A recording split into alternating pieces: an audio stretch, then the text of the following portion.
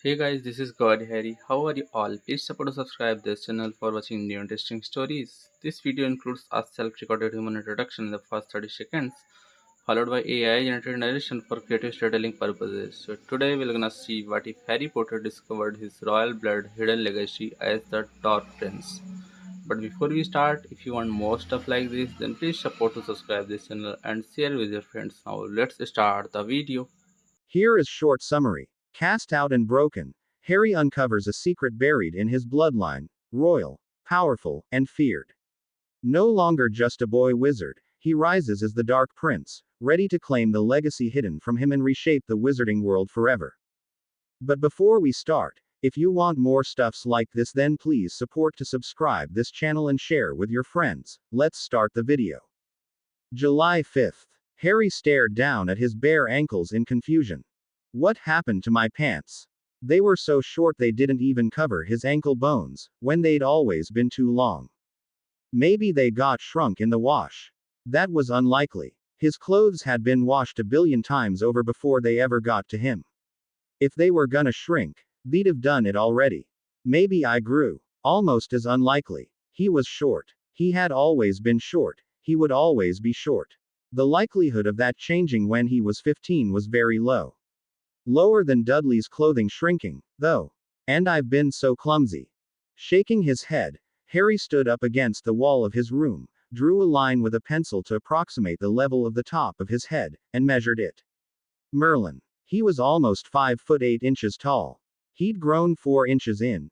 Well, he didn't really remember the last time he'd measured himself, but still, 4 inches.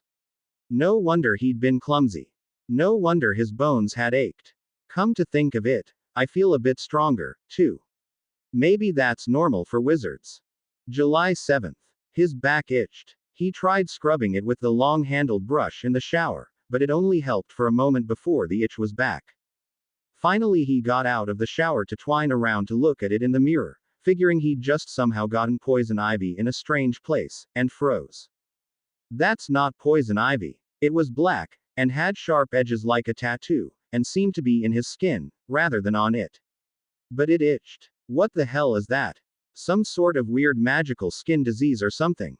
It really looked more like a tattoo, though, than any sort of rash. It wasn't raised, and instead of being a messy patch on his skin, it was almost pretty. A crisp, black, flowing pattern of lines and dots that looked almost alive. I didn't get drunk or anything, did I? He shook his head. No. He knew he hadn't gotten drunk, because he never got drunk, and he could remember the previous miserable evening precisely. He'd wandered around the playground like he always did, then went to bed. He had not gotten a tattoo. It doesn't really look like a tattoo, either, come to think of it. It was like vines or something growing on his skin and covering a precise portion of his shoulder blades, and it followed the lines of his body like a really well done tattoo might, but somehow he just knew that wasn't what it was. What the F? K is it, then? Boy, get out of there. Petunia needs you in the kitchen. Alright, I'm coming. Harry wrapped himself in a towel, carefully making sure the marks were covered, and walked back to his room to get dressed. July 10th. Oh Merlin, it's growing. It really is alive. For 3 days he had scratched and bothered at it, but it never helped. Today he had finally given up on scratching it with his hands, and gone inside to the bathroom to use the brush from the shower, and frozen at the mirror. It was bigger. The damn thing was growing up his shoulder blades like some sort of parasite. And where the first patch no longer itched as badly, the new marks creeping up his shoulder blades were like to drive him mad. I'm diseased. Really? Actually, diseased. I've got some sort of wizarding skin cancer. Should he tell someone? They sent me back here 9 days after I fought Voldemort and carried my friend's corpse back with me afterwards. They're hardly going to care that I've got some rash. July 13th. Harry chewed carefully, trying to avoid using his canine teeth. He'd noticed the ache the previous day at dinner, and it had only gotten worse since. It was like he had a cavity, or like a baby tooth coming out, or something. More like the baby tooth, he realized. It didn't feel unhealthy, for some reason, like a cavity did. It felt somehow natural. Doesn't make it any more pleasant. And his hair seemed to be growing faster, too, and looked so black it was like it swallowed the light, and made his eyes glow like coals at the same time. Besides that, he found his glasses didn't work anymore. His vision was almost blurrier wearing them than not, and either way he had trouble seeing well enough to navigate through his chores. What on earth is going on? July 14th. His shoulders ached and itched. Whatever it was, had spread to the front of his shoulders and was now headed down his upper arms, until only the biggest of Dudley's t-shirts would cover it. He'd taken to changing in the bathroom, because he couldn't cover it in his lower regions with one towel, and the one time he'd taken to it had earned him a slap from his aunt for the waist. This, officially, beeps. July 16th. This is nuts, Harry reflected, looking at himself in the mirror. His hair was down to his chin, where it had been only an inch long a little over 2 weeks ago. It had also developed a blue sheen in the sunlight that was completely unapparent indoors, but that he'd noticed that morning when he went out to work in the yard. Only a reminder of what had happened the last time she tried to cut his hair kept Petunia away from it. It was one of the more pleasant of his strangenesses, and he did not want it cut. Why not? I've never had long hair before. July 20th. This really isn't stopping, is it? Harry thought, once again staring himself in the mirror. He'd left off his glasses entirely, as his vision was useless with them on and almost clear without them. Not only that, but his teeth were growing. Not a lot, but enough that they felt different in his mouth, and his bite felt a bit strange. They were also getting sharp, nipping his tongue if he messed with them too much. The pain in his teeth was fading, so he hoped that meant they were almost done changing, but they already showed when he smiled. Oh Merlin. What if I'm not wizard sick, like dragon pox? What if I'm wizard sick, like werewolf or something? I have king dog teeth. July 22nd. This could be permanent, Harry realized, running his tongue over his teeth as he worked painted a fence in the yard. The tattoos on his arms looked ingrained, like they were in his skin, not on it. His teeth felt like his teeth. Like they were supposed to be that way all along and it had just taken this long for them to show up. They were real. What was more, his back hurt. Not just ached like before, really hurt. It felt like his shoulder blades were getting too big for his skin to contain. The skin felt stretched, and the bones throbbed dully like a limb held in an uncomfortable position for too long, but worse. Enough to restrict his movement and make painting the fence difficult. Please, please, please let it just be a weird backache. What is wrong with you? You think when I tell you to paint the fence I mean only the bottom 6 feet. Harry looked up at his aunt, annoyed. My shoulders hurt. My arms don't want to reach that high. Deal with it. How am I supposed to deal with it? It hurts, Harry said, getting angry, but his aunt was already inside the house. Sighing, he went to get the step ladder. And me 6 feet tall. Well, this beeps. She's been on edge lately, he realized. Maybe she's noticed. He scoffed. How could she not? I'm 6 feet tall and my hair's down to my shoulders. July 24th. His forehead hurt. He would call it a headache, but it didn't really feel like a headache. Usually a headache hurt inside, like his skull was too small for his brain. This felt more like his shoulder blades, like his skull was too large for his skin. And not even all of his skull, just 2 sharp places to either side of his forehead. This time, he refused to look in the mirror, and just kept working the garden, occasionally poking at the area. The skin felt raised, and the looked shiny and irritated, like it really was stretching over a bump in his skull. Which is exactly why I am not going to look in the mirror at it. I can cope with tattoos. I can maybe even cope with weird teeth. I am not getting horns. He contemplated contacting Dumbledore about it, but once again dismissed the idea. What should he care if I have a headache?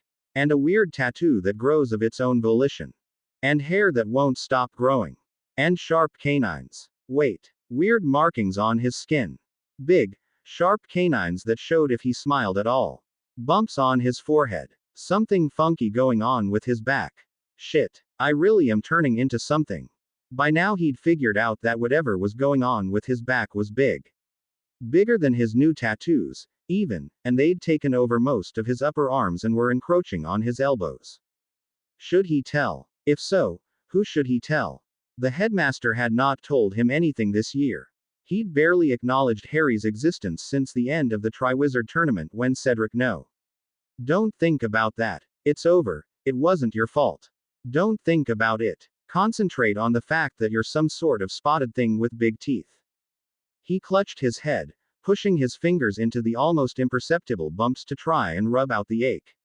It hurt, but somehow it felt good, too, like messing with a loose tooth. Lupin, maybe. He of all people would know about being a non-human. Harry shook his head. No. Lupin's human, and so am I. I'm just a weird human. Non-humans just. I think I prefer the incurable wizarding disease option. But he hadn't heard from Lupin any more than he'd heard from Dumbledore. At this point he hadn't talked to Lupin since before Cedric he had been killed. He couldn't go to him with something like this, now. He'd talked to Sirius more recently, but tell Sirius about this. What could Sirius do? He was stuck hiding out somewhere. He couldn't leave, and Harry wouldn't tempt him to do so. I've drawn enough people into danger lately, I think. Harry wrenched out a stubborn weed with unnecessary force, sending dirt flying. Who else? Ron would think it was weird. Well, duh. But Ron, of the three of them, had had the hardest time accepting Remus, and Remus had been human most of the time, at least. Whatever Harry was, it was getting more obvious every day, and it didn't go away based on time of day or phase of the moon. Plus, Ron would want to tell Hermione, who would try to research it or something, and somehow Harry knew he couldn't bear it if she found his species in her Care of Magical Creatures textbook. And they'll try to be good about it, but it'll be weird.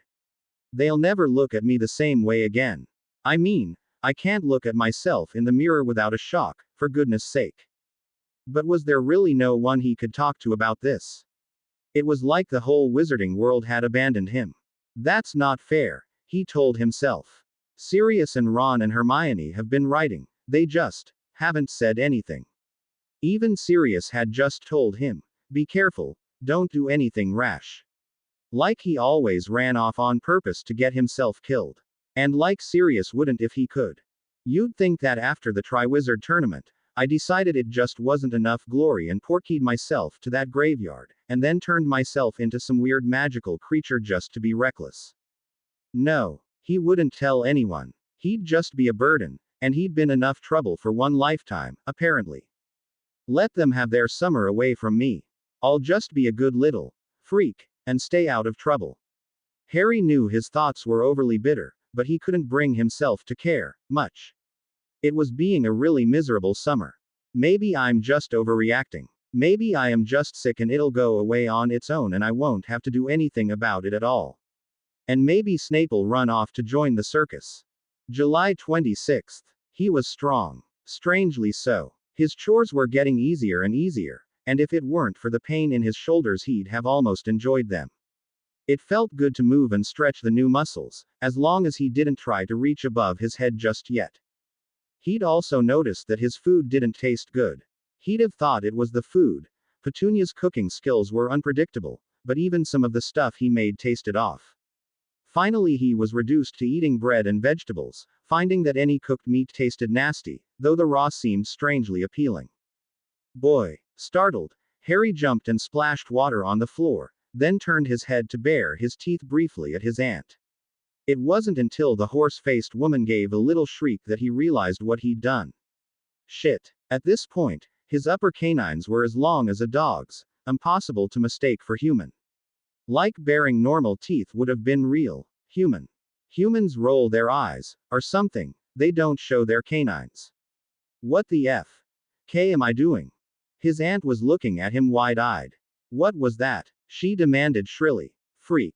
What have you brought into my house? Nothing. It's just me. In your room. Now. And you aren't coming out for the rest of the summer. I didn't do anything. You think I'll let our neighbors see you like this, you freak. Get in that room. Harry sighed. 'Cause this summer needed to get worse. Yes, Aunt Petunia. July 28th. On most of his bathroom trips Harry avoided looking in the mirror. He knew the bumps on his forehead were getting more and more pronounced, and something was going on with his ears, too. They had started to itch and burn at the tips. but when his aunt screamed and almost shut him back in the bedroom immediately upon seeing him, he had to know. Something worse than dog teeth. He wondered, frightened. When he looked at himself in the mirror, nothing that he had expected had happened. He didn't have horns, yet. The skin was definitely stretched. It even had honest to goodness stretch marks to prove it, and there was definitely something bony just under the surface, but he didn't have horns. His ears looked normal, if a little red. The marks on his arms were safely covered up by the long-sleeved shirt he dug out of his drawers. Nevertheless, it was the most upsetting change yet, for Harry. His face, the one thing that had seemed to be staying the same, was marked with similar lines to the ones he'd managed to hide on his shoulders and arms. If they'd been on anyone else, he would have said they weren't too horrible. Just a couple black vines, and a dot on each cheek under his eyes, following the curve of his cheekbones. They were even symmetrical. But my face. How on earth am I supposed to hide this? As he bent to study the lines in the mirror, he noticed something more subtle. His eyebrows looked different. And his chin, maybe. And his cheekbones. His face looked strange. Just a little, but strange. Somehow that was even more disturbing than the marks. The marks were on his face. This was his face. Staring into the mirror, he felt the first inklings of a deep despair. What is happening to me? July 31 to 1 a.m. It was a dream. Harry knew it was a dream, and yet some part of him was convinced that he would die if he couldn't just wake up. He was running after some helpless creature, intent on shredding it to pieces, while a large crowd chased him with the same intention. He had to catch his prey before he was captured, or he had to wake up. Otherwise he would die. Then the dream changed, and he was running down a dark corridor, staring at a door. He wanted to enter it. Something marvelous was inside, just beyond that door pane. Pain and thrashing and the crowd had gotten him and were tearing at his back, and no, it was some sort of giant monster, and it was clawing his head, too, and no, he was in his bed and his forehead hurt and his back was killing him, and oh please someone make it stop. And then it did, and he collapsed bleeding on the bed, completely exhausted from the ordeal. He tried to turn over onto his back, but there was something in the way, so he gave up and rolled back onto his stomach. My back doesn't ache anymore, he realized just before falling asleep. July 31 to 8 a.m. Boy, if you're not up in the next 5 minutes, you'll have to wait until tomorrow. I'm coming, Harry mumbled, trying once again to roll over onto his back to get up. Once again, there was something in the way. Harry looked back to move it and froze, seeing something huge and black behind him. Frightened and still half asleep, he sat back on his haunches slowly, then stood up off the bed, still looking back. Whatever it was followed his every movement, but slowly, and Harry found that whatever it was didn't strike him as dangerous. The muscles in his shoulders ached, and he rolled them. The big black things rolled with the movement. Oh. Finally his brain caught up with the rest of him, and he held his breath and reached back with a hand to touch the lightly furred, leathery webbing. Oh. He jumped as sensation shot through him from the touch. Yeah, they're definitely mine. He had wings. Honest to God, bat-like webbed wings. Suddenly remembering the terrifying dreams and the pain from the night before, Harry reached up to touch the bumps on his forehead, and oh, I was really hoping that those would turn out to be some sort of gigantic pustules. Nevertheless, he explored the little bumps with his fingertips, avoiding the irritated skin where they had come through and touching just the little bony horns. Abruptly, Harry had to see a mirror. Hoping to avoid his aunt, he shot out of the bedroom in just his pajama pants and ran to the bathroom down the hall. He got in, wing joints barely scraping the 7-foot doorway, closed the door, and whirled around to look in the mirror. What he saw was unreal. The first thing he looked at were the wings, huge black leathery things that reached a foot above his head when folded tight as they were. When he cautiously extended them, he realized that they were too big to extend inside the bathroom. Somehow that made him feel terribly claustrophobic, and he pulled them back in quickly. Next he noticed his chest and abdomen, muscled more than they'd ever been in his life, but at the same time not any bigger than they'd been. They were toned, was all. And he was tall. He'd never thought he would grow to be 6 feet. Never in a million years. His arms and shoulders came next. By now the tattoo was almost to his wrists, and looked completely natural, like it was part of him and was meant to be exactly as it was. If he looked at himself objectively, it even looked kind of cool. Finally, he got to the part he'd been avoiding: his face. He definitely had horns. They were small, for the moment, and he could mostly hide them in his hair, but who knew if that would last? Horns. I have actual, honest to God horns. His ears had finally changed, too, he noticed. They came up to a subtle point, like they hadn't before. His facial structure still looked mostly like his, maybe like his after he'd grown up a bit and broken his nose once. Somehow, though, that was still harder to bear than the horns and the ears and the lines on his cheeks. He didn't look quite like him, and that was terribly disturbing. Baring his teeth at his reflection, Harry stopped looking at everything individually and stepped back to see the whole picture. Oh, God, I'm really not human. Humans could have tattoos. They could be tall and strong and have nice abs and long hair. They could maybe even have pointed ears. They could not have sharp, elongated canine teeth. They could not have wings. They could not have horns. The figure in the mirror was a monster. An abomination. A freak. Petunia's going to kill me, he realized. Or, actually, more likely, she would just ignore him entirely. How am I going to eat? How? Who's going to let me out to go to the bathroom? Harry spent a few minutes staring at himself mutely in the mirror and tried to decide what he was going to do about the whole issue. He was too shocked to really figure anything out, though. He had wings, for goodness sake. I really ought to tell somebody, he reflected, but he knew he wouldn't. He could handle this by himself, and who was to say it would last, anyway? He'd handled Voldemort on his own, 3 times now. He could cope with this, too, until somebody figured it out on their own. He hoped that would be a long time from now. Dear Remus, he thought, I'm even less human than you are, now. Any idea how to fix it? But the humor fell flat, even in his own head. He couldn't fix it. Somehow he knew that this was who he was, now. It didn't feel like a disease, anymore, now that most of the changes were over. It just felt like his body. His own winged, horned, deformed body. I'm going to be like this forever, he realized, despairing. How am I possibly going to keep it a secret? What will happen when it's revealed?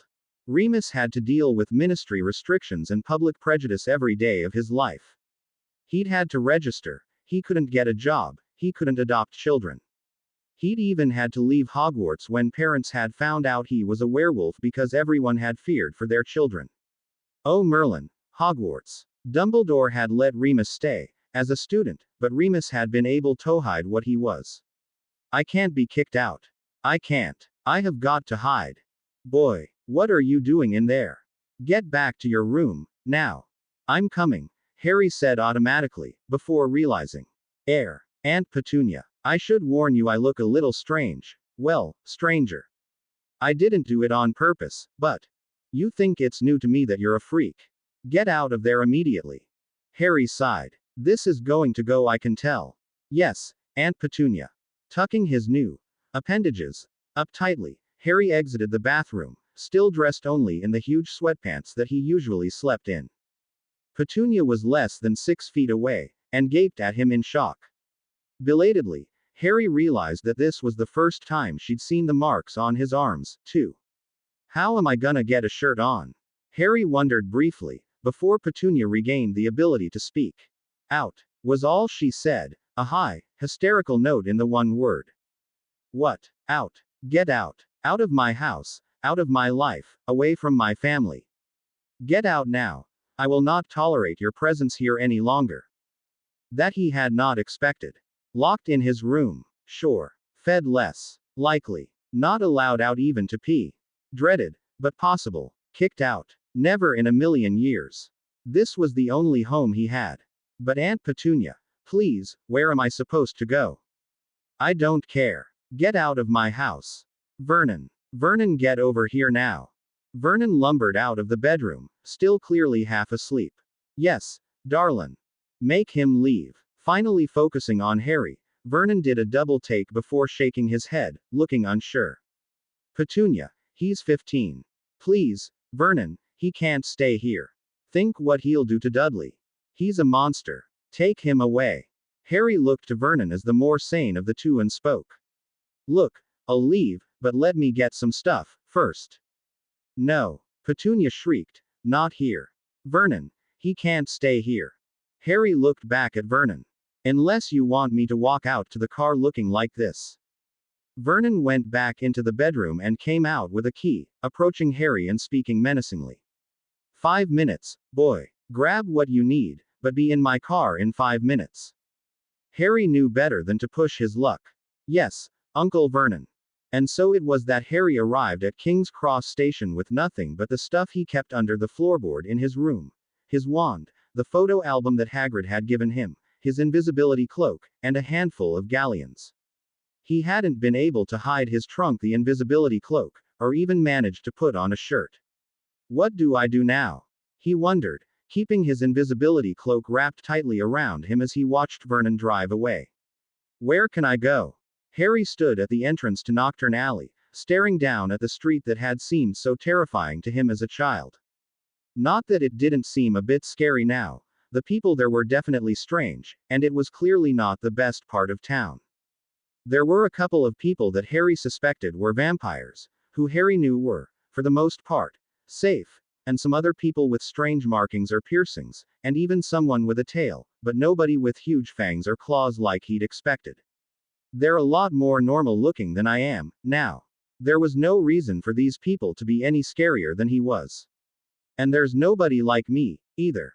Damn. He briefly considered taking off the invisibility cloak. Just covering his scar with his hair and walking in, but shuddered. I can't even put a shirt on, for goodness sake. As soon as the invisibility cloak came off, everybody would see everything. The markings, the wings, the horns, the ears. At this point he'd only be able to hide his teeth if he never spoke. What if someone identified him as something truly scary, and alerted the ministry?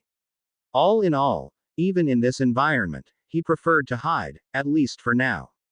Having taken stock of his surroundings, Harry creeped down Knockturn Alley, concentrating on avoiding people and finding an inn where he could stay the night, and someplace that might know how to hide his issues. Finally he saw a sign advertising, wings and things, clothing for all types, and ducked inside.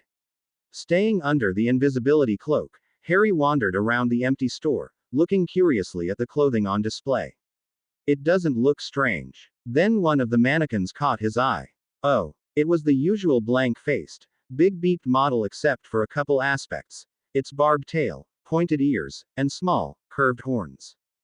Curiosity piqued. Harry looked around at the other mannequins, smiling as he noted one with wings similar to his, and another with spikes jutting from its shoulders.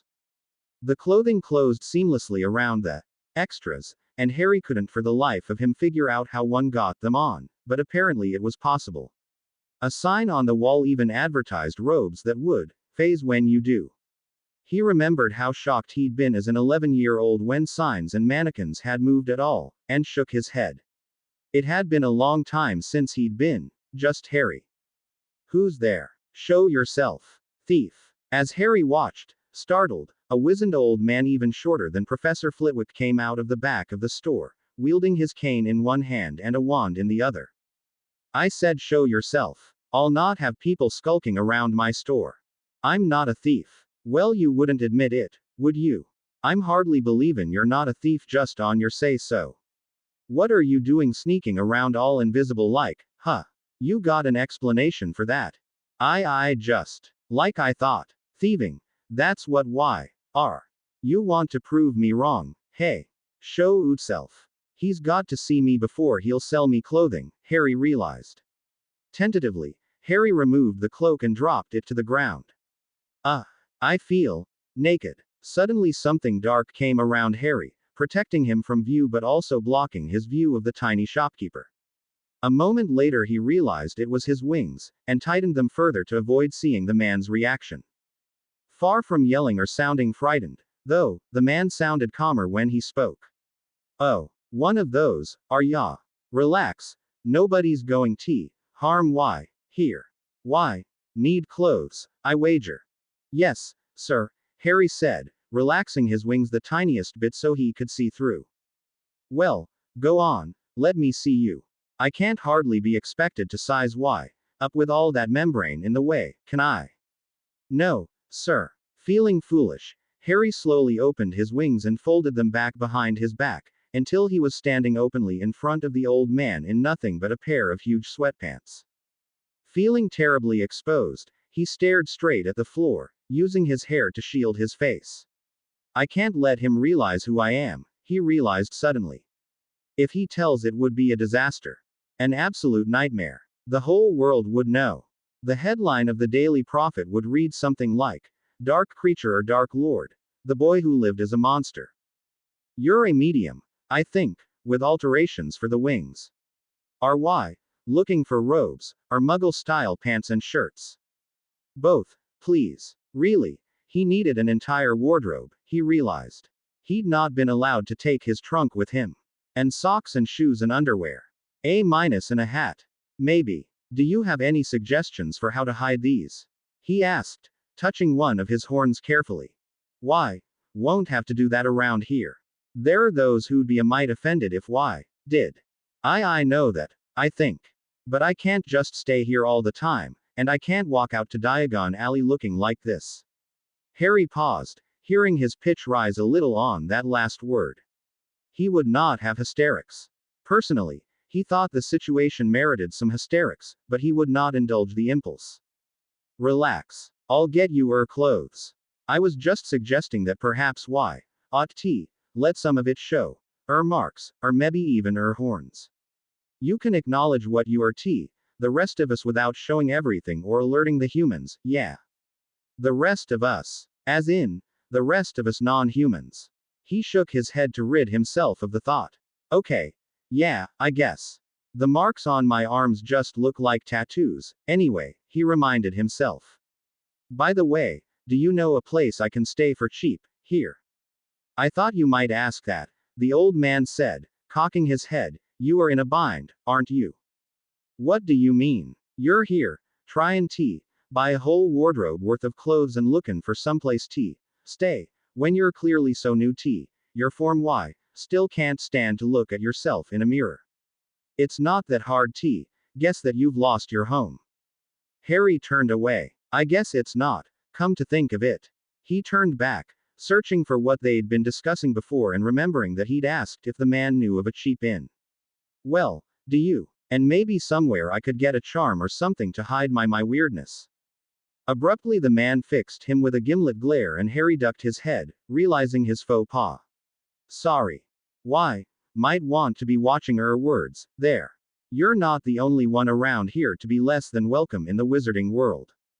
Yes, sir. Now there's an inn right across the alley that'll fittiture needs just fine. The landlady's a friend mine, and she'll set Y up proper once I get Y dressed.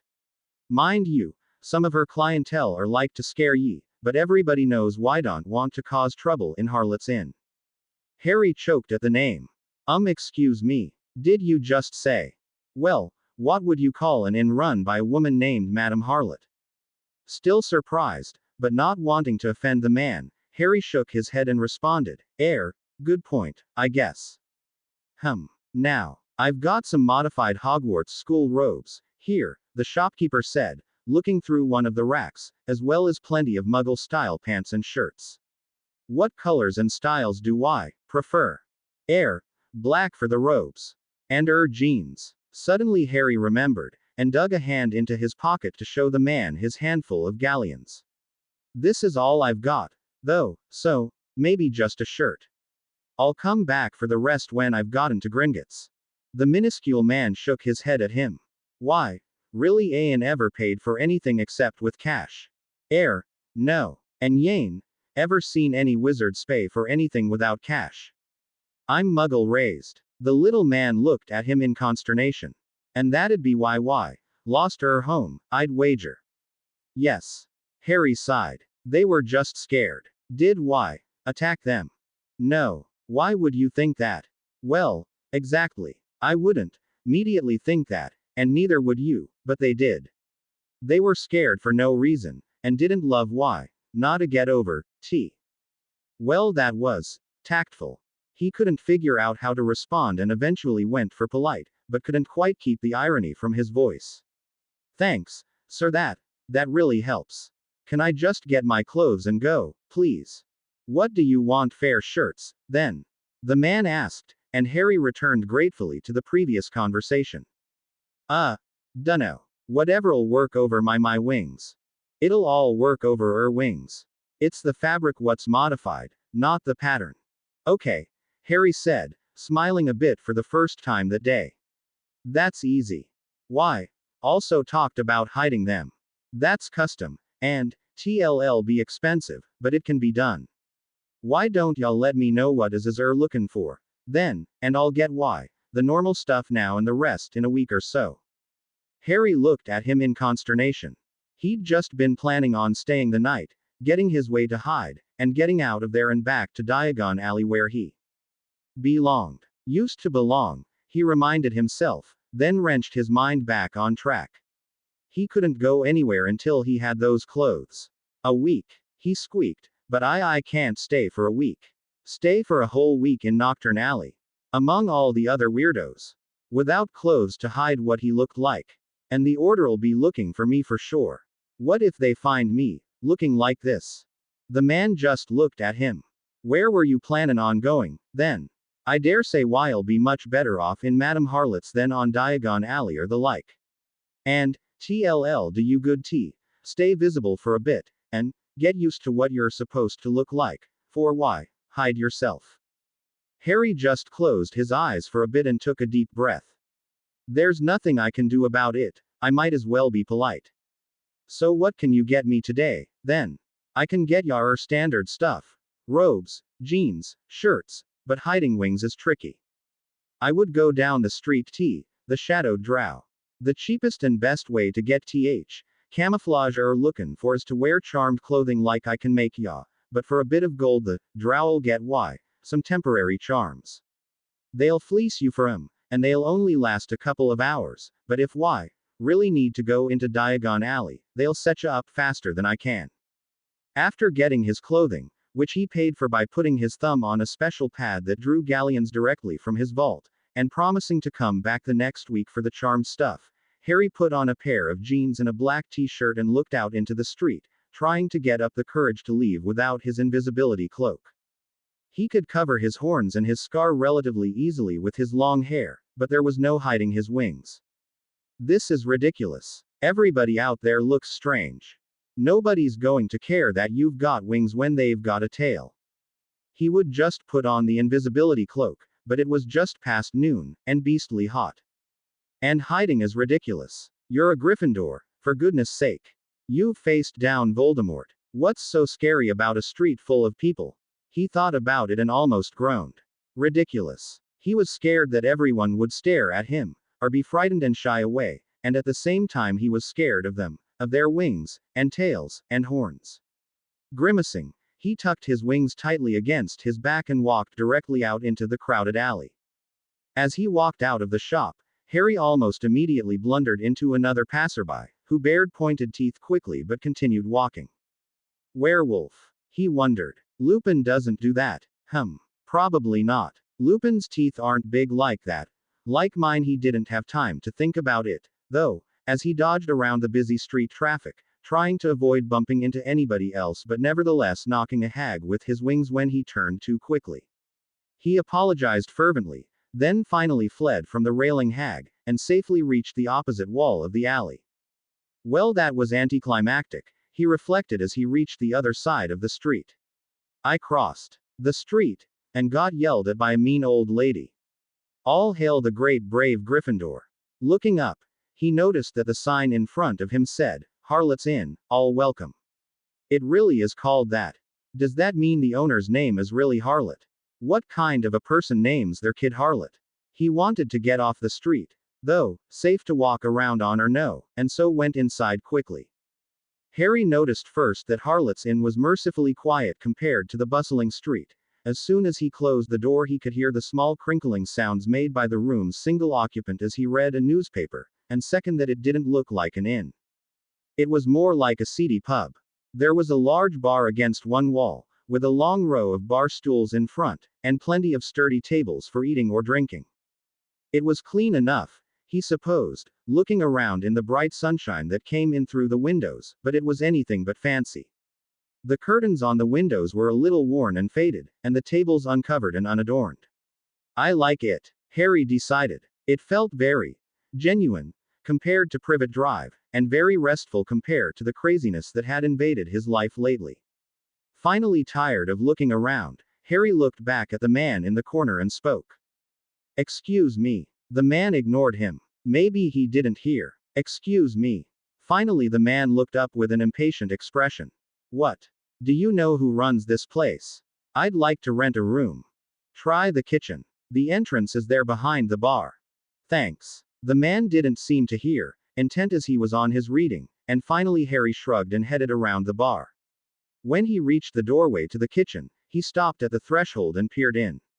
There were two women conversing in a corner as they broke the ends off of an enormous pile of what looked like pea pods. They looked up at him as one, and he resisted the urge to cover his face with his wings as he'd done in the clothing store. Hi. I was told I could get a room here. A cheap one. One of the women got up and Harry noticed what he hadn't before. She was huge. Not Madame Maxime. Huge, but huge just the same. Taller than his 6 feet, and muscled almost like a man would be. Her face bore a scar over one eye, which added interest to an already striking visage. She wasn't beautiful, or particularly feminine, but she was interesting. Her voice, when she spoke, was unexpectedly attractive, smooth and feminine where nothing else about her was. You can. So who do I talk to, then? You're talking to her. Finally the woman seemed to relent. What is it exactly you're looking for? Whatever you've got, really. I just need something cheap for a week. We're pretty full at the moment. I can give you a room, but it'll be a crappy one. That's fine. I really just need a bed and food. Follow me, then. Thanks, ma'am. The woman gave him a strange look. Call me Harlot. Everybody else does. Harry gulped. Yes, Madam Harlot. Who are you, then? Harry. The strange woman led him back out into the bar, then up 2 narrow staircases. As Harry bent to avoid hitting his head on the sloping ceiling as he climbed the second staircase, he realized that she was leading him into the attic. He followed her down a narrow hallway to a small door at the end, opening it for him so he could walk inside and look around. It was one of the most awkward rooms he'd seen, with the exception of his cupboard under the stairs when he was little.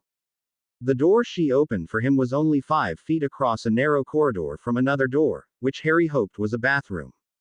When he looked down the corridor, he saw that the room widened at the end to accommodate a window and the bed, which was tucked under the sloping roof such that he would only be able to sit up in the bed from one direction. The room was so small that the small dresser blocked the door from opening completely, and even then could only fit that, the bed, and the bedside table. On the plus side, the one window got lots of sun, was of good size, and had a padded window seat that looked out over the alley, so he could watch all the interesting people walking by. Besides that, someone had seemingly attempted to make up for the room's size by improving on the bed. The mattress was comfortable, and the covers were soft and of good quality. Like I said, it's our worst room. You'd be better off going a block down the alley to the Broquinge Dove. Their food's not near as good as ours, and they'll be more expensive, but we mostly don't use this room for big folk. Big folk? No, Harry decided, this is fine. How much does it cost? You want your meals included in your bill, or are you likely to be eating elsewhere? Harry considered it. I don't want to have to leave here to eat. Included, please. 8 galleons a day. That is cheap. Harry reflected. Wow. I'll take it. Thank you.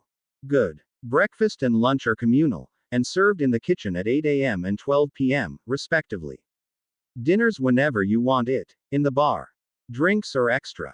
Yes, Madam Harlot. The woman grinned at him, clearly enjoying his embarrassment. You'll get used to it.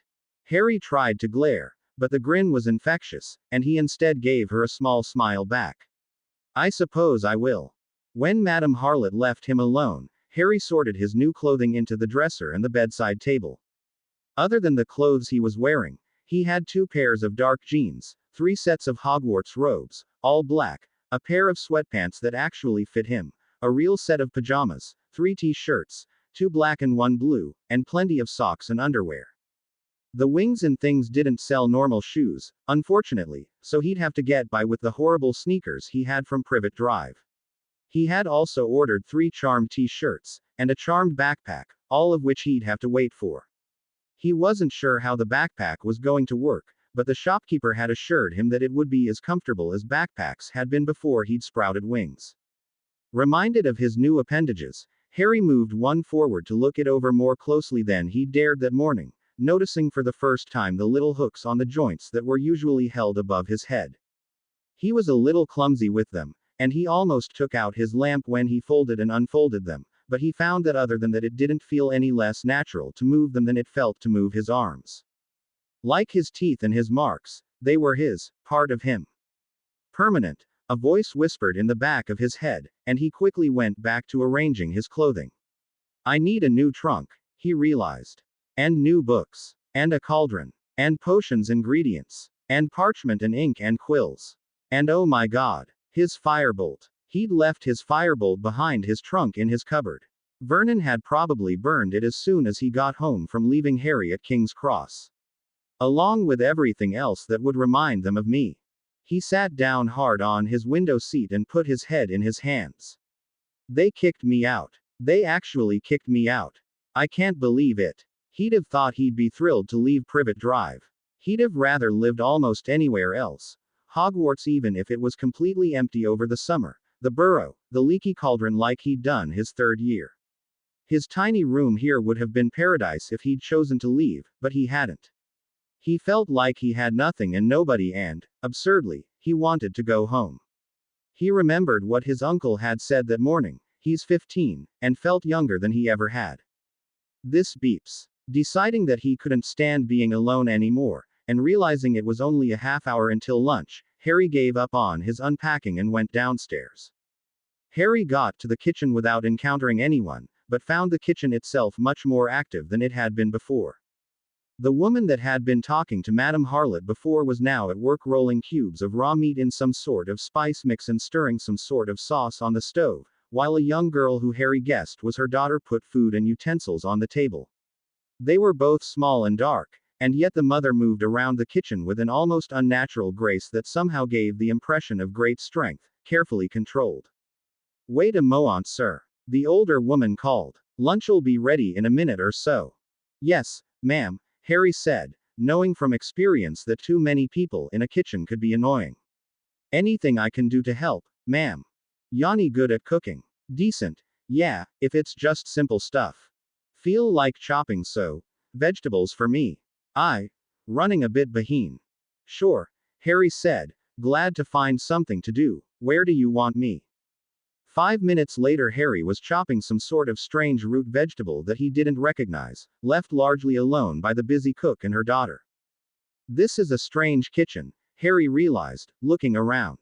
There were 3 ovens, but Harry could smell the bread baking in them, rather than any sort of meat. The majority of the kitchen seemed to be taken up by chopping surfaces, sinks, and a walk-in refrigerator. I guess they don't make a lot of hot food. Soon after Harry started with his job, the daughter moved up next to him, chopping yet more vegetables, while the cook moved on from the cubes of meat, apparently leaving them raw, for now, to the bread, removing it from the oven and setting it to rest on one of the less convenient countertops. When he was done with the vegetables he was chopping, he turned to the daughter, who pointed him to a big bowl of salad. When he'd thrown the vegetables in, the cook handed him a sack of apples to wash and slice. Lulled by the familiar, menial tasks, Harry barely noticed the half hour had passed until the cook told him to wash his hands and sit down. As he did so, he realized what else he had not noticed while he was chopping and slicing. The table had slowly filled up with other people, including Madame Harlot and the gruff old man from the bar. They all looked up at Harry with a measure of curiosity, and he spared a moment to make sure his scar was covered before looking around a bit more. There was a tall, thin, blond man that reminded Harry strongly of Lucius Malfoy, and Harry found he had to restrain a growl. As it was, his upper lip lifted just a tad from his canines, and the man returned his sneer. Relax, it's not even him. What's your problem? And stop growling. But something about the man got Harry's hackles up, and apparently whoever it was felt the same way about him. Don't you two start. the cook warned immediately. You're allowed to dislike each other, but you cause trouble and I've no qualms about throwing Y out. We make more money off the booze anyway. Karn, you at least know the rules. I apologize, Mrs. Bigana, the man answered politely, then turned to Harry and spoke emotionlessly. I am Karn. Nice to meet you. Harry said shortly, unable to contain the slight twist in his upper lip that exposed his right canine. Why do I hate this guy so much? Weird. It wasn't hate exactly, though. More like a profound distrust. Trying to avoid further trouble, Harry ignored the man and looked around the table at the other in residence. The cook and his daughter had joined them at the table while Harry and the blonde stranger had exchanged glares, and they each gave Harry a smile.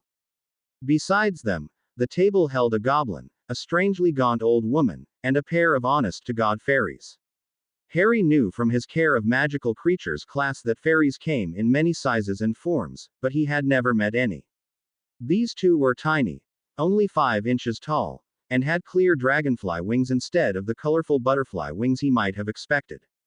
They stared at him, and whispered, but he didn't mind too much, it conveniently excused him staring at them. Hi, I'm Harry, he finally said. Hi, the female said cheerily. I'm Burr. I'm Pin, said the male, slightly more calmly though his voice was as high-pitched as hers. What brings you here? Harry looked down. My changes, he said hesitantly, gesturing with a hand down his body, were less than welcome at home. I came here 'cause I figured I'd be less likely to scare people. When his answer brought an awkward silence to the table, he continued, how about you? We came to see all the different people and places and things. Answered Burr, there's so much going on here. It is an interesting place, Harry agreed. Maybe too interesting, he reflected, looking around the table. Looking at the food, he realized that the cubed meat had been put directly on the table with a serving spoon, along with a variety of raw and cooked vegetables, the bread, and various things that Harry couldn't identify. He grabbed a chunk of bread and some cooked vegetables and tucked in gratefully, only then realizing how unpleasant Petunia's food had started to taste. Will Hogwarts food taste weird, too? This stuff is good. He gave the bowl of meat a speculative glance but quickly decided to ignore it. It's raw, dumbass. Leave it alone. Why are you here, Karn? Pin wanted to know. Business, he said shortly. With me, put in the goblin before the curious fairies could ask. Do you live here? Harry asked curiously. Temporarily, answered the goblin. How about you, Elka? The cook asked the old woman. I am on vacation from Germany, the old woman answered with a slight accent. I wished to see London.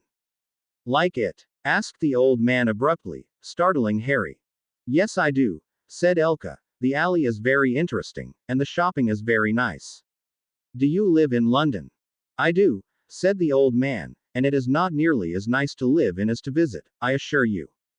Yes, that is but always true, answered Elka with a smile. I suppose, conceded the old man gruffly. A short silence fell, then Pin spoke up again. So, Harry, was it? You mentioned your changes. Are you a Switch? Yeah, that's my name. Switch. Harry asked, confused. You were born looking human, clarified Madame Harlot. Yeah, I really don't know what happened, actually. Things just got strange this summer. I hope to tell, exclaimed Burr. You really didn't always look like this. I didn't look like this yesterday, Harry said. Whoa, breathed Pin, what must that be like? Horrible, Harry said bluntly, not wanting to talk about it anymore. That is difficult, commiserated Elka. I have always been glad that I have always looked the same as now. I am a witch, I guess you say in English, but not like a woman wizard. Most wizards cannot tell I am human or not enough to care, but I am different. They would not like it, if they knew, I think. Why not? Asked Pin, sounding fascinated. My magic is not so clean as theirs. It is bloody, smelly. I do not harm humans, but they would not like it, anyway. You do blood magic? Harry asked, morbidly interested. You kill things. Yes, answered the witch, but I think you would do also if you could not do magic with your magic stick. I was just curious, Harry excused himself, I didn't mean anything by it. It is no problem, answered Elka. You are new to this world. Do you know what you are? No, Harry said, frustrated. How could he not even know his own species? You are like us, said Pym excitedly. You are Phi. Phi. Like you. But I'm huge. Phi's not a species, said Madame Harlot, more like a category. It's easier to say what you are not than what you are. Not elf, or were, or vampire, or demonkind, or centauri, or sea people, said Pin. We are Phi. You are like us, said Burr. You are like brownies, and goblins, and gnomes. But more like us little folk, added Pin. We are winged Phi. That helps some, I guess, Harry thought, but what am I? I'm not a fairy. Fairies don't get this big. But what am I? Asked Harry desperately. Are there others like me? Yes, said Burr definitively. But we don't know much about them, said Pin. We haven't spent much time with big folk before this. Oh, said Harry, disappointed. So what are you then? Little folk, said Pin. Humans call us fairies. That's why Madame Harlot said my room's not usually used for big folk, I guess. Suddenly Harry realized something. Do you mind being called fairies? Not really, said Burr. It's just not what we call ourselves.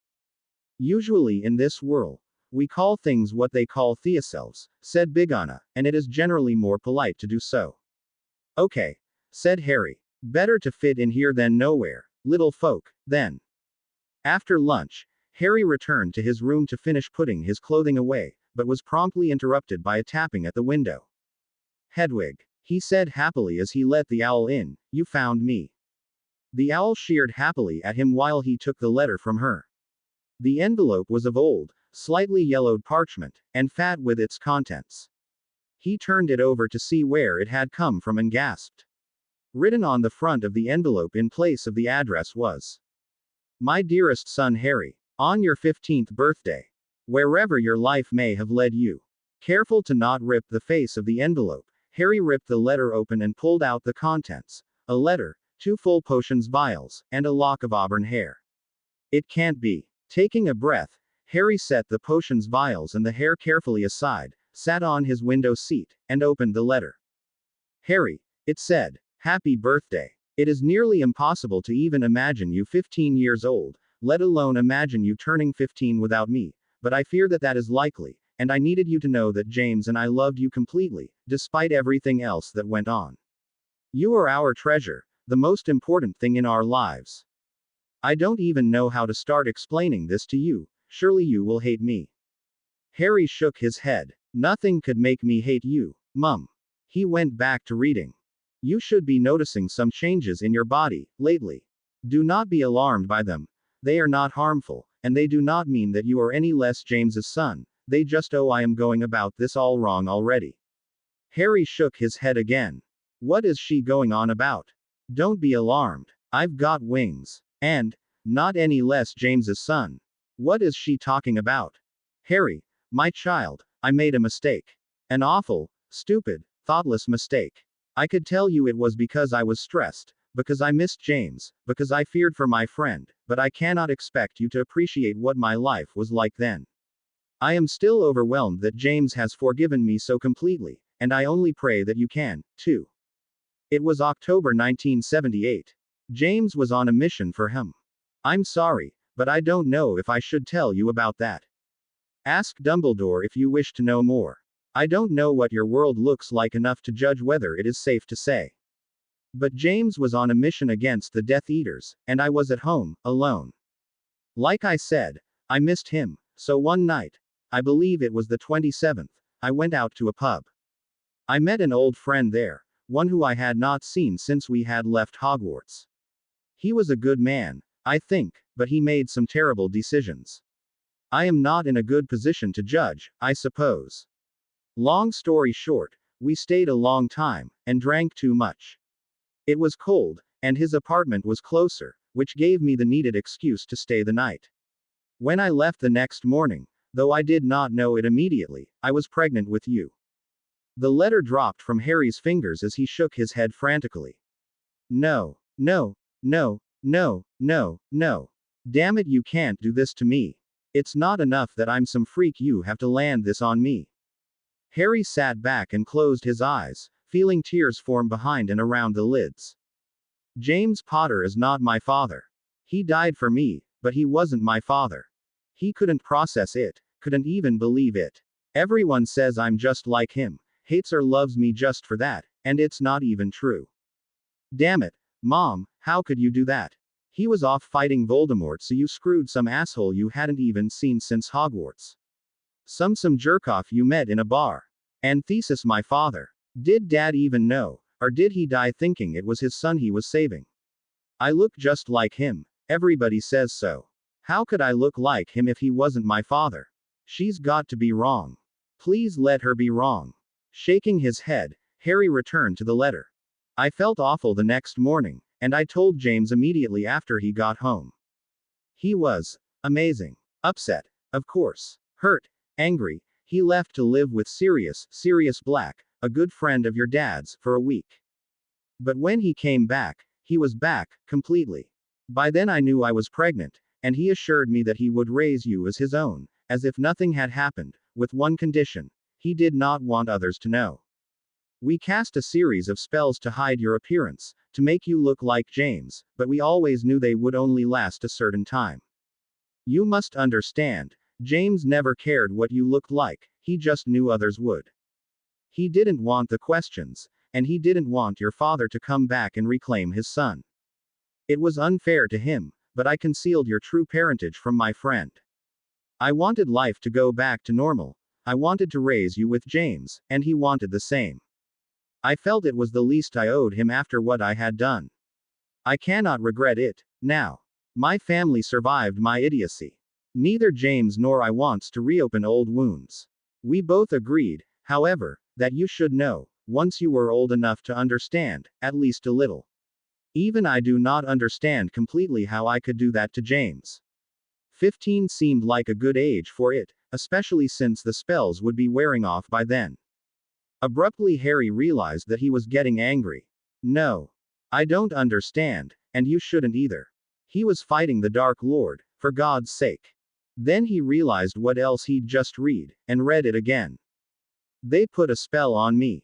I'm not real. I don't really look like this. That's why my face is changing. It's not the same as all the other crap. It's the spells. I'm going to look like this other git. But if that was what she was talking about, what about the rest of it? Surely she would mention that he wasn't human. If she knew. Maybe she didn't know. That was a scary thought. Who was this old friend who had given Harry such strange traits? It could just be a disease, like I thought at first, he considered, but he knew he was deluding himself. He didn't feel sick, he felt healthy, and even whole. He looked like what he was supposed to. Except for my face. That's a lie. He went back to reading. You may notice I do not use your father's name. I know he is a good man, but he avoids me like I carry a plague. He is not well liked by our current crowd, for a variety of reasons, and is not a happy man. I believe he can't stand to see the family I have built. The point is, I don't know where his life has led him, or will have led him in 14 years' time. Perhaps putting his name in a letter would be dangerous to him. I cannot know, and so I must not say. I do want you to know your father, however. Whatever he was before, he is a good man now. Except that he screws around with people's wives. There are 2 potions enclosed in this letter. The brown is a paternity potion. It is complete, and should be unaffected by time. Simply put a bit of your hair into the potion and it will tell you who your father is. The blue is designed to break the spells that we cast to affect your appearance. If you wish, you can choose to change all at once. I will warn you, however, the spells we cast only change those features affected by your father's genetics, not mine. The fact that you looked so very much like James afterward, even as a tiny child, indicates that you will probably look very much like your father when the change is complete. It could be a shock, both for you and for your friends. Like it could really scare me more than the wings and the horns. That wasn't right, Harry knew. In reality the changes to his face were already bothering him, but he couldn't imagine more changes mattering all that much at this point. My life is a train wreck already, might as well screw it up further. Thanks, Mom. I am sorry, my son, my child. Nothing was meant to happen the way it did and the way it is. It seems more likely every day that I will not be there to see you grow, and to help you through this. Please do not blame your father, if he lives and you find him again. He knew none of this, and though he and James never got on, I am sure he did not intend to interfere with my marriage. He was a very lonely and troubled child. He is possibly an even more lonely and troubled man. Please forgive him, even if you cannot forgive me. I know it is a lot to ask, but please approach him with an open mind and an open heart.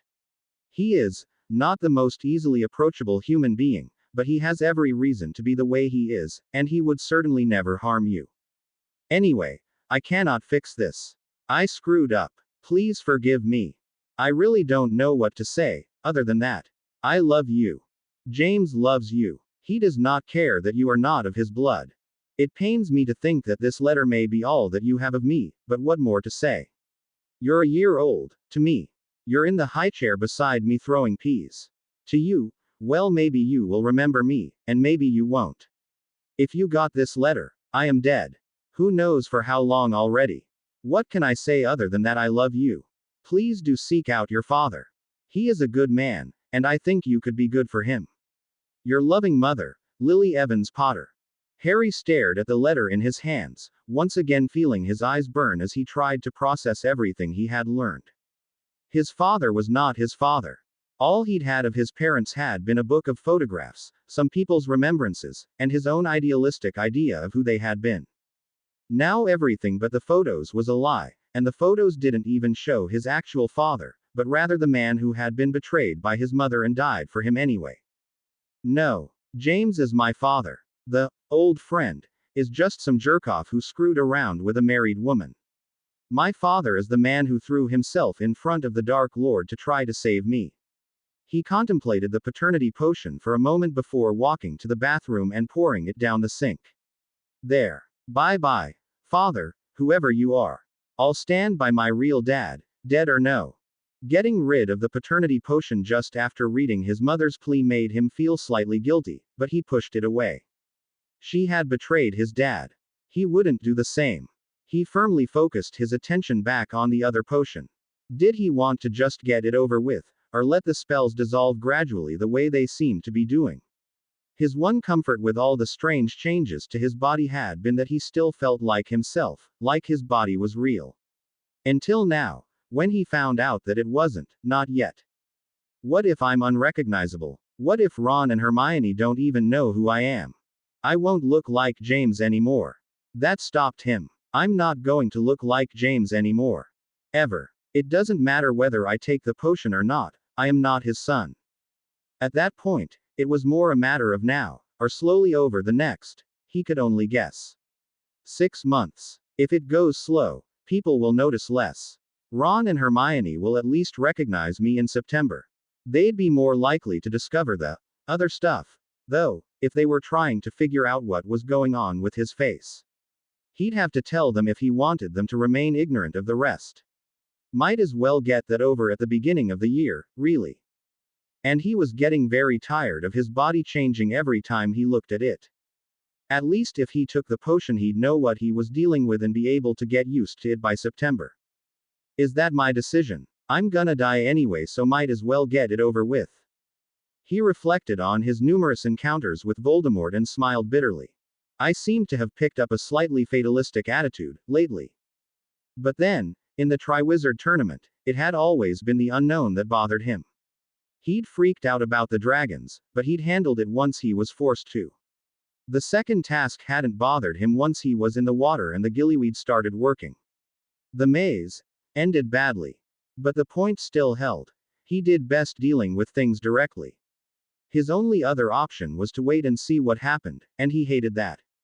That's it, then. I'll take the potion and damn the consequences. That thought in mind, Harry carried the vial back to his bathroom with him. My decision's made. No more thinking. Uncorking the vial, he tossed back the contents with a grimace. It wasn't the worst tasting potion he'd ever taken, but it wasn't great. Sort of like the Elmer's glue he'd eaten once as a child. Staring into the mirror, Harry waited. For a second, It seemed like nothing was happening, but then Harry noticed that his jaw was sharper than it had been. And then his cheeks thinned out a bit. And the new bump in his nose became more pronounced. His brows deepened, just a little, and his eyes looked more intense, somehow. And then, long before Harry expected them to, the changes stopped. That's it, Harry wondered, at the same time as he curiously studied his new reflection. His hair was still black, his nose and chin still small, his smile the same as it had been. He still looked like him. Apparently his biological father hadn't looked that different from James, or his traits hadn't been as strong as his mother had thought. Suddenly he grinned. I still look like me. All that and Mum was wrong. I still look like me. He looked different, for certain, a little more intense, a bit more mature, and overall just different. Hermione and Ron would certainly notice, as would many others, but they would recognize him. At least once they looked past the hair, he realized. The last time he looked in the mirror it was down to his upper back, and the growth hadn't slowed. I'd look more like me if I cut it. But he wouldn't, he knew. He liked it long, and it still didn't feel quite right, quite finished. He didn't know how long it wanted to be, but he'd let it grow for now. Looking at himself in the mirror, Harry once again studied his whole body, surveying the changes, and, this time, breathed a sigh of relief. It's over. It still didn't look normal. He still felt a shock every time he looked in the mirror, but that was the thing. It was a shock that he looked so weird because he felt normal. Strong, a tad clumsy, but normal. As long as he didn't look at them, the changes didn't frighten him. Once again, he pulled a wing around his body to study it, once again noticing how sensitive the edges were to touch, but this time also noticing how soft the fur was to his fingertips, and how tough the leather underneath it. It wasn't sensitive at all, hardly, once you got past the edge. Perhaps he was just tired, but they didn't frighten him as much as they had that morning. They were his wings, and while part of him was still like, should I have wings? Another accepted that as perfectly normal. Of course he had wings, he was supposed to have wings. What else would he look like? And this after only one day with them. Weird. But then the whole day had been weird. Compared to everything else going on, even the changes to his face couldn't really alarm him. He was just too exhausted. Sleep. Sleep would definitely be good. This isn't going to feel real until I give my brain time to figure stuff out. James isn't my father. Shit. And so, though it was only 2 o'clock in the afternoon, Harry stretched out on top of the covers on his bed, curled his wings around him, and fell asleep. He woke up 2 hours later to the sound of tapping on the window. He immediately saw Hedwig perched on his headboard and groaned. Not a dream, then. It had been a vain hope. Anyway, the changes had started early in the summer, after all, and the events of that morning had only followed on that. But Harry allowed himself a moment of disappointment before hauling himself up to let the owls in through the window. Please let this be something normal. Please. Both owls carried almost identical brightly wrapped packages, each with a note. It's my birthday, Harry realized finally. I forgot. He hadn't even remembered to stay up to watch his watch turn over, he'd been so distracted by everything else going on. The letter from his mother had even mentioned his birthday, and he'd still not noticed. He smiled a little as he took the packages from the owls. Happy birthday, me. He couldn't remember a worse one since he'd found out he was a wizard. And maybe even before then. This is really impressively bad. Nevertheless, he opened the packages and notes from Ron and Hermione, feeling a bit better. He was still somewhat peeved at his friends for not giving him any information, but that felt almost insignificant now, and anything normal was more than welcome at the moment. Both friends had sent him boxes of chocolate in various flavors from Honeydukes, and wished him a happy birthday. He quickly penned notes thanking them, and opened the chocolate, praying that it would still taste good. It did. In fact, some of the weird ones that he hadn't liked before tasted amazing now. He'd never appreciated the true magnificence that were maraschino cherries before that moment. Even the strange purple jelly ones tasted good, and improved his mood considerably. When all else fails, there's always chocolate, Harry decided, eating another one. Thank you, Ron and Hermione. I'm some sort of weird thing, and a bastard, and I don't look the same anymore, but I have chocolate. Harry, it has recently come to our attention that you are no longer at Privet Drive. Your relatives assured us that you left unharmed, but we are having unexpected difficulties locating you. Where are you? Why have you not written? Signed, Albus Percival Wulfric Brian Dumbledore. He stared at the scrap of parchment incredulously. It took you that long, really? You let me rot at Privet Drive for the summer until I get kicked out, then don't even notice for 5 days. And now you want me to tell you where I am. Clearly, I'm terribly important to you. Professor Dumbledore. I am safe, but I think my location would be a terribly dangerous thing to disclose in a letter. Wouldn't you agree? Signed, Harry James Potter. Smiling in satisfaction, Harry sealed the envelope and gave it to Hedwig. Take that, Dumbledore. He felt vaguely guilty for a second, but shrugged it off. He couldn't tell Dumbledore where he was, after all, not if he didn't want Dumbledore coming to find him before his disguise clothes were finished. Besides that, he was coming to rather like Knockturn Alley, unpromising as his arrival might have been, and despite the alley's rather formidable reputation in the wizarding world. He'd made good, if rather quiet, friends with the cook and her daughter, helping every morning with the preparations for lunch, and gradually moving up to more complicated tasks as the cook determined his skill. The kitchen tasks still usually consisted of chopping, peeling, and slicing, however, as the majority of the food was still served raw.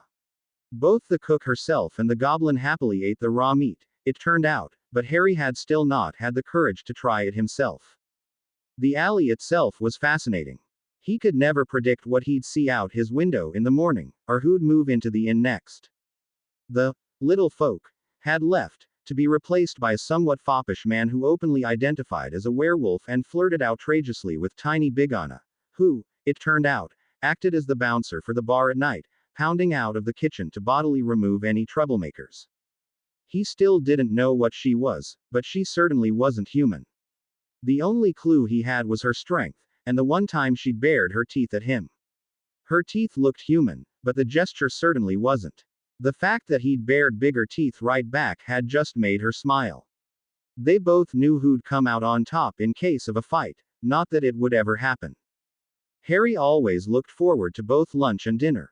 Lunch for the good food and quiet camaraderie, though he still was only barely civil to Karn, and Karn clearly didn't like him any better, and dinner for the interesting company and even more interesting drinks. He'd still never been drunk, but several of the inn regulars seemed determined to get him there, particularly the goblin he'd met the first day.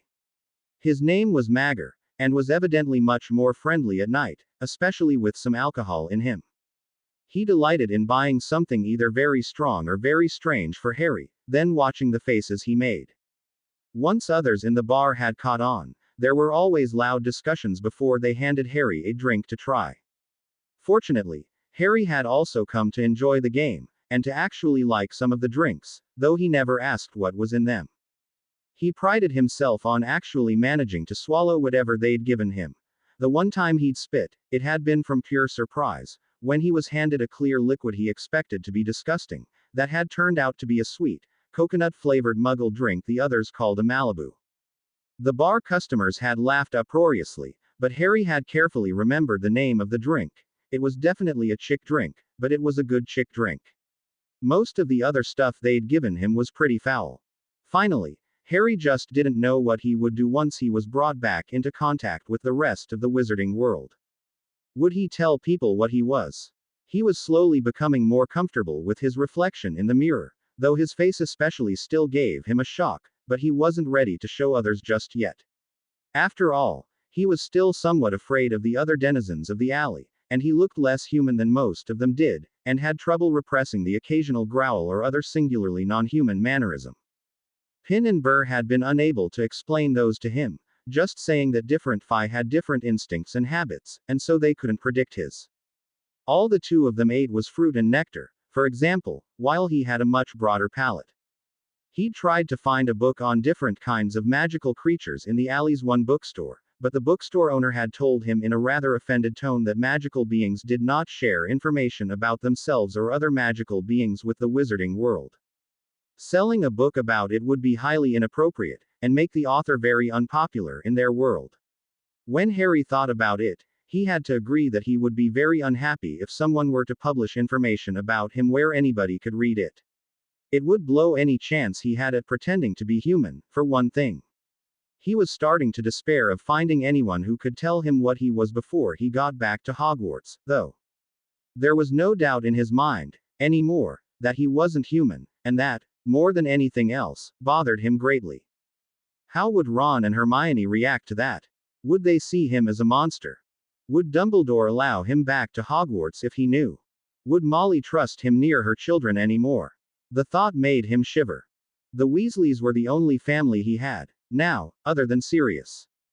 He couldn't bear it if they rejected him, too. Even worse, the few humans he had met on Knockturn Alley stood out. He could identify them, somehow, and it seemed likely that everybody else could, too. Which meant that anybody else non-human, Hagrid, for example, or Remus, would most likely identify him as not human the moment he encountered them.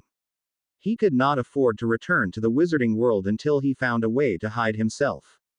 It was with that thought in mind that Harry got up from his window seat and went downstairs and out to the alley, determined to check out the charms shop the clothing store owner had recommended. Well, sort of recommended. He could hardly expect the clothing owner to advertise for his competition, though. The fact that he'd even told Harry the place existed was a mark in his favor. And in the charm place's favor, come to think of it. And so he waved a quick goodbye to Big Anna before setting out for the Shadowed Drow. They really like the vaguely creepy store names, around here, he realized. Wings and Things wasn't creepy, but Harlot's Inn. The Shadowed Drow. The Brookwinged Dove. And yet Burgeon and Burke's was the only one that was nearly as scary as Knockturn Alley's reputation would suggest, and even that store was really just a pawn shop. The stuff it sold was mostly pretty creepy, but it was legal, so presumably it wasn't really that bad. Admittedly, Harry didn't know what they were selling from the back of the store, but that was always true. There were a couple of blokes that hung out in certain spots at night that seemed more than a little shady, and he was pretty sure that the Foreplay Gentlemen's Club had upstairs rooms, but again, if you took the basic precautions, the alley was reasonably safe. I wouldn't poke around too much at night, but that's true anywhere. At any rate, the Shadowed Drow, like many of the other stores on Knockturn Alley, looked like any other wizarding store, other than the products sold. According to Elka, most human wizards had little use or respect for charms, which were much like solid potions that were activated and carried on one's person, rather than eaten. They were a very different sort of magic than wizards used, and were generally created by true witches, like Elka, in a slow, exacting process involving the inherent magic of the ingredients in addition to that of the witch. Also, like potions, those ingredients could be really icky. Unlike potions, they were associated strongly with the non-humans, and so frequently overlooked by the Ministry of Magic. Because of this, and because the non-human authorities were much less subject to public opinion than the Ministry, charms were generally not nearly as closely regulated as similar potions might be. Non-humans also, for the most part, had more respect and tolerance for charms that required the still-beating heart of a rabbit or stoat than the humans had, and a much narrower definition of what they considered dark. As such, though the Shadowed Drow had the very sterile feel of a well-organized pharmacy, some of the products sold were truly odd, and once he got inside, Harry quickly found himself wandering the aisles, curiosity overcoming his actual mission for a good 15 minutes. Half of the store was dedicated to reagents, including a good selection of small animals. All the ingredients were carefully sorted by category, then organized alphabetically, then separated by quality. The labels were meaningless to Harry, who could only note in bemusement that the animals were sorted into the categories in alphabetical order just like all the other ingredients, mice and minks right next to mistletoe rather than put in their own category. Another section of the store was dedicated to pre-made household charms, including cosmetic charms, anti-stain and anti-wrinkle charms for clothing, and over-the-counter medicinals. These, too, were organized by category, and clearly labeled by function and duration. Besides that, there was a counter for prescribed medicinal charms, and another for the special orders that according to Big Anna made up more than half the store's total income. Finally, though, Harry remembered that he'd come with a mission, and returned to the pre-made charms. The most common were the cosmetics, Charms to hide blemishes or marks on the skin, or to change one's eye color, or make one's nose look a little smaller. Harry didn't immediately see anything to help him look human, though, and he finally walked up to the special orders counter and addressed a short, roundish, apparently middle-aged man with horns that followed the curve of his head all the way back. Excuse me. Yes. You need something. Yes. Somebody at Wings and Things sent me here for disguise charms, but I can't find them in the pre-made section. Do they need to be made custom, or what? Nah, they don't need to be made custom, they're just expensive. We keep 'em behind the counter so they don't walk. What are you looking for? Ones to make me look human. You'll need several, then. What do you wanna hide? Just your wings and horns, or the markings and hair as well? Just the first two, I guess, and the teeth. The markings pass as strange tattoos. Teeth are a problem. I've tried making charms for that, but I haven't found how to attach them. The mouth's just too wet. I suggest you try Bruise, Bats, and Beyond. They might have a potion that'll do the trick. I can help you with the horns and wings, though. What form do you want? Bruise, Bats, and Beyond. Really? And what does he mean by form? What forms do they come in? You've got a couple of options. For your horns, you can either get your charm as a paste or as a solid. The paste you apply to the horn, thoroughly before you activate it. The solid you tie or glue onto your head or the horn itself. Closer is better. For the wings, most tie a charm to the hook at the top joint, but it can be also worn on the webbing in place of jewelry. What's the difference? For the horns, the paste is more reliable, but the solid more convenient. For the wings, the piercing is more reliable and more convenient, but requires that you get the webbing pierced, which some like just fine, but others won't do. I don't know if I'm okay with that or not. How long would the charms last? The horn should last longer than the wings. The wing charms would only last you between 4 and 6 hours, the piercings longer than the ties. The horns'll last you all day, regardless. Okay. Great. That's a lot better than I'd heard, actually. The man shot him a suspicious glance. You came from Wings and Things? Yeah. The man said, sounding offended. Of course they told you my charms wouldn't last for very long, trying to sell their fancy highbrow clothing. They think their charmed clothing can compete with real charms. And what happens if you want to take the clothing off, huh? You'd be screwed then, wouldn't you? I suppose, Harry said cautiously, but the man quickly interrupted him. Still, he did send you over here, so I'll do him the favor and admit their stuff works well, in its own limited way. Tell Marley at Bruise and Bats I sent you over, okay? He owes me one. Sure. I wonder what they can do for my other stuff. The charm for my horns sounds damned inconvenient. Where do I go if I decide to go for the piercing? There's a tattoo place down the east end of the alley, on the right-hand side. It's called Outcast's Art. Don't ever go outside the alley for piercings, by the way, if you don't already know. They're bound to mess up and pierce the edge. Harry winced. I wasn't considering that, but thanks for the advice. Why's it Outcast's Art, do you know? The man gave him a strange look. You a switch? Yeah, how did you guess? You're one of us, and you found your way here, but don't know our name for the place.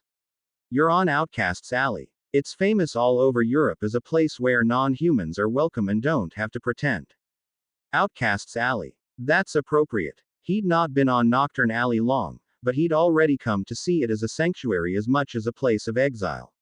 He could be himself here, and not hide. As much as he looked forward to getting his clothes and his charms so he could go to Diagon Alley, he no longer planned to move from Harlot's Inn to the Leaky Cauldron.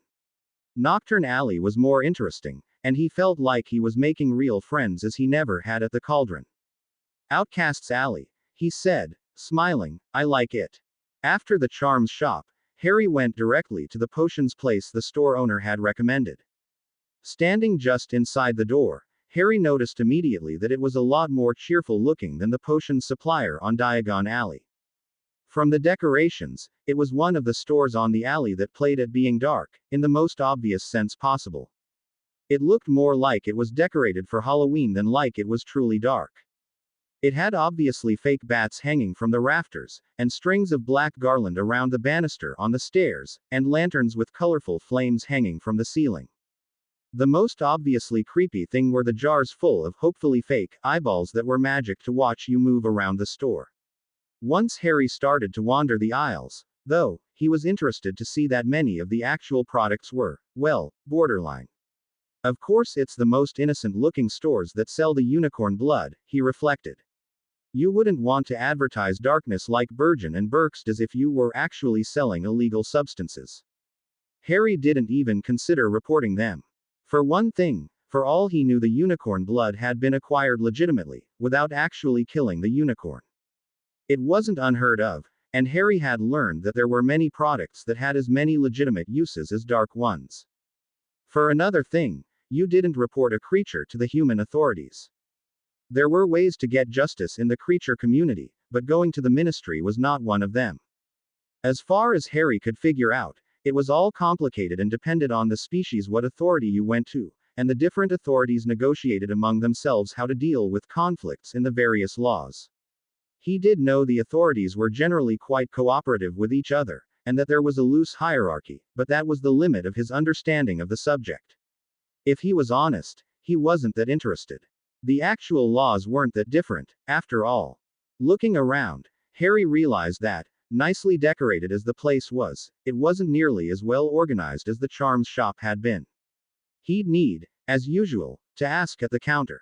There wasn't anybody there, though, so after a moment Harry called out.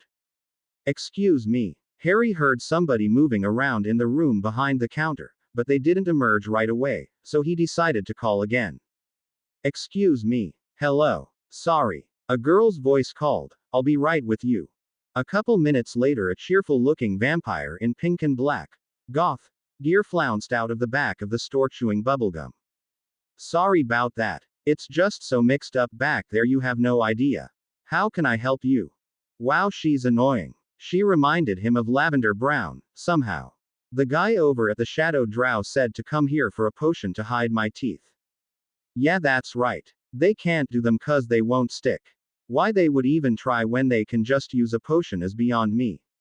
Anyway, they're back in the corner there, she said, pointing a finger to the left of the door, still chewing her gum. Just grab whatever you need. How long'll they last? She blew a bubble and popped it in her mouth. A week. A little more. Depends on the batch, really. Your fangs'll tingle about half an hour before it wears off, though, so it'll warn you. If you want them to wear off beforehand, we carry antidotes to just about all our stuff. Those should be in the box right next to them. How about potions to hide my wings and horns? We have them, but to be honest, you'd be better off sticking with charms, if you're gonna be on the potion for your teeth. Marley would kill me for saying it, but it's not healthy to be on too many potions at once, and the Shadow Drow has some pretty good stuff. I get my makeup charms there. Okay. Oh. And you know the clothing store down the way, Wings and Things. They're probably the best choice for hiding your wings long term. Everybody knows the charm, for it doesn't last worth a dang.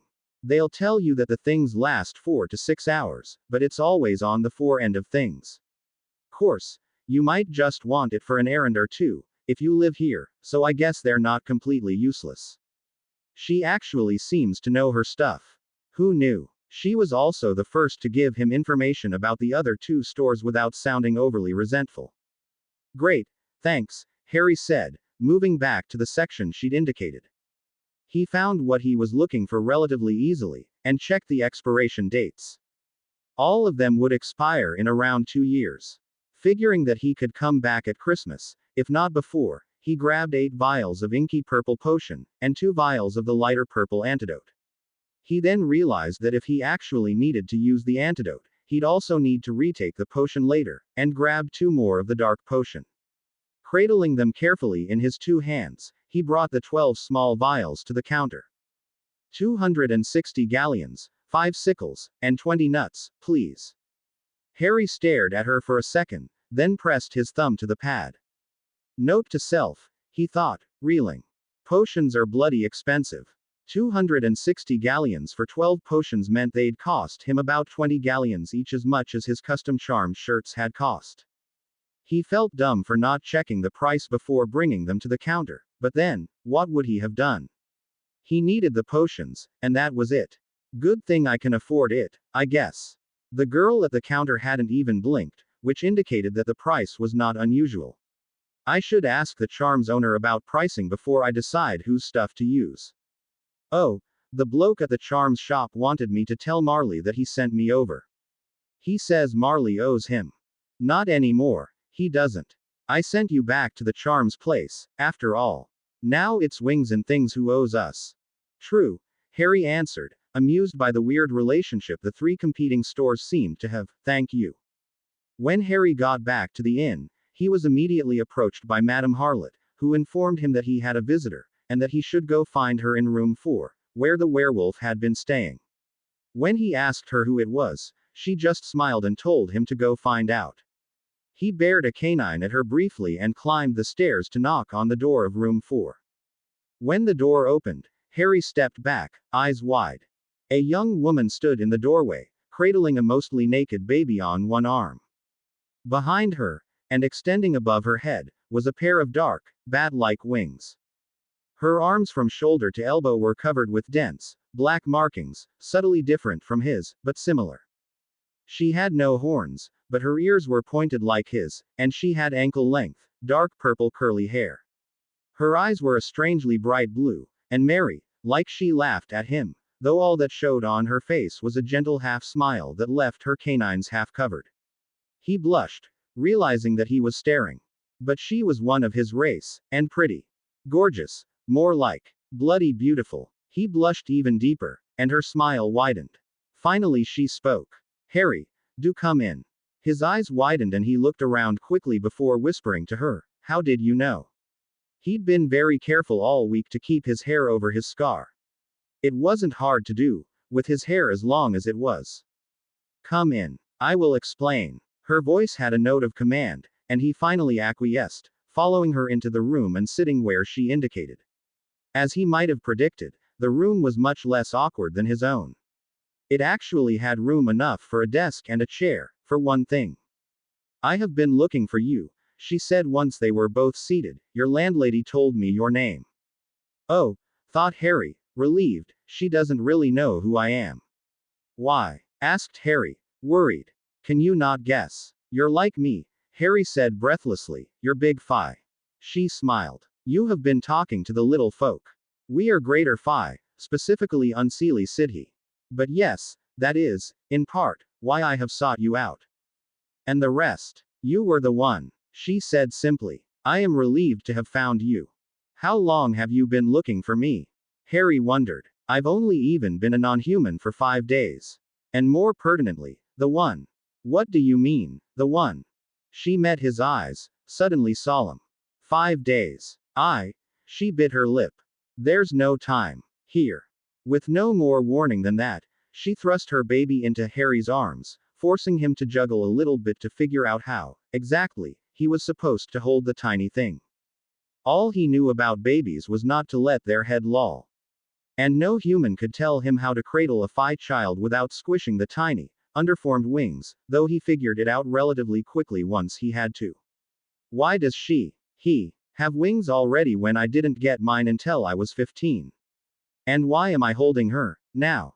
Her name is Moriana Leonenra Ardbasian She is 5 months old. Mori what? She smiled, sadly this time. Moriana Lilian Ray Ardbay Jahnd She.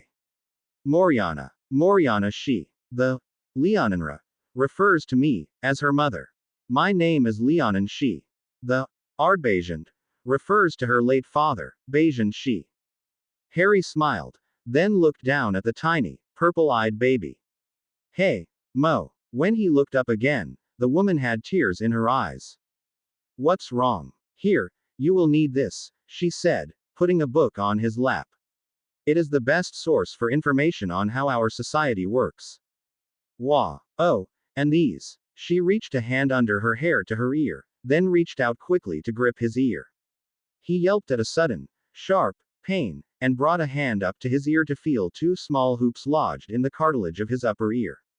What the heck? I never asked please, what is going on?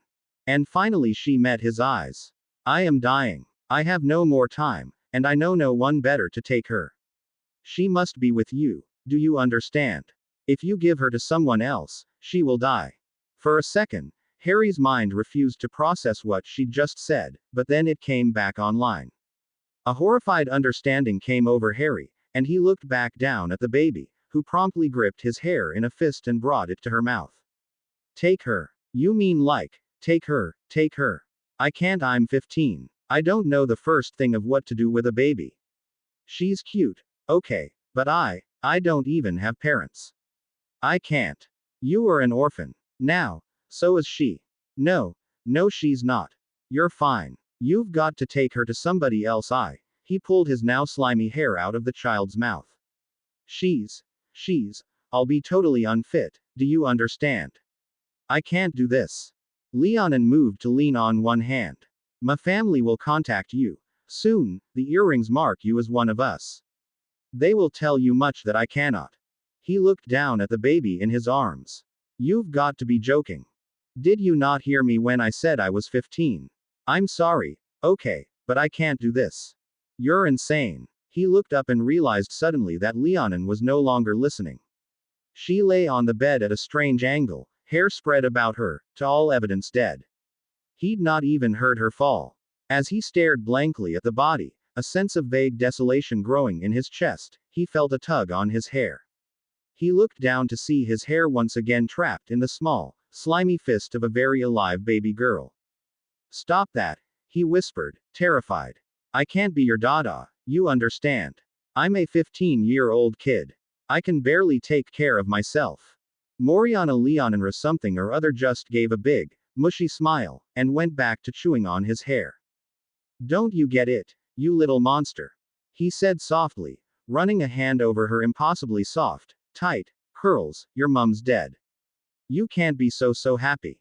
She just gurgled and kicked her legs a couple times, and Harry readjusted her more firmly in his arms. Weird little monkey. I don't even like babies. Given no other choice, though, and suddenly finding himself alone in a room with a baby and a corpse, he carefully transferred the peaceful baby to his right arm so he could pick up the book with his left, and walked up to his bedroom. He'd no sooner put the book on his desk, though, that he realized he had a lot to do. Food. Diapers. Even if I'm just keeping her for a couple of days, I at least need those. I don't even know what she eats. I don't even know hardly what I eat. No meat. Or maybe just no cooked meat. No eggs. Fish. Bread. Veggies. Can she even eat solid food yet? No cow's milk. Oh shit. If she can't have solid food, and she can't have cow's milk, what can she eat? I'm a guy. I can't, yeah. Gotta find her food. Hurrying back downstairs, Harry reluctantly re-entered the room with Leonin's body to look around. The room was almost bare, but there were two small traveling bags next to the bedside table. The first was full of adults' clothing, but checking out the other, he hit jackpot. It was clearly the baby's travel bag, and, not wanting to be in the room any longer than necessary, he grabbed the whole thing, discovering as he threw it over his shoulder that it somehow automatically arranged itself around his wings. Back in his room, Harry put the baby gently on the bed and dug through the bag, discovering that it contained 4 diapers, several changes of baby clothing, including a soft hat and 5 pairs of socks, a bottle of labeled lotion, several clean, folded, washcloths, and what Harry guessed from his very limited experience was a changing pad. Unfortunately, there was no sign of a bottle anywhere. Keeping half his attention on the squirming infant next to him as he dug around, Harry noticed almost too late when what he'd figured was aimless wiggling turned into a roll, almost sending the baby off the bed. After Harry caught her, he found adrenaline racing through his system, speeding up his breathing and heart rate even as he tried to calm them. She's fine. She didn't fall. I'm an idiot. Don't put the baby down where she can roll off something. Duh. Eventually he managed to calm down enough to think again, and immediately sat down on the bed, baby in his lap and head in his hands. This is insane. I can't take care of a baby. He had to find somebody else. Maybe Madame Harlot would know who to go to. Or the name of an orphanage, at least. He winced. Damn it, Leonin, What am I supposed to do? How could you just hand your daughter to a complete stranger then just up and die? You didn't even look sick. You couldn't have held on a little longer. The one. What the hell is that supposed to mean? How many times do I have to tell people that I'm nothing special before it sticks? I can't do this. But the word orphanage resounded in his head with the same cold feeling he would normally associate with the word tomb or prison. The warm child in his arms had nothing to do with such places. A whimpering sound drew his attention back to the baby in his lap just as her face started to screw up, and she started to cry, a keening, mewing, wailing sound that threw him into an abject panic. Oh, my God, what did I do? No, no, please don't do that, please, I'm sorry, please, you've gotta stop, I can't think, oh shit, what do I do? Oh, great, Harry curse in front of the King baby, please Mo, what did I do? Harry gathered the child up into his arms and against his chest, trying to remember reasons why a human baby might cry. Hungry, tired, bored, cold, just 'cause she's a baby and that's what they do. Oh, what am I gonna do? He stood and held her and bounced her a little and rubbed her back between her wings and prayed. At long last, she stopped outright crying, but her face was still all tight and the sounds she made were no longer happy. What's wrong? Stressed, he was aware vaguely when he started chewing on his wrist, but didn't think too much on it, still trying to figure out what to do with the suddenly unhappy baby. A sharp pain drew a gasp from him as his upper canine caught on the tender skin of the inside of his wrist and tore it open. Blood welled, and at the same moment the baby started wailing again and he was back to his frantic effort to make the noise go away. Please, please, please. Somewhere in the bouncing and the patting and the praying, she quieted, and started beeping on the side of his hand. He gently guided her to his wrist before realizing what he'd done. By the time his brain caught up enough to think it was weird, the baby was quietly, contentedly, beeping blood from the wound in his wrist. You have got to be kidding me. But it was like his own wings and horns and marks. His human mind rebelled at what he was seeing, but he couldn't actually get grossed out. He was just relieved that he'd gotten her quiet. Maybe that was why I was chewing on my wrist, he realized. We're supposed to have instincts for these things, right? Maybe I can do this. He closed his eyes. I can't be that foolish. She's not a puppy, Harry. She's a baby, and you won't be able to even keep her alive, let alone healthy and happy.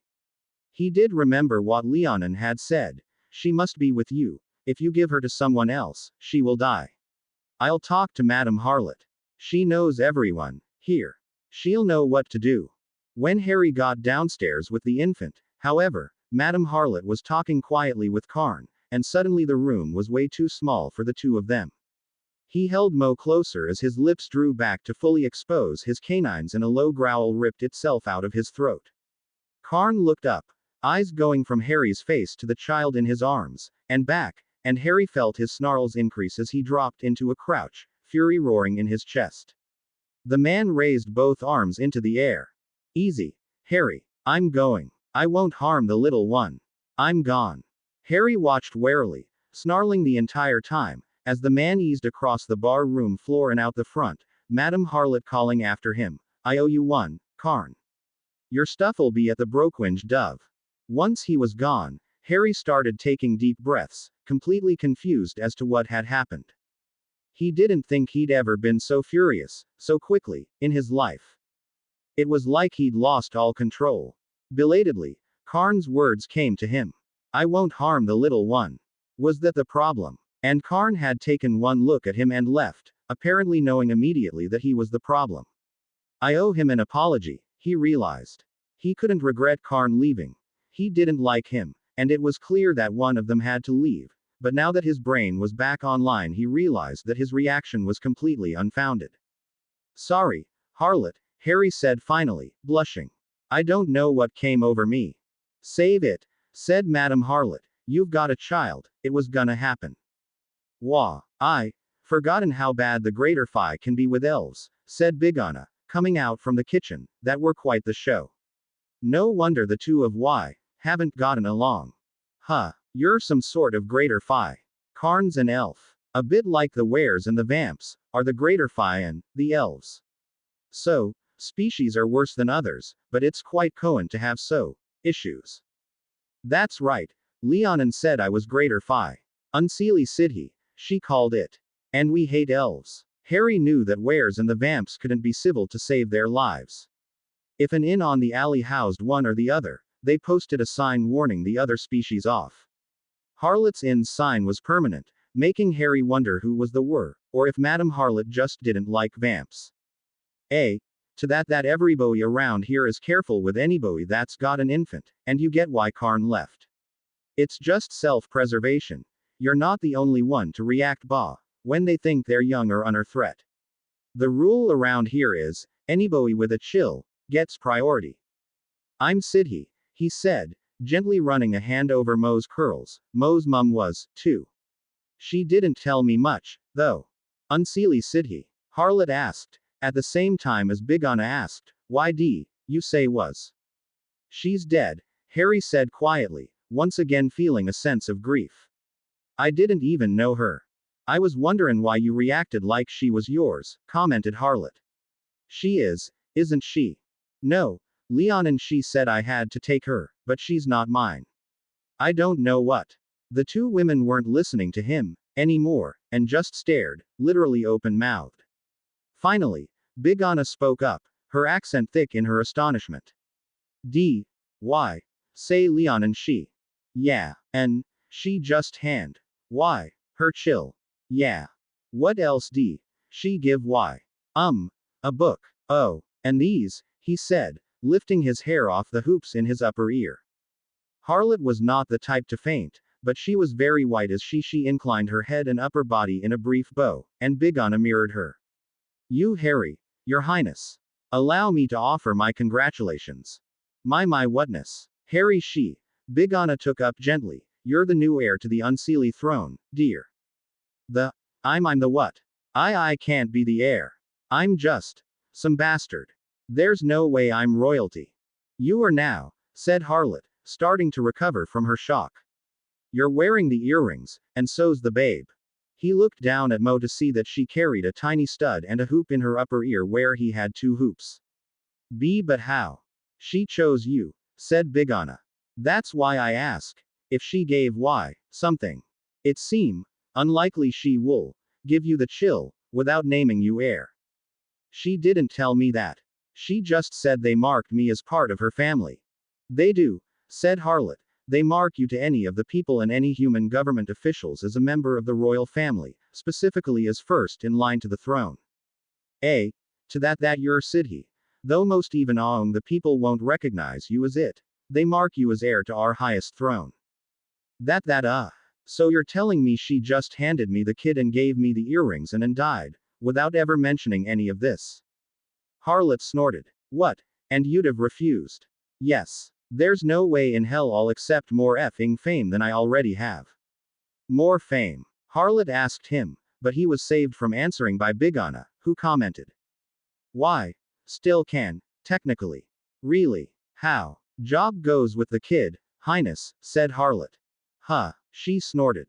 Give up the kid, you give up the job. Don't get too hopeful, though. Why not? Hand her to me. Wah. He gripped the baby closer, suddenly feeling threatened.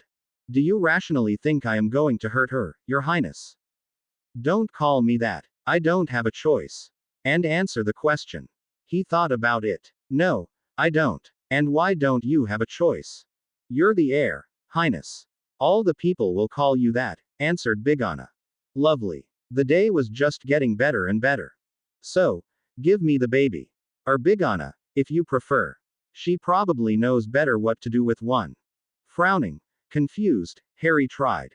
And realized he couldn't. It was like telling himself to step off a cliff, or burn the Marauder's map. He thought he sent the signal to his muscles, but they didn't move. He just couldn't bring himself to let her go.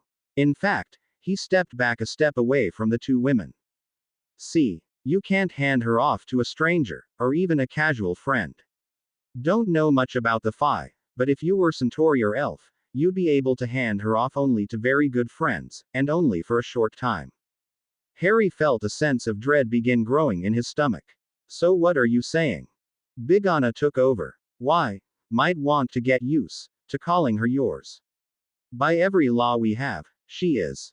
Congrats, you're a dada, summarized Harlot unhelpfully. As Harry gaped at her, Big Anna spoke up tentatively. Why? Sigh. Something about fame. Harry sighed, too tired to worry too much about what the two of them might spread. He'd be almost as screwed if they spread it about that he was the heir, anyway. Can you keep a secret? You don't want us to tell that you're the heir.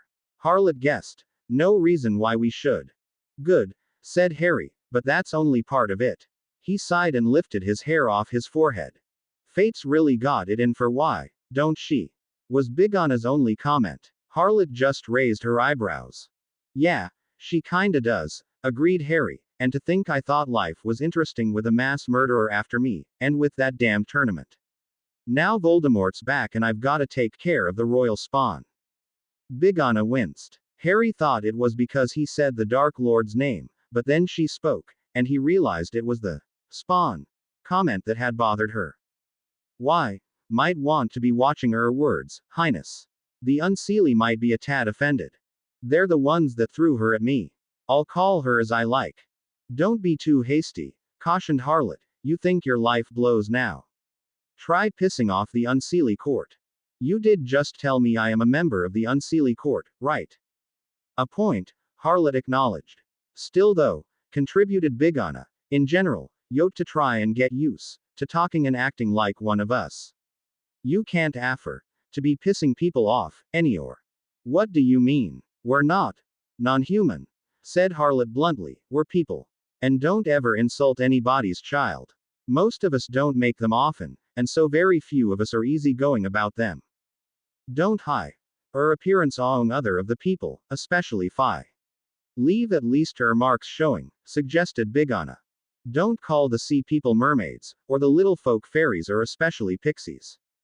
Why not? Pixies are demoniacs, not Phi. Horrible, stupid, nasty little things, said Big Anna. To call a little folk a pixie wool, give grave insult. Oh, and what you call house elves are properly called brownies, said Harlot. Wait, house elves and brownies are the same thing. I didn't even know brownies existed. They do, and they're your people, said Harlot, along with goblins, dwarfs, little folk, satyrs, dryads, gnomes, the city of course, various mixed and smaller groups. Am I missing anyone? She asked Big Anna. Undines. Debatable. Wait, how's it debatable? Harry demanded. Politics, said Harlot. They're related to the little folk, but they live in water. That makes both the Phi and the sea people interested in them. Same with the Selkies. Is that a problem? Not so far as I know. The Selkies and the Undines keep mostly to themselves and the Phi and the sea people cooperate pretty well, so no biggie. The real problem comes between the Wares and the humans, said Harlot, giving Big Anna a look. The wizarding government does not want to lose their hold on the Wares, 'cause they look human, and because the humans fear them, but they're ours. It's supposed to work that the people govern our own, wherever we are.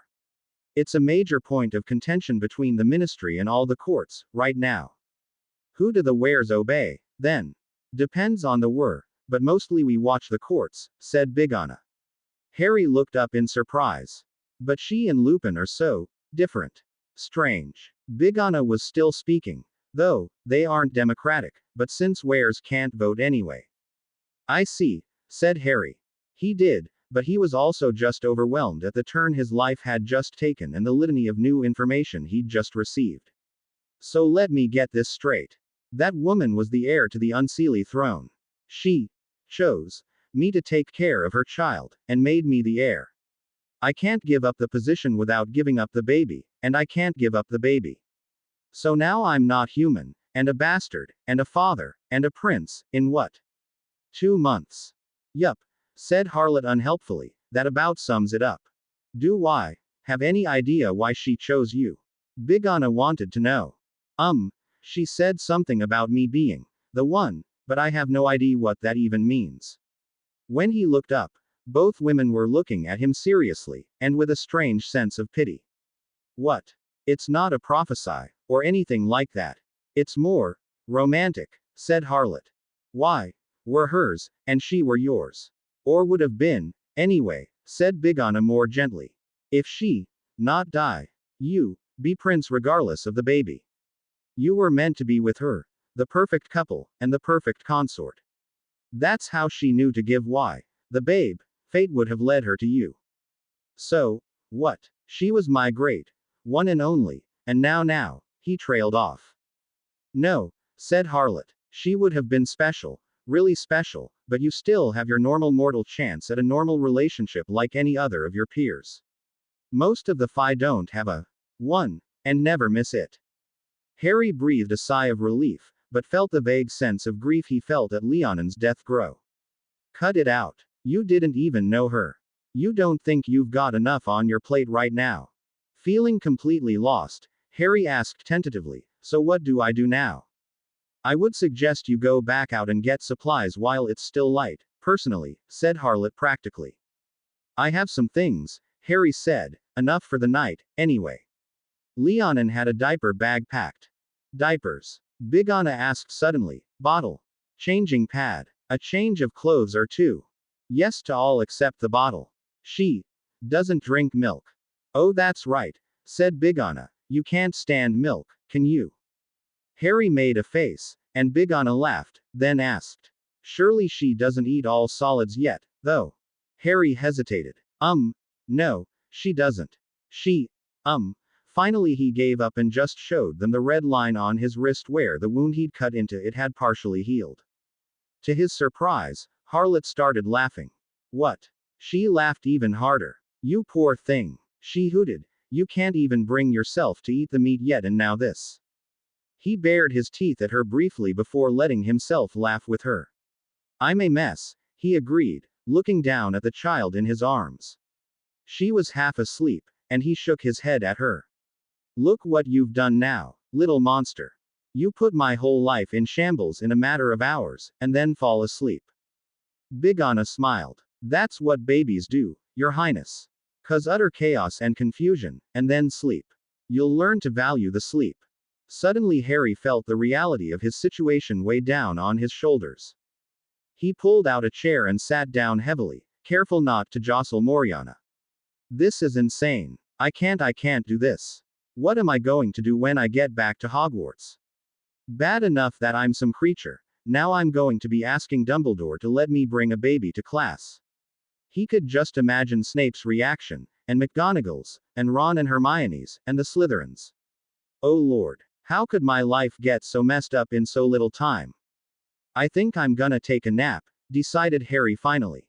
Maybe when I wake up, this'll all be some strange dream brought on by that weird brown stuff Magger made me drink last night.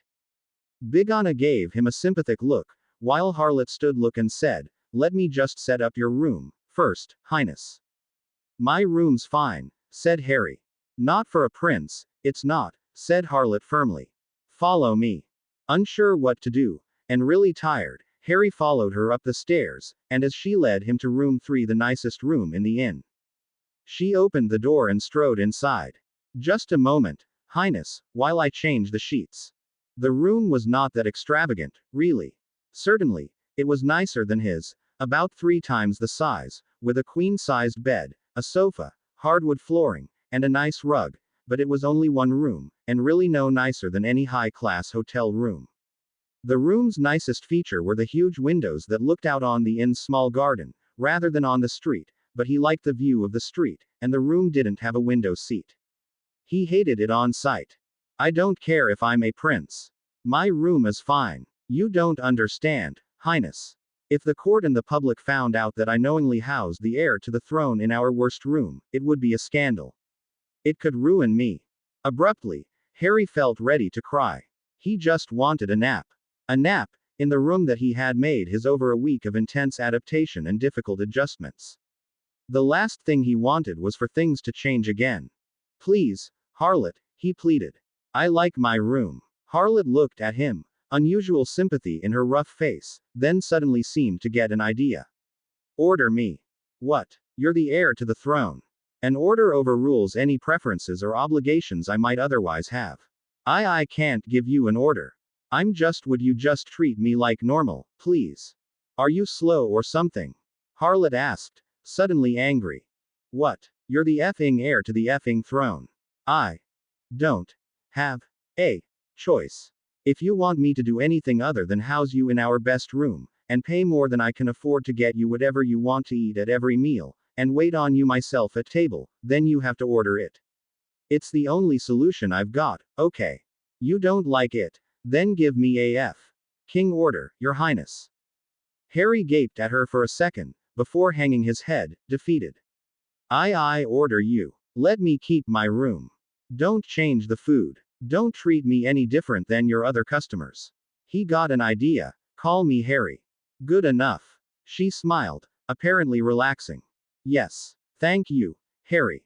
Is it really that bad? With the royalty. That's exactly why I don't want it. Yes and no. It'd be like that, but then the custom afterwards would likely make it worth it. And it's real unlikely to happen, anyway. So my being here will probably be good for me, once it gets out. It is not often that normal people get to see one of the court city, let alone the heir. The fact that you chose this inn, but trust me, I don't want trouble that would come if it got out that you were here, now, especially with the babe. Your secret's safe. Okay. Now can I go take my nap, please? He asked, feeling pathetic. I'm still hoping I'll wake up and be Harry again. Go. I'll save a plate for you, if you sleep too long. Harry looked at her, wondering. She gave him a grin. You paid for it, did you not? And besides, it is no trouble, it's not like I'm keeping anything hot. He smiled back. Yeah, I did. Thanks. Tell Big Anna I'm sorry I can't help out with dinner today, would you? Will do. Back in his room, Harry opened the window to the fresh air before sitting down on the bed. He held the baby awkwardly, trying to take off his shoes and socks without waking her. Eventually he gave up and set her on his lap, breathing a sigh of relief when she stirred a little but didn't cry. He pulled his shirt off over his head, laid the baby on his chest, and wrapped his wings around both of them. I'm gonna need a crib, he realized just before falling asleep. When Harry woke up, it was to the feel of the baby on his chest stirring. She didn't seem unhappy, but she was definitely awake. Which of course means I have to be, too. Lovely. Still, she wasn't crying, at least, so he sat up more or less cheerfully to look her over. As he'd noticed before, she had tiny, tight, purple curls reminiscent of her mum's, and the earrings that he'd learned marked her as royalty. She didn't have horns. And neither did her mum. Maybe girls don't. She also didn't have any markings on her arms. Since her mum did, he had to figure they would come later. Since she also had no teeth yet, the only thing to mark her as his own species were the soft, underformed little wings that she waved around in the same haphazard way that she moved the rest of her limbs, when they weren't trapped under her. There were other things he hadn't noticed before, though, like her tiny, perfect fingernails, and little chubby fingers and toes. As he watched her, she grabbed one of her own tiny feet with both hands and started bringing it to her mouth. I gotta get you something to chew on that's not my hair or your own feet and hands, don't I? Asked Harry. She just squealed and released her foot to reach both chubby hands up at him. Unsure, he lifted her under the arms and stood her on his lap.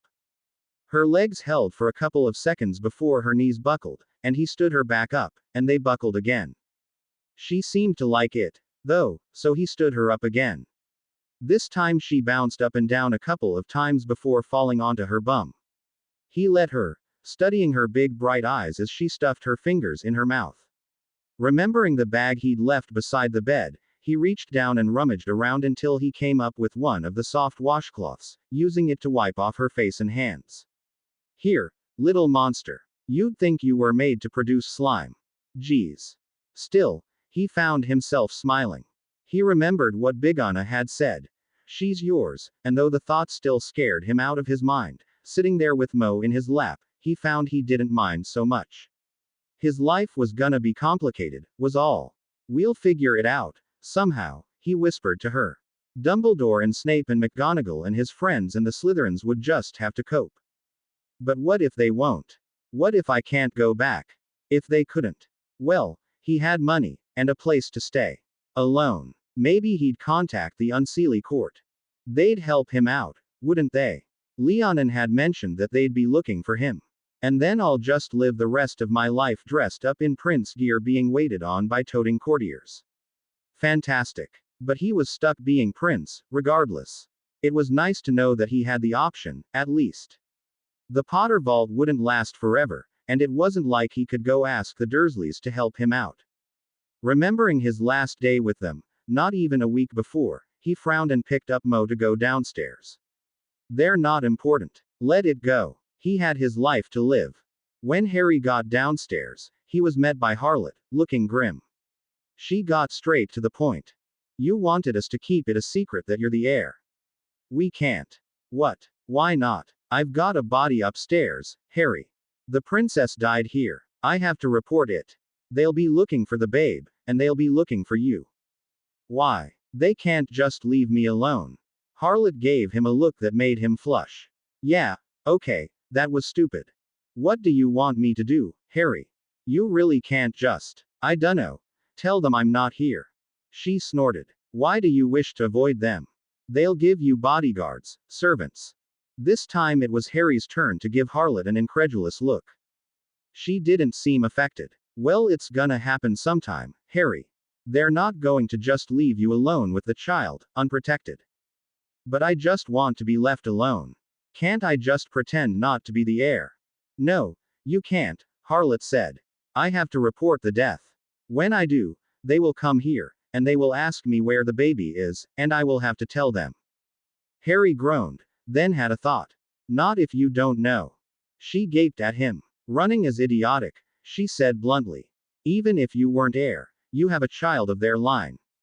They will find you. Abruptly Harry was filled with terror. But I'm not hurting her. Leonin gave her to me, for goodness sake. It's not like I've kidnapped her. No, but you are the heir to the throne. They need you. And they've got better resources than you do. Running won't do you a lick of good. It's not like they're going to hurt you. Don't you get it? I just want to be normal, okay? I'm already Harry effing Potter. I've learned to deal with it. I'll learn how to take care of Mo. But I can't.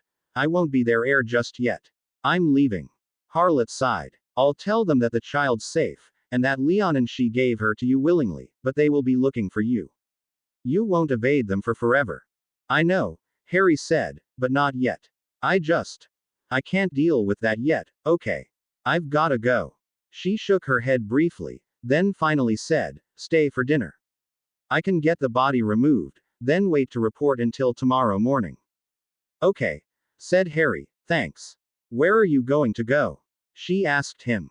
I'm not sure. I was thinking the Brockwinge Dove, but I don't want to force Karn to move again. Try the Bloody Mary. It's a vamp hangout, but they won't harm you and the food's alright. The Bloody Mary. And it's a vampire bar. Harlot put her hands on her hips. I didn't name it. Harry held his hands in the air for peace. Alright, just sayin'.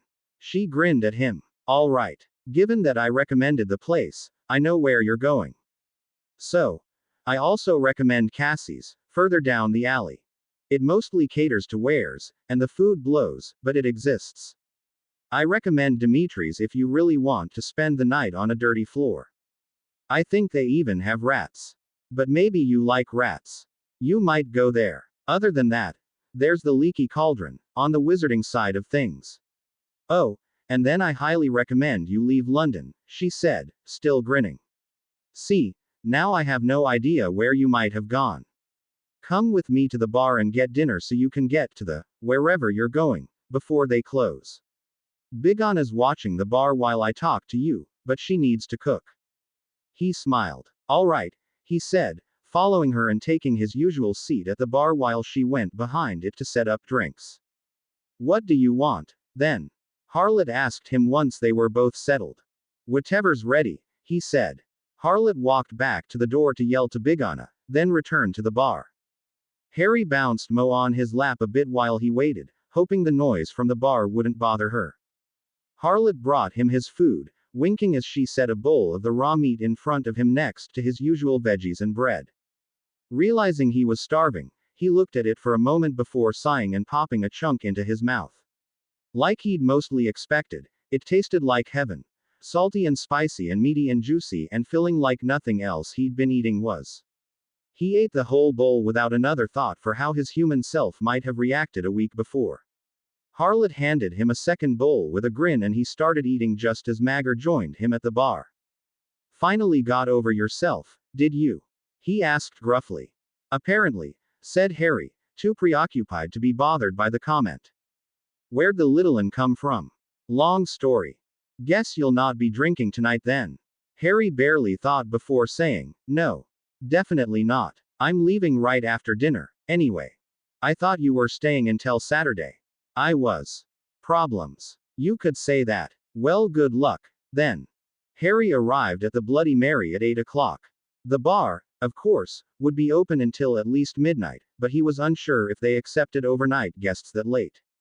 Still, they were happy enough to receive him at 8, and he followed a waitress through the somewhat dimly lit bar to an office to one side, where a professionally dressed male vampire coolie informed him that the 2 nights would cost him 20 galleons, and that food and drink were extra.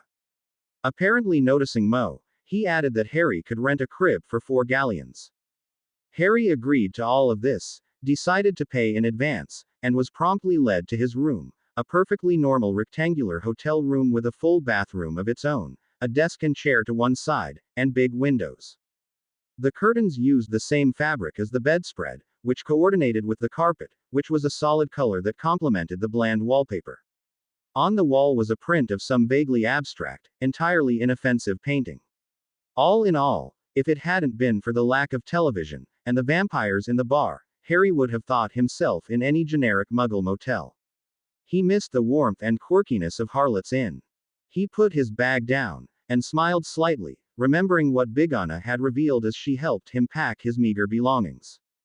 She had started shrinking things, and he had protested, explaining that he wouldn't be able to unshrink them again, because he wasn't yet 17. She'd smiled and said simply, that is Wizard's law. You are people. We have no such law.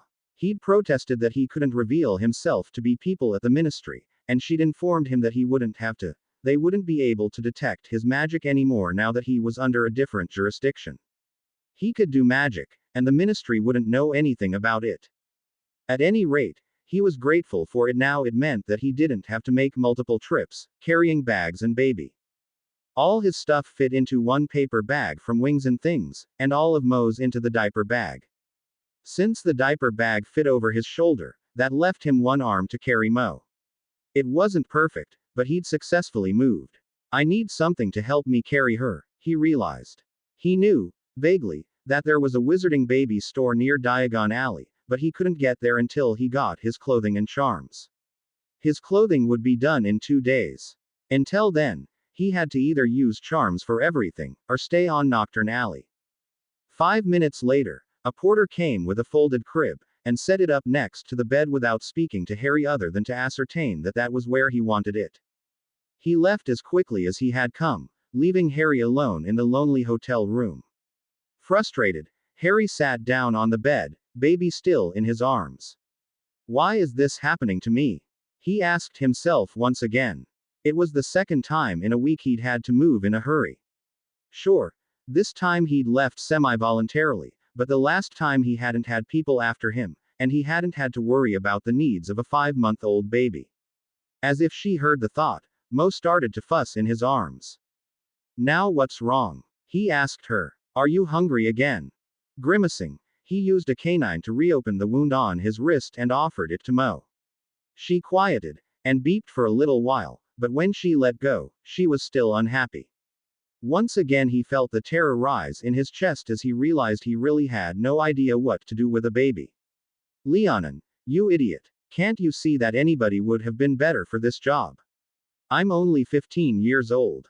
Looking through the diaper bag for inspiration, he came upon the diapers.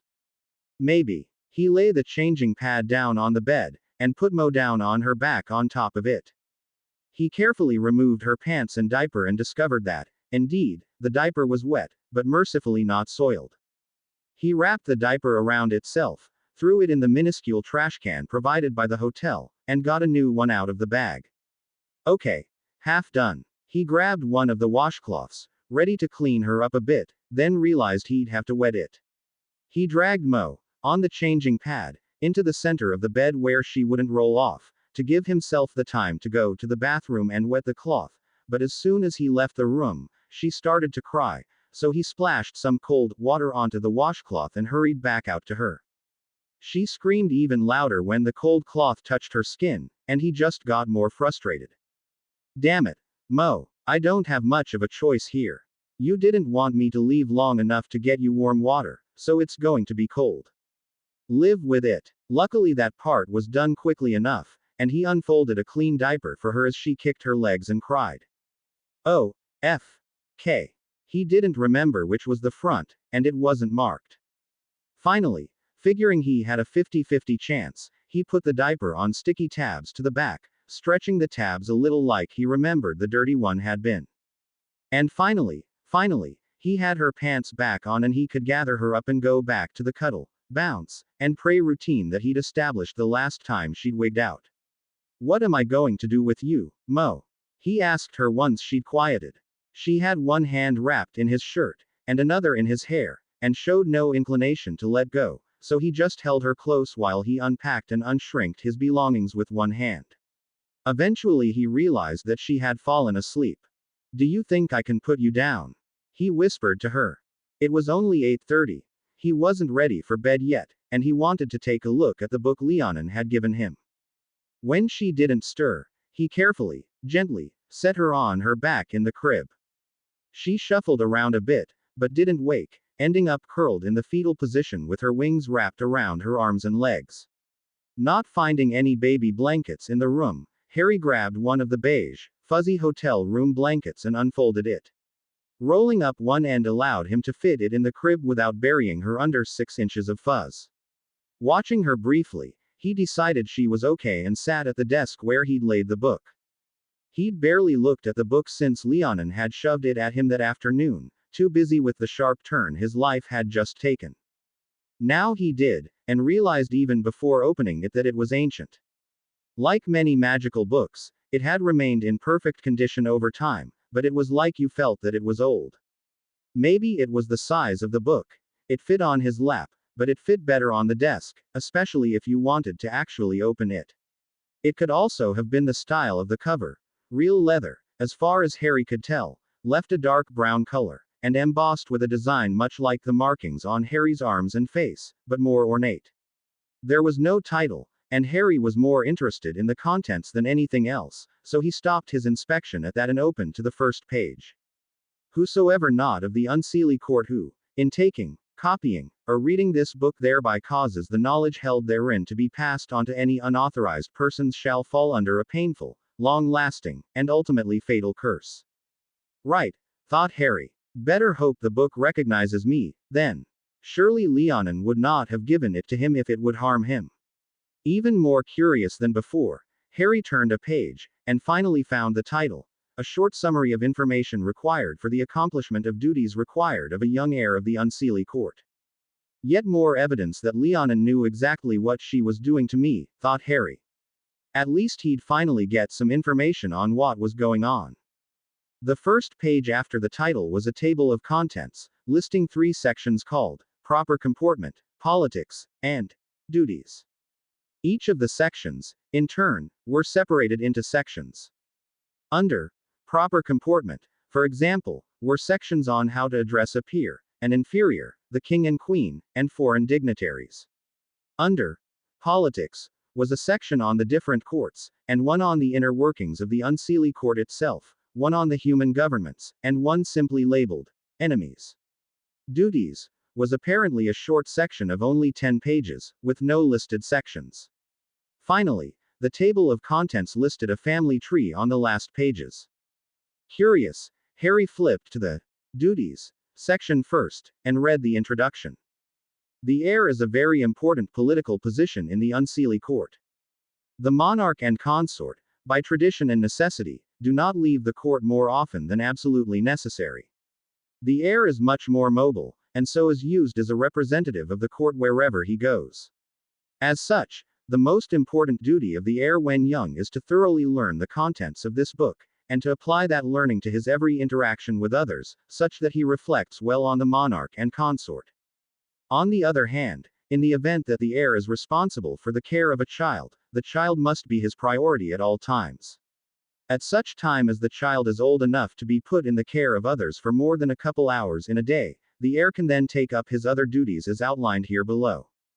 Harry stopped reading there. 10 pages of what he was supposed to take up when the court finally found him and Mo grew up didn't seem terribly relevant to the here and now. Suddenly Harry had a thought. If the book was as old as it seemed, how likely was it that any of it was relevant to the here and now? But Leonin said I would need it, he remembered. Frowning, Harry flipped to the end, where the family tree was supposed to be. It was unexpectedly beautiful, an image of a twisted Japanese maple with red leaves interspersed with names of family members and their relatives. At the base were 2 enormously long names that Harry didn't have a prayer of pronouncing, but the names became more and more discernible as one followed the tree up towards the modern generations, and about halfway through became pronounceable, though they remained long. Following the tree up, Harry found a Leonin connected with a straight line to a Bayesian. To Harry's surprise, Moriana was also listed. Apparently it is up to date, then. Weird. Harry was familiar enough with magical books not to be too freaked out, though. Looking at the entry for Moriana, he was curious to find another dotted line attached to her name. What? Is she engaged or something? Would that be listed? Following the line over, Harry was stunned to find his own name listed on the same level as Mo's parents, and connected with another dotted line to Leonin. So Iam was her fiancé or something. Mo I can understand, but why the dotted line to her? At any rate, whatever magic was worked into the book had apparently accepted him. This is real. Damn. He'd been really hoping this would go away. Why should it, though? Mo's still here. I'm still some I'm Sidhi. Unseelie Sidhi. People. Not non-human. Not a creature. Harlot and Bigana were right. He really had to get over thinking of himself and the other people in human terms. He wasn't human. He was people, and he would be okay with that. If he was a creature, something monstrous and stupid, then so were Harlot and Bigana and Magar and even Moriana. He lifted his lip in a silent growl. We're people, and so was he. He might hide it so that he could return to Hogwarts, but he wouldn't hide it from himself any longer. Sidhi. Too bad the damn book won't tell me what that is. He was Phi, he remembered. Like goblins, and gnomes, and little folk, and dwarves, and not like vampires or wares or demonkant. But again, what was that supposed to mean? And aren't demons supposed to be evil? Or is that just another of my human assumptions? He hadn't noticed anyone on the alley that looked more like a classic demon than he himself did, but there had been the mannequin in the clothing store.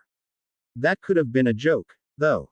Remembering that the politics section of his book had an enemies chapter, he flipped to it to see if the demons were listed there or elsewhere.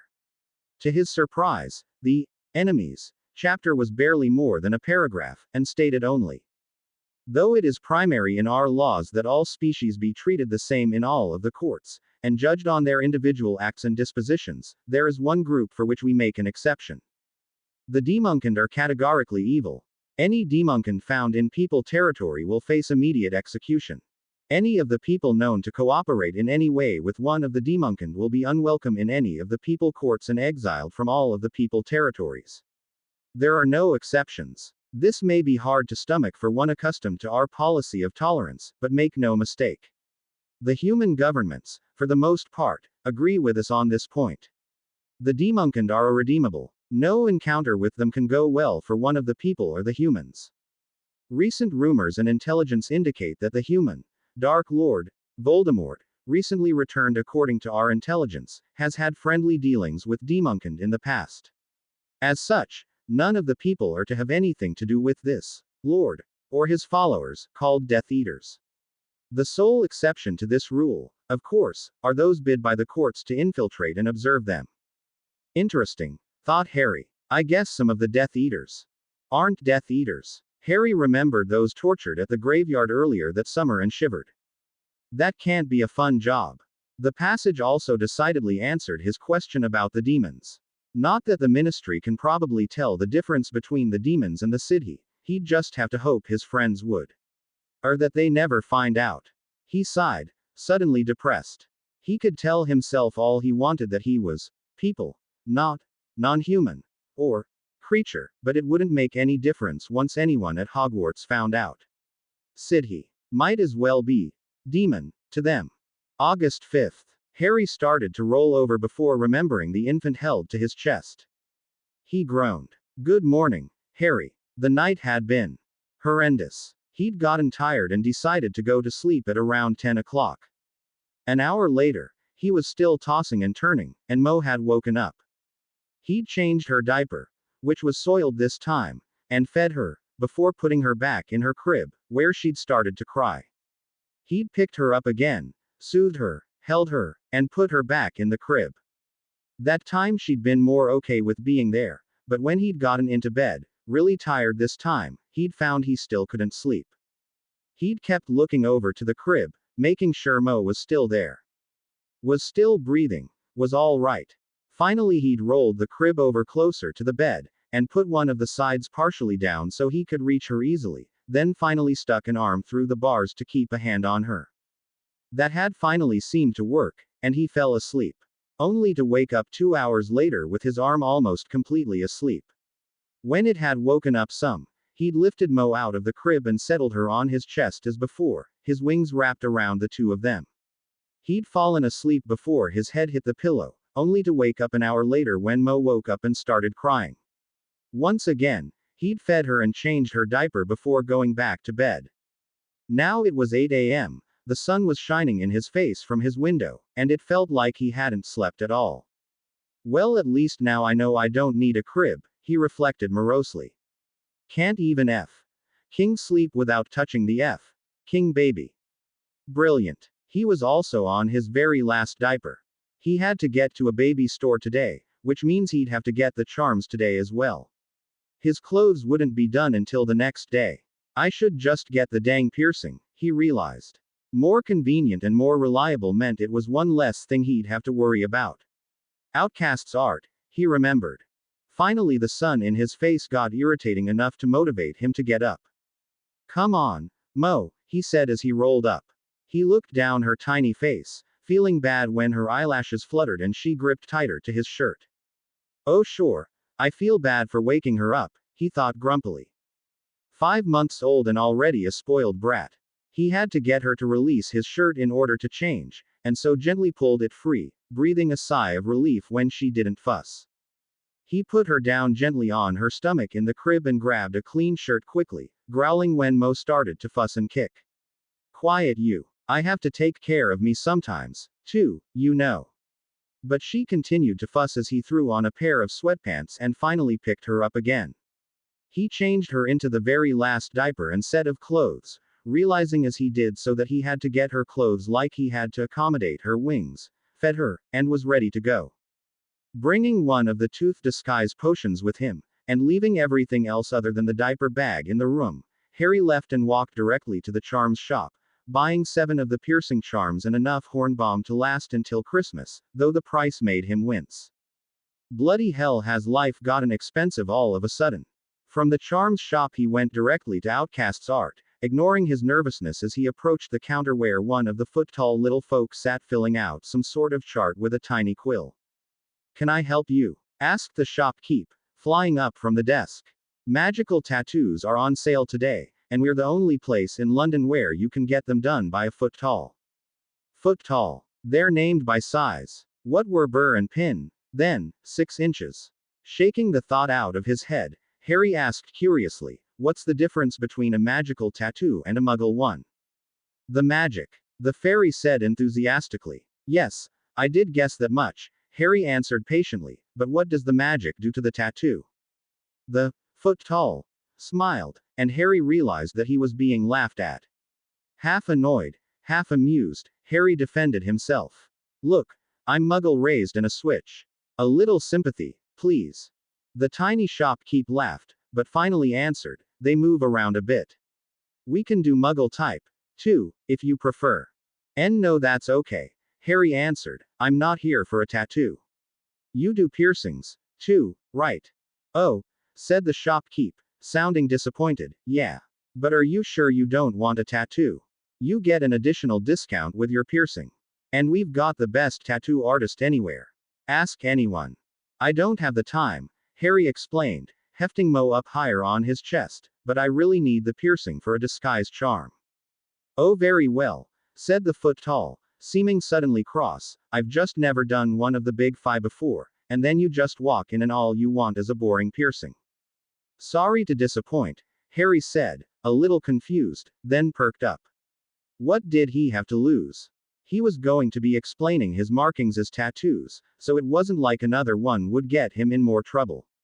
I'll consider it for later, but for now I gotta go buy diapers, and I need the piercing to do it. Gotcha, said the foot tall, wings drooping briefly. All right then. Where do you want it? Wing membrane, Harry said, but I'm otherwise not sure. What's standard? Well, we won't pierce closer than an inch from the edge of the wing or from a bone, but otherwise anything goes. Harry unfolded a wing and wrapped it around in front of his body, studying the membrane carefully. What do you think, Mo? He asked, shifting her so she was facing out and he could hold her with one arm. She promptly leaned up against his arm, bending forward to reach both hands out towards his wing. He shifted it closer to her and she grabbed the edge in a tiny fist, immediately starting to pull the whole thing towards her mouth. Gentle, he warned her, but she had no fingernails to speak of and the grip didn't hurt. She'd grabbed the edge about a foot from the big hook at the top joint of his right wing. It seemed as good a place as any, so he told the shopkeep, right there, please. The shopkeep smiled, and Harry had to fight back a blush. So what, I had the baby choose where it goes. It's not like I have any clue. He was spared further embarrassment, though, when the tattoo artist asked him, you mentioned a disguise charm. Do you have it with you? Yeah, Harry said, reaching into the bag he'd brought from the charm store and bringing out a little envelope with the stud while Mo beeped happily on the edge of his wing. Here. He handed the charm to the foot tall, who slid the stud out of the envelope before saying, all right, here's what we've gotta do. I'm going to grab the membrane and use a spell. It'll heal up instantly, and then I'll put in the stud. Thing is, I gotta get really close to you. You going to be alright with me that close to the little? Harry was tempted, momentarily, to give the man a glib yes, but then realized that it was something he'd have to really consider, given his reaction to Karn the day before. So far it had only been Karn that had really set him off near Mo, and that had to do with species tensions. The foot tall was Phi. That should be okay, right? I think so. I've only had her for a day, he admitted. The smaller Phi gave him a curious look but didn't ask, and Harry finally offered, maybe if you just move slowly. I'll tell you if it's bothering me. Luckily, the little Phi's approach didn't set off any alarms, and after a second of pain and a little maneuvering, Harry's charm was in place and he could turn to look at it in the mirror. Uninvoked, the charm just looked like a large stud, too big to be an earring, but otherwise just a bright spot of silver that showed up sharply against the matte black of his wing.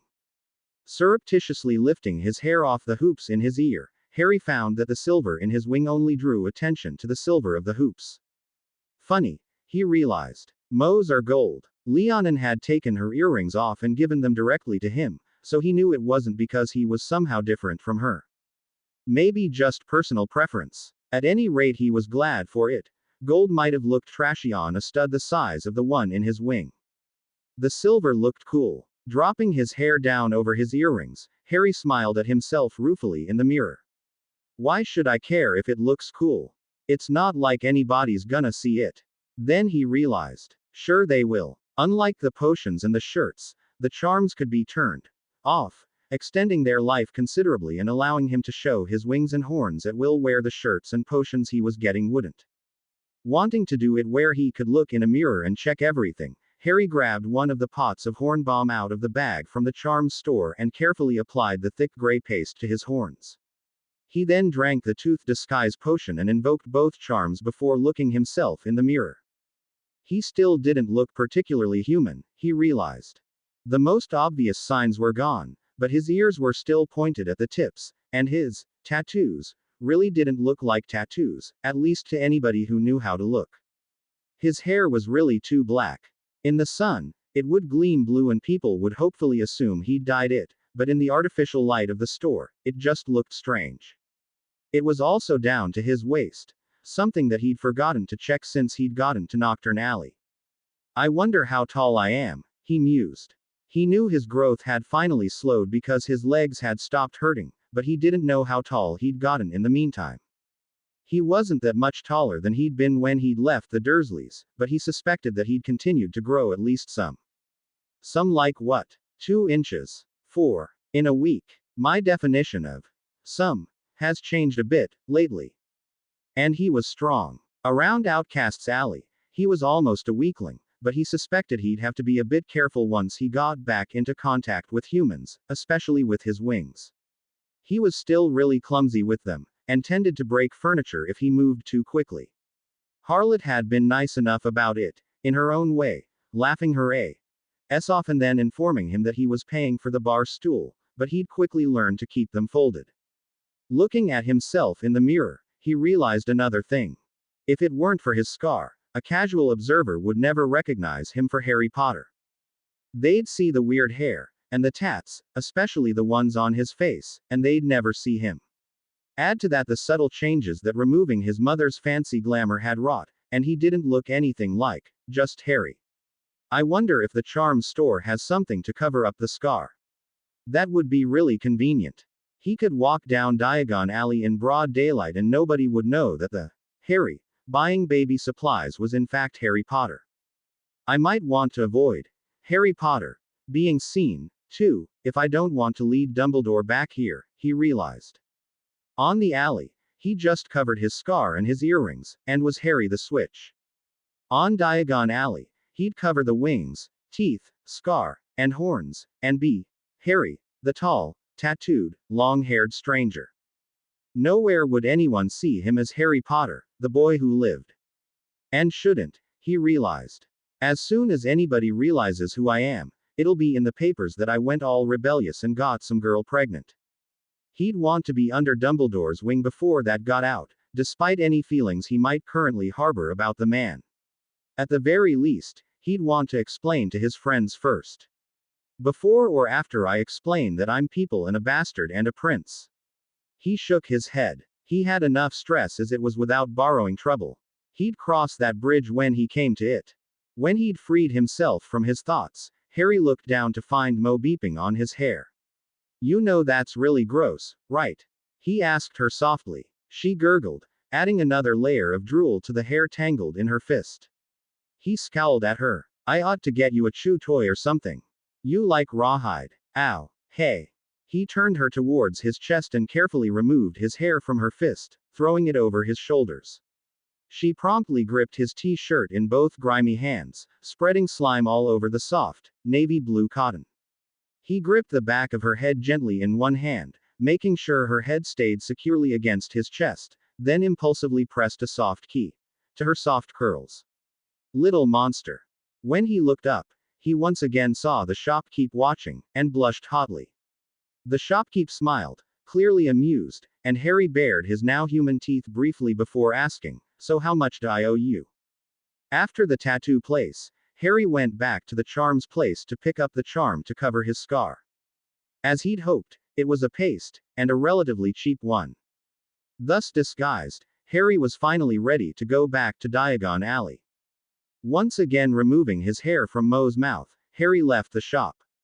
When he got back to where he'd entered Outcasts Alley the first time, he stared out for a moment, hesitating leaving like he'd hesitated entering the week before. He'd only been on the alley for a week, but he'd gotten used to the anonymity he'd gained. Nobody on the alley remarked on his appearance, but even cleaned up a bit he looked strange for Diagon Alley. He wouldn't be noticed as Harry Potter, but he'd be noticed. And that was even if he weren't carrying a tiny, winged baby with him. He'd quickly decided against getting the charms for her. For one thing, he was not about to pierce her little fragile wings, and for another he wasn't sure if the magic itself would be good for her. He'd asked the concierge at the Bloody Mary for directions, and so once he entered Diagon Alley it didn't take him long to find the Little Angels baby store. The place was way bigger than he had expected, almost intimidating in its size. How much crud do babies really need? Completely unsure where to even start, Harry approached the customer service counter where a very average-looking, gray-haired woman sat doing her nails a hideous bruise purple color. Excuse me. Harry asked as Mo squealed and leaned away from him towards the counter, reaching for a colorful quill. No, no, no, he said, gently grabbing her reaching hand. That's not food. Of course it's not food. Geez, I sound like somebody's mother. Can I help you? Asked the woman. Well, yes, actually. At least I hope so. I recently adopted Moriana here and it was on kind of short notice. I'm totally unprepared, he finally admitted. The woman stared at him, looking up and down with obvious skepticism. How old are you? She finally asked. Harry's temper flared. None of your business. That's the situation. Can you help me or not? The woman grabbed a sheet of parchment from behind the counter and slapped it down in front of him, seeming miffed. Here's a list of some basic supplies for new parents. It'll start you off, at least. Harry looked at the list, eyes wide. How am I gonna even fit everything in the hotel room? This was going to be a long trip. Then he remembered the most urgent item on his list. Could I just start with diapers? I'm gonna need to change her, and I'm out. The woman looked up at him again, a little more sympathy on her face. You really don't have anything, do you?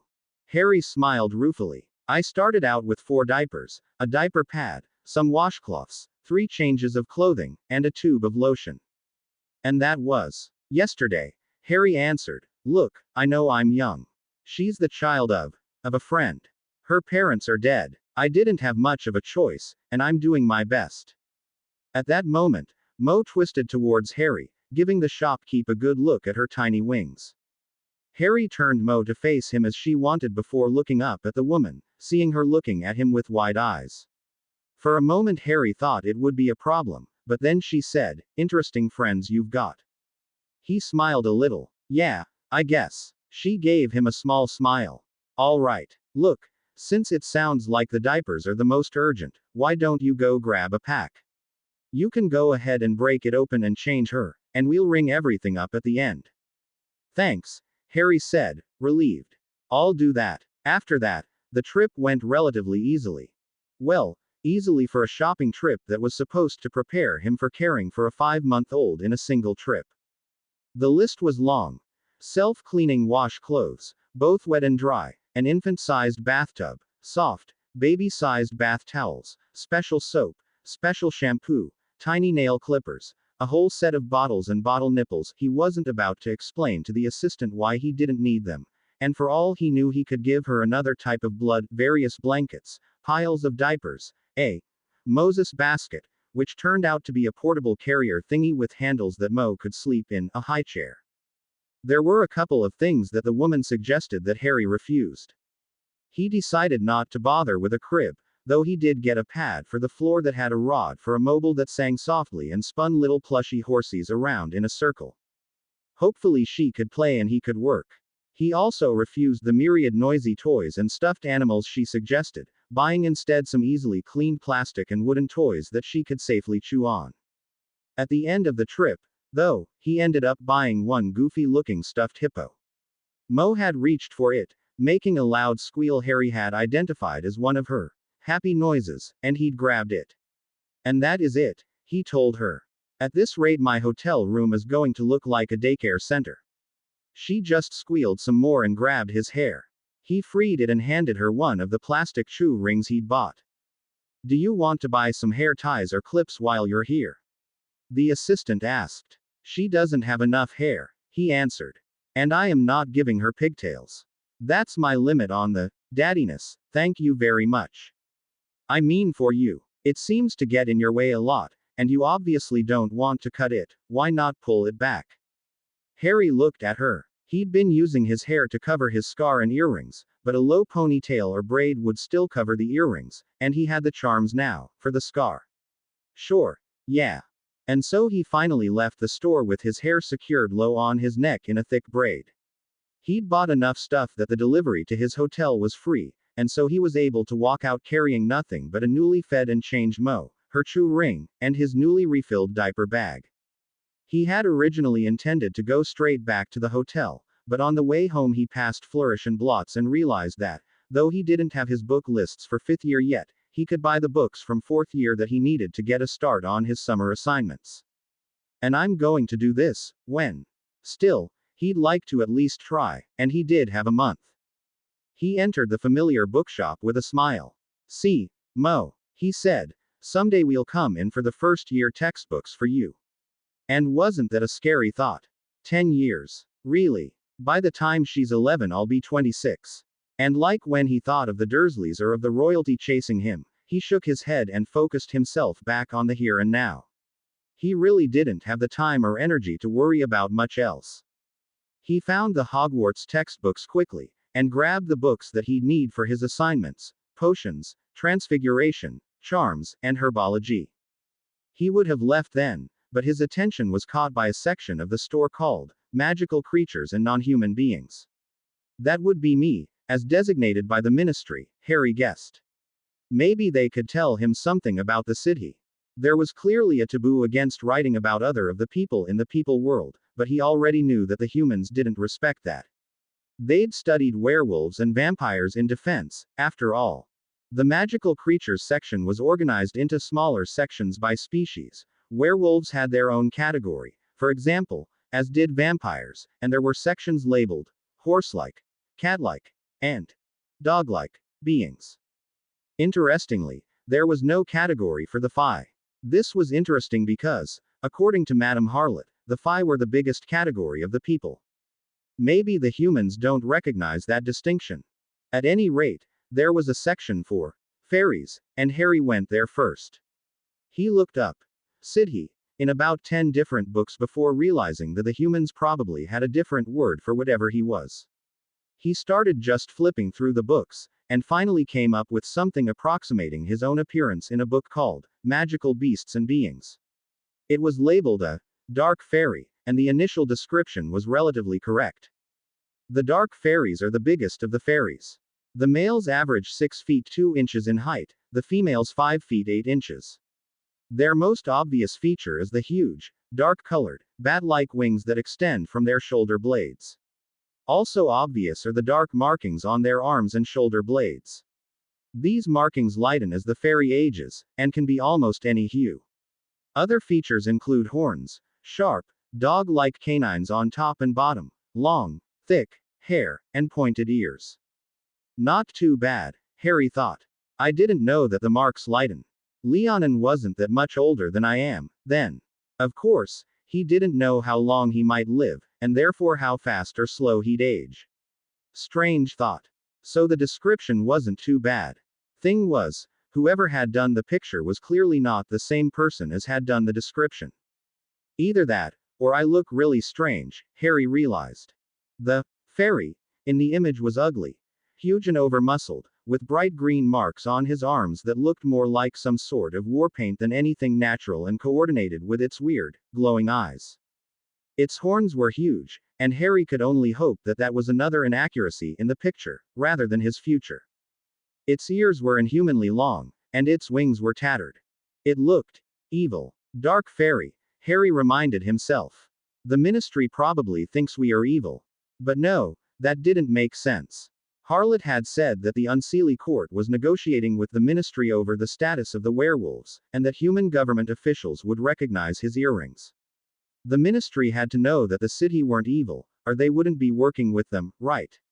So maybe it's a government secret or something. Pushing the thought aside, Harry brought his attention back to the text, and almost immediately found his lips drawing back from his teeth in a snarl. Dark fairies are smart, strong, aggressive, and extremely dangerous. Researchers attempting to study the species in captivity have known to be ripped limb from limb by even the female of the species. Well, duh, Harry thought, trying to quiet the furious snarls that wanted to rip themselves from his throat. You captured a woman and her child and put them in a cage and promptly died. What a bloody surprise. Hell, try it with a human woman sometime. In addition, the fairies have large, sharp, canines which they employ frequently in their daily life in order to assuage their bloodlust. Or in order to feed the baby, Harry reflected, smiling, before remembering. Bloodlust. What bloodlust? That's a total lie. Little else is known about this elusive species, though rumors indicate that they may have some governmental system centered in Eastern Europe. Eastern Europe, Harry thought. Brilliant. There is no way I'm moving to Siberia. Not happening. Shutting the book with a snap, Harry put it back on the shelf. He'd have kept it for information on other species of Phi if he'd thought he could trust any of the information in it, but it was clearly a load of crap. On a whim, Harry pulled the book back out and flipped around until he found a small, dragonfly-winged fairy that looked vaguely like Pin and Burr. Sure enough, the information on them was crap, too. According to the book, the fairies spent their time pollinating magical blossoms as they went about eating the nectar. That might have been true at one point, but Pin and Burr had been perfectly comfortable in London, and as happy drinking fruit juice and honey as flower nectar. Certainly they had better things to do with their time than going from flower to flower like bees or butterflies. Glad to have the confirmation that the book was useless, the size of the horns in the picture and the reference to bloodlust had worried him. He once again put the book away. At least now he knew the human word for what he was. Using it to look up information in the other books didn't gain him anything, though, they were all the same. Then Harry had a thought. Hagrid chose the textbooks they used for his Care of Magical Creatures class. Surely anything he chose would hold fewer human prejudices against the people. This thought in mind, Harry went back to the section with the Hogwarts textbooks, and found what he was looking for in a cage in the corner. A single, somewhat beat-up copy of the Monstrous Book of Monsters. Harry frowned at the title, then realized something. Hagrid taught Care of Magical Creatures. They'd never been taught anything about any sentient beings in the class. Damn. It was at this point that Mo decided that she'd been patient enough for one day, and started to cry, drawing dirty looks from everyone in the store other than one middle-aged woman. He bounced her, and cuddled her, and shushed her, but nothing seemed to work, and he finally decided that he had to leave. Harry carried his Hogwarts schoolbooks up to the desk to pay for them, apologized for Mo, and left the store. By the time Harry got back to the hotel, it was 2 in the afternoon, he was exhausted, and Mo was no longer outright crying, but still fussing. Since he'd fed and changed her before leaving Little Angels, he had to figure she was tired. He hoped so. If she'd sleep, maybe he could, too. He hadn't eaten, but she had, and he really couldn't care less. He got up to his hotel room, dropped the bag of books on the floor, removed his shoes and jeans, and curled up on the bed on his side, Mo in his arms, wings wrapped around them both. It wasn't long before they were both asleep. When Harry woke up again, it was to a tapping on the window. Mo was still sound asleep, and after a moment of indecision, during which the owl taps got more and more frequent and less discreet, Harry gripped her carefully to him and rolled to put his feet on the floor, and finally stood. He then walked blearily over to the window and let the owls in. The first 2 owls didn't bother, though, and instead just dropped the slip of parchment and letter they carried onto the floor and left. Snooty creatures, Harry thought, bending over carefully to pick up the slip of paper and envelope with one hand. The first was a simple note informing him that his purchases had arrived, and that he should notify the desk when he wanted them brought to his room. The other was a simple sealed envelope with, Harry Potter, the Bloody Mary Hotel, written on the front in a strange hand. The third owl was Hedwig, and she was much more polite, carrying her 2 letters over and perching on the back of his desk chair. Walking over to the crib, he set Mo gently down and went to check on Hedwig. She seemed to have weathered the journey just fine, so he took the letters, sat down at the desk, and opened it. Dear Harry, it said. Where the bloody hell carrot heck are you, Harry?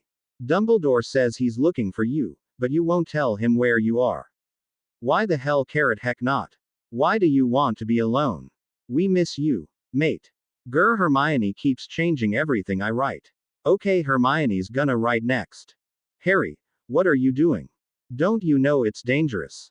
And you're worrying everybody. You can't just go wandering off someplace on your own. Stop being ridiculous and tell Dumbledore where you are. Anyway, we're worried and we miss you, Hermione and Ron. Harry reread the letter once, unsure whether to be annoyed or touched. Hermione could be such a know-it-all. She didn't know what he was dealing with. What right did she have to tell him what he should do? And she made it sound like he'd just left the Dursleys, on a whim, or for fun, or something. Maybe Dumbledore didn't tell them. Or maybe he doesn't know. That angered him, too. Dumbledore didn't apparently care that he'd been locked in his room. It seemed likely that he wouldn't bother to ask his relatives why he'd left.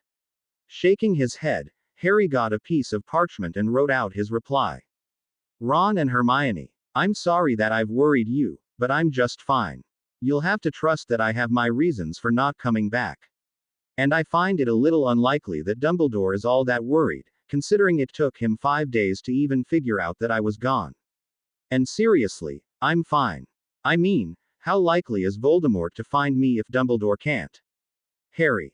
Sealing that letter, Harry opened the next, recognizing the script as coming from Dumbledore. Dear Harry, it said.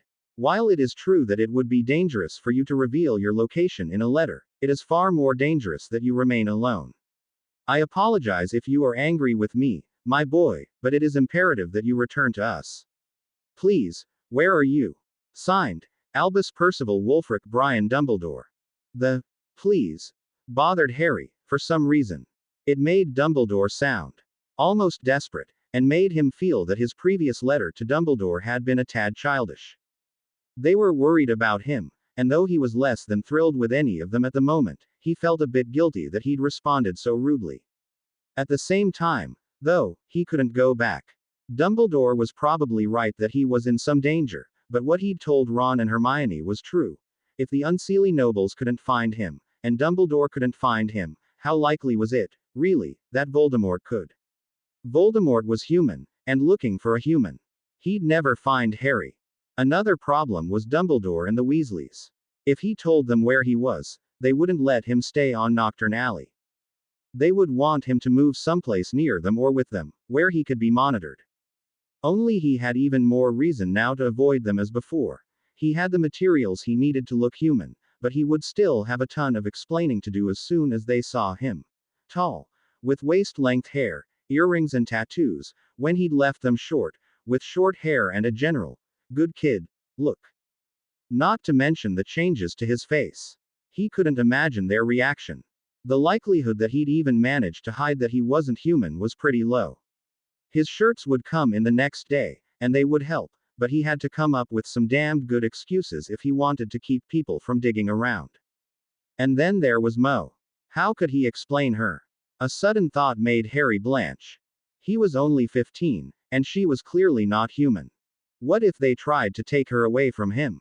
Abruptly he felt his lips curling off his teeth. They can try. No. He couldn't go back. Even if they didn't try to take Mo from him, in all likelihood the two of them would end up living in the crowded burrow, and he didn't know if he could handle that many people near her all at once yet. I can't go back now. I gotta get my own shit figured out first, and I need a contingency plan in case they react like the Dursleys. He looked over to Mo, sleeping in the crib, and shook his head. Shit, is my life screwed up right now? Using the same sheet of paper, Harry scribbled his reply. Professor Dumbledore, I apologize for my earlier rudeness, but I cannot yet tell you where I am. Please believe that I have my reasons, and am not just being an idiot. If you like, I will write you periodically to let you know that I am all right. Signed, Harry. Sighing, Harry folded the parchment back up and put it back in the envelope it came in, then opened the last letter. To his surprise and joy, it was from Big Anna. Harry, it said, how are you making out? We're doing great. Just got a family of little folk in, they're staying in your favorite room. Just looked into it again, and still don't get why you insisted on staying there. It ought to be a closet. Elka has left, too, and we've got a nice couple of elves in. You wouldn't like them, of course, but they're really very polite and easy to deal with. There's a really grumpy goblin in the nice room, too, but luckily he doesn't stay for meals. I've been missing your help in the kitchen, but we've had the great fortune of being adopted by a brownie. She's a terrible cook but loves to clean, so we're doing fine. Harry snorted. The idea that Big Anna couldn't manage in the kitchen without him was laughable. He was interested by her description of the house elf, Brownie, though. She had apparently chosen them. He'd always figured that wizards bought them or something, bad as it sounded. Certainly they seemed to end up in wealthy households more often than not. Maybe it had something to do with the amount of work that needed doing. Certainly the inn could use the extra set of hands. On a less cheerful note, We were able to avoid telling the investigators where you were, but were required to give them your description. We have had no trouble from it since. However, several of Harlot's friends at other inns have mentioned being questioned about a young city named Harry, with black hair and markings, traveling with an infant. If you wish to keep ahead of the searchers, I would suggest you leave Nocturne Alley, and perhaps even go by another name. Sorry to be the bearer of bad news. Be safe, Big Anna. Harry groaned. Moving again. What the F? K. No way. Well, not today at least. He was scheduled to check out of the hotel tomorrow before 11 a.m. He'd have them send his stuff to the Leaky Cauldron. No, you won't, dumbass. Then they'll know where you're going. He'd have them send his stuff to Gringotts, then have Gringotts send it to the Leaky Cauldron. The goblins were famous for keeping your secrets, that's why everybody had them keep their money. He'd just have to hope that that secrecy applied to their monarchs. Shit, the goblins are fi. I better really hope that secrecy holds. Maybe I should show them I'm royalty so my authority will cancel out some of the king and queens. Does that even work that way? Realizing that Mo was still asleep, and that he couldn't leave the room until she woke, Harry dragged out the air book and started looking for the answer to his question. He grimaced as he skimmed past a chapter in the proper comportment section on bows and greetings before finally finding some help in the politics section under the title Position of the Heir. As heir, you are second only to the Queen and Consort of the Unseelie Court. As the Unseelie Court is the largest and most powerful of the people governments, the Vampire Council, First Pack, Sea Court, Elven Court, and numerous other smaller organizations of people all fall under our influence in many situations. This puts you in one of the most powerful positions in the people world. That said, the position of heir is meant to be one of observation, rather than of the exercise of power and authority. To put it bluntly, you have the power to order the noblemen, generals, and officials of our court, but it would be a very stupid thing to do. They likely know far better than you what they are supposed to be doing, and while the Queen and Consort can undo almost any mistake you make, they cannot fix your reputation in the court if you tarnish it. Harry read the paragraph over several times, once again marveling at the strange turn his life had taken.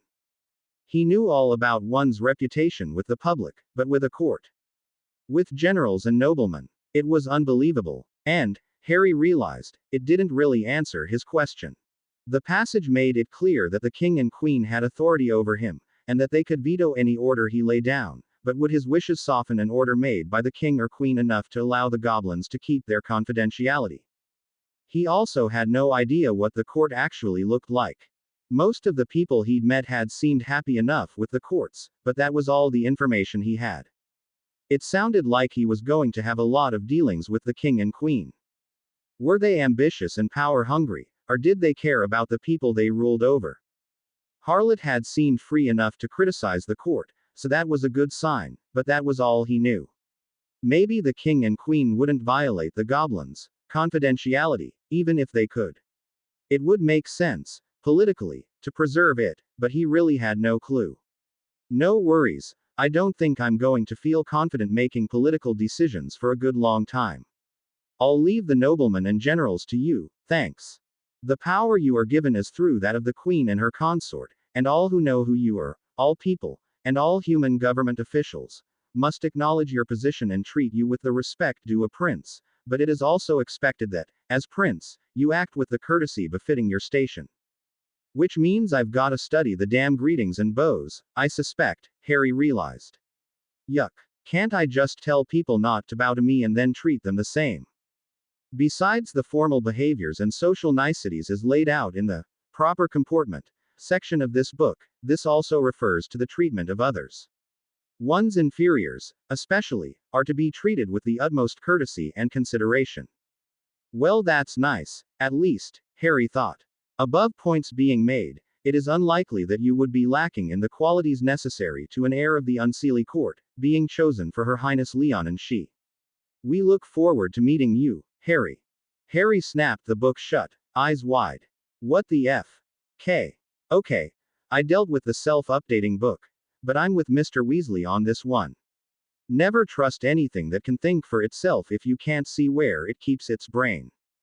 Unfortunately, The sound of the book snapping shut woke Mo, who immediately started to fuss. Figuring that she probably needed it, Harry changed and fed her. It was the third time he'd fed her since taking the potion to hide his teeth, and he found himself missing them. It was a lot messier and more painful to open a cut on his wrist with a human's blunt teeth. Need a knife, he told himself, chewing at the scab. Bloody hell, why does the thing have to heal up so damn fast? I'm just going to open it again. By the time he was done feeding her, she was energetic and content, and he was starving. Idiot, of course you are. You haven't eaten anything all day and here it is 6:30. And so he carried Mo down to the bar to get dinner, arranging on his way by the front desk to have the majority of his purchases sent to his Gringotts vault. What's your pleasure? Asked the waitress as soon as he sat down. Air, water please, and do you serve any raw meat? The waitress looked at him strangely, and Harry realized that, once again, he was showing how new he was to the alley. Any restaurant on the alley will offer their meat raw. Specifically, we serve spiced ground beef, and a medley of meat and vegetables. Which do you prefer? Air, the second, please, Harry finally said, embarrassed. Anything for the little, No, thank you. Alright, I'll be back with your food as soon as may be. Sure enough, the waitress was back in less than 10 minutes with his food. It wasn't as good as Big Anna's, but then he hadn't expected it to be. He snarfed it down, paid for it, and returned to his room with Mo. Immediately upon entering the room, Harry saw the book sitting innocently on his desk, and shivered before sitting down and opening it again to the page with the strangely personal note. Right below where he had stopped reading, it said, Her Majesty the Queen has requested that I use this book to send Your Highness the following message. Greetings, Harry She. Since we have been unable to learn your full name in order to send a letter, we have decided to use this book, which is connected to one that our esteemed archivist keeps in the library, as a messaging system. Please, why do you run from us? We know that you did not harm our princess, and certainly mean you and our granddaughter no harm. Signed, Her Royal Majesty Shaonan Corintal Ardtalmer She. To reply to the Queen's message, please write to us here below. An identical message will show up in my copy, and I will alert their Majesties the Queen and Consort that you have done so. Harry looked down at the book for a second, contemplating. If the book, or the person behind the book, was telling the truth, then this book wasn't anything like the screwed up memory, given life that had been so dangerous his second year, but was rather simply connected to another book. But then why don't they know my name? It's in the family tree. Thinking about it, he grabbed his quill and wrote neatly at the bottom of the page. If you have an identical copy of this book, then why don't you know my name? He decided not to mention just how, exactly, they should know his name from the book. There was still a chance that they could, and just hadn't thought of it. Of course, they'll probably still figure it out from my note.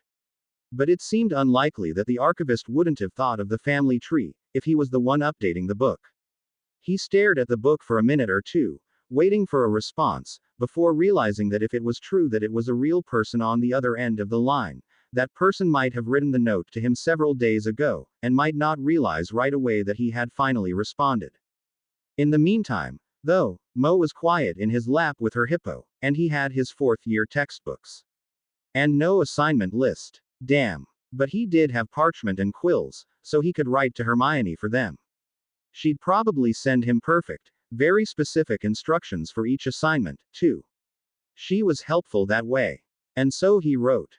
Dear Hermione, I was trying to get a start on my fifth-year assignments. That should make her happy, he thought, smiling a little, and realized that I had left the assignment descriptions with my trunk and everything at the Dursleys. They're probably all burned, by now. Could you send them to me? Thanks, Harry. He thought for a moment, then added, Paige. S. How are you and Ron doing? I should have asked in the previous note, but I was a little distracted. Are you two having a good summer? He scribbled a little more over the likely fate of his broom and other school stuff, not wanting Hermione to think that he was in any trouble. Even if I kinda am. A 15-year-old bastard kid with a baby to take care of and an entire court after me. How much more screwed up can you get? Which was exactly why he didn't want her to know.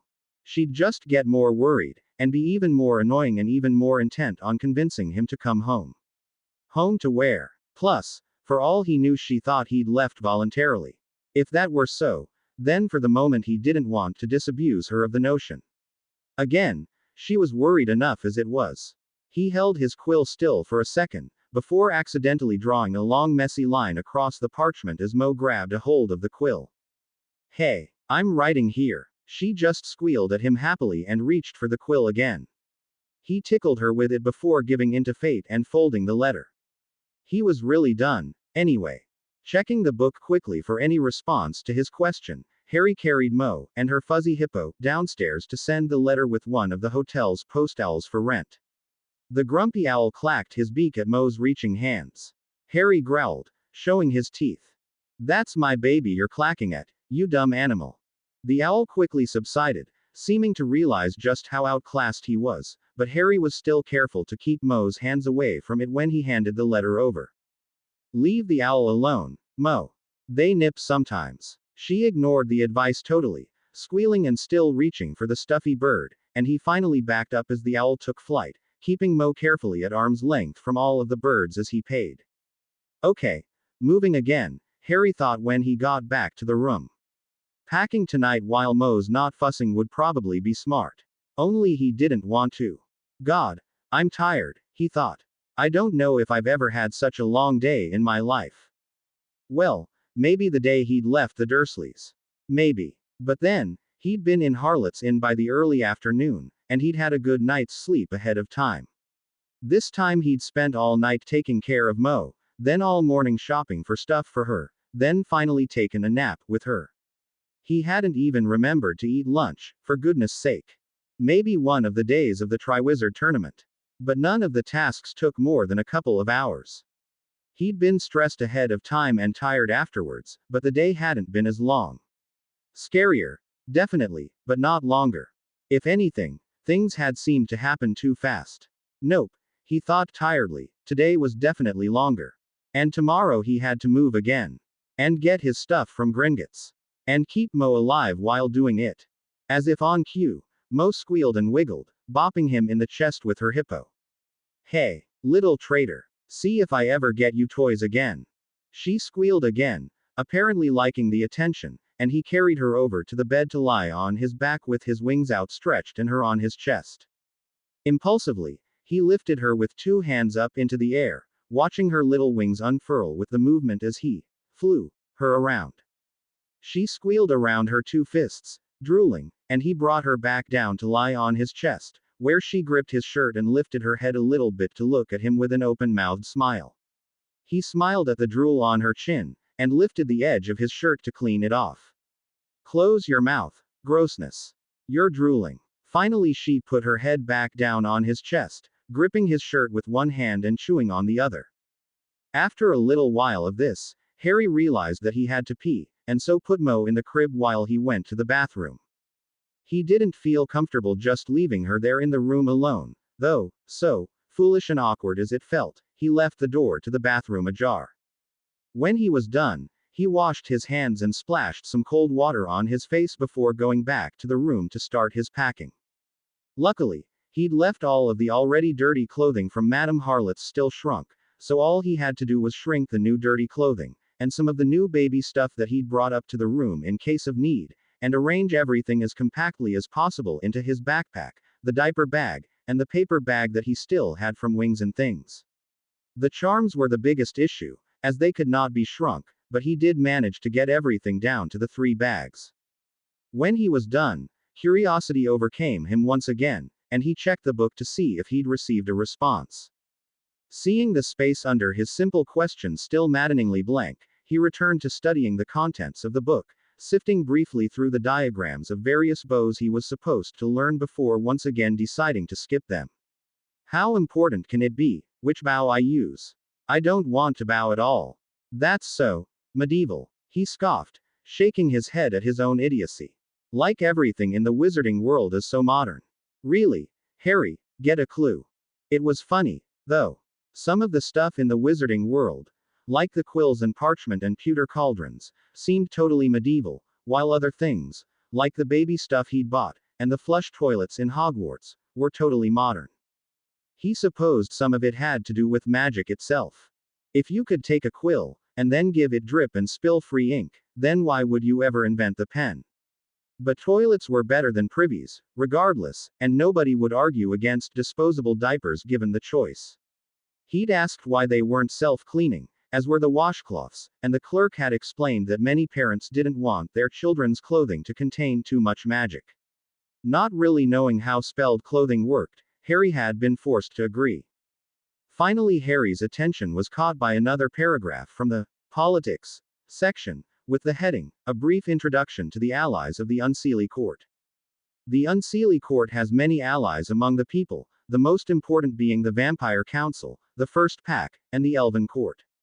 The Sea Court is also an ally, but it is rare for anything to come of this alliance given the inability of most land problems to trouble the sea, and vice versa. We have allies among the humans as well, including many, but not all, of the wizarding governments, but they are less likely to involve themselves in people affairs than our people allies. You may be surprised to hear that we consider the elves some of our more valuable allies. Though personally and culturally it can be very difficult for our two peoples to get along, intellectually and ethically we know the elves to be moral, intelligent beings and worthy allies. They have a court much like our own and, politically, we do our very best to be polite and accommodating when our two peoples meet. With a child, this can be very difficult to do, and it is best to just avoid contact with the elves until the protective instincts of a new parent start to fade. When the issue does come up, the elf or city that caused the problem apologizes in writing, and the other party generally politely accepts. See the Allies section of Proper Comportment for details on how such an apology or acceptance should be worded. No wonder it's such a big book, thought Harry briefly. It sounds like it includes an entire etiquette book. Ooh, and that reminds me. I've still gotta send that letter to Karn. The lycanthropes and vampires are organized very differently from the elves or the Fae. The lycanthropes are arranged into relatively small, as few as 10 individuals, and as many as 50 packs, with an alpha running each pack. The alphas are chosen by a complicated mix of majority choice and physical and mental prowess, and political change within a pack tends to come rather violently, sometimes but not always involving the death of the previous alpha. These packs are then governed by the so-called First Pack, whose members include the alphas of the 49 largest packs. However, there are wares that choose not to claim membership in a pack. These solitary wares do not technically fit into the pack structure, and tend to be quite disorganized. This arrangement can be quite dangerous for a were, however, as any wares not governed by a pack fall by default under the control of the human government of the country they inhabit, and these governments tend to be heavy on control of the werewolves, and lax on protection. Currently the First Pack is in conflict with the Ministry of Magic in Great Britain, which seems to see the wares as some sort of inferior, dangerous breed of human, and frequently tries to control even packed wares without their, or the First Pack's consent. This is in direct defiance of one of the mutual treaties between the people governments and the ministry, that stipulates that the people governments be allowed to rule their own subjects without interference from the ministry, and is one of several reasons that the Ministry of Magic is regarded as a neutral power to all of the people governments, and not as an ally.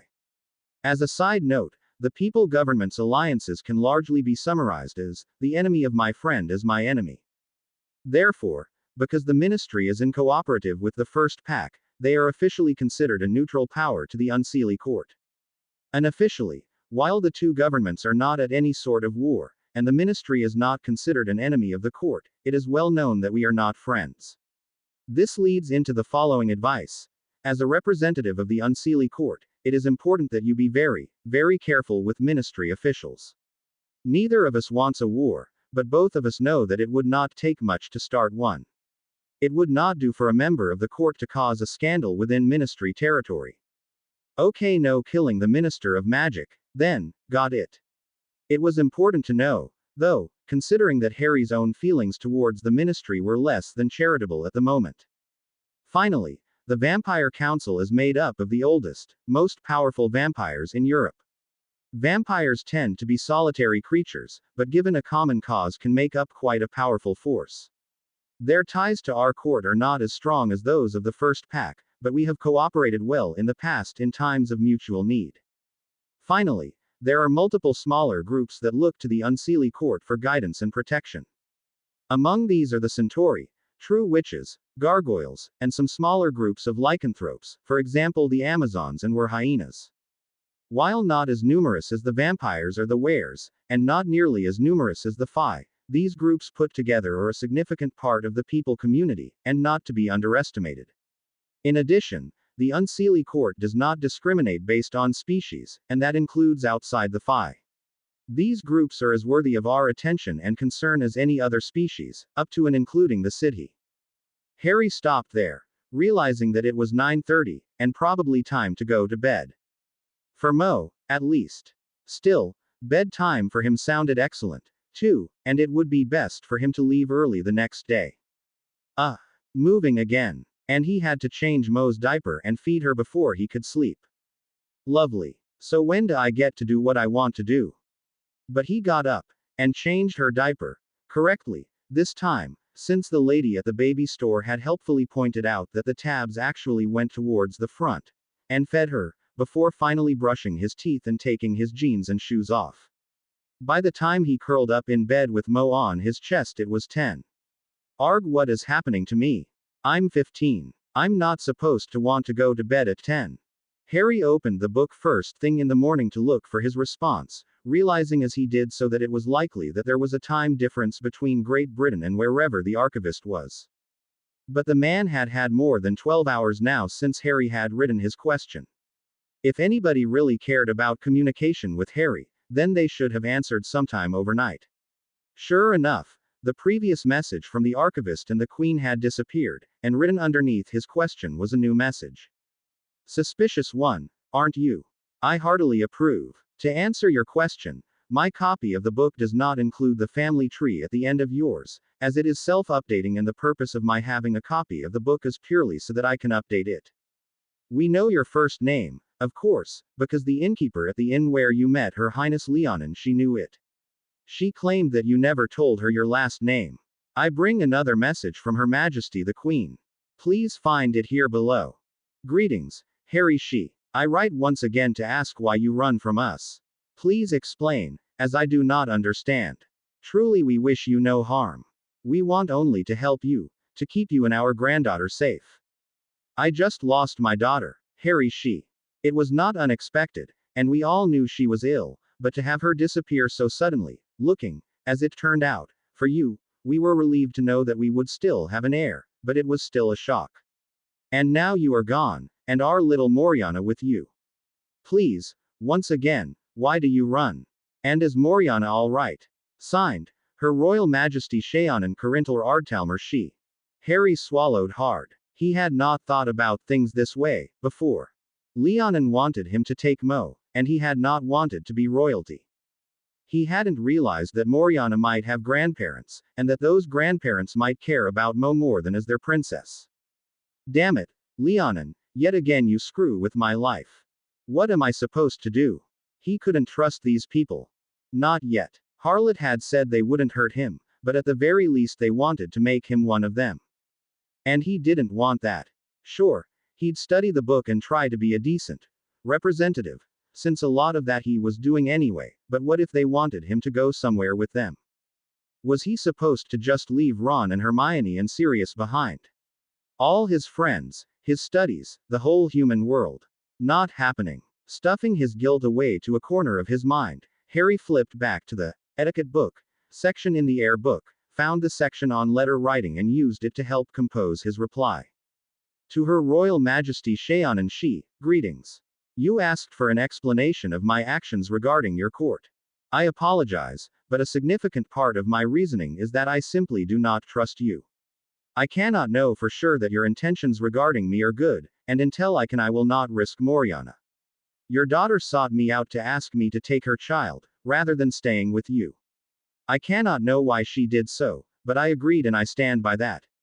I've been caring for Moriana as best I can. At this point Harry faltered, looking down at Moriana sleeping in her carrier against his chest. She seemed fine, and she wasn't crying, but what did he know, really? What if she's sick or something? I don't even know how to tell.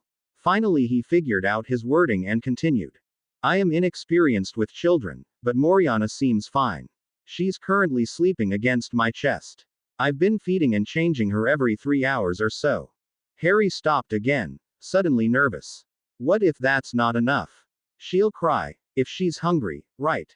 Suddenly he was really glad that he was in contact with the court. Maybe Shayan and she could tell him if he was doing okay. I am sorry for your loss. I knew Leon and she barely 15 minutes, during which she handed me her child amid frantic explanations that she was dying and that Moriana wouldn't survive in another's care. She never told me why, and she never told me she was royalty. I don't know what I would have done if she had. You ask me why I run from you. That is my other reason. I am sorry, but while I accepted Moriana, and will not give her up, I never wanted this. I just want to be left alone. Harry read his letter and grimaced before continuing. I understand that this means that you will hunt me, but I mean what I said. I am not a violent person, but try to take Moriana from me, and I'll kill you. It's true, Harry realized. He would kill to keep Moriana. It had only been 2 days, but she was his, and he would do anything it took to keep her safe. He wouldn't want to, but he'd do it. And that was even if the weird instincts he'd developed didn't come into play. If they did, researchers attempting to study the species in captivity have known to be ripped limb from limb by even the female of the species.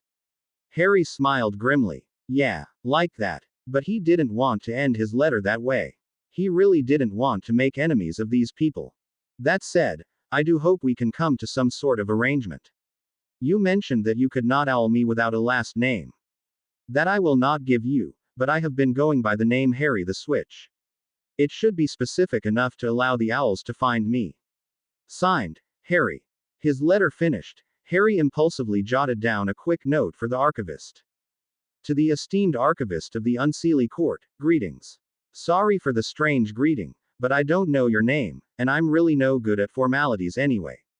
I have another question. What's with all the bats? He'd noticed the symbol all over the place in the book, used as a decoration at the top of a page here, a section marker there, a little black bat with his wings outspread beside him. He found it very appealing, for some reason, but it seemed strange in such a formal text. And it might not be a bad idea to get in contact with this guy. The archivist was his only connection with a city who was not royalty, and who better to ask questions about stuff than the guy who literally wrote the book. Finished writing the message, Harry fed and changed Mo before grabbing his stuff and heading out of the hotel. If what Big Anna said was true, then he'd want to get away from Nocturne Alley as quickly as possible. He had one errand to run before leaving the alley, and so headed for the Wings and Things to pick up the shirts he'd commissioned to hide his wings. The walk there made him really nervous, and he found himself constantly looking around for watchers. Once there, though, he relaxed a bit, and walked to the counter to ask for his clothes. When he approached the shopkeeper to ask for them, though, the gnome gave him a strange look. Why? Say the Switch what came last week. Yeah, you sent me over to Madame Harlot's. Why? What's up? Why? Look a mite different, is all, the old man said hesitantly, scratching his jaw. I got the charms you suggested, Harry suggested, before trailing off in confusion. He was still on Nocturne Alley. He hadn't invoked the charms yet. The only thing that looked different that he could think of were his teeth. I still need the knife, Harry reminded himself. No, not the charms, the gnome said dismissively, was talking about her face. My face? Harry questioned, before remembering. Of course. When he'd been in the shop before, he'd not yet received the letter from his mother, and so not yet taken the potion that came with it and changed his face. But he'd thought it was subtle. I was under a mild glamour, he explained to the gnome. Can you not recognize me? The gnome studied his face. Well, I can now that you mention it, but it's like you're your own sibling or somewhat. And that from someone who's used to my hair and tattoos, Harry thought, panicked. Ron and Hermione might not recognize me at all. I really thought it wasn't that bad. But of course, he'd watched his face change, and he'd been used to much greater changes. He'd known that casual passersby wouldn't recognize him as Harry Potter, counted on it, Really, but he'd thought that once people looked past his tattoos they would recognize his face. This was apparently not so, and it threw him. My own sibling. Mum was right, after all, I look more like my dad. Which meant he didn't look like anybody. Not himself, not his mum, just like some stranger. And not even really like him, if he looks at all human. The thought that his father might be Sid pleased him, somehow. At least then he'd be connected to someone. But if his father was Sid, then how did his mother know him? She'd said they'd been friends at Hogwarts, hadn't she? Surely somebody would have mentioned it if somebody at Hogwarts was openly people. Surely his mother would have said something if she'd known. He could have done like me, and hidden with charms. Finally he shook his head, dismissing the question. His real father was dead. Nobody was going to accept a 15-year-old Sid as their child, even if he wanted them to. And I don't. So no problem. Abruptly he realized that the shopkeeper was waiting for a response. Interesting, Harry finally said. Thanks for letting me know. I thought the glamour was more subtle than that. That's silly, the gnome commented. What'd be the point of the glamour then? Harry didn't feel up to explaining, so he just said, good point. All right, said the shopkeeper, getting back to business, I've got your shirts. Was there anything else needed? Fair the little one, perhaps. You have baby stuff. Harry thought about it and suddenly remembered some things he'd been unable to get on the previous trip. Do you have one of those baby carrier backpack things, with the straps? I've got almost everything else I need for her, but those things won't fit around either of our wings. And I need shirts for her, too. That's easy, said the shopkeeper. You want one that goes on your back, or on your chest? Chest, Harry said, and with her facing me. They work both ways, said the shopkeeper as he walked over to a rack. Here, go ahead and pick one out. We don't have a lot of kids' clothes, but you should do well enough. The infantwear is over on the left wall. And so Harry had eventually left the store with Moriana supported in front of him and all of his clothing and Moriana's in paper bags at his sides. It was a lot better than moving with his bags in one hand and Mo in the other, but he was still glad when he finally got to the leaky cauldron. As he walked in, he realized that this was the first real test of his disguise. He'd spent 3 weeks here as Harry Potter the summer he turned 13. If Tom didn't recognize him, nobody would. Except maybe Dumbledore. He notices a lot, when he wants to. Excuse me, sir? Harry asked, putting his bags down and putting a hand on Mo's head. How can I help you? Tom asked, turning from where he'd been shelving something behind the bar but giving no indication that he recognized Harry. I was hoping you had a room free upstairs, Harry said. We do. How long do you want it for? A week. And under what name? And there it is. He doesn't know me. Harry was at once relieved and upset. It made it a lot easier for him to hide, if nobody would recognize him, but it would make it harder when he saw Ron and Hermione again. He could only hope they would be understanding. In the meantime, though, Harry was ready for the question. He'd thought it over while trying to fall asleep the night before, and decided that Big Anna's idea of taking a pseudonym was a good one. If it got out and into the news that Harry was marked up and running around with a baby, it would also get out that he was living in the leaky cauldron. Dumbledore, at least, would certainly find him. He'd cast around in his mind for names, and eventually decided that he liked the name Tobias. From there he'd just needed a last name to go with it. He'd thought briefly of just keeping the last name Potter, but then decided that if he was going to change his name, he might as well go all the way. He didn't want to give anybody any clues. Who do I want to be named after, then? Evans was also too obvious. Any of his professors' names would be weird. So would Sirius. Sirius was a lot of things, but he wasn't his father. I'm a bastard. Naming himself after anybody living would be pathetic. Finally it came to him. He'd follow Harlot's example. He'd asked her once why she was called Harlot, and she'd responded that she'd taken it during her time working upstairs in the Foreplay Gentlemen's Club. Harry had apologized for the question, but Harlot had just grinned. She'd never been one to soften or run from the truth, and he'd be the same. And so he confidently responded to the innkeeper. My name is Tobias Batar. Having checked into the hotel, Harry went up to his room, dropped his bags and collapsed into an uncomfortable armchair. At least I don't have to do anything more today. Well, other than the normal baby routine. Speaking of which, it had been 3 hours. He had to change Mo's diaper and probably feed her. But I'm moved in and have my new name. Maybe now I can stay in one place. At this point, just staying in the room, taking care of Mo, studying the book, and doing his homework sounded bloody wonderful. I have to get to Gringotts tomorrow, though, he realized. Some of that stuff'll be really nice to have. August 7th. I'm Harry Potter, Harry said anxiously to the goblin behind the desk, uninvoking the charm on his forehead so the goblin could see. I need to get some stuff from my vault. Harry worried for a moment that the goblin would challenge him, but he just gave a slight smirk and led Harry to a cart.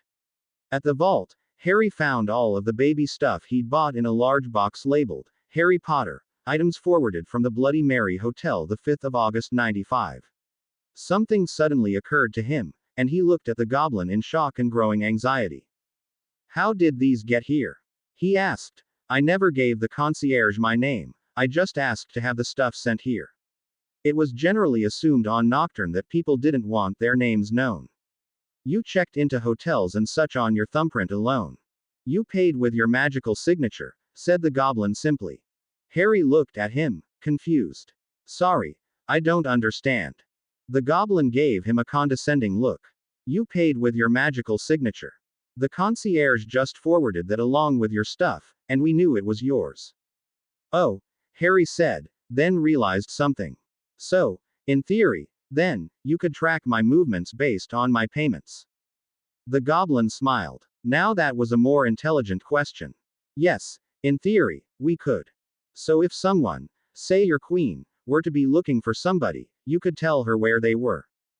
The goblin drew himself up quickly, the look on his face telling Harry that he'd offended him. Big time. Her Majesty the Queen would never ask such a thing of us, and we would never share it.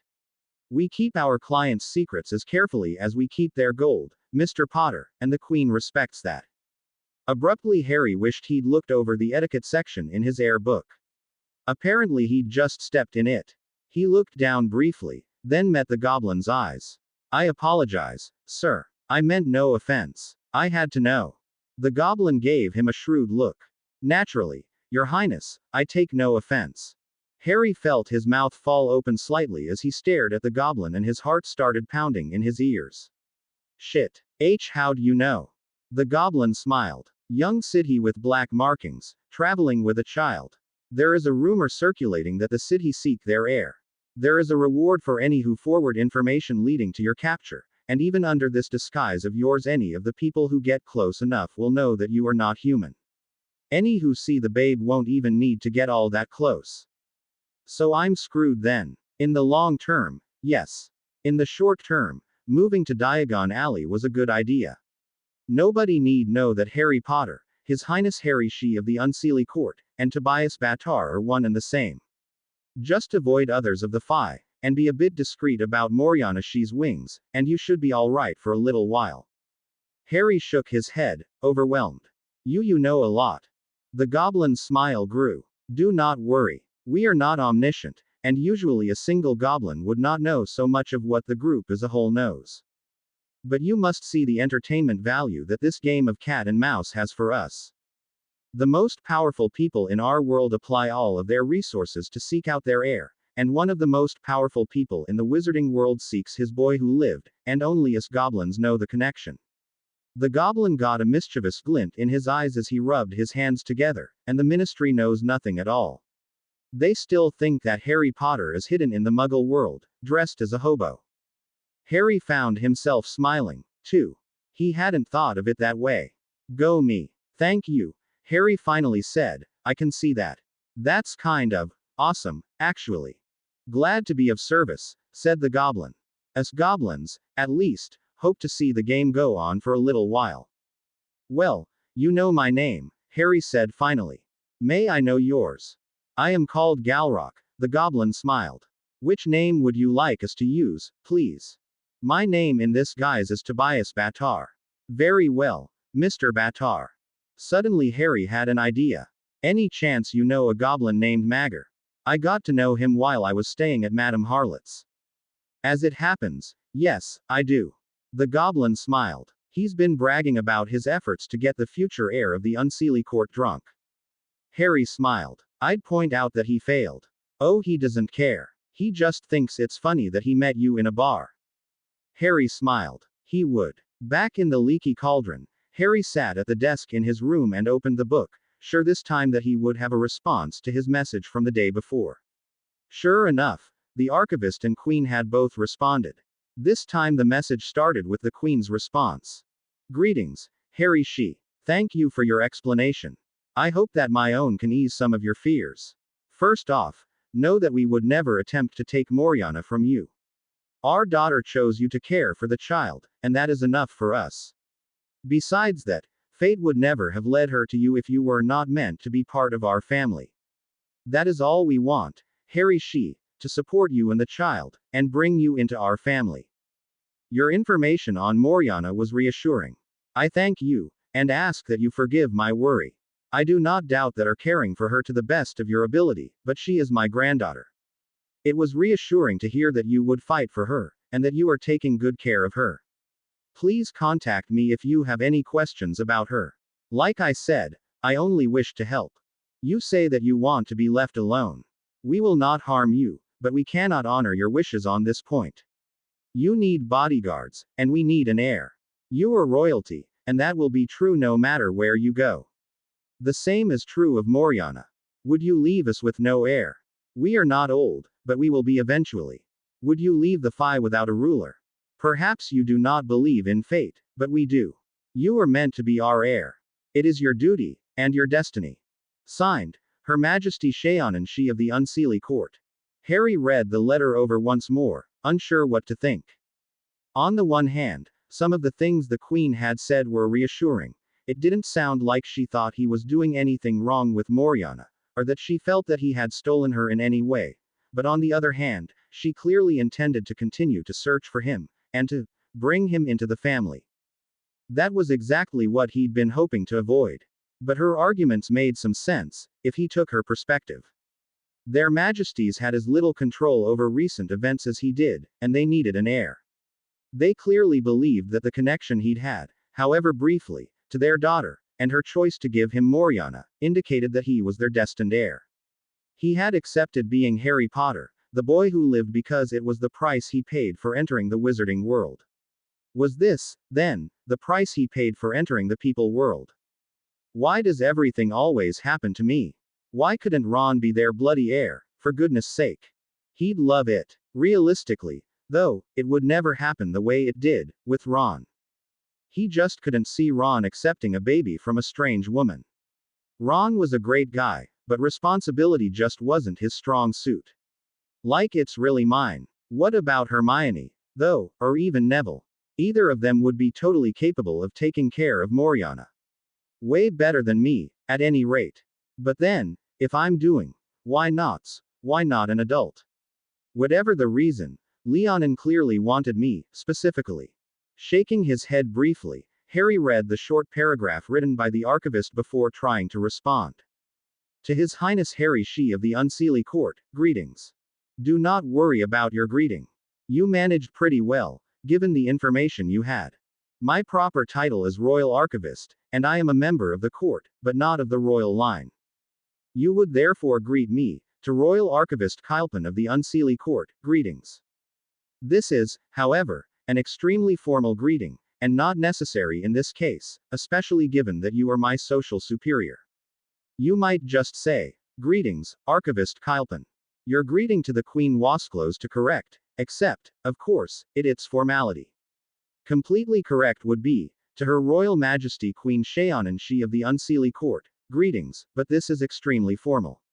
As the heir, you have the right to greet the Queen as she greets you, greetings, Shaonan Shi. To answer your question, bats of any type are sacred to the city, and the symbol of the royal court. We view them somewhat as humans view various primates. They bear a superficial resemblance to us, and by legend are our cousins. We tend to identify strongly with them, and, sometimes, they with us. As a result, we frequently represent them in our decorations. There is also a strong taboo against harming them in any way. Harry frowned, confused. Dang, but the greetings are complicated. How am I supposed to know that he's of the court, but not royalty? And then I've gotta know his full title, too. And they wonder why I don't want to deal with this shit. But the thing about the bats was kinda cool, actually. He liked bats. Realizing that he should respond to the Queen first, Harry decided to remain formal and wrote out his reply. To Her Royal Majesty Queen Shaonan, she of the Unseelie Court, greetings. It is good to hear that you do not wish to separate me from Moriana. That would get ugly, and I truly do not want there to be any conflict between us. I also thank you for your concern for my welfare, but your worry is unnecessary. I am quite safe where I am. Though I'd be safer if I hadn't had to leave Nocturne Alley, Harry thought briefly. It wasn't quite true, though. Dumbledore and the Ministry had allowed Harry to stay on Diagon Alley when he was 13 because of the number of good wizards and witches in the area. On Nocturne he had safety in obscurity, but the openness of Diagon Alley was probably safer from the dark wizards that were after him. He was also much less likely to get mugged, come to that. Not that anybody on Nocturne would be dumb enough to try to mug anybody with a child in tow. I am concerned about your wording on other things, however. You say you will not leave me alone as I wish, and that you wish to bring me into your family. I am sorry if it sounds disrespectful, but did it not occur to you that I have a life of my own that I want to live? My life has already changed enormously in the last weeks. Leon and she begged me to take Moriana, knowing that she was asking a lot of me. How can you ask me to give even more of my life to your court? I've only even been people for 2 weeks, and now you are hunting me. What duty can I possibly have that I am not already doing? Even the Air book says that Moriana should be my first priority.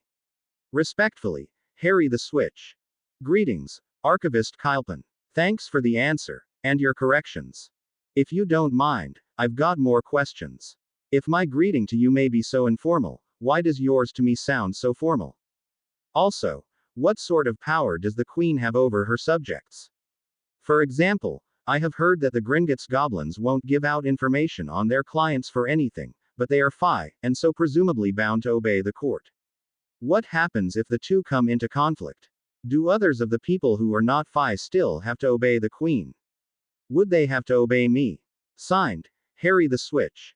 Harry read over his response quickly, deciding that it was all right. He'd have liked to just openly ask the archivist whether or not he could trust the goblins. Word that they wouldn't betray him to the Queen, but, if they would, he really didn't want to give the archivist the idea, or let him know that Harry was still in London. Too bad I'm not real good at subtlety, Harry thought. They'll probably figure out what I'm really asking, anyway. But still, the attempt at subtlety had opened up a couple of other questions that he also actually wanted to know, so maybe they would serve as enough of a distraction to hide Harry's real purpose. Just as Harry was finishing the letter, a squawk at the window announced Hedwig's return from wherever Ron, Hermione, and Dumbledore were. He figured they must all be together, since Ron and Hermione had referenced something Dumbledore said, and they wrote to him on the same piece of parchment. He let Hedwig in and gave her some meat he'd kept from his lunch, but set the letters down on the desk as Mo woke up from her nap and started fussing. He fed and changed her, intending to get back to the letters right after, but then he realized that he'd practically ignored her all morning already. And so he picked her up again from the changing table, and instead of sitting at his desk, lay back on the bed with her on his chest. He liked having her there.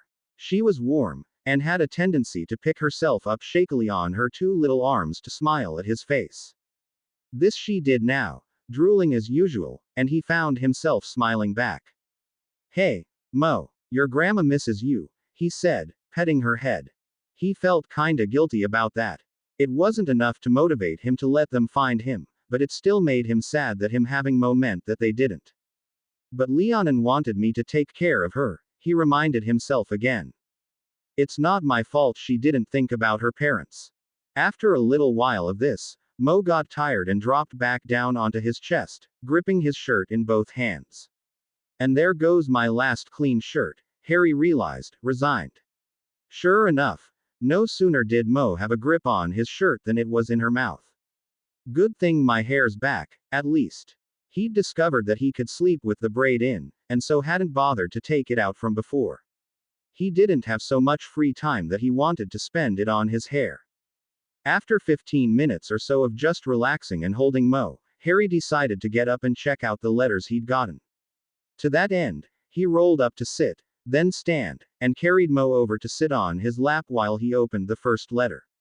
Predictably, it was from Dumbledore, and contained another plea for his return. Dear Harry, it said, while I do not doubt that there is some reasoning behind your behavior, I still must ask that you return to us. Everyone is very worried about you, and it is not safe. As yet the Ministry thinks that you are still at Privet Drive, but we are unsure of Voldemort's knowledge. At any rate, any Death Eater to come across you will no doubt want to deliver you to him. We have a safe place for you to live, and you can see your friends as well. They miss you, and worry about you at least as much as I do. Again, I insist you come home. Signed, Albus Percival Wulfric Brian Dumbledore. Harry shook his head. This one was more strongly worded than the previous two, but Dumbledore had it all wrong.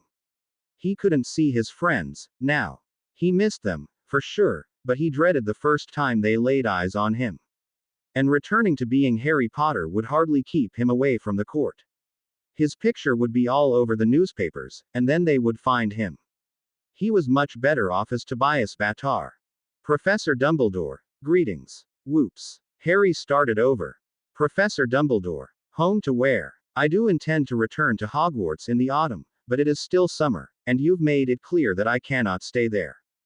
I was to live with my relatives. Well, now I can't live there, either, so I have found a place to live, and am comfortable there. I know you think it is unsafe, but I disagree. I'll say to you what I responded to Ron and Hermione. If I can elude you, how is Voldemort supposed to find me? Like you said, he might not even know I've left Privet Drive. Signed, Harry Potter. Reading over his response, Harry grimaced a bit as he realized that he wasn't being entirely honest about his reasons for staying away. In truth, he knew that he'd probably be a bit safer, physically speaking, living wherever Dumbledore wanted him to be. The problem was, Dumbledore wasn't the only one he was avoiding. What if I told Dumbledore that I was hiding from the city, too? Maybe he could help me. But then he'd have to tell Dumbledore why. Hey Dumbledore. Not only am I the boy who lived, I've also kidnapped a princess of the Unseelie Court, and am the heir to the Unseelie throne. So not only am I being hunted by Voldemort, I'm also being tracked by the Unseelie Court. Please help hide me. Suddenly something occurred to him. Shit. Who was he kidding? Dumbledore was the chief warlock of the Wizengamot, and the chief warlock of that international council thingy. Politically, he couldn't possibly help hide Harry. In fact, he'd probably have to hand Harry over himself as soon as he knew who Harry was. So that argument was worse than useless. The only argument he had left was that he didn't want to, and that Dumbledore was wrong that Harry was unsafe away from him. Even if it's a lie. But it wasn't a lie, not really. Harry hadn't yet felt unsafe in any way. If he had, he would have returned, for Moriana's sake if not for his own. But nobody had any reason to believe that Tobias Battar was Harry Potter, so why would they even bother with him? He was no more unsafe on Diagon Alley than any other wizard. Deciding that he was finished with the letter to Dumbledore, and sealing it, Harry opened up the next. This one was from Hermione, and, as predicted, included a detailed and well-organized list of his summer assignments, with Hermione's suggestions for how to go about getting them done. With the list was a note. Harry, I've sent you your list as you asked, but I'm not really happy about it. I still think you should come home. If anyone would know where you should be to stay safe, it is Dumbledore. Just because he can't find you doesn't mean you're safer. It could just be luck. Ron and I are doing fine, thanks for asking. We're a little bored here, but it's nice being together. But we miss you, Harry. Really we do. Why won't you come back? Harry blinked, finding his eyes starting to burn. I can't. Too much is going on. What was he supposed to do? Everybody wanted something of him, all of a sudden. The court, Dumbledore, his friends, everyone. Dumbledore wanted him. Somewhere safe. Shayan and she wanted him at court. His friends wanted him with them. But nobody knew who he actually was. Shaon and she wanted an heir. Dumbledore wanted the boy who lived. Ron and Hermione just wanted Harry Potter, their friend. But none of those people were even existed anymore.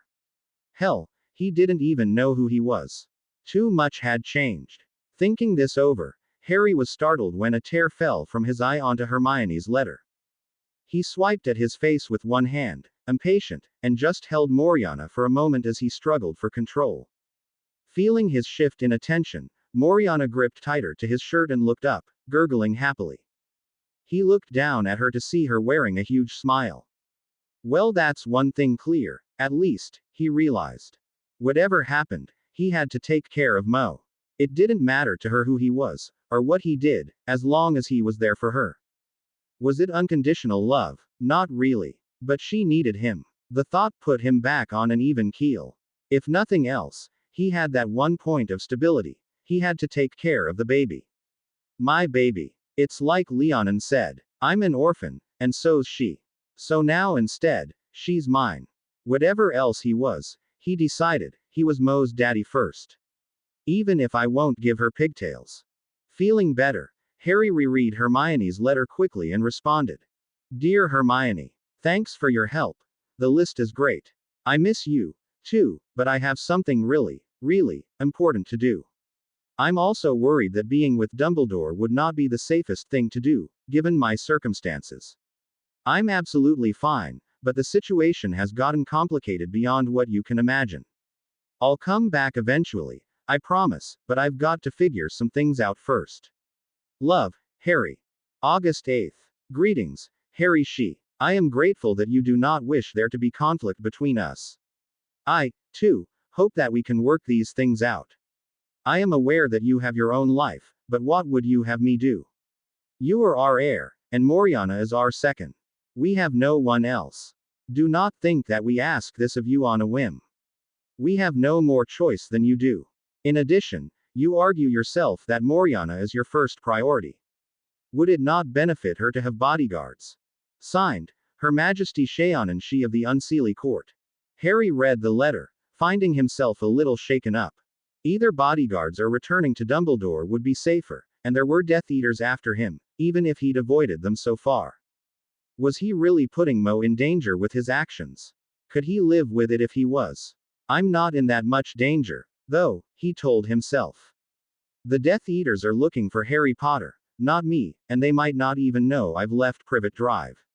Moriana's their second. If anything, there'll be people after her if they know who she is. Shaking his head, Harry went on to read the note from the archivist. To His Highness Harry She of the Unseelie Court, greetings. Please do not worry about your questions. They are an interesting break from what can otherwise be a tedious job. My greeting to you is of mid-level formality, because though the situation is somewhat informal, you are far above my station. The Queen's power is absolute. In most situations, however, the royal city have, over generations, purposefully set some limits to their own power. One of these limits regards the Gringotts goblins. They have been given the right to maintain their confidentiality, because their sense of honor will not allow them to obey the Queen if she asked them to break it, and we did not want the conflict. Others of the people are not technically obligated to obey the Queen directly, however many of their leaders look to the court in governing their own people, so the laws are largely the same. In addition, all are required to show some measure of deference and respect for the rulers of other groups. The same applies to you. Generally, the people are cooperative enough that a ruler in one group is seen as a ruler of all, so even those who are not Phi will defer to you. For more on this, read the comportment section in this book, under, Towards Foreign Dignitaries. That was interesting. But his mind was still somewhat preoccupied with the Queen's message, so he decided to reply to that before thinking on the archivist. To Her Royal Majesty Queen Shaonan She of the Unseelie Court, greetings. Bodyguards are only necessary when there is actually someone out to get you. Telling me that becoming your heir is going to require bodyguards is hardly a good way to convince me to do that, especially considering my desire to keep Moriana safe. Signed, Harry the Switch. Greetings, Archivist Kylpin. Thank you for your answers. You've given me a lot to think over.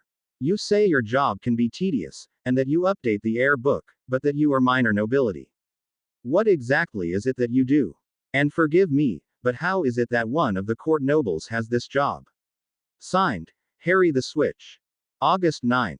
To His Highness Harry She of the Unseelie Court, greetings. To answer your question, I am the Royal Archivist. I am responsible for maintaining the various official books of the Unseelie Court. This includes the one you are currently using, as well as similar books given to the Queen and Consort, and one that chronicles all of the actions and events of the court. As these books can affect the actions of the Queen, Consort, and heir, it is extremely important that they remain accurate and up to date. It is an important job, and one requiring a high level of education. As such, it is given to one of the nobility who shows the aptitude. I've been asked to transfer the following message from His Royal Majesty the Queen's Consort. Greetings Harry She. Congratulations. My searchers tell me that they have lost your track, for now. Make no mistake. We will find you, but I do find myself somewhat impressed. Turn yourself in, Harry She. You can run until you are found, but running with an infant in tow cannot be easy, and you will be found. We will not allow you and the child to live in danger, however safe you may think yourself to be. Signed, His Royal Majesty Consort Mohira Carol Ardcrandon She. What are they doing? Playing good cop, bad cop? Harry wondered, heart beating fast. If they were, it was working. He was thoroughly freaked out. Consort sounds like he's not somebody to mess with. He was screwed. Absolutely, totally, and utterly screwed. No wonder Harlot warned me about pissing off the court. It's not the Queen who's the scary one, it's the consort. He decided not to bother with a reply. It seemed that they were done trying to convince him. Or at least, done trying to convince me nicely. Apparently, now, it was down to how long he could hide. August 11th. Harry was going crazy. Stuck in a hotel room with nothing to do but study and do homework and no company other than a 5-month-old baby was not nearly as appealing as it sounded. He wanted to keep a low profile, but this was getting ridiculous. He'd almost rather be caught. But where could he go? He had everything he needed in the room with him, and he could easily get his food downstairs. All of the baby stuff had been delivered from Gringotts as he'd requested, so his room looked like a nursery, and suddenly seemed cramped. So I don't need anything. Why don't I go out for something that I want? Going out with Mo was a pain in the butt, but it had to be better than hanging out here. And the chance to go out and just do something frivolous sounded lovely. Just a short trip, he thought. Like an hour, then I'll come back. But what could he do? Normally he'd go to Florine Fortescue's for ice cream, but he couldn't stand the stuff anymore. Take milk, sweeten it, and add weird flavorings. Yuck. He also used to go and check out the animals in the magical menagerie, but the very last thing he needed was a pet. What about the joke shop? What use would I ever have for practical jokes? He thought glumly. They'd just go off at the wrong time and wake up Mo. And wouldn't that be fun? Something to do that's just for me. Suddenly his mind flashed back to Outcast's art, and the foot-tall complaining that he never got to do one of the greater Phi. Getting a tattoo wasn't strictly fun, but it appealed to his sense of doing something for just him, and not worrying too much about the consequences for once. Tobias Batar was hardly supposed to be the type to worry about people's opinions, after all. Grinning, Harry hauled out the air book and did a quick, but careful sketch before changing and feeding Mo, and heading out. Hey, you're back. Harry grinned, relaxing a little. It had occurred to him, as he left Diagon Alley and crossed into Outcast's Alley, that this trip was probably a very bad idea. He had forgotten that his main cover was the fact that he was supposed to be human. Young Sidhi with black markings, traveling with a child. Even the little Phi in front of him could decide to report him, if he knew. He'd uninvoke the charms he used to make him look human, not wanting to lead anyone from Outcast's Alley back to his hiding place on Diagon Alley, and he'd walk to the tattoo parlor under the invisibility cloak, but he had to reveal himself to the tattoo artist, and that right there could be a problem. But still, risky as this was, he'd rather get caught than spend his entire life in the leaky cauldron. Yeah, I am, he said. I decided to let you give me a tattoo. Really? Asked the small Phi, grinning. Great. You want a wizarding tattoo or a muggle one? And of what? And where? Harry had thought about it a bit, decided that he didn't want anything really dramatic or colorful, and immediately thought of the symbol from his book, a small, flying bat drawn in simple, black lines. The archivist had said that bats were sacred to the court, and that the symbol represented it, and Harry had found it really fitting. The little black bat even flowed well with the marks on his arms, which is what had given him the idea. Besides, he liked the little thing. It was cool and creepy, but strangely appealing. Handing the copied picture over to the foot tall, Harry said, "This, Muggle, and on my shoulder right where the markings end." The small fly frowned. "You'll have to show me, and I'll need your shirt off." Harry took a deep breath. Young Sidney with black markings, traveling with a child. He'd have to show his markings, of course. Maybe he won't know. Deciding to just go for it, Harry took Mo's carrier off, then maneuvered her carefully while he also removed his shirt. When the foot tall didn't say anything, Harry pointed with a finger to a spot close to his neck. "Like here-ish." "Absolutely," said the foot tall, but something in his voice made Harry worry, and he looked at him closely. The small fly was staring between the marks and Mo, a frown on his face. Finally Harry couldn't stand it. "You gonna report me?" The fly frowned down at him, and Harry was suddenly reminded that the fly, though small, was in fact an adult and probably older than he was. "As stupid as you're being right now. You'd deserve it." Harry blushed, embarrassed. "I got tired of hiding out. It was just going to be a quick trip to Nocturne Alley, where everybody and their mother is looking for you. For the sake of a tattoo." Yes." The fly shook his head, but started to smile. "You're an idiot, but I won't turn you in." Harry breathed out, quickly. "Thanks. Don't worry about it. I just want to be able to tattoo you." "What's so special about having done one of the big five?" "Bragging rights," responded the foot tall. "I've done just about every other species, but I haven't done any of the big five. And I've never done a prince." "Don't call me that. If I'm a prince then you've gotta be all weird. I hate that." The fly frowned. "True. Fine. You're just another customer. But you're still Big Fi. You know that the tattoo is not going to show up much right next to your markings like that, right?" "That's the idea." "Oh," said the little Fi, "all right then." Harry breathed out in relief. "I am so lucky. And so stupid." Still, a tattoo like the one he was getting, that blended into his markings some, would help him in the long run to make people believe that the markings were also tattoos. So it wasn't that stupid. Or so he told himself. Harry looked over at the clock and groaned. Hooray! It's morning. Mo had been awful that night, fussing and crying, and no amount of care on Harry's part would get her to settle and let him sleep. In the week since he'd adopted Mo, he'd stopped even hoping for a full, uninterrupted night's sleep, but he'd have liked some sleep. His annoyance at Mo vanished, though, when he heard a tiny whimper and looked down at her in the morning's light. She looked okay, but her nose was running. As he watched, her face screwed up and she sneezed hard. "You know you're not allowed to get sick, right, little monster?" "'Cause I don't know what to do with sick babies. I only know what to do with healthy babies." Her only response was another sneeze and more mucus out of her nose.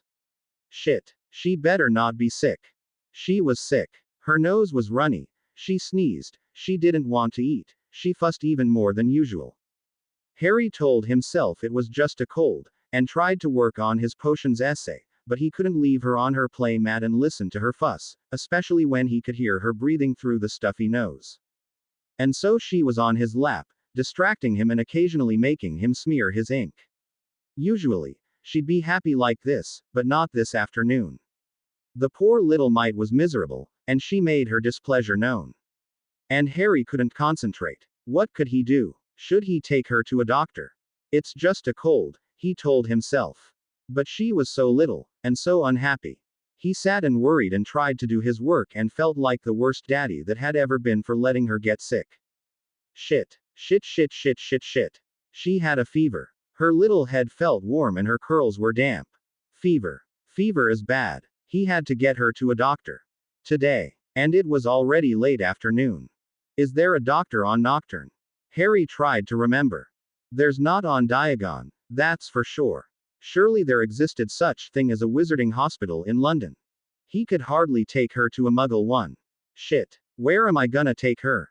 Maybe he could go to Hogwarts, take her to Pomfrey. Will she even be able to treat a big Phi?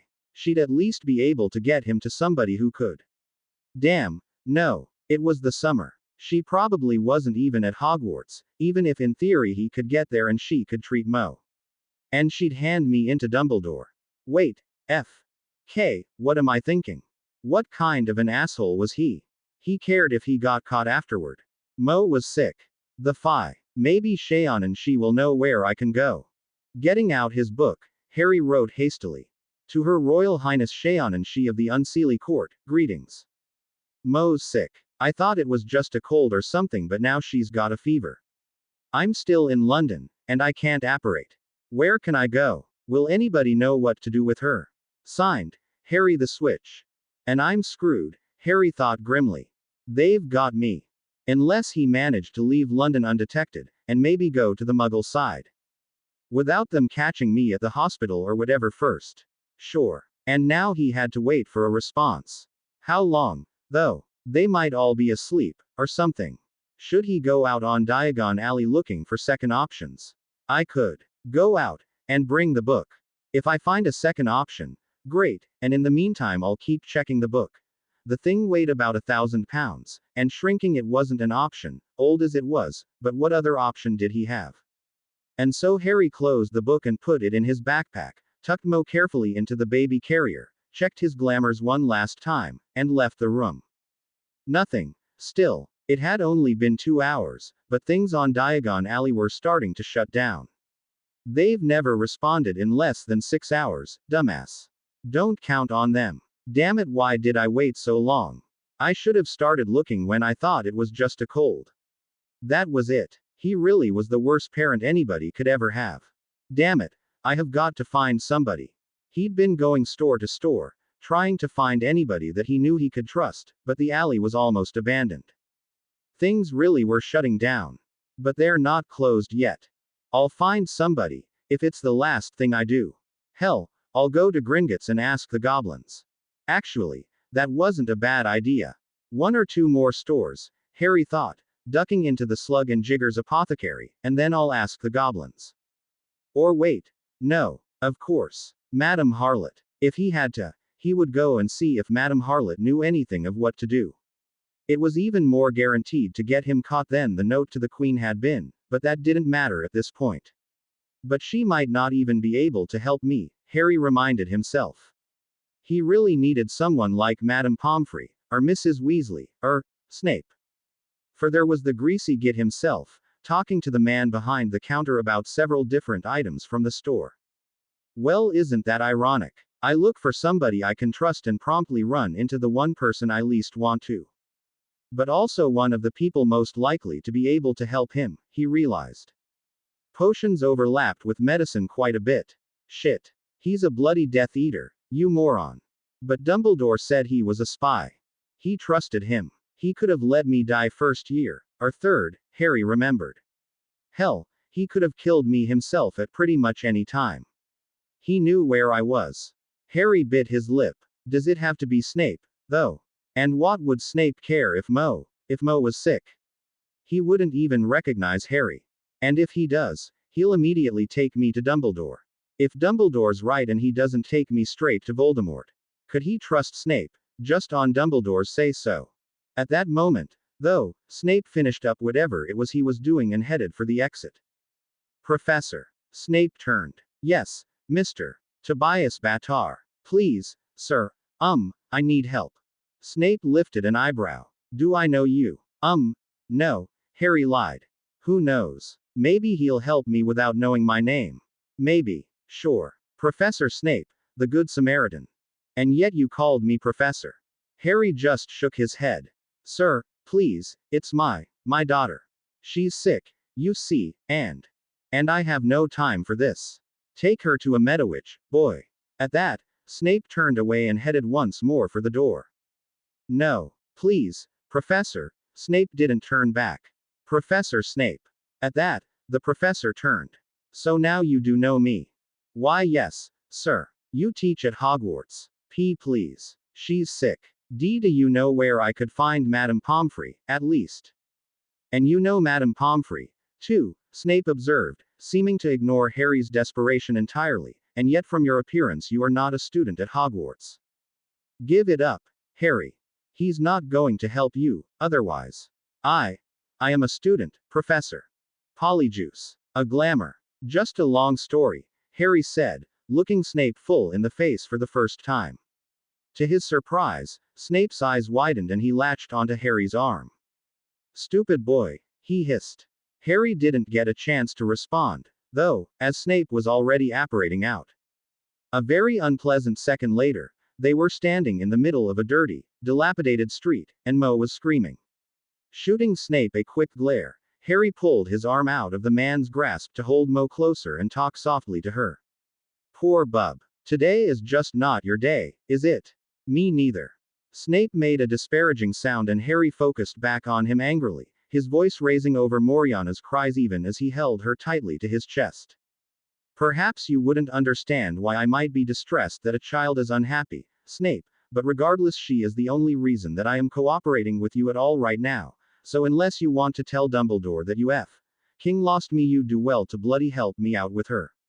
She's sick, okay. Now are you going to help me, or just keep dragging me around? Snape sneered at him. Don't fool yourself, Potter, there is no danger that I will lose you, regardless of your cooperation. Not that I am likely to lose it. It is blatantly obvious to me that you are desperate. You approached me, Potter, and you are not going to run now just because you dislike me. Now if you want help for your daughter, whoever she really is, then you will cooperate. Harry just stared at Snape, knowing that everything the man said was true. He wasn't going anywhere. All he could respond was, "It's Batar, and she is my daughter." The look Snape shot him was so derisive it made Harry flush, but the man didn't comment, simply thrusting a slip of paper into Harry's hands. Harry looked down at it, reading, "The headquarters of the Order of the Phoenix is located at number 12 Grimmauld Place." What's the quiet? Snape commanded harshly. Startled, Harry watched as an old, dirty house appeared, squeezing into existence between two other houses on the street. When it had settled, Snape grabbed Harry's arm again and hauled him up to the front door and into the house. For a second Harry thought he'd made a disastrous mistake. The entryway of the house positively screamed dark wizardry, but then Snape hauled him into a dining room off one side and commanded, "Put the child on the table." Harry hastened to obey, his worry for Mo overwhelming any other thought. She was still too warm, still sweaty. As he put her down, she let out another of her rough little sneezes, then started crying even louder than before. He hauled a washcloth out of his diaper bag to clean her face of snot and tears, feeling helpless. To his credit, Snape didn't wait around, and immediately started running his wand down Mo's little chest and abdomen, silently incanting. All Harry could do was give her a finger to hold and watch. Finally, Snape stopped incanting and looked up at Harry with an inscrutable expression, and Harry couldn't bear it any more. He picked up Mo off the table and held her tight to him, trying to soothe her continuing cries. Is she okay? Or, well, is she gonna be okay? Can you help her? Snape sneered. She has a cold, Potter. Harry stared at him for a moment as the words penetrated. Just a cold, really just a cold. She's all right. She had a fever. Her temperature when I started was 100 degrees. And that's all right? Harry asked, needing to know. Snape rolled his eyes. I controlled the fever and boosted her immune system. It's all I can safely do for a child that young, especially given that she is not human. She'll be fine in a couple of days. And she was finally quiet, Harry realized as he pressed his forehead to hers. Finally he looked back up at Snape and said, "Thank you." Snape just sneered at him. "I have every intention of contacting Dumbledore at the earliest opportunity." Harry sighed. So much for being polite. No, I really thought you were going to help me escape again. He was going to meet Dumbledore soon. And he needed a damned good story for it.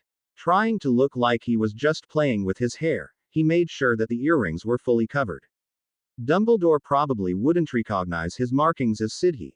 Even most of the people didn't recognize him as anything more than one of the various big folk, but he would almost certainly recognize the earrings. Let's see. Truth, or as much of it as I can afford. I found out from my mother that I was a bastard and took the potion to make my face change. Then I got all angsty and pissed off, so I went to go get some tattoos and a hair growth potion. Okay, that made some sort of sense. Sort of. Why these tattoos, though? Okay, the bat and the markings are all one tattoo, so it all represents change and uncertainty, and the bat is me, figuring out who I am and flying away. Wow, was that humiliating. He'd sound like a complete imbecile. But let's face it, that's not going to surprise anyone. The more truth in his story, the better, though. So, the Durseys got pissed off about the tattoos and kicked me out, at which point I was approached by a woman who wanted me to take care of her baby. Why him, though? He could hardly tell Dumbledore that it was destiny that led her to him, though that might essentially be the truth. Okay. Then, she was a friend of mine already. I met her in grade school. And Mo just happened to have wings. Sure. Okay. So I met her, and was curious about the wings, and we became friends after I escaped, and only later she asked me to take Mo. And I've been staying away because I needed time to adjust before facing everybody. He winced. That was a little too close to the truth, and it was sure to get him in trouble. But what other reason could he give? He'd say he needed time to adjust, but really, I've had my time to adjust. And I still don't want to face them looking like this. And now he had no choice. Snape would tell Dumbledore, and Dumbledore would certainly tell his friends. And then they'd want to see him. And then all hell would break loose. If only I could just stay Tobias Battar, he reflected morosely. Nobody cares if he has tattoos and a little baby daughter. And he wasn't ashamed of them, Harry realized. The only person that mattered to him was Mo. If anybody had a problem with Mo, they could just go F.K. themselves. But again, that was Tobias. Ron and Hermione would never understand it. They would want him to be Harry, the reluctant boy hero, and never understand why he was so different. He'd gotten used to being Tobias Battar, to being the tattooed delinquent, the bastard child who'd been kicked out of his home, the unwed parent who threw everything he had into caring for an infant he should not have had. It felt real. He really had been kicked out of his home. He really was a daddy, now. And he'd wanted the tattoo. Tobias Battar felt more real than Harry Potter ever had. He wasn't a hero, or somebody's heir. The best thing about him was that he was somebody's daddy. And I blow at that, too. But he liked being Tobias. Especially when Mo was quiet and clinging to his chest like she was now. So helpless, and so trusting. And so rubbing snot all over my shirt. And there it was. Harry Potter was the boy who lived, the shining poster boy of the light. He could never be anything other than the perfect human hero. The orphan who got over it, and went and did heroic things. Harry Potter couldn't be a bastard, or be kicked out of his home. And Harry Potter didn't have a daughter. Harry Potter could not be Tobias Battar, and Tobias Battar could not be Harry Potter. Do I have to choose, then? Abruptly Harry realized that Snape was staring at him, and that he'd just totally lost track of the conversation. Sorry, Professor. I'm kind of out of it, right now. Are you ever in it, Mr. Potter? That doesn't even sound right anymore. Harry met his eyes again. It's Battar. Snape snorted softly. The game is up, Mr. Potter. Harry fought to keep his temper. I realize that, Professor. However, I prefer the pseudonym. Snape sneered. Identity crisis, Mr. Potter. Harry once again fought his temper down. Something like that, Professor. Why do you care? It's not like you've ever had any use for Harry Potter. Suddenly Harry realized something. How did you recognize me, Professor? You're the only one that ever has. Snape gazed at him, expression completely blank, and Harry shivered. I believe that is my business, Mr. Potter. And mine, Harry contested. If there's a weakness in the disguise, I need to know. Snape stared at him. Wear color contacts, the professor answered shortly. My eyes. He recognized my eyes. What's so special about my eyes? They are what most obviously remains of your previous appearance. Okay. But nobody else. The look Snape gave him shut him up. Okay. Topic not welcome. Got it. As Harry stared, Confused, Snape turned away from him and threw flow powder into the fireplace, calling out, "Dumbledore's office." Harry closed his eyes as he heard the headmaster's voice on the other side. "Severus, my boy, what a pleasant surprise. Do you have information for me?" Harry's stomach clenched as he heard Snape's reply. "Better. I have the boy." "Harry, you found him. He found me. He approached you." "Forgive me, Severus, but that seems singularly unlikely." Snape's voice sounded very dry. "I believe there were extenuating circumstances." "Extenuating? Flow through and see." This the headmaster did, and within moments he stood in front of Harry. Harry looked back bravely, but the headmaster didn't meet his eyes. "Harry," the headmaster asked softly. "Tobias," Harry corrected. "Don't be difficult, Potter," Snape snapped. "My name is Tobias Batar," Harry snapped back. "I've been Tobias for some time now. Mo knows Tobias, not Harry. And it's 'cause you've been looking for Harry Potter this whole time that you've missed me. And Voldemort, for that matter. I've been safe like this. If you want to keep me safe as you claim, then you ought to respect that. Harry Potter has a bloody price on his head. Nobody's looking for Tobias Batar. Nobody has recognized you," the headmaster wanted to know. "Nobody even notices what I look like this," Harry confirmed. "They just see the tattoos. Well, except Snape, apparently." "Professor Snape," Dumbledore admonished, but he seemed distracted, his gaze having met Snape's. After a second the headmaster looked back at Harry, but still didn't meet his eyes. "And the little one, Tobias. You called her Mo." Harry turned Mo around to face the headmaster, but spoke to her first.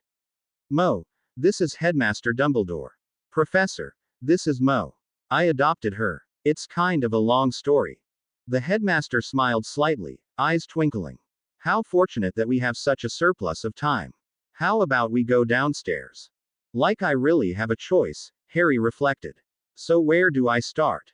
Harry asked when they were all three seated around a huge table in the basement. "I have always believed that the best place to start a good story was at the beginning," answered the headmaster. "Of course. Well, Dumbledore, it all started one morning when I realized that my clothes didn't fit, and then I started developing markings and wings and horns.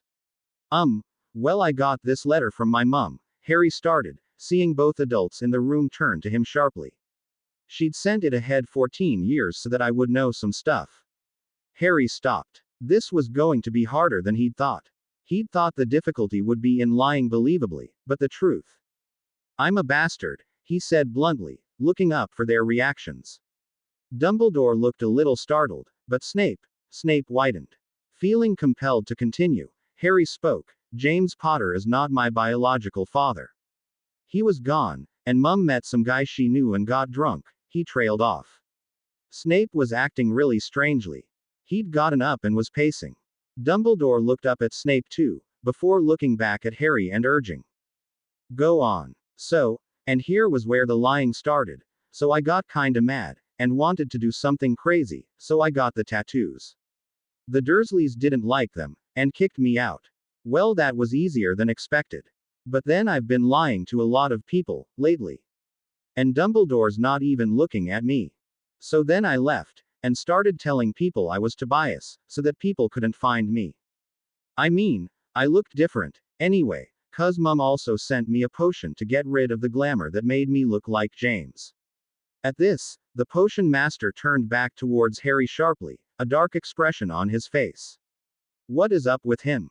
Anyway, eventually I met this woman in a pub, and was curious, 'cause she had wings. So I asked her about it, and she said she wasn't human, and we started talking and got friendly and stuff. Suddenly Harry got an idea.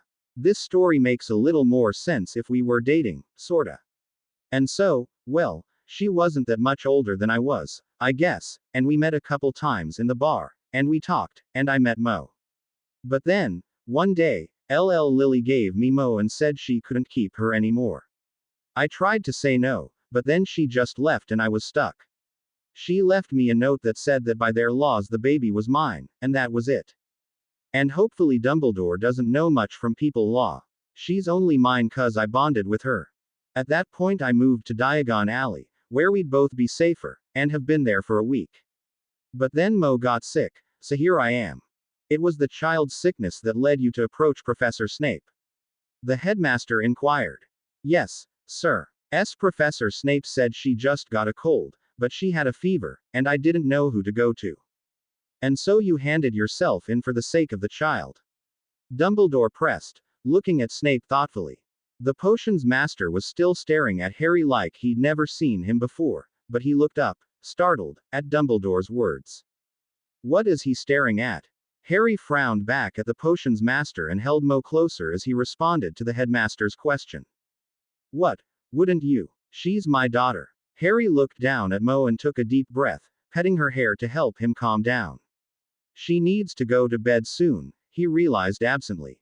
But I need to finish up this conversation. He was getting tired of the questions about Mo, and Snape's unrelenting stare was making him nervous. She's my daughter. Mine. Don't even think about questioning that. What are you staring at? He finally demanded. Snape actually looked taken aback for a second, but then his habitual sneer returned. I was interested in the train wreck that you have made of your life. Harry glared, fighting to keep from showing his teeth. I like it this way. Snape snorted. You would. What the hell do you mean by that? Language, Batar. I simply mean that you will seemingly do anything to attract attention. Though I must admit that I had not thought you would go this far. Harry felt his lips lifting off of his canines, and hoped the expression would be interpreted as a sneer. You honestly think I arranged to get kicked out of my home because it was dramatic? I'll admit freely that I made rash decisions after finding out that my mother screwed some asshole rather than waiting for my father to come home, but I assure you that none of the decisions I made after that were for the sake of attention. Your father, Batar. Snape mocked, sneering. Yes, Harry said angrily. My father, as in the man who threw himself in front of the so-called Dark Lord, in order to save my life, not the man who got drunk and screwed around with a married woman without even using proper protection. To his great surprise, Snape flinched, and didn't reply. Harry took the opportunity to continue. I accepted Mo because I did not immediately have another choice, but now she is my daughter. And don't you dare suggest otherwise. You wanted me back. Fine, but you gotta deal with her, too. This last was directed at Dumbledore, who for whatever reason still wouldn't meet his eyes. When nobody said anything, Harry asked, so what are you gonna do with me now? Do with you, Mr. Batar? Dumbledore repeated questioningly. Yeah, you wanted me here, wherever here is, and now you've got me.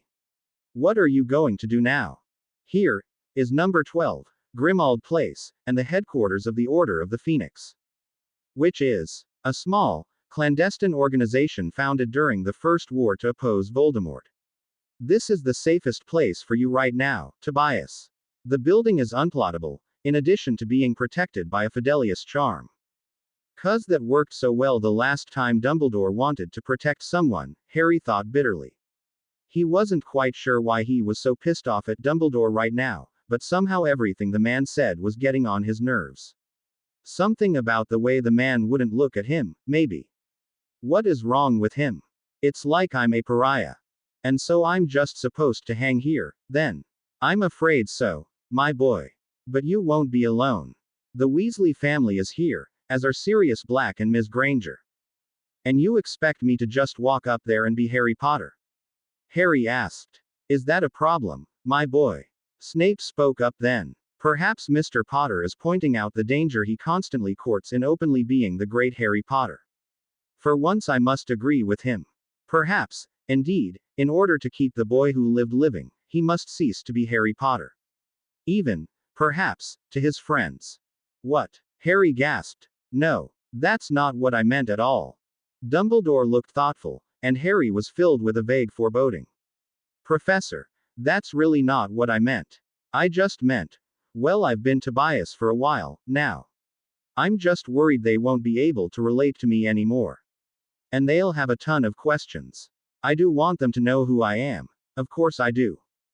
Dumbledore's expression was grave. Nevertheless, my boy, I believe that Professor Snape has a good point. You have successfully evaded capture as Tobias Batar, and have remained safe that way. In addition, you have already established that identity on Diagon Alley. It would be quite easy for you to keep that identity, and you would, indeed, be safer doing so. And like I said, I'd be okay with that, but Ron and Hermione have shown themselves to be less than discreet in the past, unfortunately. At this point, the headmaster was staring off into space, seemingly talking to himself. They are loyal friends, to be sure, but perhaps they should grow accustomed to calling you Tobias before they learn your true identity. You could write letters to them, assuring them of your safety, and I, too, could inform them that you have been found and are in safety. I am sure I could arrange to enroll Harry Potter at Bobadins or Durmstrang, so that people would not wonder over much where you were. And then you would come to Hogwarts as Tobias Battar and be sorted as a new transfer student, having already met Ron and Hermione here at Grimmauld Place. Harry felt his mouth fall open in horror. You can't be serious. Dumbledore looked back in his direction, but still, maddeningly, avoided eye contact. Unfortunately, I am, my boy. Perhaps you have not kept up with the latest news, but it is not only Voldemort gunning for you now, but also the Ministry. Fudge is trying hard to suppress news of Voldemort's return. He would do almost anything to see your reputation tarnished. And you have made it uncommonly easy for him, Snape pointed out snarkily. Harry felt his lips lift fully off his canines, but hardly cared. Oh, so this is not about my safety, but about my reputation, then. Can't have the precious golden boy looking like less than a perfect preacher's kid. I won't hide Mo. He contained a growl through sheer will. How does Lupin hide it all so well? Surely his instincts are at least as strong as mine. Precisely my point, my boy, Dumbledore interjected smoothly. You won't hide her, and I would not ask you to. However, if you return to Hogwarts with her in tow, and keep your name, you will no doubt have problems. Being Harry Potter will not be easy, in the coming months. You think it'll be easy, pretending that I don't know my own best friends. I'd rather deal with the press. At least I'm used to that, by now. And were you planning on keeping your old rivalries, as well, Mr. Battar? Snape interjected smoothly. You think it would be dramatic, perhaps, to duel in the hallways with the child held in one arm and your wand in the other. Harry froze, the image horrifying him, before another thought intruded. Malfoy. Shit. I'd kill him. If I thought he'd threatened Mo, especially on purpose. And if he hung around Ron and Hermione, he would come into conflict with Malfoy. And Dumbledore's right. Harry Potter disappears and the new kid immediately starts hanging out with his old friends. Even if Ron and Hermione didn't slip up and call him the wrong name, people would surely notice. Snape apparently noted Harry's reaction, because he simply nodded before saying to Dumbledore, "If you'll excuse me, Headmaster, I have more important things to do." Yeah, good, Harry thought, furious. Go ruin somebody else's life. The headmaster seemed very pleased about something. His eyes twinkled as he answered, "Very well, thank you, Severus." Snape nodded again and left. Harry relaxed his shoulders and closed his eyes, just trying to adjust. Shit. Of all the times for Snape to be right. He shook his head. Fine. I've already given up on being human and James's son. I was already telling people that my name was Tobias. How much worse can this be? Horrible. Just miserable. With his luck, he'd be sorted into Slytherin this time, and be living in the dorm with Malfoy and his cronies. It's for Mo. Everything's for Mo. He'd been right before. Harry Potter didn't have a daughter. Tobias Battar did, and would do anything for her. Anything means anything, he reminded himself, trying to face reality head-on as he'd been forced to so many times in the last weeks. Harry, Dumbledore started gently. It's Tobias, he answered, resigned. What are you doing here? Harry froze at the sound of Ron's voice, and turned towards him from where he'd been headed into the kitchen. Tobias. I'm Tobias. Do I know you? He asked coolly even as his heart pounded in his chest. God, he'd missed Ron. You don't know him. And he's being rude. Ron was probably just noticing that Tobias didn't fit in with the rest of the crowd here, but it was still rude. No, you don't. Sorry, I guess. I'm Ron. He doesn't recognize me, Harry thought, at once relieved and disappointed. He missed Ron, and if the other boy had recognized him, somehow, then Dumbledore's grand plan would be destroyed, and they could stay friends, but he also knew that wouldn't be a good idea. Safety is more important, he reminded himself again. Mo. Always Mo. Harry looked Ron up and down, surprised to find that he was significantly taller than his friend now, though Ron had grown, too. Come to think of it, I'm taller than Snape now, too. In all the excitement, he'd missed that detail. It made him feel a bit smug. Tobias Baatar. Sue, why are you here? Are you a member of the Order? Harry had just spent the last hour with Dumbledore preparing for just this sort of question. Eventually the rest of the Order would know who Harry really was, but he'd need a story that held together for everybody else. No, I'm a student. I'm transferring into Hogwarts this year, and Dumbledore asked me to stay here until the beginning of the term, Harry recited, trying to sound like he believed it. He asked you to stay here. Okay. He bought it. Yeah, weird, right? Harry said ruefully. I guess it's 'cause he knew my mum. He wasn't happy with me living alone before school started, and he says it's safe here. It is, Ron said hastily. And so's Hogwarts. A slightly awkward silence fell, and Harry decided that it was his turn to initiate the conversation. This is Mo, he said, trying to turn her but giving up when he found her gripping his shirt in both hands, mostly asleep. He smiled apologetically. She's apparently not feeling the most social right now. No, that's fine, Ron said, looking from Harry's face down to Mo and back again. Harry was getting used to the reaction. People trying to reconcile a 15-year-old, rebellious-looking boy with a tiny baby girl, and not finding a comfortable way to ask. She's my daughter, Harry said, then blushed. Well, not that way. I adopted her from a friend. Long story. Ron nodded rapidly like he did sometimes when he was pretending to understand something Hermione was explaining. Reminded of Hermione, he wanted to ask where she was, but restrained the impulse. So, you want to play chess? Ron asked. Sorry, Harry said, truly regretful. It's past Mo's bedtime, and I can't leave her. Okay. Do you need help finding your room, then? Maybe. Dumbledore said that it was on the second floor, to the right of the bathroom, but to be honest I'd rather not try to find it on my own. Sure. Come on. Harry surveyed his room with a sense of relief. It was dim, and kind of dirty, but it was big enough for all his stuff, once it was retrieved from the leaky cauldron, and had a double bed, so that he could put Mo on it for brief periods without worrying that she would immediately roll off. Ron had left him alone at the door, so he felt free to go immediately to the closet to check for what Dumbledore had said would be waiting for him there.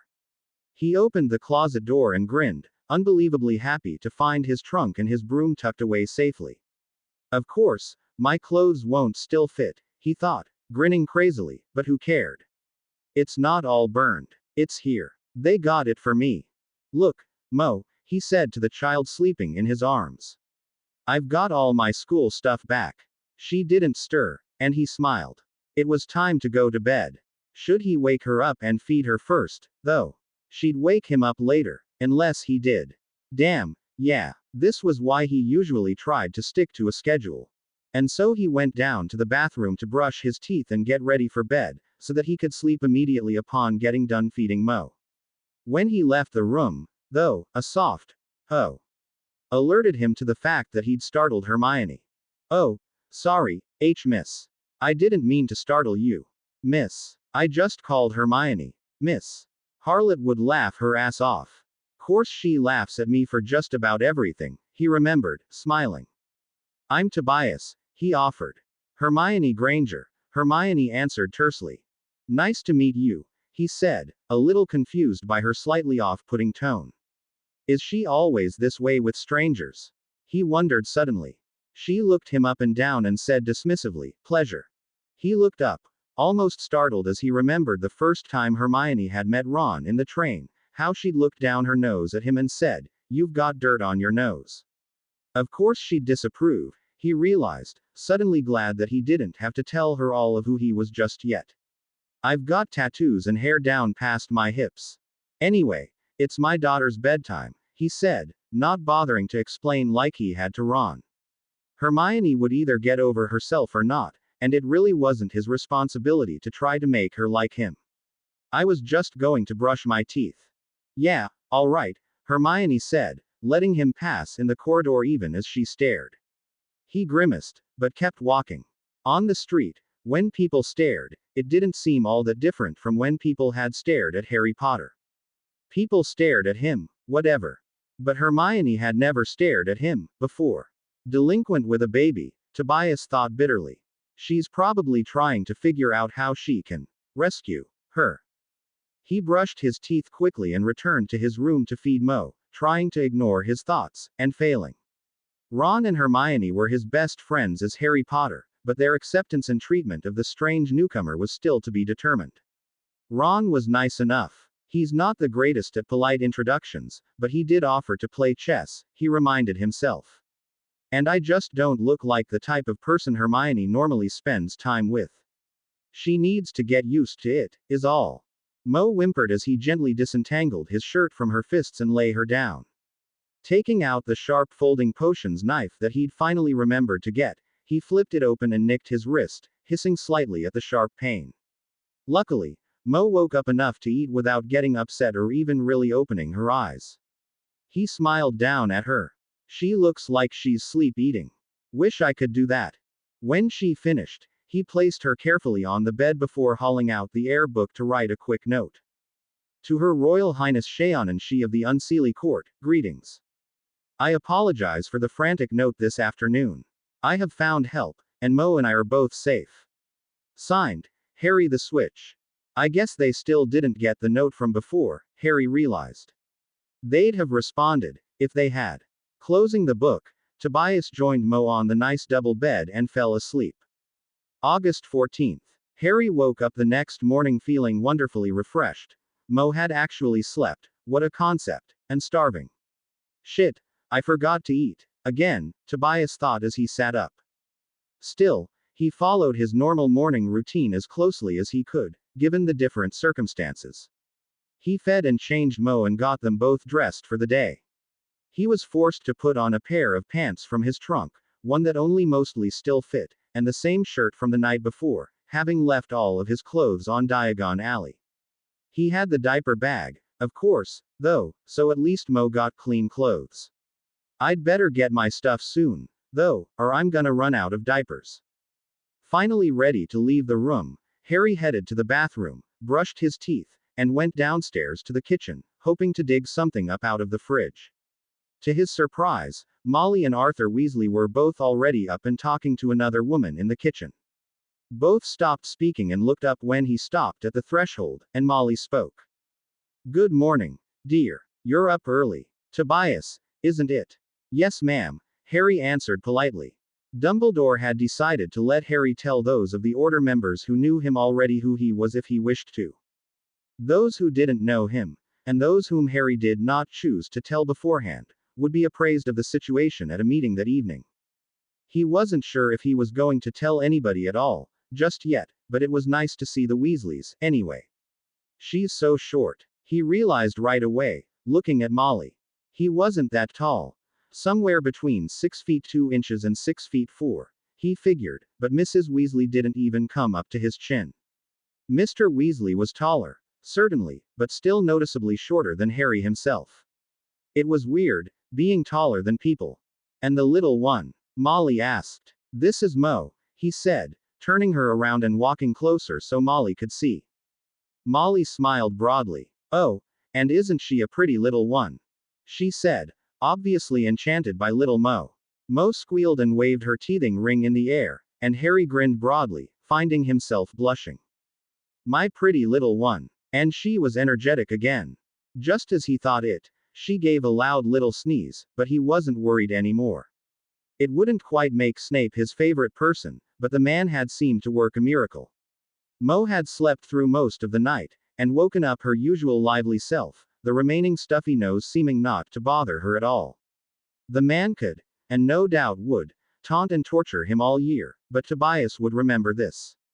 She's my daughter, Harry explained, needing to know that Molly would be okay with that.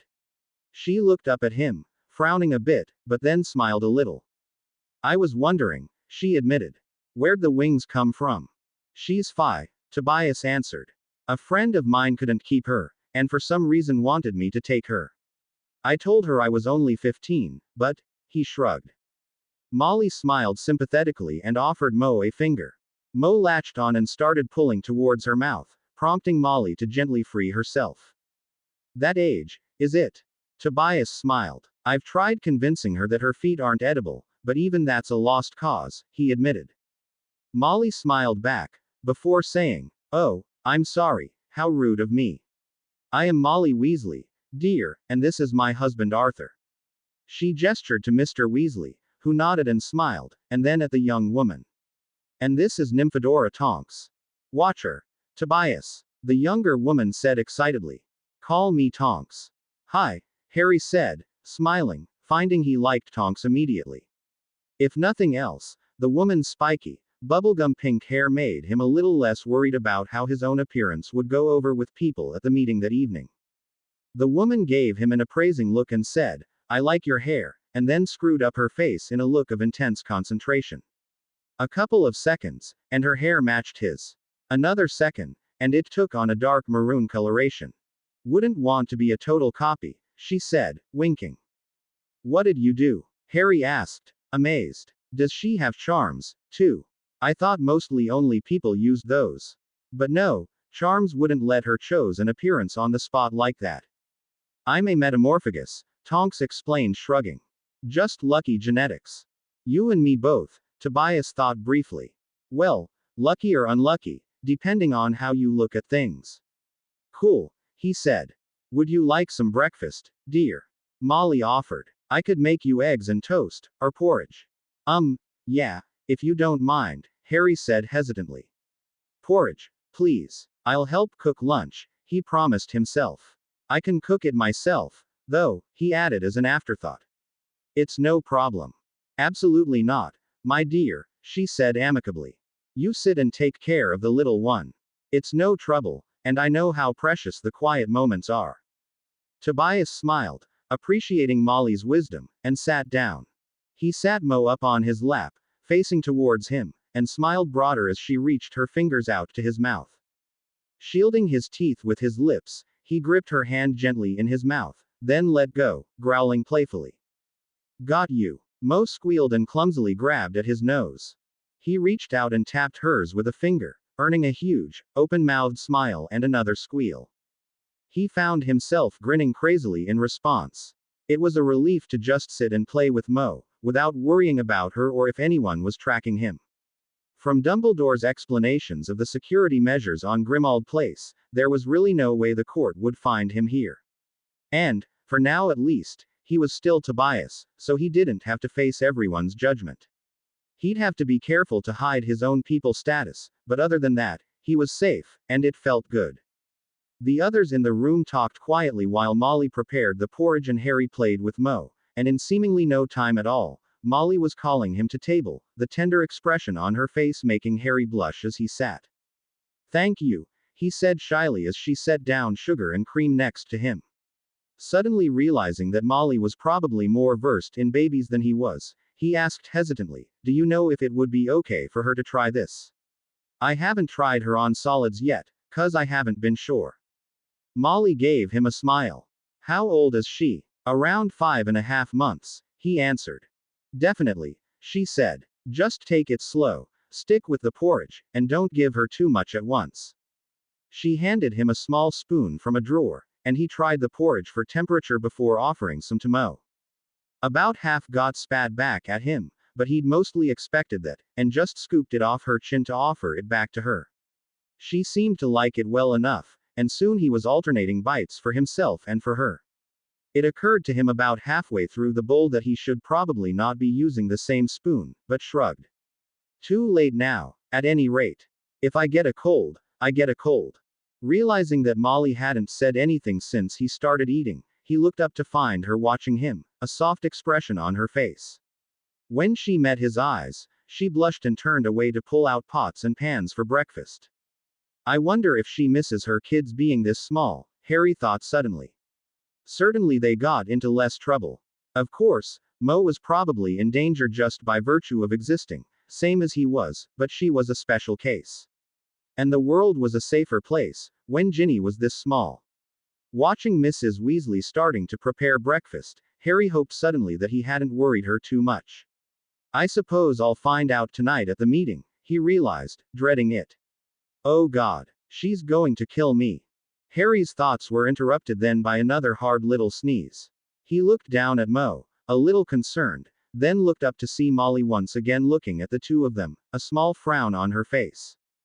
It's okay, he said, she's got a bit of a cold, and I was really worried yesterday, but Professor Snape said she'd be rid of it in a couple of days. Suddenly Harry realized, Mr. and Mrs. Weasley and Ron are all here. What about the rest of the family? So, do you have any kids? He asked, hoping she'd elaborate. Mrs. Weasley loved talking about her children. Yes, I do, said Mrs. Weasley, smiling kindly. 7, actually. You've probably met Ronald. Oh, yeah, I have, Harry answered. Are all your kids here, then?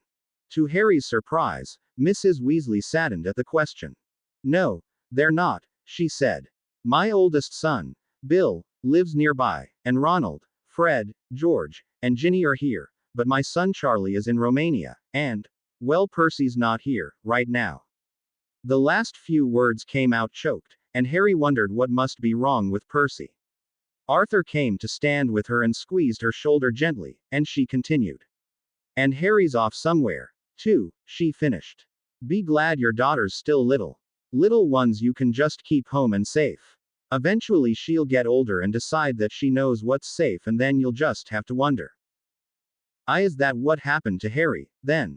Harry asked tentatively, not sure if he really wanted to know what Mrs. Weasley thought of him.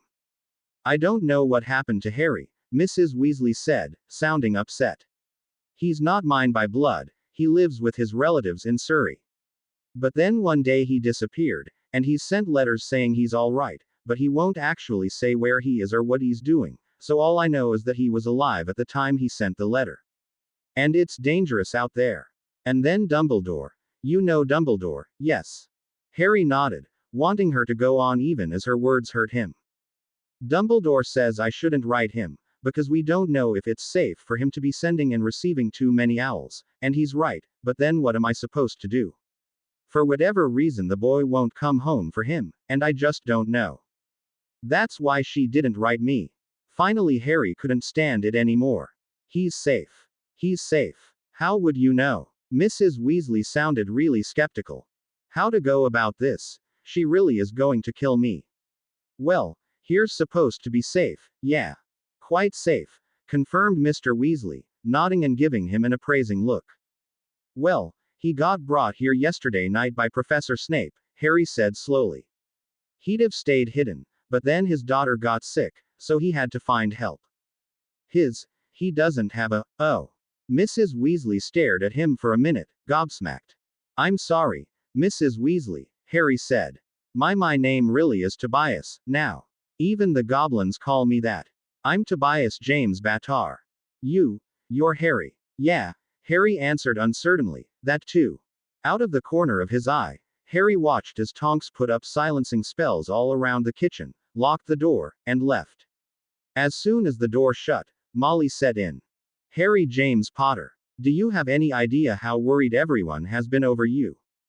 Harry winced. He'd heard Mrs. Weasley yell at her kids, of course, but she'd never been this angry at him. He tried to defend himself.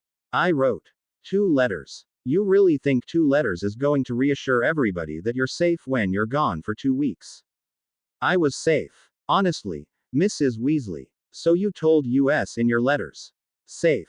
And how could you know what is safe, Harry? Nobody even knew who I was. And since when is this world safe for anyone, Harry? Especially a 15-year-old. Harry looked to Arthur for rescue, but he didn't look particularly happy with him, either. He's mad, too. Maybe he had been less than prudent. God, I am such a dumbass, he realized, looking away from the 2 adults. I thought I was safe, sure, but I don't think so, young man. Look at me when I am speaking to you. Harry looked back at her, once again looking to Arthur in the hopes of a reprieve, and once again finding him regarding him gravely. No help from that quarter. God, no wonder everybody's leery to mess with Molly. At that moment, however, Mo decided she'd had enough, and started to cry. Oh, I'm sorry, dear, Molly said, voice suddenly soft as she addressed Mo before glaring back up at Harry. Not off the hook yet, apparently. What were you thinking? She demanded, still loud but no longer screaming. Mo was still wailing, so Harry stood up to walk around the kitchen and soothe her, and started his explanation, avoiding both adults' eyes as he did so. He explained as he had to Dumbledore, about finding out he was a bastard and getting kicked out and meeting Lily, and adopting Mo. So now Dumbledore wants me to keep the name Tobias with everyone except the members of the Order. Even Ron and Hermione aren't allowed to know, he explained. Arthur spoke up when he was done, saying, and so you refused to return to us because. Harry swallowed hard, ashamed, and told the truth, or at least part of it. It was just so much to explain. That's a terrible reason, Harry realized even as he said it. Of course, he'd had other reasons, but surely safety was more important. I thought I'd have to be Harry Potter again, and that the court would therefore find me, but that's not true. I might actually be safer from the court, here. And so you thought that you would just hide from us forever? Molly demanded. Harry stopped walking and faced them, noticing as he did so that Arthur's expression was almost as angry as Molly's. The fact that it was Arthur, who never seemed to get angry, made it even worse. No. He started. So you knew you would have to face us eventually, and you hid anyway. What did that gain you? She's got a point. Some Gryffindor I turned out to be. Of course, he'd had other reasons not to return, but those reasons had been proven wrong by the simple expedient of remaining Tobias Batar. He'd already been living in human territory, and hiding his peopleness and his royalty. This didn't really change anything. So you didn't have a reason, Molly concluded. You stayed away for 2 weeks, refusing to tell us where you were or return, because you didn't want to explain something that you were going to have to explain later, anyway. Did you not realize that if you wanted to bring Mo to school with you, that Dumbledore would have to know ahead of time? I did. I mean, I do now. Harry cut off, unsure what to say, and focused back on soothing Mo. She was starting to quiet, but she really hadn't liked Molly's yells, and it comforted him to comfort her. I screwed up. Finally Molly got impatient with his reluctance. You just what? Harry gave up. I'm sorry, okay. It's just been a rough summer. Maybe I wasn't thinking so straight. I hope to tell. Molly said. Do you have any idea how worried we've all been? Did it occur to you that we might want to help you with all of this? That we cared about you? Tempted to wrap his wings around his face in a gesture of shame, Harry instead allowed himself a more human response. He looked at his feet. He hadn't even thought about Mrs. Weasley. He'd known Dumbledore was worried, but he was angry at Dumbledore, and so didn't mind too much. It hadn't occurred to him that Molly would worry as well until he'd gotten here. Sensing Molly ready to lay into him again, he looked back up and said, I'm sorry, okay. I should have come back. Once again Harry took solace in Mo's presence, bouncing and rocking her and petting her head. Hey little girl, he whispered, too low for the 2 Weasleys to hear. My pretty little monkey. He would never get tired of her soft purple curls. Nobody else's baby has purple hair. So there. Finally calm, Harry realized what he hadn't before. Mo had dropped her teething ring somewhere along the line, and proceeded to regain her usual habit of beeping on his shirt. He was positively soggy. Freeing his shirt from her mouth and hands, Tobias retrieved the teething ring, rinsed it off in hot water from the sink, and returned it to Mo. Molly seemed to be calming, too, but she apparently wasn't done just yet. Yes, you should've. You were safe here, Harry. That is all we wanted for you. Safety and support. You don't think you could have used that? I was safe, Harry defended. As safe as you are here? She asked incredulously. Safer than in an unplottable house protected by the Fidelius charm and warded by Dumbledore. She's got a point. Harry grimaced. Maybe not. Of course not, Harry, Arthur put in softly.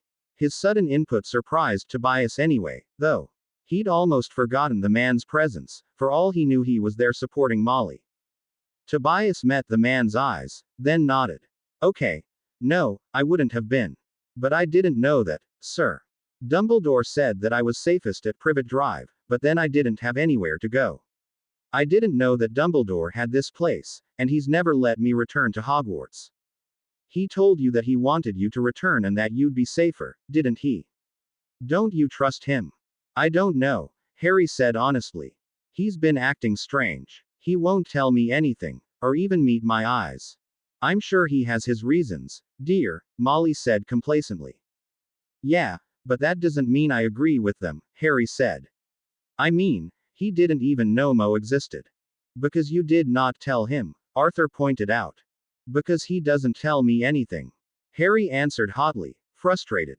He has that right, Arthur said firmly. He doesn't tell me everything, either. I simply trust him to share with me what I need to know, because I know from experience that his judgment is sound. You do not have such experience, and so perhaps we cannot expect you to trust him as firmly, but the fact remains that he should not be expected to share all of his plans with everybody right away. Harry fought down his resentment, trying not to let his frustration at the lack of information cloud his judgment. He hated not knowing, hated that people like Fudge and Dumbledore made decisions and didn't even have to tell him why, and that he still had to deal with the results. It helped, some, that Arthur also had to accept that, sometimes, but it was still frustrating. I hate that, Harry finally answered. I get it, I guess, but I still hate it. The conversation died, and Harry looked over to Mrs. Weasley to see her regarding him with a smile, tears in her eyes. You're safe, she said softly, clearly relieved. I'm sorry, Harry said again, speaking as softly as she was. Oh, come here, said Mrs. Weasley, engulfing him in one of her smothering hugs. He hugged back with one arm, careful of Mo. Looking down at the little one, Molly smiled. I have to say, I never thought I'd be a grandma this soon.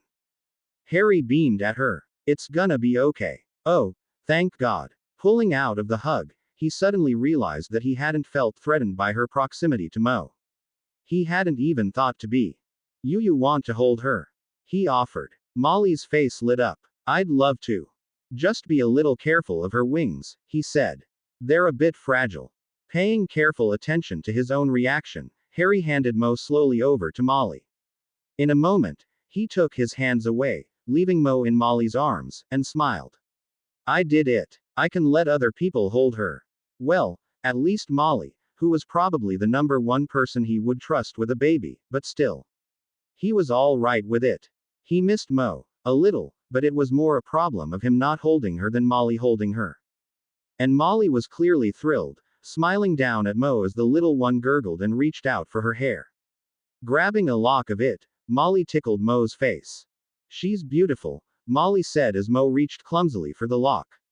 Such lovely eyes. Tobias smiled proudly, and, unable to resist, offered Mo his finger to hold, prompting her to draw it towards her mouth.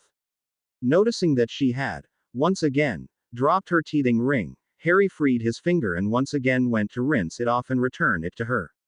This time she gripped it in both hands and brought it into her mouth. I suppose we can take the silencing spells off the room now? Arthur asked good-naturedly. Molly smiled and nodded, but Tobias cautioned, just remember I'm Tobias, all right? Arthur smiled. We'd be a pretty poor secret organization if we couldn't remember something that important, I should think, he said, then waved his wand carefully around the room, dispelling the silence and unlocking the door. No sooner had he done so, than Sirius and Tonks both walked in, followed by Fred and George, loudly demanding why the door had been locked.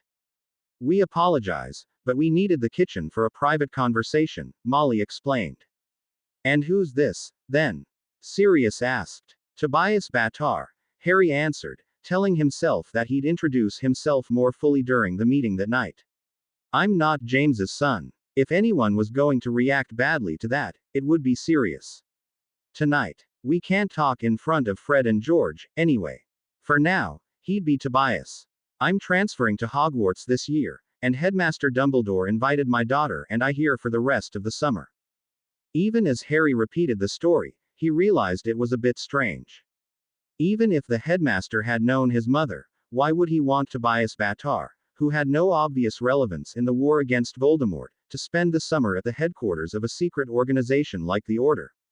The only reason the story was believable at all was because the headmaster confirmed it. They probably realize that there's more to the story than we're telling, and just don't ask, Harry realized. At any rate, lying to Sirius beeped. So what house are you in, then? Asked Fred. Or George, I suppose. He never had quite figured that out. I don't know. Dumbledore said I've got to be res sorted. My old school didn't have the same system. You're going to be sorted? Asked the twin Harry was assuming was George. Like at the beginning of the year with all the first years. Finished the other. Harry winced. I hadn't thought of that. Yeah, sounds like it. Ew. What year are you gonna be in? Fifth. You're only 15. Fred asked incredulously. Yeah. Whoa, you're tall. You must be taller than Bill. How tall are you? Tobias smiled, feeling himself blush. I don't actually know. I went through a growth spurt this summer, and I haven't measured myself. The truth was, he hadn't measured himself since the first time, when he'd seen 5 feet 8 inches. But he could hardly tell them that, when he'd probably grown 6 or 8 inches since then, could he? I really hope I'm done growing, he reflected. Molly expertly transferred Mo to one arm and pulled out her wand. May I? Tobias nodded, watching her strong vertical wand movement as she incanted, Motus Sublimitus. The spell produced a small shimmering tape measure that pulled itself into a straight line alongside Harry and announced, 6 feet 5 3/8 inches. That's more like 10 inches, Harry realized. Shit. Okay.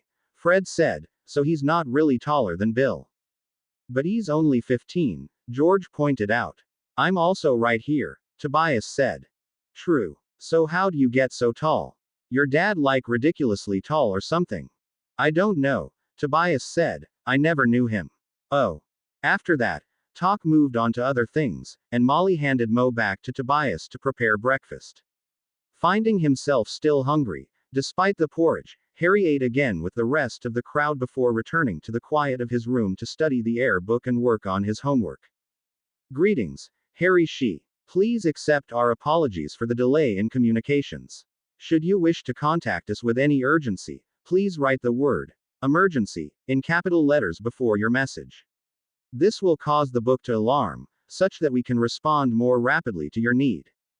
We thank you for your careful care of Her Highness Moriana Shee, and once again extend our assurances that, should you choose to reveal yourself to us, you will be treated with the utmost respect and consideration. It goes without saying that, should you not, you will still be treated with the same respect and consideration. Signed, His Royal Majesty Consort Mohira Carol Ardcrandon Shee. Let's see, Tobias translated. Whoopsies, sorry about not actually helping you keep the baby alive, try again next time. We're glad you figured it out on your own, anyway. Please hand yourself in. If you don't, we'll catch you anyway. Love and roses, His Scariness the King. Smiling a little, he started his reply. To His Royal Majesty Consort Mohira Carol Ard Cranston Shee, greetings. I thank you, and I will contact you at absolute need. Harry grinned, unable to resist adding a small barb now that he'd found himself a safe harbor. A question, though. What do you think to gain in asking me to hand myself in? You seemed so sure in your last message that you would catch me on your own. Surely it must be child's play, to hunt down one adolescent boy. Signed, Harry the Switch. Greetings to His Scariness the King. Thanks for the help. You beep. Catch me if you can. Harry grinned. This just in, Harry Potter is still an idiot. He'd have probably not had the courage to poke at the king in person, but it was fun from a distance. And at the moment, the king and his court seemed very, very far away. Tobias walked into the basement kitchen, sat down across from a handsome dark-skinned man with a gold earring, and set Mo on his lap. The man looked up from where he'd been reading a newspaper and frowned. There's a meeting starting here in 10 minutes. I realize, Tobias answered neutrally. It's about me, actually. That gained him the man's full attention. You are Harry Potter. Harry nodded. Interesting. And the man returned to his newspaper. I think I like him, Tobias reflected. After Tobias, Tonks arrived and sat next to the other man. Then Sirius arrived, and Arthur and Molly Weasley, and then some people Harry didn't know, and then Bill, coming through the flow. Harry stopped paying as much attention after that, trying to just focus on Mo and keep his nervousness at bay, but then a familiar feeling made him look up. He immediately thought of Big Anna, but then cursed himself for a fool. Not Big Anna, you dumbass. What would she be doing here? It was Remus. Of course it was Remus. He'd sensed him from across the room, a spot of kinship where everyone else felt just a bit different. Shit. If he'd identified the werewolf's presence that easily, surely Remus would sense him as well. As Tobias considered, the werewolf looked up and frowned. His curious gaze sent a trickle of ice down Tobias' back. It's just Mo. You can see that Mo is wolf.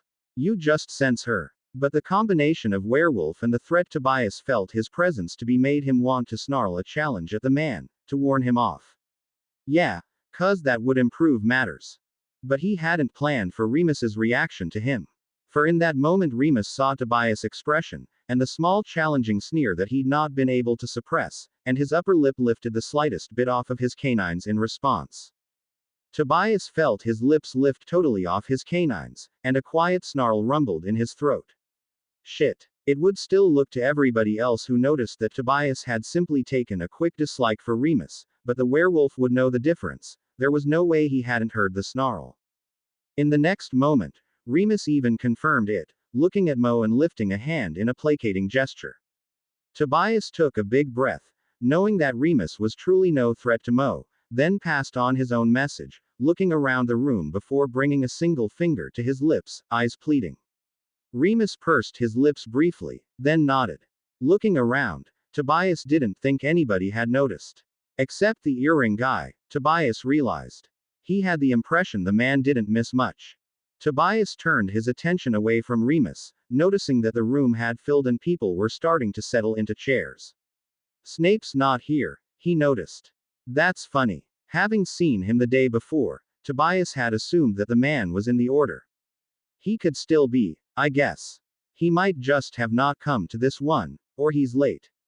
That seemed unlikely. Finally, though, it became obvious what everybody had been waiting for, as Dumbledore flowed in and quieted the room with his mere presence. I apologize for the short notice on this meeting, but I have some rather important information to impart. Mr. Batar, if you would. I'd like everyone to be able to see you. Tobias stood up, drawing the attention of everyone in the room. Shit, that's a lot of people, he realized suddenly. Suppressing the instinct that made him want to hide behind his wings, he threw his shoulders back and lifted his chin. Stare, why don't you? Words of what they might be thinking flashed through him as he saw their curious expressions, and he allowed a small, challenging sneer to appear once again. Yup, I'm a delinquent. What of it? But then Dumbledore was talking again. This is Tobias Batar and his daughter. I want all of you to fix him and the child in your minds. They are extremely important, and are to be defended at all cost. At the same time, no one outside this room, other than Severus Snape, who has already been apprised of the situation, is to know that they are significant in any way. Almost as an afterthought, he spread his arms. Any questions? Yeah, may we know why? Someone called. Dumbledore turned to Harry and smiled softly. Do you want to tell them, my boy, or should I? Tobias shrugged. No reason not to, I suppose. He also had a certain way he wanted to do things. It seemed important, somehow, that he presented himself as himself. As Tobias, then as Harry Potter. Like Dumbledore said, my name is Tobias Batar. I'm 15 years old, and yes, I have a daughter. Tobias adjusted Mo so she was facing out, then took hold of one of her wings and gently extended it, before releasing it when she pulled back. Mo really didn't like having her wings messed with, he'd learned early on. At least I'm not trying to clean them, this time, Tobias remembered with a slight smile. Mo did not like getting wet, and she'd made it abundantly clear. Her name is Mo. As you might have noticed, she's one of the 5. Her mum's dead, and I adopted her. I wanted to introduce myself first, because it's important that you think of me as Tobias Batar. Most of you have actually already met me, though if this is going to work you don't know it. Long story short, I'm Tobias, but I'm also Harry Potter. He smiled at the startled looks he received. Yeah, I know. It's been an eventful summer. A man he recognized immediately as Mad Eye Moody stood up and walked closer, but stopped 6 feet away when Tobias took a step back, not wanting Mo that close to the man even though he technically knew it wasn't Crouch. Sorry, Mad Eye said gruffly. Could have predicted that. Tobias shrugged. No big deal. Mad Eye didn't comment further, just stopping to examine Tobias from head to toe. Amazing, he finally commented, but continued, get a spell for your eyes. Will do, Tobias promised. Polyjuice or glamour? Took a glamour off, actually, Tobias answered, not looking at Sirius. It's gonna come out sometime, might as well just tell. My mum did a spell to make me look like dad, 'cause I look too much like my biological father and they didn't want trouble. Your biological? Sirius sounded choked. I'm a bastard, Tobias answered bluntly, finally looking over at Sirius. I'm not James's son. Whose son are you, then? Remus asked, staring fixedly at Tobias as if trying to figure something out. Whoever my mum decided to mess around with while my dad was gone, Tobias answered bitterly, not appreciating the direction the conversation had taken. Harry, Molly objected. Don't speak so about your mother. She quieted when Arthur put a hand on her arm. It's just the truth, Mrs. Weasley, Harry answered. Mum wouldn't have liked it, but then she wouldn't want me lying, either, I should think. Harry took a deep breath, and turned his attention back to the room as a whole. Anyway, that's it. My name is Tobias James Battar. I'm transferring into Hogwarts this year and I'm bringing Mo with me. Dumbledore has asked me to not reveal my true identity to anybody outside of the Order, including Ron and Hermione and the other Weasleys, so please remember that I am Tobias. That won't be hard to do, Mad Eye commented, sounding approving in his gruffness. You don't even hold yourself the same way, Sirius commented. Hearing something off in the man's voice, Harry looked up and met Sirius' eyes. Sirius looked away quickly, and Tobias frowned, wondering what was up. Don't be obtuse. You're not James's son. You knew that was gonna throw him for a loop. Tobias turned back to the headmaster. Anything else, sir? Or should I go back upstairs? I cannot think of anything else at the moment, Dumbledore started, before cutting off. Yes, Remus. Remus looked over and met Tobias' eyes. You mentioned that young Mo is one of the Phi. Have you forgotten to mention your own situation? Tobias blanched. No, Remus. What are you doing? Once again pleading with his eyes, Tobias barely mouthed the words, you promised. The man had just indicated that he wouldn't tell, for goodness sake. I am sorry, Harry, but I think you'll agree that I did not know the full story at the time that I made that promise. If it were not relevant to your defense, I wouldn't mention it, but as it is, if you will not tell them the full story, Harry, then I will be forced to. The full story? Dumbledore inquired, disarmingly polite. Is there more to tell? By then the whole crowd was staring between Remus and Tobias, who was growling low in his throat. You didn't even tell Dumbledore, Harry? Remus asked incredulously. Dumbledore's eyes fixed on Harry's face, yet strangely still did not meet his. Tell me what, Tobias? His voice held a demand, but Tobias ignored it, still looking at Remus, and fighting back a growl. Remus' gaze held a hard sort of sympathy as he returned Tobias' gaze and said slowly. He is not human, Headmaster. Not human. Tobias heard the echo in his mind as he fought with everything he had not to let loose and confirm Remus' claims. You unmitigated King bastard. You are certain, Remus? The headmaster asked softly. Definitely. Tobias closed his eyes as he spoke, hearing the words come out anguished even as he felt the anger building in his chest. I never betrayed you, Lupin. I never told a soul. I know, the former professor answered softly. Then why? Harry stopped as he felt his throat close around the words. Never mind. I guess it doesn't matter, now. Harry, Remus started. It's Tobias. Tobias answered sharply, restraining an all-out snarl but feeling a low growl vibrating in his throat. Tobias. The headmaster's voice demanded attention, and Tobias ignored Remus in favor of turning towards him. You are Phi, same as the child, I presume. Please, let him not know about the rest. Yes. Now that is a glamour, Tobias heard Mad Eye comment. Would you show us, please?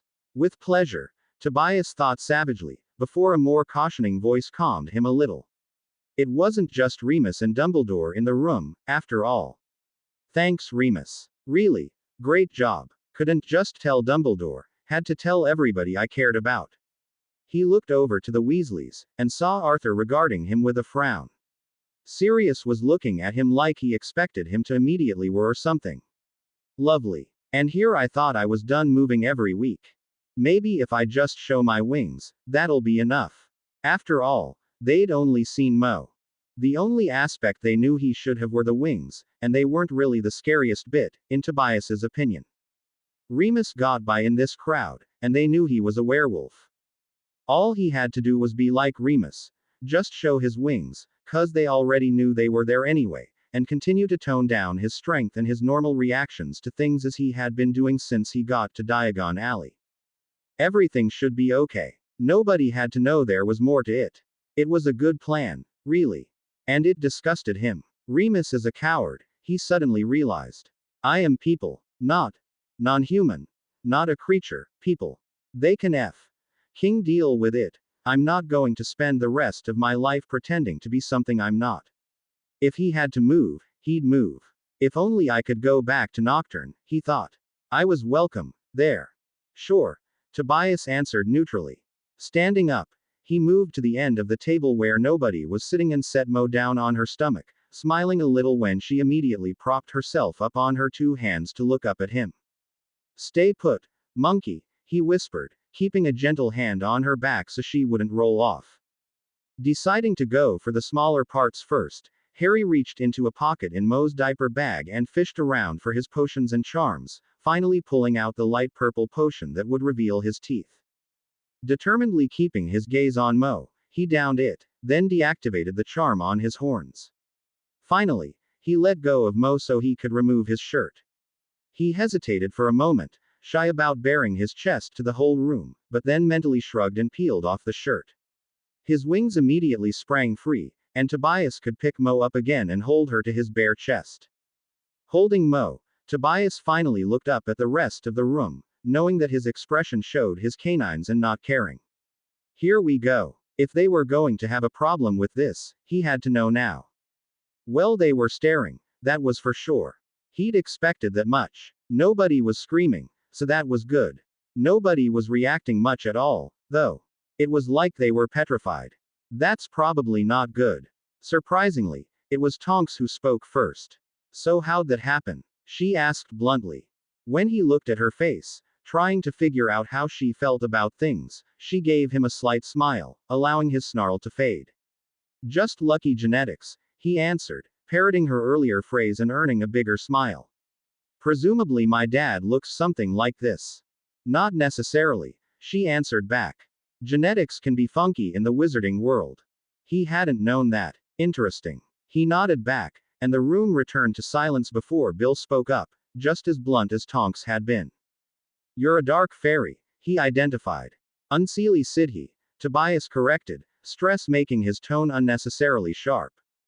My apologies. Bill bowed his head slightly, a good-humored smile on his lips. Tobias felt his snarl disappear as he responded to Bill with a wan smile of his own. No biggie. Well observed, actually. Not even all of the people recognize me on first sight, he answered, still slightly wary. I work with the goblins, Bill explained. Of course, Tobias acknowledged. They know everything. Bill grinned. That they do. They've probably known where you were this entire time. And that Dumbledore was looking for me, Tobias answered lightly, enjoying the joke. They especially enjoyed the Ministry's cluelessness, actually. The room seemed to relax a little at Bill's ringing laugh, but Tobias' smile quickly faded as he looked around at the serious faces. So, should I pack? He asked bluntly. I was doing fine on Diagon Alley, honestly. Don't you even start, exclaimed Molly suddenly, startling Tobias with the yell before looking at Mo continuing more quietly. Did you not hear us this morning when we said how dangerous it was for you out there? Harry looked at her, confused. Well, yeah, but what? You think you're safer out there than you would have been before? Actually, he is, interrupted Bill. Nobody messes with the Phi with their little one anywhere nearby. Nobody. Molly sent him a glare, and Bill threw up both hands placatingly. Not that I think he should leave. Just stating the facts. Molly turned on Dumbledore next. Albus, I swear if you make the boy leave, I'll leave the order. Duly noted, Dumbledore said neutrally, before turning to the rest of the group. Well, who else is with Molly?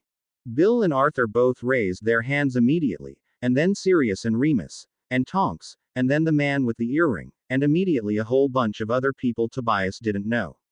All in all, about half the room rose against Dumbledore. The other half just looked confused and distressed. Wonderful, Dumbledore commented cheerfully, no trace of sarcasm in his voice. See, my boy, it's a mutiny. I couldn't kick you out if I wanted to. He sat back, fished a sherbet lemo out of his pocket, and popped it into his mouth, clearly very satisfied with the situation. Tobias looked around in confusion, breathing hard as a feeling of relief made his muscles turn to mush. He hadn't even realized how tense he was until that moment.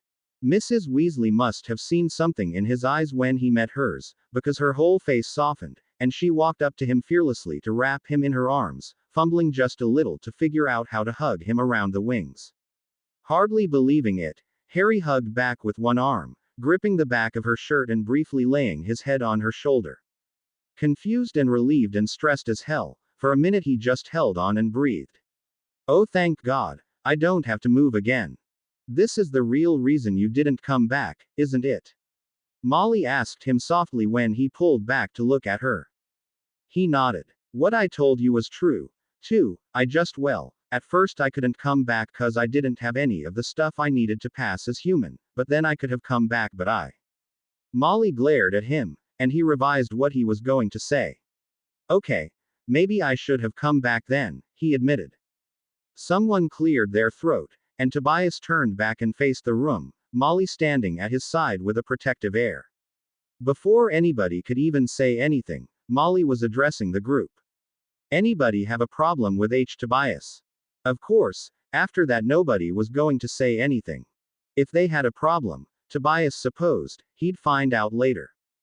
The meeting adjourned, people cleared out, and soon only Sirius, Remus, and the Weasleys remained in the room. Strangely, even Dumbledore left without another word to Tobias. I'd have sworn he'd have at least stayed to tell me off. Did Dumbledore have more of a problem with the peopleness than he was letting on? He seemed totally okay with Remus. Remus is at least pretending to be human. But then Dumbledore was already being weird yesterday, too, so that can't be it. But if not that, then what was Dumbledore's problem? He'd barely even look at him, and now it looked like he wouldn't talk to him unless absolutely necessary. He'd left the meeting the night before without speaking to Tobias beyond what was necessary to get his story, and now even after all this he wouldn't stay beyond the rest of the Order members. Tobias. Sirius asked tentatively. It's true, your mother. You think Dad had these genes? Tobias answered abruptly, indicating his whole body with a hand. No, but, he cut off once again. It's verifiable, Tobias realized suddenly. Mum said Dad stayed with you, afterwards. I was born in July 1980, so I must have been conceived in, he trailed off, counting, but Molly spoke up. Late October 1979, dear. Okay, so, Dad would have spent about a week with you in early November, Tobias finished.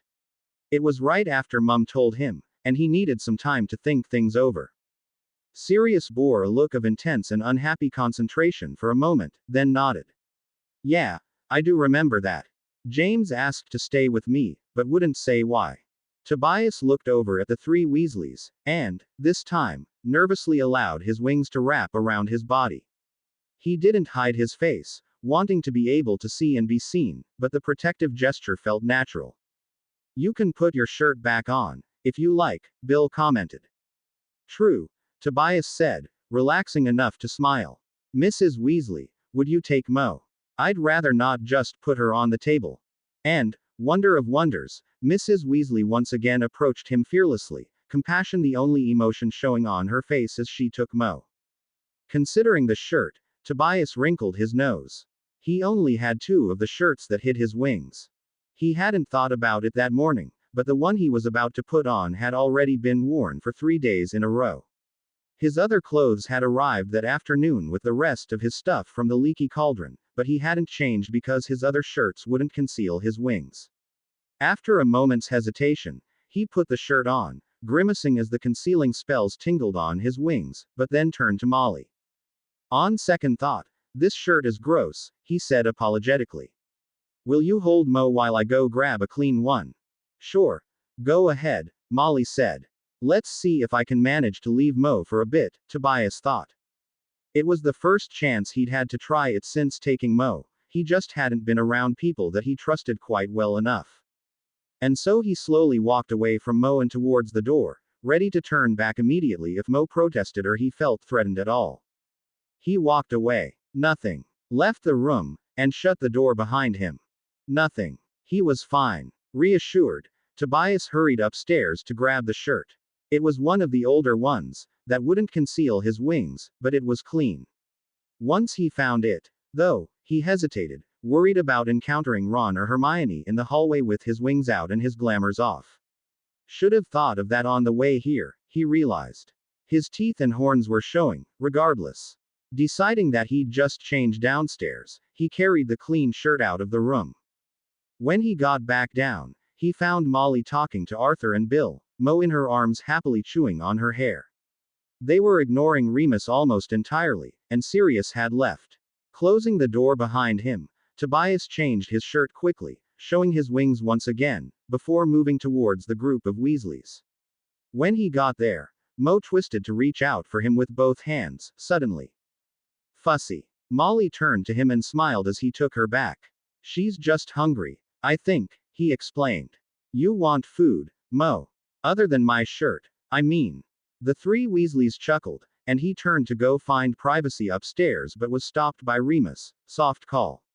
Tobias. Not now, Lupin. He left. After the meeting, Tobias immediately headed for his bedroom, intending to feed and change Mo, then go to bed. The day had already been plenty stressful. He got up the stairs without incident, but promptly ran into Fred, George, Ron, Hermione, and Ginny in a clump the hallway. What are you all doing here? He asked, confused, before realizing how stupid his question was next to the fact that he'd just shown up in the hallway without any of his cover-ups. Failing at eavesdropping, Fred answered. Which of course means we have no idea how you suddenly ended up with new appendages, George continued cheerfully. Care to explain? Sometimes they forget, and we can listen to the meeting for a bit before they put up the spells, but today the security was really tight. They were always there, Harry admitted, smiling a little despite himself. Maybe you just missed them. I mean, they're really very subtle. I believe he just insulted us, said Fred, looking to his brother. Do you think he did? You know, Fred, I think maybe he did. Do you think we should take up the challenge? Definitely, said George. Turning back to Harry, he said cheerfully, you, sir, are the most reprehensibly yellow-bellied, empty-headed snail-eater I have ever had the misfortune to encounter. Fred took up after him. Quite. Moreover, sir, I rather think you would be better chopped up and used in one of Professor Snape's nastier concoctions. Are you offended? Terribly so, Harry said agreeably, holding Mo carefully as he executed a short bow. I surrender to your superior abilities. I'd even walk off in a huff if I had anywhere to go. Ron, Hermione, and Ginny had yet to say a word, he noticed uncomfortably. Ginny looked okay, somehow, but Ron and Hermione were staring, as if in shock. Come to think of it, why are Fred and George so okay with this? I'm not going to hurt you, he said, mainly to Ron and Hermione. George snorted. Really? Funny how I was convinced you were going to snarf us as soon as you got the chance. Well, I suppose you didn't eat us yesterday. I don't know, George, said Fred. He still looks questionable to me. George laughed. I suppose he might have had a change of heart since yesterday. I personally think I'd be rather tasty. Ew, said Ginny, speaking for the first time. Oh, dear, Fred, I believe you frightened our dear sweet baby sister. Ah, poor little Jin. Did I offend your innocent little ears? I think anybody would be offended by the idea of tasting your. Ginny. The three other Weasleys cut in frantically. You're cooking, Ginny finished smoothly. Harry smiled again, despite his increasing concern with his other friend's non-reaction. Don't worry, he said, turning to Ginny, really I have no interest in your brother's cooking. Nice to meet you, by the way. He'd eaten with her at breakfast, but they'd been on opposite ends of the table from each other. You too, she said, smiling at him even as she stared. I'm insulted, said Fred. Terribly sorry, Tobias said, taking the twins' cue to just ignore the other two for the moment. I'm sure any insult to your general fabulousness was entirely unintentional.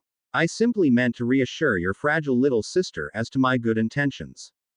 Hey, Ginny said hotly. I know it can be hard to accept the truth, Ginny, George said consolingly. I'll give you fragile, Ginny muttered, flinging a quick curse at George, who put up his block way too slow.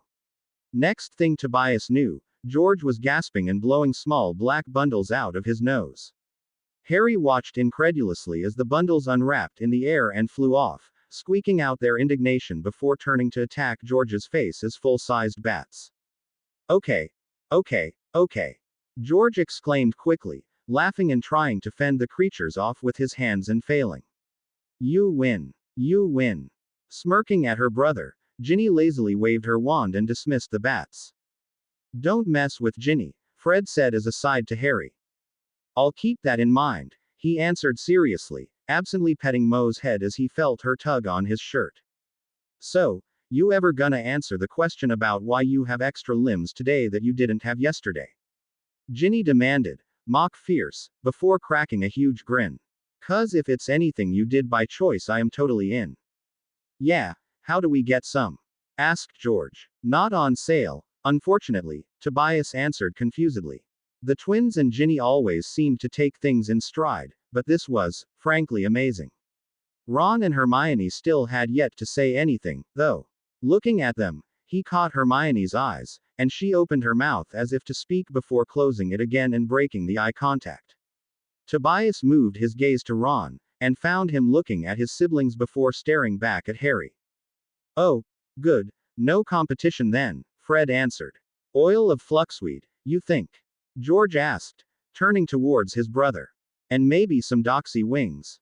Oh yeah, Harry remembered. They're actually running a business. It's not a spell, he finally said uneasily. It's just me. They were there yesterday. I just concealed them with charms and potions and the like. I'm Unseelie Sidhe, he finished, speaking mostly to Hermione and hoping having the information would reassure her. At her blank look, he continued. It's a species of greater Phi, related to the little folk, who you would call fairies. She nodded shortly, and he smiled a little bit. Anyway, I really have to get Mo to bed. See you all at breakfast. Sure, Ginny said, backing up to get out of his way. Good night, said Hermione softly, backing up a little quicker than Ginny when he moved. Still, she seemed to be trying, so that was good, he guessed. Don't think about it. Just go to bed. I need a shower, Tobias realized as he sat down to feed Mo. Nicking his wrist on a canine, he set Mo up carefully before relaxing back in the armchair in his room. Mo was clearly sleepy, and just ate quietly before letting go and falling the rest of the way asleep. Tucking her into the portable Moses basket to sleep, he set her on the threshold between his room and the bathroom, locked the other door to the bathroom, and stripped down. After a moment's thought, he carefully unbraided his hair and brought a comb with him into the shower, hoping to get it washed and combed out properly as he hadn't managed in the last couple of weeks.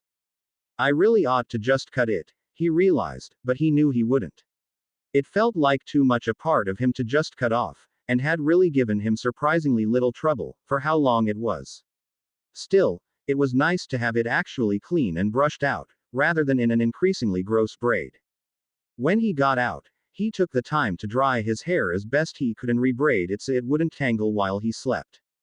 As he finished, he caught his image in the mirror and stopped. It was the first time he'd seen himself in the mirror since he'd started wearing the charms. He'd almost forgotten how strange it had been, the first time he looked in the mirror after the horns and wings developed. He still felt normal, but he had horns, honest to God horns. Impulsively, he bared his teeth, almost startling again at just how obvious they were. No wonder Hermione had been frightened. And I'm going to bed, he reminded himself again. Just don't bloody think about it. August 15th. That dream again, Tobias reflected as he woke up. I've been having that a lot, recently.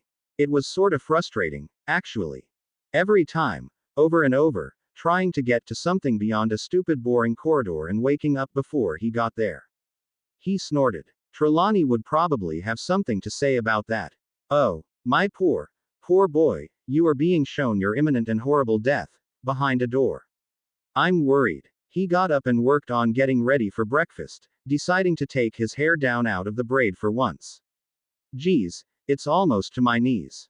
For the second time, Harry was up before almost everybody else, and joined Mrs. Weasley and Bill in the kitchen with Mo. Mrs. Weasley smiled as he entered, pulling out a chair for him to sit in before asking him what he wanted for breakfast. Meat, Harry immediately thought, but then shut that down. He wasn't quite ready to ask Mrs. Weasley to give him anything raw, yet. Toast. He suggested instead. Butter or jam? Milk. Jam, please. Next to come in was Sirius, who did a brief double take on seeing Harry before sort of nodding and tucking into the eggs Mrs. Weasley set before him. Watching him, Harry noticed that though Sirius was avoiding his eyes, he was also studying him covertly when he thought Harry wasn't paying attention. Oh yeah, my life is going just great recently. Finishing his toast, Harry escaped back upstairs, determined to study his book and get some homework done. He'd barely sat down, though, before a knock on the door frame alerted him to Bill's presence at the door. Hey, Bill, he said, surprised. Hello, Tobias, Bill said seriously. May I come in? Sure, Tobias said uncertainly, picking Mo up as he turned his chair around and moved to sit on the bed. He motioned Bill to the vacant chair. Sit down. Bill sat, but just stared gravely at Harry for a moment. Feeling awkward, Harry finally said, Sue, what's up? I couldn't help but notice a certain very pretty and very illegal set of jewelry that your daughter wears, Bill answered bluntly. Jewel? Harry cut off as Bill traced the edge of his own ear with a forefinger. Oh, yes, Bill said seriously. Oh, it's not illegal, Harry answered hesitantly, feeling a vague panic open up in his chest. What's not illegal? Bill asked, a slight, ironic smile reaching his lips. Wearing jewelry only permitted to a princess, or kidnapping one. He doesn't know about mine, Tobias reminded himself, breathing picking up. Neither is not illegal, Bill stated, still slightly ironic even as Harry could tell he didn't find the situation funny. That's exactly my point, though significantly less eloquently put. And it still does not explain why you're running around with a child marked as a princess. Tobias just stared at him, totally at a loss. Shit. What the hell do I say to that? He'd tried to keep the earrings hidden, but it was too hot to have Mo wear a hat, and her hair was too short to cover them. He'd just used a hand, most of the time, but then Molly had been holding her at dinner the night before so Harry could just eat his own food for once, and he hadn't thought of it. It's not illegal, he said finally. I see, said Bill, looking intrigued. So in other words, she is a princess, but you're not kidnapping her. And I just made it worse. Tobias just stared at Bill, eyes wide. Just once in his life, it would have been nice to have a random fainting fit. Finding himself totally unable to speak, Harry just met Bill's eyes and lifted a hand to push his hair behind his ear. Seeing Bill's eyes widen, he finally managed to speak. It's legal. Bill's eyes were huge. Yes, Your Highness. Don't call me that, Tobias instantly answered. Tobias. Bill hesitated, and suddenly Tobias felt really irritated. It's AF. King order, okay. Bill smiled just a bit. Tobias it is, then.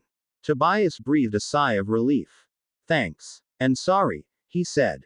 As far as he knows, Dumbledore already knows everything. Just act normally. Don't worry about it, Bill answered, getting up slowly. See you at lunch. And nice hair, by the way. Mine would never grow that long. Oh yeah, lunch, Tobias thought morosely when Bill left. Looking forward to it. The last thing he wanted to do was force Hermione any closer to him than she felt comfortable. It would just be painful and awkward for both of them. And in all likelihood, somebody would jump on her for it, too.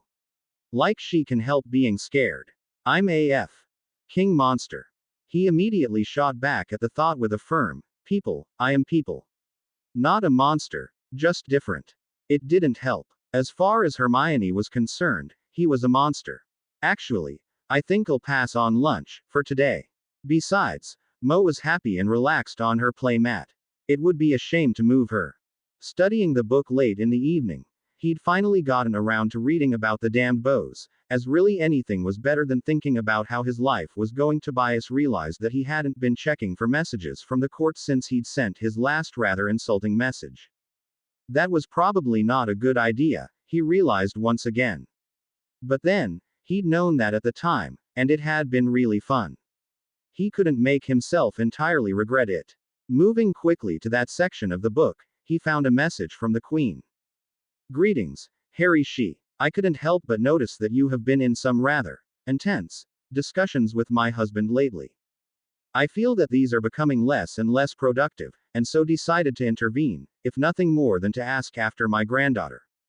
You said she was sick, but that she is all right now. You also said you found help. I can only hope that you are as safe as you claim. I must once again reassure you that you and Moriana would come to no harm under the court's protection. These are dangerous times, Harry She. What will you do if someone threatens Moriana? Signed, Her Majesty Shaonan She of the Unseelie Court. Harry thought before he could stop himself. She really wasn't. They were politically opposed, but the woman did actually seem to care about Moriana, at least. Still, I don't like her scare tactics much more than I care for her husband's. To Her Royal Majesty Queen Shaonan She of the Unseelie Court, greetings. Forgive me, but I am out of patience for talking around things. I don't appreciate the consort's threats any more than I appreciate being hunted down. My life is hell because of you people, and I request once again that you leave me alone. These are, as you say, dangerous times, and I cannot see myself coming to trust you under the current conditions. Mo's fine, I'm fine, and I'm with the closest people I have to friends since I was forced to leave Madame Harlot's. In answer to your question, I would kill them. Signed, Harry the Switch. August 17th. Well, this is awkward, Tobias thought. Nobody seemed to know what to do with him when he came downstairs, so the previous day he'd just grabbed food from the fridge and eaten in his room, but this time Molly had insisted. As supportive of him as she was being, he really couldn't refuse. So now he was stuck around a table with the Weasleys, Hermione, Sirius, and Lupin, and nobody seemed to have the slightest idea of what to say to him. What do you think, Tobias? Molly asked, once again trying desperately to include him in the conversation. He really wished she wouldn't. Every time she did, the table went silent. Of course, if she didn't, everybody either ignored him entirely or stared, but at least the conversation continued. They were talking about the ministry, Tobias remembered. Ginny had just expressed the opinion that in some ways Fudge was right to worry. Dumbledore was, in fact, going behind his back in creating the Order. I agree with Ginny, he finally said. Dumbledore is more powerful and better liked, at least by young people, than Fudge. And the Order members are worth more than the Aurors, for the most part. Molly beamed at him, and Tobias decided that his duty for the day was done. I've got to change Mo, he said as an excuse, standing up to leave the table.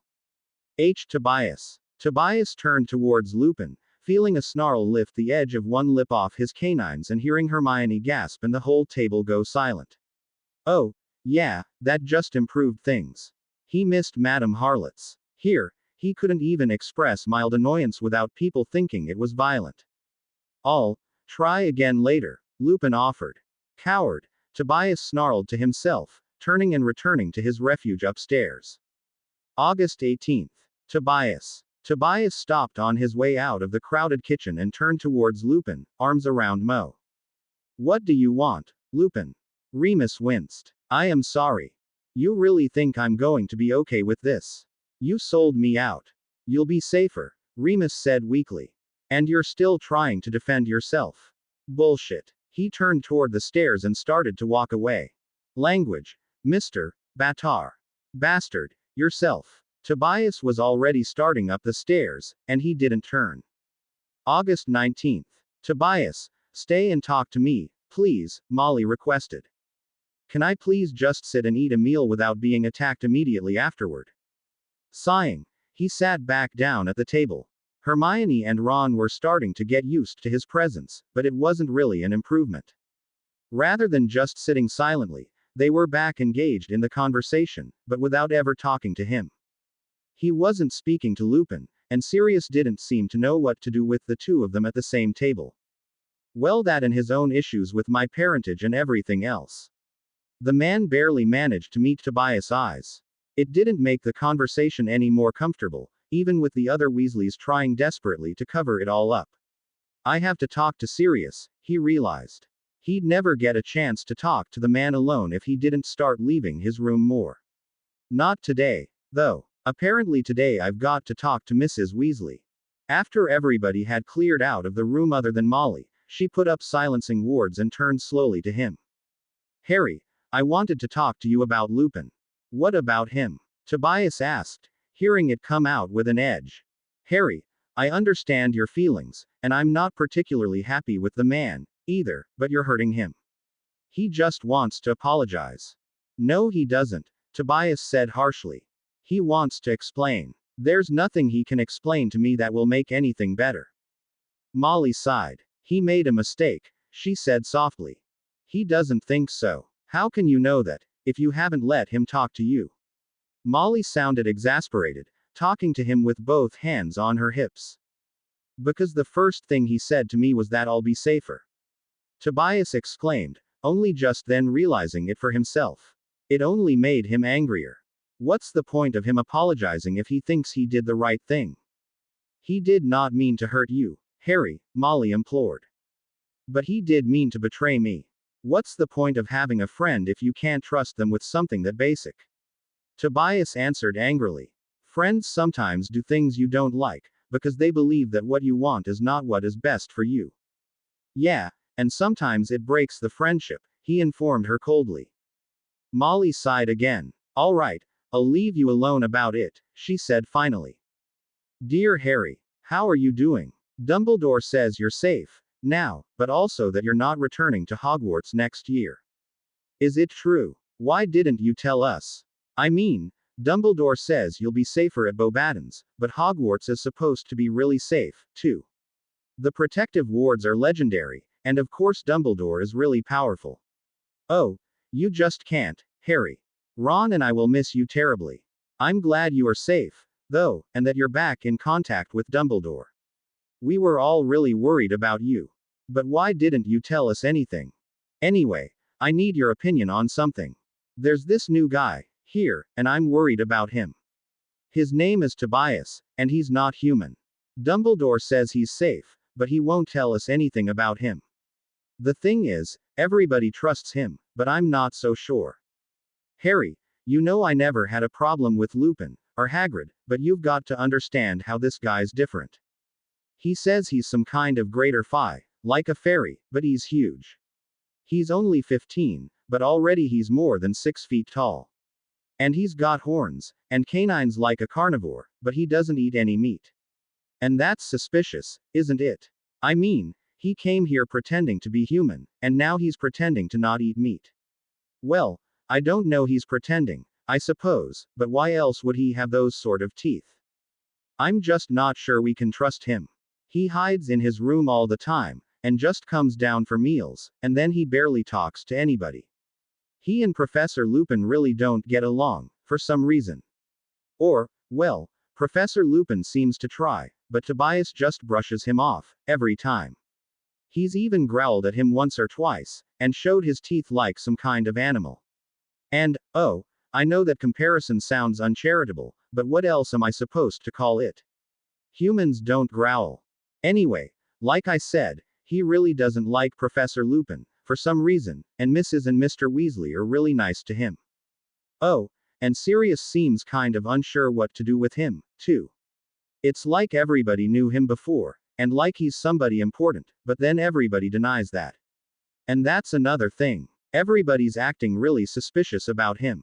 He just arrived one day, and nobody will tell me anything about him. I've asked everybody, and mostly just get a, "Don't worry your little head about it," sort of response. And then he's got a little baby with him, even though he's only 15, which isn't really responsible in any case. But I don't know, maybe he's not really 15. Or maybe that's okay, among his kind. He's really nice to her, in any case, but then she's his daughter, and one of his own kind.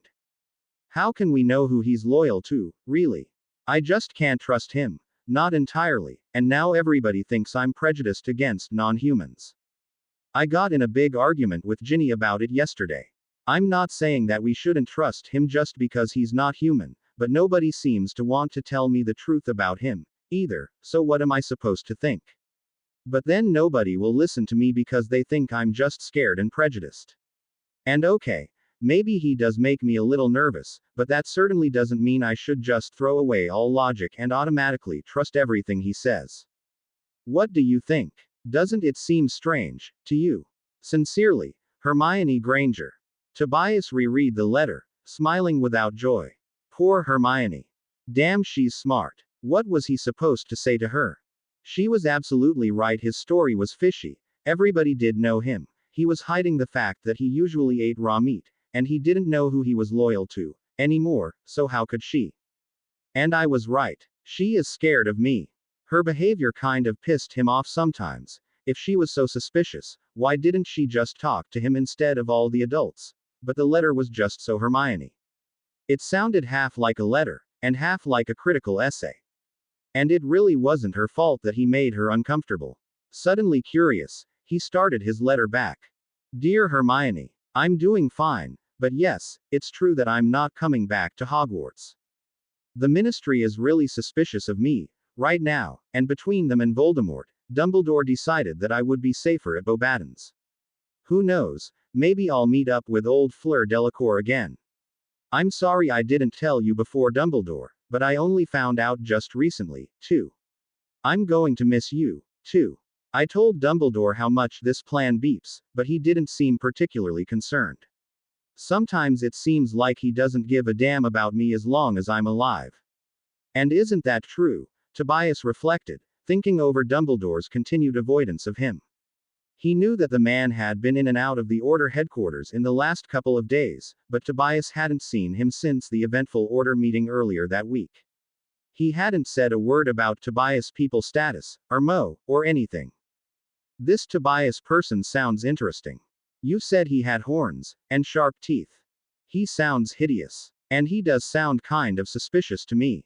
I'm surprised to hear that you're the only one worried about him, honestly, but then we've been wrong before. It almost sounds more like Dumbledore's hiding something, than that he is. Or, at least, that he's hiding anything from Dumbledore. Why isn't anybody else scared of him? Do you know? As for what to do about it, have you considered talking to him about it? Maybe he'll be more willing to share than everybody else. And maybe he's noticed that you haven't managed to bring yourself to talk to him since he stopped wearing charms and taking potions. She hadn't mentioned his wings, he noticed. That actually made sense. The wings really weren't the scariest part of the whole getup, in his opinion. They were almost external, somehow. Not to him, certainly, they just felt like his other limbs, but to someone else.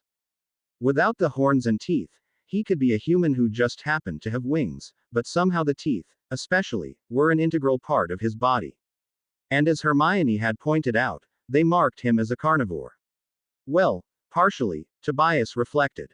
He liked bread, and some veggies, but he'd figured out quite quickly that he liked a lot of meat in his diet. He was getting hungry, without it. Casting a quick mirror charm, Tobias once again studied his face in the mirror, and was once again mildly surprised by what he saw. Wings, check. Big teeth, check. Horns, check. Somehow he forgot about the marks on his cheeks most often. Well, I can't feel them like the other stuff, I guess.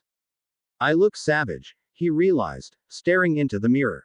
The Ministry would label him creature in a heartbeat. But I'm not going to, he reminded himself fiercely, baring his teeth fully in the mirror. And they can't either. not if they want to keep their diplomatic ties.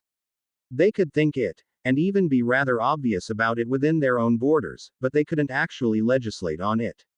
If he'd learned anything from the Air book, it was that the courts, and not the ministry, were responsible for the people. But it wasn't really the ministry that mattered.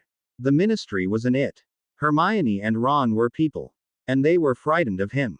Just out of curiosity, what makes you so nervous about the guy?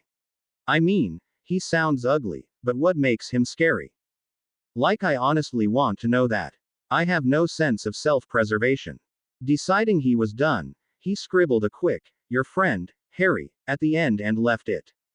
Geez, I've got a lot of names, he reflected, handing the letter to Hedwig.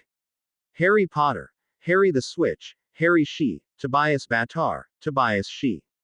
Who the bloody hell am I? August 20th. A knock on the door made Tobias look up from feeding Mo. He considered not answering. Nobody knew, yet, that she drank blood any more than they knew that he usually ate meat, but then he realized who it was inside. Molly would want him to let the man in, and it had been a week. Maybe if I let him say his piece, he'll leave me alone. Don't give me any reason to think you're a threat, Lupin, he called through the door. Apparently taking this for consent, Lupin opened the door to Tobias' room and looked in. Tobias didn't look up. He'd had very little time to just spend with Mo, recently. He wasn't going to ignore her just because some werewolf wanted to talk to him. Tobias, please. It's been a week. Won't you talk to me? I don't really think there's anything you can say to make this better, but you're free to try, Tobias answered, still without looking up from Mo. She'd grabbed one of his sleeves in one hand as she ate, but otherwise all of her limbs were wrapped up in the tight little bundle that was her version of the fetal position. He never got over how fragile she looked that way. Lupin came in the rest of the way, then closed and silenced the door. Why are you so angry with me? The secret was bound to come out sometime, Harry. And Dumbledore needed to know. You want to know why I am angry? Tobias asked, incredulous. You can't guess. Lupin sighed. I know you think I betrayed you, Tobias, but I never meant for it to harm you, at all. Tobias tried to remain calm and focus on Mo, but he could feel his anger rising. Didn't mean for it to harm me. How could it not? If nothing else, you deliberately betrayed my secrets and invaded my privacy. To Dumbledore, Harry, Lupin said. Yes, to Dumbledore, Tobias said sarcastically. And nobody else in the room heard or noticed a damn thing, I'm sure. Lupin winced. That was done badly. I admit that I should have told Dumbledore in private. You should not have told Dumbledore at all. It was my secret to tell, regardless. And if you never did, Dumbledore needed to know, Harry. If I never did, then Dumbledore would never know. It wasn't his business in the first place, and it certainly wasn't your business to tell him. How was Lupin not getting this? How simple could he possibly make it? He can protect you better if he knows more about you. It was your safety, Harry. Exactly, Lupin. It was my safety, and you betrayed me. I had the right to make the choice between being safe and keeping my privacy. If this even is safer. It wasn't your choice to make. And anyway, it doesn't bloody matter. You just don't do that. Don't what? Tobias paused, wanting to get this right. How could he do that to me? And now the man clearly thought he was in the right. Which is absurd. What Lupin had done to him was wrong. On that much, he was completely clear, but why? Why did he feel so betrayed? What was so fundamentally wrong about what Lupin had done? He wanted to protect me. He thought that this was a dangerous secret to keep, and wanted to protect me. And yet, for Tobias, nothing merited Lupin telling people what he was. Nothing. But why? And why do I feel like it's worse that it was Lupin, and not Sirius? Lupin had his own secrets to keep, or at least he had before. Why didn't Lupin get this? Madame Harlot would have, so would have Bigana. Hell, even Bigana's little daughter Ran would have known. You just don't do that. What don't you do? You don't betray one of us to the humans, Tobias finally said. The humans, Harry. Tobias stared at him, a sinking feeling in his chest. Why do I get the feeling he's not going to like this? Yes. The humans, Lupin. As in, not me, and not you. Lupin stared back, then spoke slowly, but with growing anger. I'm afraid I don't understand. What can you not understand? Tobias stared at Lupin and spoke slowly, as if to a toddler. We, he said, pointing between himself and Lupin, are people. Not humans. We live among the humans, and are friends with them, but we aren't human, and don't fall under ministry jurisdiction. We are different. Only if you allow yourself to be, Lupin answered. Tobias stared at the man, starting to feel vaguely disgusted. Of course. He's been hiding who he is for his entire life. Everybody thinks he's human, when he's not in wolf form. You mean if I don't choose to pretend like you do, Lupin? Only if I don't hide my strength, and my instincts. Control my facial expressions, my every gesture. Does Dumbledore know that you could rip him in half, Lupin? That you could rip me in half? Or was that not relevant to the order? Dumbledore knows, not that it's relevant. Of course it's relevant. How are you ever going to know if your friends are real if you don't show them who and what you really are? You mean like you were going to, Tobias? Yes, Lupin. Like I would have. Eventually. Slowly. If you hadn't decided to announce it to half the King order before I ever got a chance to say anything at all. Watch your language. Tobias just stared at the man, disgusted. He really doesn't get it. What do you tell people, Remus? That you're just as good as the humans. That as long as they think you're human, it doesn't matter. Don't ask. Don't King tell. You, Lupin said, pointing at him, are not trying to get a job. It's easy to say that I should be out when you've got a trust vault. So hide yourself at work. What do King care? It's a little cautious, but whatever, that's life and necessity. But your friends, Lupin. Hell, yourself. You won't even acknowledge that the two of us have something in common. It's like you think I'm the weird one, the non-human, and you're one of the humans. I never said that. You might as well have. I'm not human, Lupin. What are you, then? Lupin's voice came out artificially light, and Tobias could hear the anger in it. Personally, I like James's description. I have a little furry problem. You're delusional. The anger won out. How dare you? You're a werewolf, Lupin. Not a human that just happens to turn furry once a month. Neither of us is human. We can either accept that and be people and join a community of those like ourselves, or we can delude ourselves by trying to be human and allowing those no better than us to treat us as second-class citizens. I am not deluding myself, Tobias. I know I am not human. I also know that I don't have to make it my entire life. You'd rather spend your life pretending to be human. Yes, I would. My life is much easier this way. Tobias just stared at him. Fine, you're not delusional. You're a coward, he said finally, hearing his own voice come out cold as ice. Get out. August 22nd. Sirius. Tobias called softly from the doorway to the attic. Sirius stood up from where he was checking Buckbeak's hooves and looked vaguely at Tobias without meeting his eyes. Yes. That did not sound promising. Are we okay, Sirius? Of course we are, Tobias, Sirius said shortly, getting out a bristle brush and starting to groom the horse-like animal. Then why can't you look at me? Tobias asked bluntly, anguished. That made Sirius look up again, seemingly lost for words for a second before finally speaking. I'm sorry, Tobias, he said finally. It's been a lot to process. Yeah, for me, too, Tobias said softly. I can imagine, Sirius said with sympathy, and I'm probably not helping, am I? It's all right, Tobias said. I understand. But I'm still Harry, you know. I mean, I know I'm different, but what? He barely knew me when I was Harry, really. What connection can he have to me, now that I'm not James's son? I guess I'm really different, aren't I? Yeah, that's true, Sirius said regretfully. He went back to grooming, and Tobias left quietly, not even bothering to pretend it didn't matter. Stupid court, he thought, returning to his room with Mo. He'd been fine, at Madame Harlot's, settled, adapting, and slowly getting comfortable in the second new world he'd been forced into, until Leonin had showed up. And even that would have been fine. Different, but fine, if the rest of the court had just left him alone. But no. They'd had to pursue him, and he'd had to flee, and now everything was chaos. I should have just let them catch me in the first place, he reflected morosely. It's not like I managed to salvage anything of a life out of any of this. His two best friends were frightened of him. Dumbledore was avoiding him like he carried a plague. Lupin had betrayed him, and Sirius had no idea what to do with him anymore. What was the point? What was he trying to hold on to, at this point? He was never going to be human again. Mo wasn't going away. The court wasn't going away. He couldn't go back to Hogwarts as Harry, he had to go as Tobias, but who the hell was Tobias?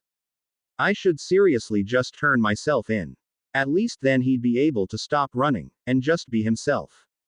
Except Mohira was a scary F. Cur. He's going to catch me anyway, though.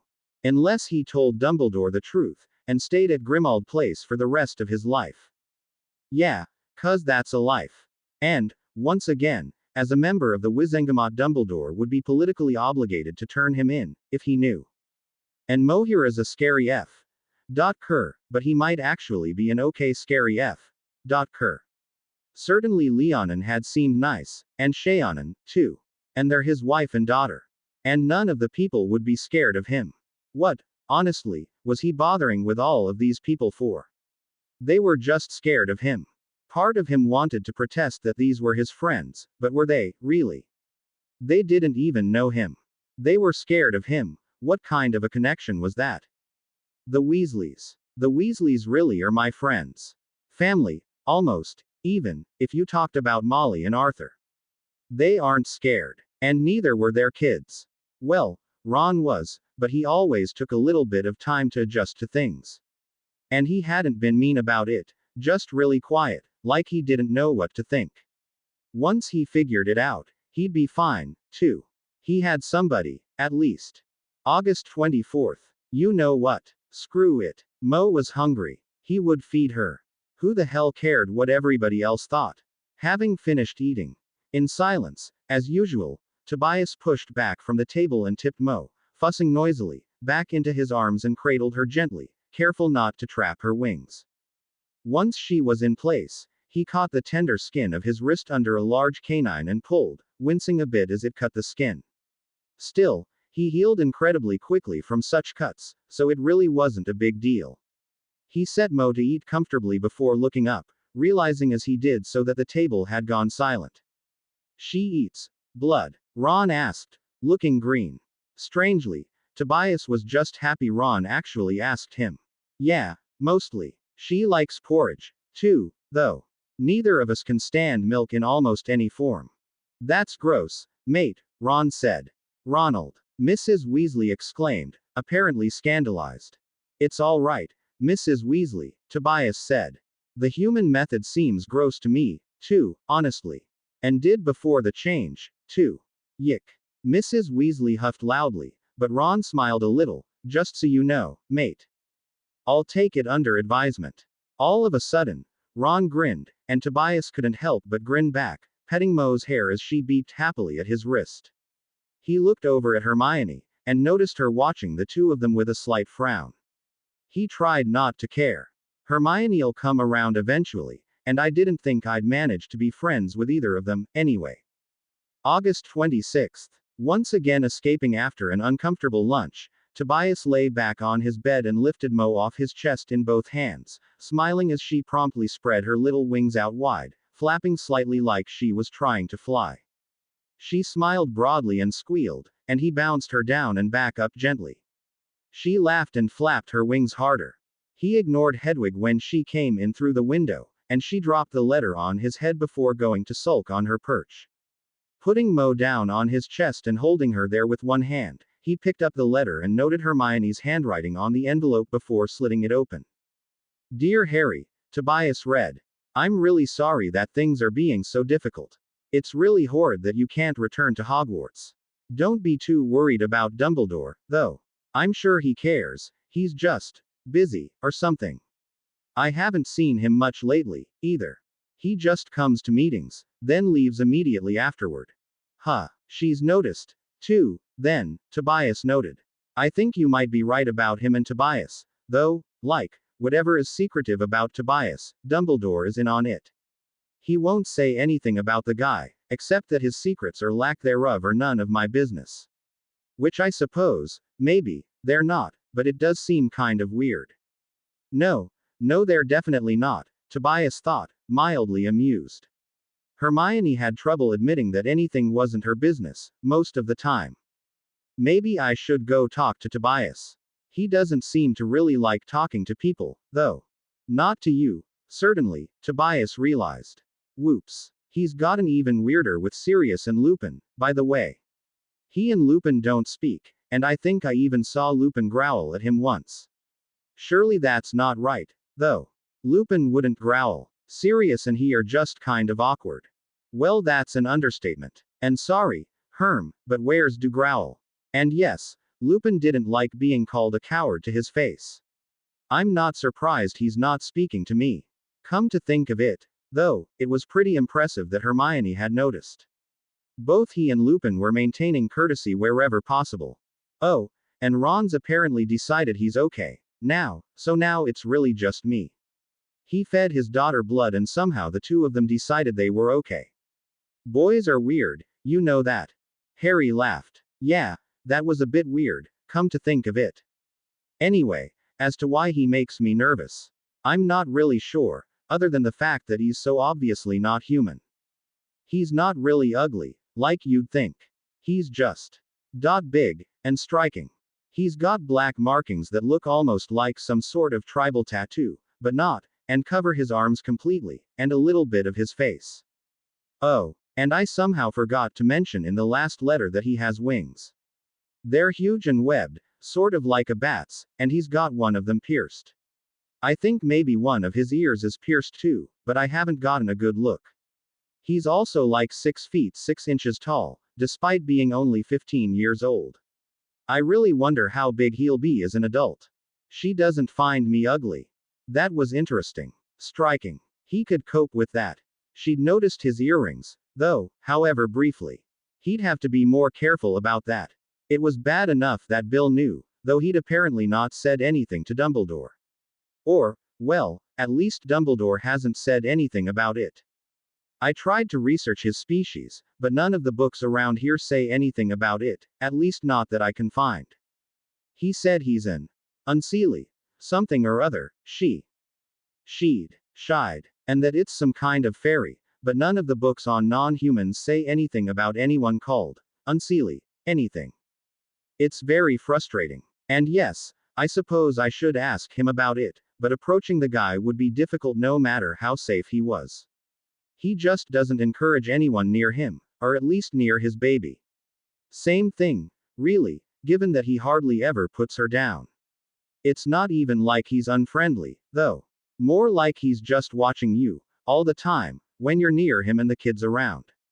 He did that, really. He hadn't noticed. Sure, he liked being in the same room as Mo, even with Molly holding her, but had he really been watching that way, that Hermione would notice? It made him sound like some sort of psycho. Or hysterical new parent. Bloody fantastic. Anyway, I'm doing pretty well, otherwise, though it's boring here. I finished all my summer assignments ages ago, and it's gotten to the point that I look forward to finding something new and disgusting in all the cleaning we've been doing. How about you? Doing anything interesting? Hoping to see you soon, Hermione. Well, at least now he knew why Hermione was so suspicious of him. Some of her arguments were perfectly logical, but she was also just scared. Why she was scared was interesting, though. Sure, he looked weird, but he was making her uncomfortable with his attitude, too. Whoops. The Weasleys had Bill, who was pretty familiar with the people, to explain his weirdness about Mo. Hermione didn't, though one would hope they would tell her. But then, it seemed like she'd been isolating herself, too. She might just have not been there for that conversation, if there was one. Damn people's secrecy, and damn Dumbledore. If there'd been a book out about him, an accurate one, then he could have sent it to Hermione and fixed a lot of problems. But Harry wasn't supposed to know anything about Tobias. Harry could have found an accurate account of the Phi for Hermione to read, if one existed, but he couldn't just say anything about the Phi and their children. Hermione was smart. She'd figure it out immediately. And Snape, bloody bastard, was right. Tobias couldn't afford for his friends to know who he really was. They had to treat him as a near stranger or none of this would work. The best he could do was try and give Hermione logical reasons not to fear him, when everyone knew fear wasn't a logical thing. Which means she'll never trust me, probably. Lovely. Putting the letter aside, Tobias turned his mind of the topic and went back to playing with Mo. On his way up the stairs after dinner, it occurred to Tobias that he'd never responded to Big Anna's last letter, he'd just run, as she'd advised. I don't want to lose her friendship, he realized desperately. She and Harlot were the only people who knew who he really was. So, setting Mo up on her play mat with her mobile, Tobias set himself up at the desk in his room and wrote. Dear Big Anna, I'm an idiot. I should have written you back ages ago. I was grateful for your warning, and have moved again, so I am now in relative safety. I won't tell you where I am. I think Harlot's point about knowing my location was a good one, but I can tell you that I wish I'd been able to stay with you guys. It's pretty miserable here. I am with some old friends, but they don't recognize me, and are very suspicious. I find myself getting very lonely. On the other hand, it's nice to not have to move anymore. I've been in 3 different locations since I left the inn. Moriana, at least, seems to be having a great time. One of my old friends is really good with her, and is the first person I've found that I can hand her off to for any period of time. I don't know what I'm going to do when I go back to school. I doubt my professors would be particularly pleased to have her in class, though I could imagine it being quite a bit of fun, with some of them. He smiled and looked over at Mo, on her stomach on her play mat and apparently confused as to how to get back over again. She could roll in both directions, now, but seemed to forget how to go about it once she wanted to do it on purpose. He was already starting to dread what would happen when she started to crawl. Hogwarts was hardly baby-proofed. Dumbledore was in on the plan of him returning, so he had to assume the man would help him, but help from Dumbledore didn't always turn out well. Frowning, he returned to his letter. Anyway, how's it going at the inn? Did the grumpy goblin leave? How's the brownie settling in? You didn't tell me her name. And how are Harlot and Ran? Tell them. Hi. For me. Miss you, Harry. August 28th. Snape's back, Tobias noticed, watching the man stalk through the front door. And late. By now everybody was either already downstairs, or hanging out in Ron's bedroom. Then Snape noticed Tobias standing at the bottom of the steps. Tobias shivered as he met the man's eyes. Whoa. He'd known the man hated him, but damn. The man looked at him like he was some sort of particularly disgusting insect. What did I do? I haven't even seen the man in 2 weeks. He put a protective hand on the back of Mo's head. Good afternoon, Professor, Tobias said awkwardly, for lack of anything else to do. Good afternoon, Snape responded, sneering. How interesting to see you with the makeup removed. Perhaps you have developed some modicum of self-respect, Mr. Battar. Or am I overly optimistic? Tobias gritted his teeth, and spoke with matching snide. I'd actually have expected you to notice that I was fine without being told, but perhaps I, too, am overly optimistic.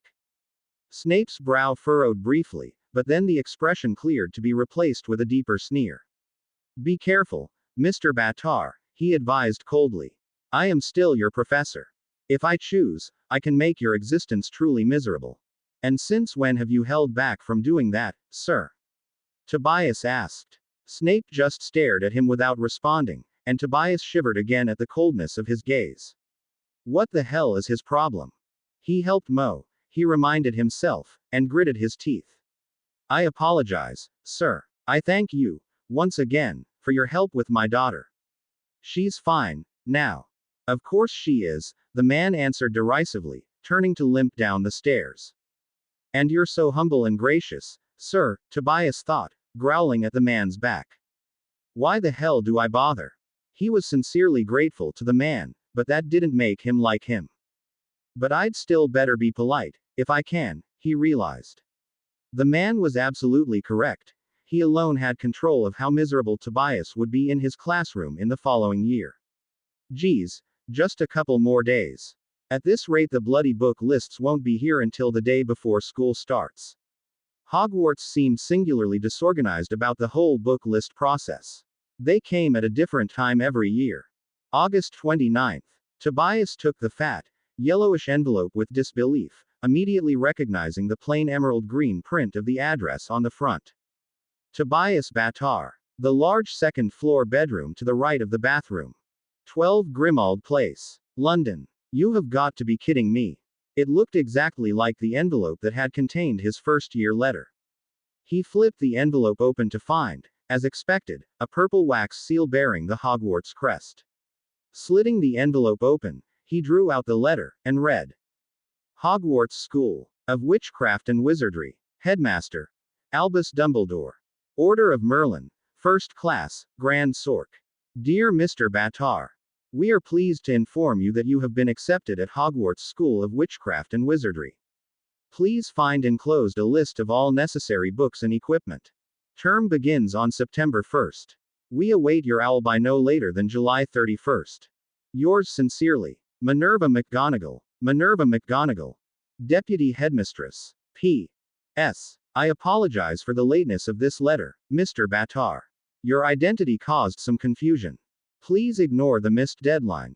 We already know you are coming, and have made all necessary arrangements. The attached equipment list is special to you. Please read it carefully so as to be fully prepared at the start of term. Tobias frowned and pulled out the equipment list. It contained the normal list of required textbooks, including the usual standard Book of Spells Grade 5, and a new one called Defensive Magical Theory. The special section included a lot of what he already had. Supplies for Mo, mostly, but also a couple things that he hadn't thought of, like magical baby monitors for any time he needed to leave Mo alone for any reason. Thank you, McGonagall. Good thing she knew what to do, 'cause it seemed like he was still totally incompetent. No surprise there. I think 1 month still counts as new parent, he thought. He'd have to give the list to Molly. She was planning on doing all the shopping for them this year so that nobody put themselves in danger unnecessarily. August 31st. What's all the excitement about? Tobias wondered, hearing a shriek from downstairs. He picked up Mo and left his room to peer down the stairs and listen into Molly's excited babbling. Don't believe it. I don't believe it. Oh, Ron, how wonderful. A prefect. That's everyone in the family. When were the twins prefects? Tobias wondered, just as he heard one of the twins speak up indignantly. What are Fred and I, next door neighbors? Wait until your father hears. Ron, I'm so proud of you. What wonderful news. You could end up head boy just like Bill and Percy. It's the first step. Oh, what a thing to happen in the middle of all this worry. I'm just thrilled. Oh, Ronnie. Tobias grinned as he heard the twins start to gag loudly. So Ron's a prefect. Interesting. I bet Hermione is, too, though Molly wouldn't be as excited about that. He wasn't at all worried about the fact that he hadn't been named. It'd have been phenomenally stupid for Dumbledore to name him, a new parent, and supposedly a new student, to the post. I'd have had to refuse it. Curiosity appeased, Tobias returned to his room with Mo. He had a lot to pack before leaving for Hogwarts the next day. September 1st. As usual, Mo woke up before Tobias did, and woke him with her wiggling. By the time he was awake enough to realize it was morning, she was crying. All right, I'm up. He told her, rolling up with her clutched to his chest. Still bleary, he cut his wrist and offered it to her, hoping it would be enough to appease her. Looking at the clock, he groaned. Bloody hell, Mo. It's not even 6. You couldn't wait a little longer. Mo just wrapped the fabric of his sleep shirt in one fist and kept eating, wide awake and totally unconcerned. Little monster. When Mo had finished eating, Tobias got the rest of the way up out of bed to do the rest of his usual morning routine, trying to ignore how Mo fussed the whole time while he changed her and brushed his teeth, and how she screamed while he rushed through a shower. Finally able to pick her up again, he bounced and rocked her until she quieted, remembering with a certain sense of pride how panicked he'd been the first time she'd cried. He knew what to do, now, though the sound was still unpleasant. Once Mo had calmed down, he returned to preparing to leave for Hogwarts. He'd made sure the day before to have his special shirts clean so that he could leave Grimald Place fully covered. Now he put one of them on, feeling the strange tingling that meant his wings were hidden. Next he grabbed for the potions to hide his teeth, but paused before taking it, suddenly disgusted with himself. Was he really going to spend the next 9 months hiding everything? What do you tell people, Remus? That you're just as good as the humans. That as long as they think you're human, it doesn't matter. Don't ask. Don't F. King tell. What kind of AF? King hypocrite was he? Shit. He couldn't go back as people. That would be insane. Everybody would be frightened of him. He'd never make any friends. Would the teachers even allow him in their classes? Hogwarts was a school for wizards, not people. But I'm a wizard, too. And Hagrid and Lupin weren't human. But they'd hid it. I can't just waltz through the halls with wings and teeth showing. But why not? He'd done it at Grimald Place. People had given him funny looks, but hadn't screamed or run. Even the Order members who didn't know him and apparently didn't like the people had mostly just glared. It had been unpleasant, for sure, but not dangerous. In fact, people had mostly avoided him, which was really safer for all around, when he had Mo with him. And it beeped to hide everything. Even if he made friends, none of them would actually know who he really was, not when he couldn't express himself normally. And he'd be faking some of his classes, too, if he couldn't show his actual strength. And he'd feel like a bloody coward. He'd be a bloody coward. Perhaps you have developed some modicum of self-respect, Mr. Batar. Or am I overly optimistic? Making a sudden decision, Tobias threw the potion back in his bag, and pulled his shirt over his head, replacing it with one of the normal ones, breathing a sigh of relief as the tingling went away and his wings sprung free. He'd have to be under the invisibility cloak, to go through the King's Cross train station, but he'd been told to be under the invisibility cloak on the train, anyway, so nobody would find it odd.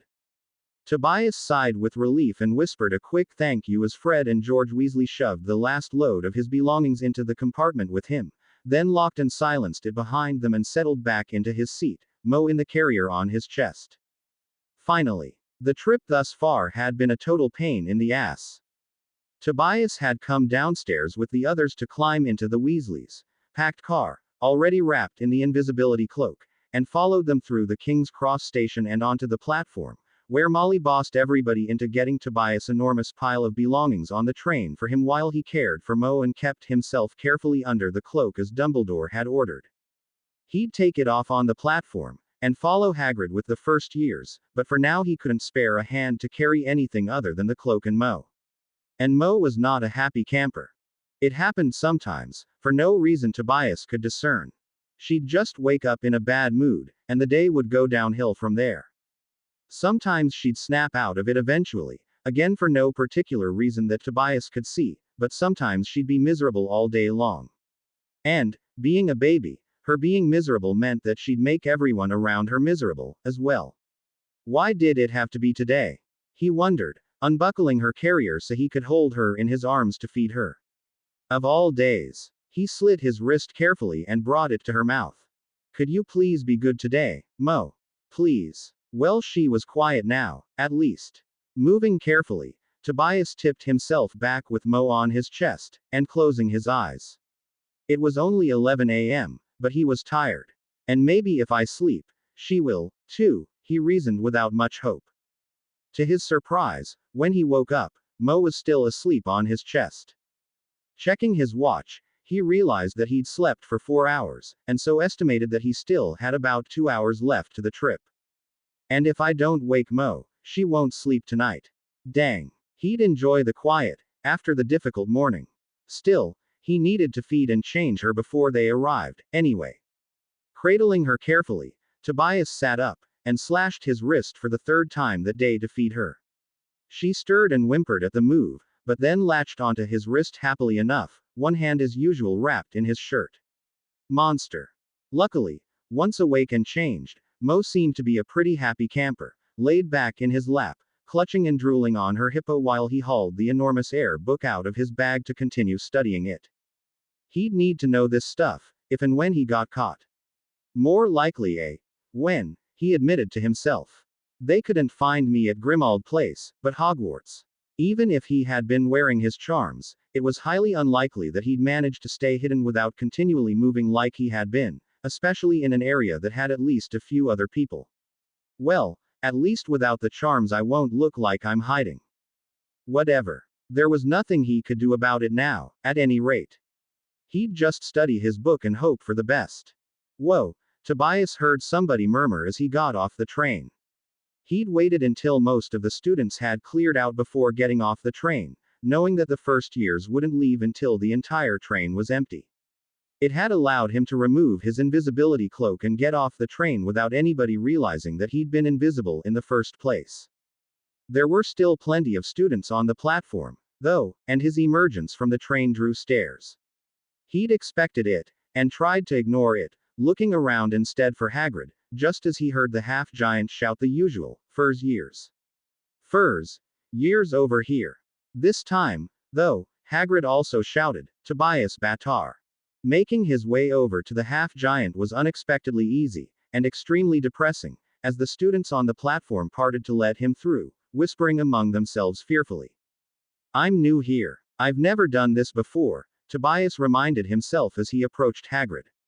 "I'm Tobias, sir," he said when he'd gotten close. "Oh, good," Hagrid said, looking down into Tobias' bright purple eyes. Unable to leave Grimmauld Place to get contacts or a magical means of changing his eye color, Tobias had asked Molly to get them for him. He'd decided to have his eyes match Moe's, figuring it would be one more layer against people connecting him with Harry Potter. Hagrid didn't seem to recognize him at all. "You certain you're wantin' to go without charms, Mr. Baatar?" "Quite certain," Tobias answered. "All right," the half-giant said dubiously, before looking out over the platform again. "Furs years. Furs. Years over here." Soon enough, they had a small posse of wide-eyed first years surrounding the pair of them and staring. Tobias couldn't help but snort a little, even as the fear in the little's eyes hurt him. "So, do you think they're staring more at you, or me?" he muttered. Hagrid laughed. "No doubt both," he said. "I'm pretty used to it by now." There was somebody there, Tobias realized suddenly. A whir, and one of the five, really close by. He looked up and around, startled and mildly alarmed, baring his teeth, but a noise brought his gaze back down. "Sorry," the first year said softly in strongly accented English, stepping back a little. "I don't notice the little one. Just want to say hi." Tobias smiled. It was the Phi he'd sensed, approaching him with no fear at all. His ears were slightly pointed, like Tobias, and he was very skinny, but otherwise the small, dark-haired, hazel-eyed boy would have no trouble at all hiding among the humans. "Don't be sorry," he said softly so the others couldn't hear, smiling broadly. "He's not scared of me. He's Phi. There are people here. You startled me, was all. Do you know where the were is?" The dog person. You mean?"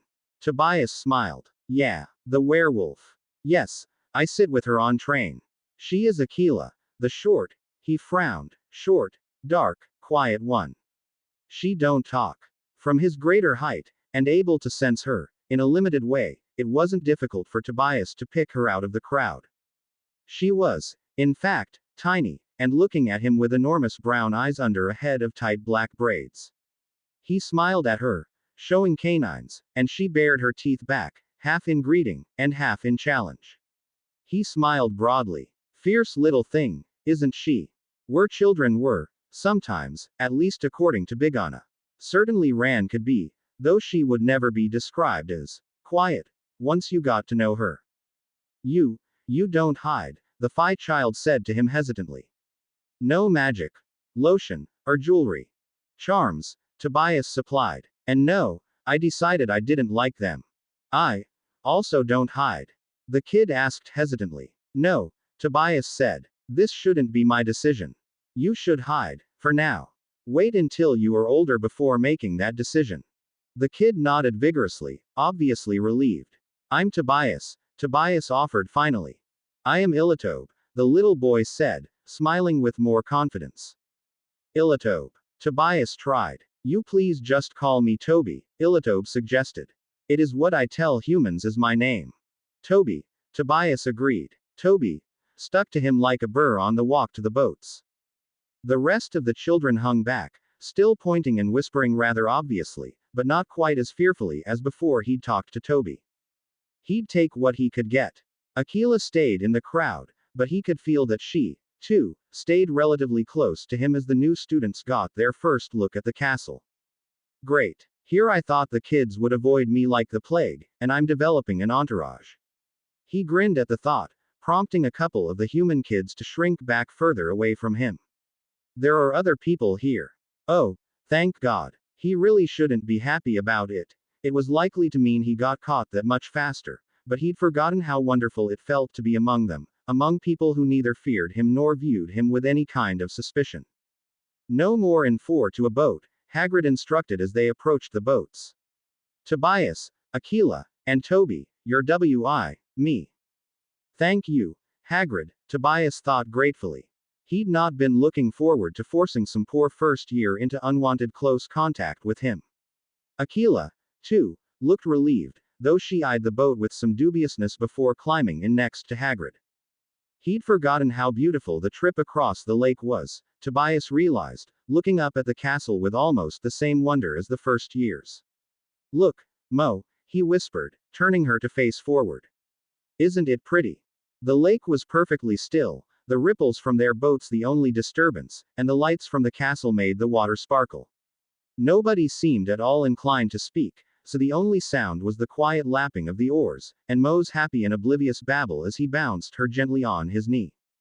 They came to shore in the strange, underground harbor that Tobias vaguely remembered from his first year, where they tied up the boats before climbing a narrow stair to the surface, and Hagrid counted them one more time before knocking hard on a huge wooden door into the castle. Exactly like in his first year, McGonagall opened the door, looking stern.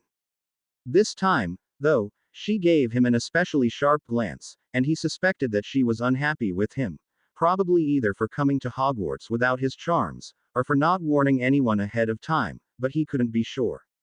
McGonagall didn't say anything, however, and led them all into a small, empty chamber across from the entrance to what he now knew was the Great Hall, and introduced them as before to the house system, and the fact that they were all to be sorted.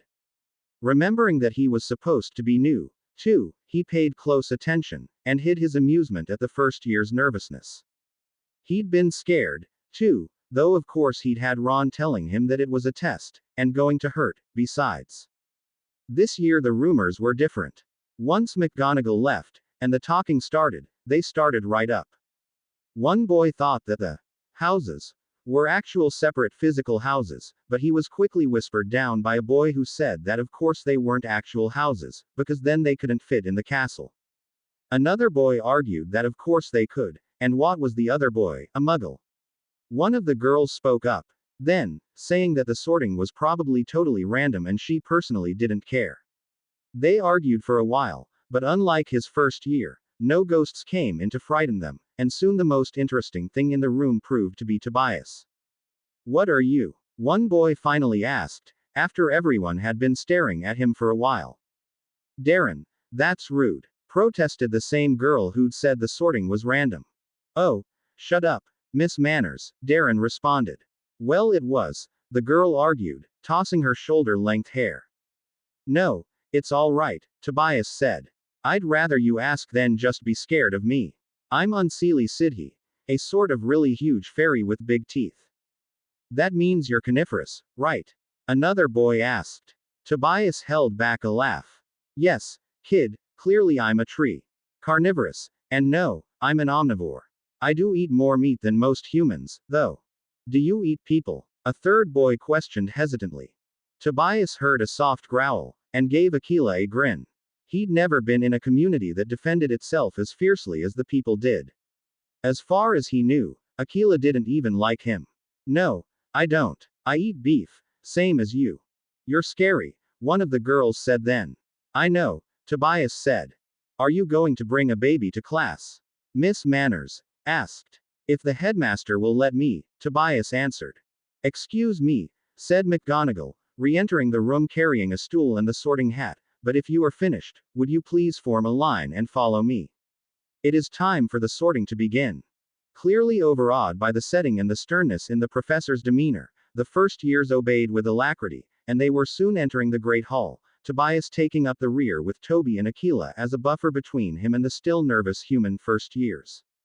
All conversation in the hall stopped as they entered, then started up again in hoarse whispers, and Tobias racked his brain trying to remember if that had happened his first year, before realizing that, even if they did, it was probably because of him then, too. It took a lot to quiet the great hall. Finally he remembered that he'd witnessed other sortings, and no, the hall was never quite this quiet while the first years walked in. Good thing I'm used to getting stared at, he told himself, doing his best, once again, to ignore the extra attention as he walked with the others to the front of the room. He couldn't help but be vividly aware of his own height as he followed the first years, though, he towered over them, to the point that he could clearly see Dumbledore frowning at him at the head table over all of their heads. Turning his attention from both Dumbledore and the staring crowd, he instead looked for his few friends in the crowd, finally finding the Weasleys and Hermione all sitting in a large clump and watching McGonagall. One of the twins met his eyes, though, and smiled. He said something to the others, and they all looked up and waved. Little tall for this, aren't you, Tobias? One of the twins shouted. Is Little Mo the one getting sorted? I don't know, you'd have to ask the headmaster. He shouted back, grateful once again for the twins' deft maneuvering around an otherwise awkward situation. Silence, please, McGonagall called sharply, and Tobias turned back to her to find her giving him a piercing glare. He smiled apologetically, but she just looked down at her list and called out, Abercrombie, Ewan, as the first to be sorted. Suddenly realizing just how early in the alphabet, Batar, Tobias really was, he cursed himself for choosing it while listening carefully for his own name. Sure enough, he was called just as the terrified-looking Ewan made his way over to the Gryffindor table. Feeling ridiculous, he stepped out from among the crowd of littles and sat on the stool before taking the hat from McGonagall and putting it on his head. You again, the hat said instantly, startling him. Yes. Tobias thought at it, remembering how it had picked up his thoughts first year. Is that a problem? Not a problem. No, answered the hat, just most unusual indeed. Let's see, where should I put you? You can't just put me back in Gryffindor where I belong. Tobias asked, a little worried. Where you belong? No, definitely not where you belong. That is what is so interesting. Perhaps I should sort all students a second time. But I haven't suddenly turned coward, or something, Tobias protested.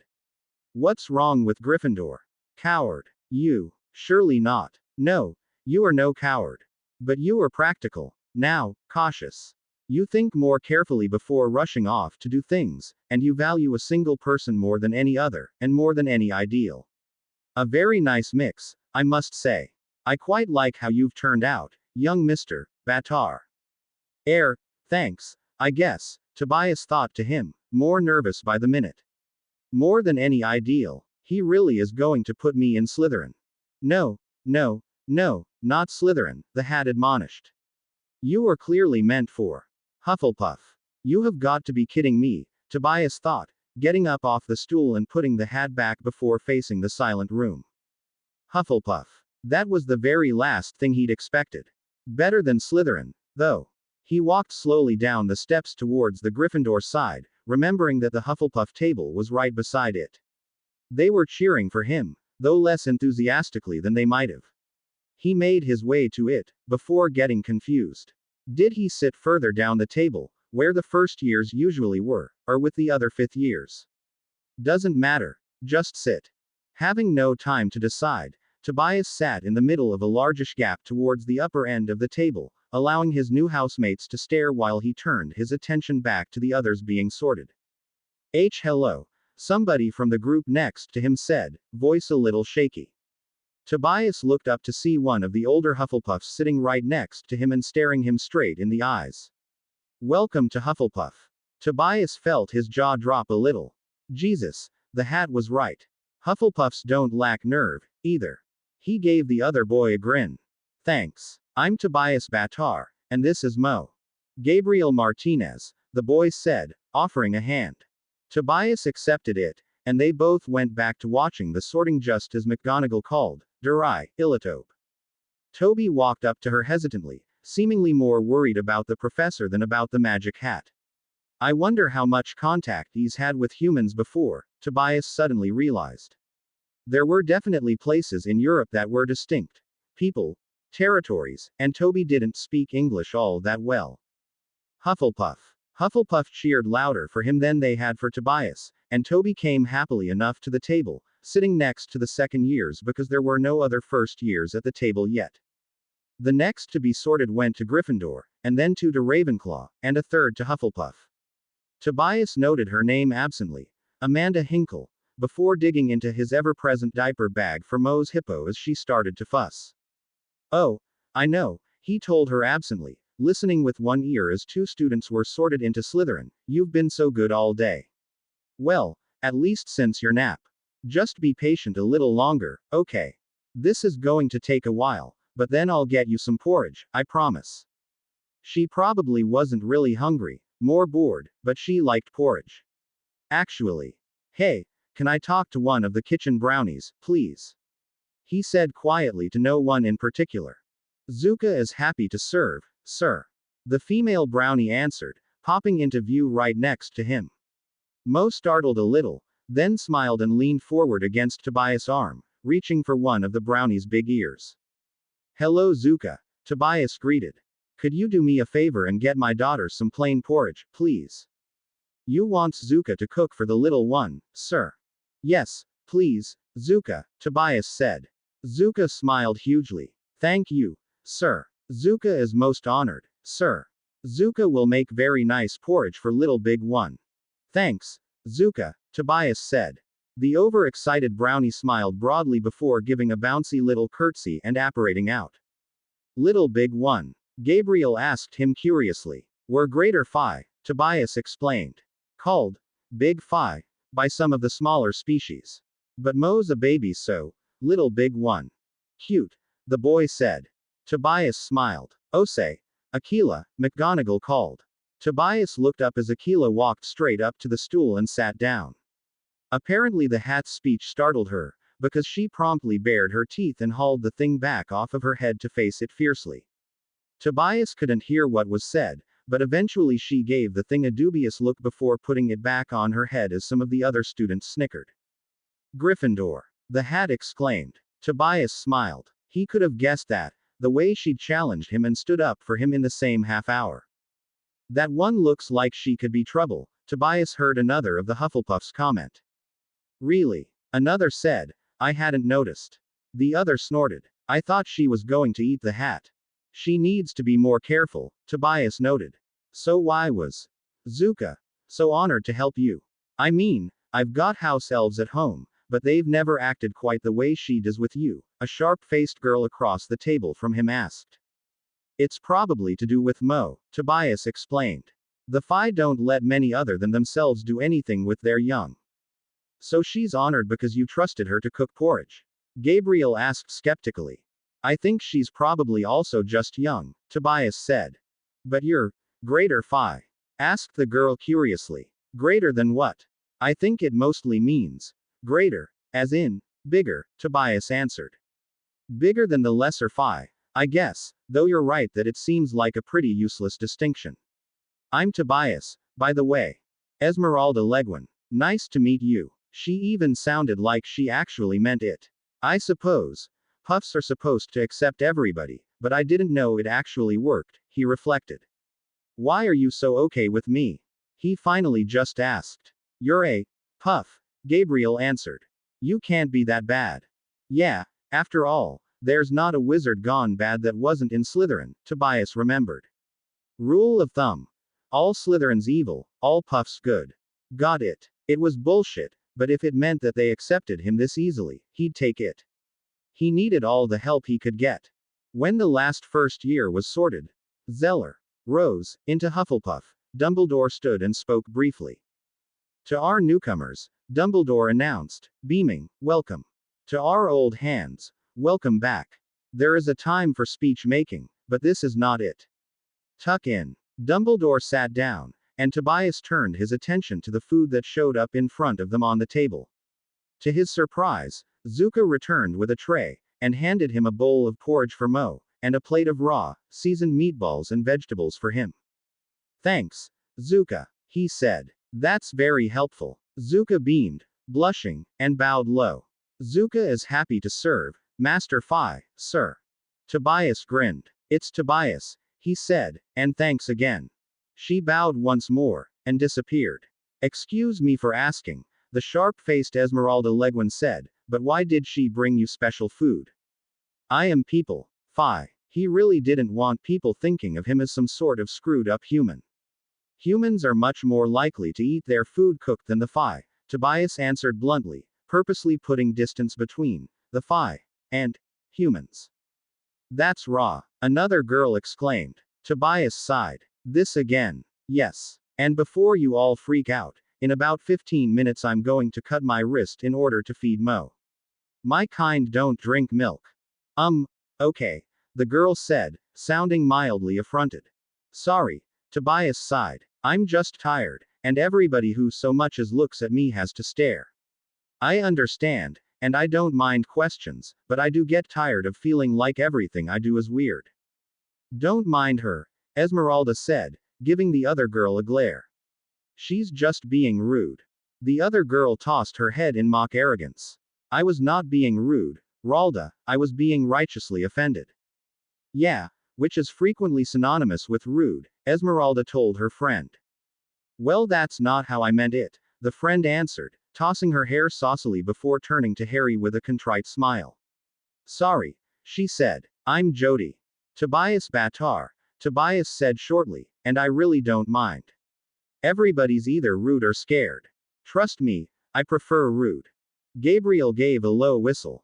That blows, man. Yeah, it does, Tobias answered, softening the bluntness with a smile. Go Hufflepuff. When the meal ended, Dumbledore stood up and made the usual announcements, including introducing a new professor, Dolores Umbridge. She looks like a toad, Esmeralda whispered. Jody snickered, and Tobias smiled. She really kind of did.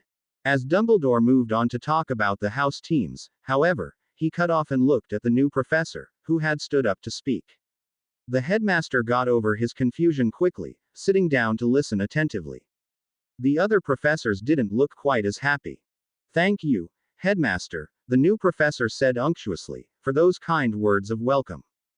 Jody gagged loudly, exactly like one of the twins had the day before. Esmeralda smiled maliciously. Kind words of welcome. Really? Gabriel snickered. I think my ears just developed cavities. Well, it is lovely to be back at Hogwarts, I must say. Umbridge continued, and to see such happy little faces looking back at me. Oh. My God, Gabriel murmured. Did she actually just say that? I am very much looking forward to getting to know you all, and I'm sure we'll all be very good friends. Yeah, she did, Jody answered, sounding resigned. Oh, I am so looking forward to her class. Defense against the fluffy bunnies. But that's no ordinary rabbit, Gabriel said, grinning. That's the most evil, foul-tempered rodent you've ever set eyes on. Oh, shove it, Gabe, Esmeralda told him, punching his arm. You're Muggle-born, he said to Gabriel as he recognized the reference. The whole table stiffened, and Gabriel met his eyes. Is that a problem? No, Tobias said, I just noticed. I am too, of a sort. Gabriel relaxed. Of a sort. Mixed-born, Muggle-raised, he answered. Ah, I thought blood status was a human thing. It is, Tobias said shortly. A strange, girly little throat-clearing cough saved him from having to continue, bringing their attention back to the new professor as she began speaking in an officious, obviously memorized cadence. Tobias listened with one ear while he slit his wrist on a canine and fed Mo. He caught enough to be vaguely disturbed, something about progress and tradition and pruning. When it was over, Gabriel was frowning. Can she do that? Do what? Esmeralda asked. Perfect what needs perfecting. Prune what needs pruning. Sure she can, Jody answered. Didn't you hear? She was appointed by the minister. Probably to do just that. Oh lovely, said Esmeralda sarcastically. Pruning. Just what we needed. She's like hell's own kindergarten teacher. I'm excited, said Jody, turning to Gabriel with obviously faked enthusiasm. Aren't you excited? Oh, yes, said Gabriel, batting his eyelashes. I love bunnies. You think maybe she'll install some lovely topiaries? Both girls turned to stare at him. That was terrifying, Esmeralda said seriously. Never do that again. Do what, darling? He batted his eyelashes again before exclaiming, ow. Hey, as Jody punched him in the arm. That. Suddenly, the noise in the hall increased as everybody started getting up to leave. Oh, oops, Gabriel said. I'm supposed to help the first years find where to go. No, Jody said pointedly, you're supposed to show the new students where to go. Yeah, Gabriel said with exaggerated patience, and the difference is me, Tobias answered. Gabriel blushed and brought up a hand to cover his face.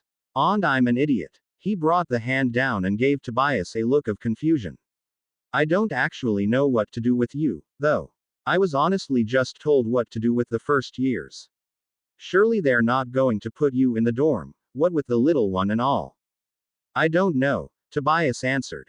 Maybe let's just go on up and then see what Sprout says. Sprout? The boy questioned. Shit, I'm not supposed to know her. Yeah, Professor Sprout. She's our head of house, right? Yeah, but how do you know? Gabriel asked without suspicion. Oh, the Gryffindor head of house. McGonagall. She talked about the 4 houses before bringing us in to be sorted, he said, glad to find a not quite lie that would explain his knowledge. Whoops. Oh, right, Gabriel said. Well, come on, then. Gabriel gathered up the other new students to leave the hall, while Tobias wet a washcloth to start cleaning Mo up to leave. Fighting to wipe off her hands, she much preferred waving them around or chewing on them to having them washed. He suddenly realized something that he'd been sensing all along, but had ignored. There were a lot of people here. He'd thought the 2 first years were a fluke, but apparently Hogwarts, or at least Dumbledore, accepted the people as students on a fairly regular basis, and it was just kept quiet. Either that or Dumbledore didn't know, and the students just hid themselves. They stood out from the crowd, somehow, as if he knew them, was intimately familiar with them and the way their bodies moved. And yet he didn't know them, and he couldn't see that they moved any differently at all. From the ones Tobias could sense, he guessed that there were about 1 in 20 students. How did nobody notice? Well, I didn't, did I? I was human, I assumed they all were too. Even after Lupin had talked about Dumbledore allowing him in, he'd not made the connection. Dumb me. But it wasn't like the students who were people were going to expose each other. Except for me, he suddenly realized. They won't expose each other as people, but I bet somebody will report me to the court. He moved on to wiping Mo's face as he continued to think things through. Could he return to Grimmauld Place, hide out? I thought that's what I was not doing. But if Mo was in danger, but that was the thing, wasn't it? Mo wasn't in danger. Leonin would never have recommended that Tobias contact the court for help if Mo was in danger from them. She probably wouldn't have if Tobias was in danger. And again, Mohira was scary, but possibly a perfectly decent guy. At the base of it, Tobias was running because he was scared, not for his life, but for his freedom. But that wouldn't matter, for Mo. At least, it wouldn't until she was significantly older. Oh, hell, I really don't want to be their heir. But if the last few weeks had taught him anything, it was that once one started running, it was nearly impossible to stop. And running wasn't any kind of freedom. He wanted to stay here, to finish his education. What kind of freedom was it, if he couldn't just be himself and make friends, but had to hide constantly who he was? Maybe the court will let me stay here. Wait, let me. They can't make me do shit. The thought made him breathe a sigh of relief. They couldn't force him. Not really. The letters from the Queen had proven that. They needed him, badly. They could beg, badger, cajole, and maybe even order, but they couldn't literally drag him.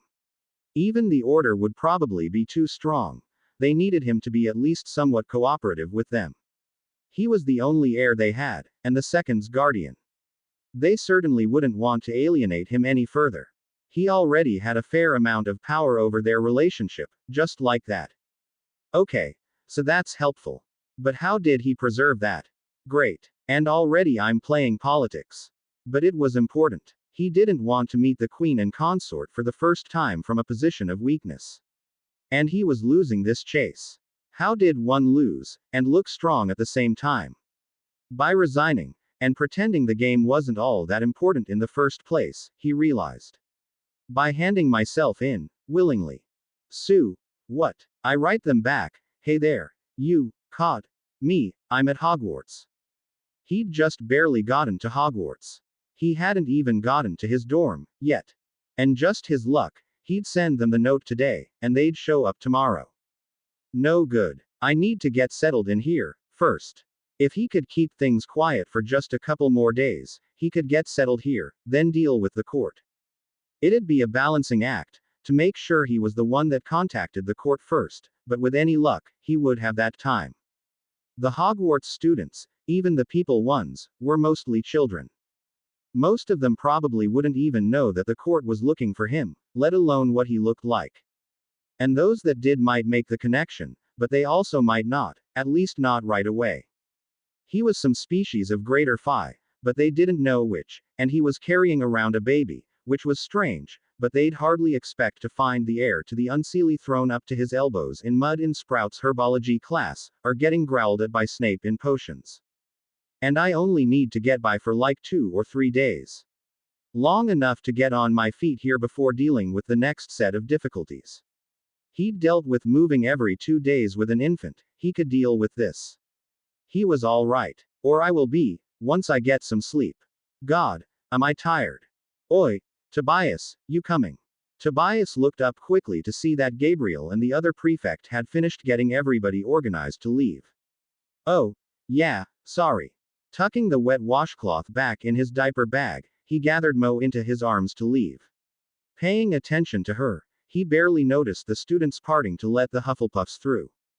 Whoa. He'd seen the Slytherin common room, and of course the Gryffindor, and he'd imagined that all of the dorms would be like them, decorated totally in the house colors, and embodying the stereotypes about each house. The Hufflepuff common room was different. The furniture was mostly black leather, and the wood of the floor was a gentle yellow, so the colors were there, but they were almost totally overwhelmed by the room's real feature, the plants. He felt like he was walking into a particularly messy greenhouse, or a particularly well-lit jungle. There was plenty of space to move around in, and the windows were so enormous it felt like there were no walls at all, but everywhere you looked there were magical plants in fantastic colors. It was beautiful. Look, Mo, he whispered, beyond caring what the 11-year-olds would think of him talking to a 5-month-old. See the pretty plants. Before we enter, Gabriel told them all, make sure you watch out for the plants. The purple-green one to the left of the entrance is particularly mean. How can a plant be mean?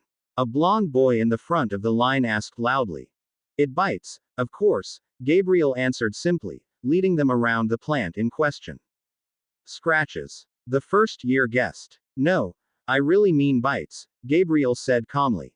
Don't piss it off. Okay, the boy said skeptically, looking sideways at the plant.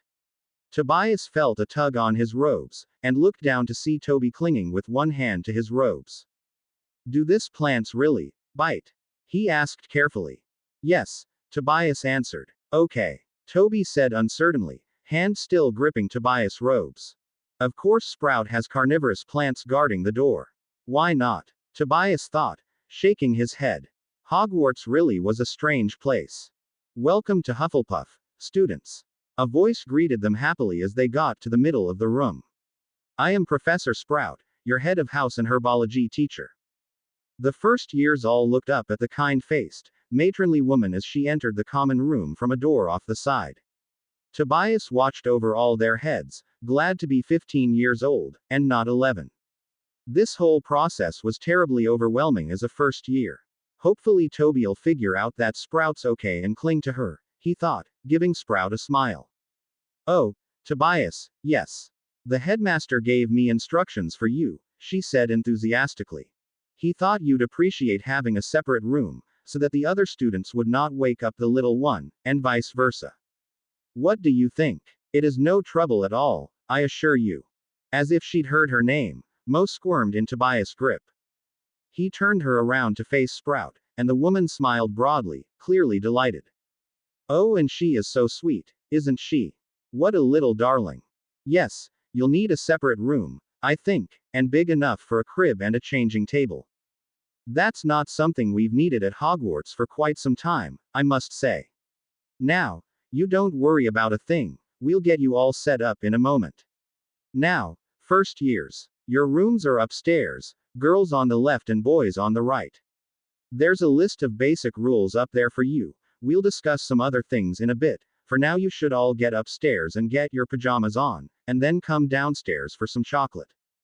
The 11-year-olds' faces all lit up at the word chocolate, even after the enormous welcoming feast, and in no time they'd all disappeared up the stairs.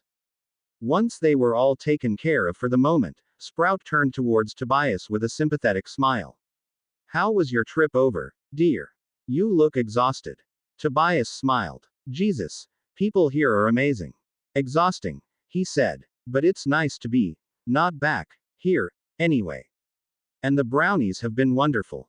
Sprout gave him a confused look. Brownies. House elves, Tobias said. They're fi, and so am I. We call them brownies. You're related to the house elves? Sprout asked skeptically. People tend to underestimate the brownies, it's true, but yes, they're related to the Unseelie and the goblins, and actually quite powerful. They're just not ambitious, is all. Interesting, Sprout said openly. Well, dear, we do have a room set up in the dorm for these kinds of special cases, but it's not set up as a nursery just yet. Did you bring all your own stuff, or do you need us to find you anything? I have most of what I need, he said, but I don't have a changing table, just a pad. It works just fine, but. Oh, absolutely, dear.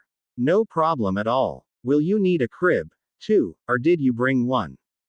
No, she stays with me, Tobias answered. Sprout smiled broadly at him.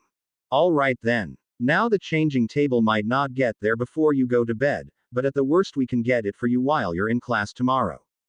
Do you need any other supplies? An extra set of diapers, maybe? No, I've got enough for now. Oh, good, you're well prepared, then. But if you need to restock, just let me know and I'll make sure to find you some catalogs for our order. Oh, and you're a new 5th year. Have you chosen your specials yet? Oh, Tobias said. That's right, we did that in 3rd year. All I have any background in is divination and care of magical creatures. So you'll want to continue those, then? The professor asked. I hate divination. Can I change them? I don't have any background in the other ones. It's a bit unusual, and might be rather difficult, but it is certainly possible, Sprout assured him. Awesome. But, he sighed. School was going to be hard enough already without trying to make up for 2 years' worth of arithmancy. No thank you, he finally said. I hate divination, but I think I'd better just stick with what I know. All right, dear. That's probably best. Would you like to see your room, then? Sure. Hey, nice, Tobias thought, looking around. The room was set up like a hotel room, or a guest bedroom, rather than a dorm at all. His trunk had already been brought in, presumably by the brownies, and was set at the base of a nice double bed with pale yellow covers. Beside the bed was a bedside table, with a lamp and drawers. The room also held a comfortable-looking loveseat, a nice desk, and a chest of drawers. Everything in the room was in various colors of yellow, from a just slightly yellowish cream to a dark honey color. The overall effect was ridiculously cheerful, and a bit feminine, but still nice. There were 3 doors leading from the room. The first was the one he'd come in by from the common room, but another proved to lead to a nice bathroom, with a bathtub option that he knew the dorms didn't have. The third door proved to be a decent-sized closet. Ron would be jealous, he realized with a pang. He couldn't really share it with him, not when he couldn't ever be Harry. Not that that was really his favorite thing about Ron, but he missed his friends. Ron was cautiously friendly, but he wasn't his friend anymore. It kinda beeped, he realized suddenly. He tended to push the emotional stuff to the back of his mind, running around as he had been, but it really did kind of beep. On the one hand, he had the chance to really start afresh, with new friends and an entirely new life, but on the other hand he'd never meant to get this far away from who he was before. He wouldn't have minded getting away from the Dursleys, but not if it had meant leaving Ron and Hermione behind, as well. He shook his head. Whatever. It's done. And reversing it would mean giving up Mo, which he wouldn't do even if that were possible. New life, new friends, new problems. He didn't have time for the old ones anymore. And I've got that meeting. Life in Hufflepuff 101. Moving quickly, Tobias set out his changing pad on the bed and set Mo down to change her. When that was done, he changed her into pajamas and grabbed her carrier. Deciding to leave the diaper bag in the room, for now, he instead grabbed her hippo and one of the ever-present teething rings and left the room. When he got out, the room was almost full, and the other students scooted across the floor to let him pass, some quicker than others. He pretended not to notice, and just smiled and sat down against the door, wings tucked up carefully behind him. Looking around quickly for Toby, he found him in a group with 3 other boys, to all appearances perfectly content. Satisfied, he turned his attention to the rest of the group. He sensed 3, no, 4, other people in the room other than himself and Toby. 2 were his same age or older, he wasn't sure, and the others were younger, maybe 2nd or 3rd year for the one, 3rd or 4th for the other. 2 were some sort of Phi, and another he thought was maybe some kind of shapeshifter, but the other felt a bit strange, and he couldn't place it. This wasn't unusual at all, but it did make him a bit curious. Feeling a tug on his shirt, he looked back to Mo and pulled his shirt out of her mouth to replace it with the teething ring. A giggle to his left drew his attention to one of the older girls, watching him with wide eyes. When he smiled at her, she blushed but spoke. She's just like my cousin Cassie. Everything goes in the mouth. Yup, he agreed, and since I'm usually closest. The girl smiled. Of course. Quiet, please, Sprout called out. She got almost instant silence. Amazing. Sprout was so nice, it was difficult to imagine her having any sort of authority over her students, but obviously she did. Once again, go Hufflepuff, he thought. Hello everyone, and welcome again to Hufflepuff. Sprout said happily. I'm not going to bother going over the rules, as I am quite sure you are all perfectly capable of reading them, just know that you are expected to do so, and to ask questions if you are unsure about anything. I do want to once again remind the older students that you, too, were once new here, and of how overwhelming it was. Please do your best to make Hufflepuff the welcoming place that it is meant to be and help the younger students to get settled. First years, do ask them or me for whatever help you need, we're all very glad you are here and more than happy to help. Tobias, that of course goes for you as well. Tobias gave her a smile and a nod, readjusting a sleepy Mo in her carrier. Sprout smiled back and looked back around at the whole room. Oh, good. Well, then we just have one more thing to talk about before we break out the chocolate. You might have noticed that there's a child here a good bit smaller than the rest of you. Tobias, would you like to stand up and introduce little Mo? Oh, Tobias thought, startled. He stood up slowly, keeping a hand behind Mo's head. He realized to what extent he really towered over the room when people moved back nervously to be able to see his face. I'm Tobias She of the Unseelie Court, he reminded himself. I can't make a fool of myself, not now. He took a moment to breath and plan what he was going to say, then spoke. This is Mo. She's my daughter. He looked down at her briefly, and decided not to qualify the statement. She's my daughter. They can deal with it.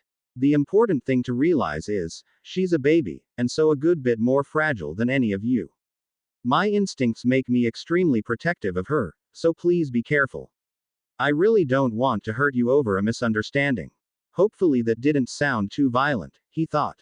That said, I don't mind people approaching, as long as I don't feel like you're going to be a threat. Little better. Any questions? Your room's right off the common room, right? Do we gotta be quiet? Asked a girl that Harry recognized as the Hufflepuff keeper. He hadn't thought of that, but apparently Sprout had.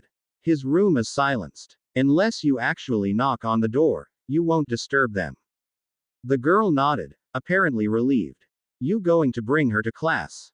One of the older boys asked. I have not fully discussed it with the headmaster yet, but that is what I am hoping, yes. You'll want to be careful, the boy advised. Some of our classes here can be dangerous, and certain professors probably won't be the nicest about her crying in class. Snape, a student called. Snape, another called back. Snape, a third responded. And care of magical creatures, yet another advised, cutting off the razzing. Some of the critters can be pretty nasty. Thanks for the warning, he said. I may have to find a babysitter, though that has some complications with my race. Molly Weasley, maybe, he wondered. What are you, anyway? One of the 6th or 7th years asked. Unseelie Sidhe. When he just looked at him blankly, he grinned, and explained. I'm Big Fi, he said, like a giant, scary, meat-eating fairy. Scary's right, the sarcastic blonde first year from before commented. Alexander. Sprout admonished. Sorry, the student grumbled, he said it first. I did, Tobias acknowledged. If it helps, I'm a lot less dangerous than a hippogriff or a unicorn, he said. I'm just uglier.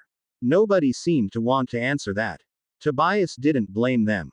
Sue, chocolate? He asked Sprout, trying to avoid an awkward silence. She smiled at him. Absolutely. The next morning, Sprout walked around the tables distributing schedules and answering questions.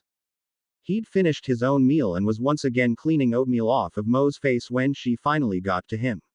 She waited patiently for him to finish up and put the washcloth away before handing him his schedule. He looked it over in confusion. For the most part, it made perfect sense, but under the names potions, Dada, and care of magical creatures was written, G+S. G and S? He asked. The Sorting Hat made the rather unusual request that you take 3 of your classes with the Gryffindors and Slytherins. He wouldn't say why, but the headmaster acquiesced, and chose those 3. They can still be changed, if you wish. No, Tobias said confusedly. No, that's fine. It's a little strange, but if the headmaster wants it then it's not a problem to me. Why would the Sorting Hat and Dumbledore want me in with the snakes and lions? He wondered. Unless this was Dumbledore's attempt to help him get back in contact with Ron and Hermione. But he wanted me away from them. It was strange. Well, good. In that case, I would suggest you get to divination. And go ahead and bring the little one with you. The headmaster has said it is fine, so your teachers will just have to cope. Thanks, he told Sprout. That's helpful. It was. He hadn't had any time the day before to confirm with the headmaster that he could take Mo with him to class. That Sprout had done so for him was thoughtful, and made him feel a bit more confident about the day. Yay, ladder, Tobias thought, looking up at the trapdoor that was supposed to take him to divination.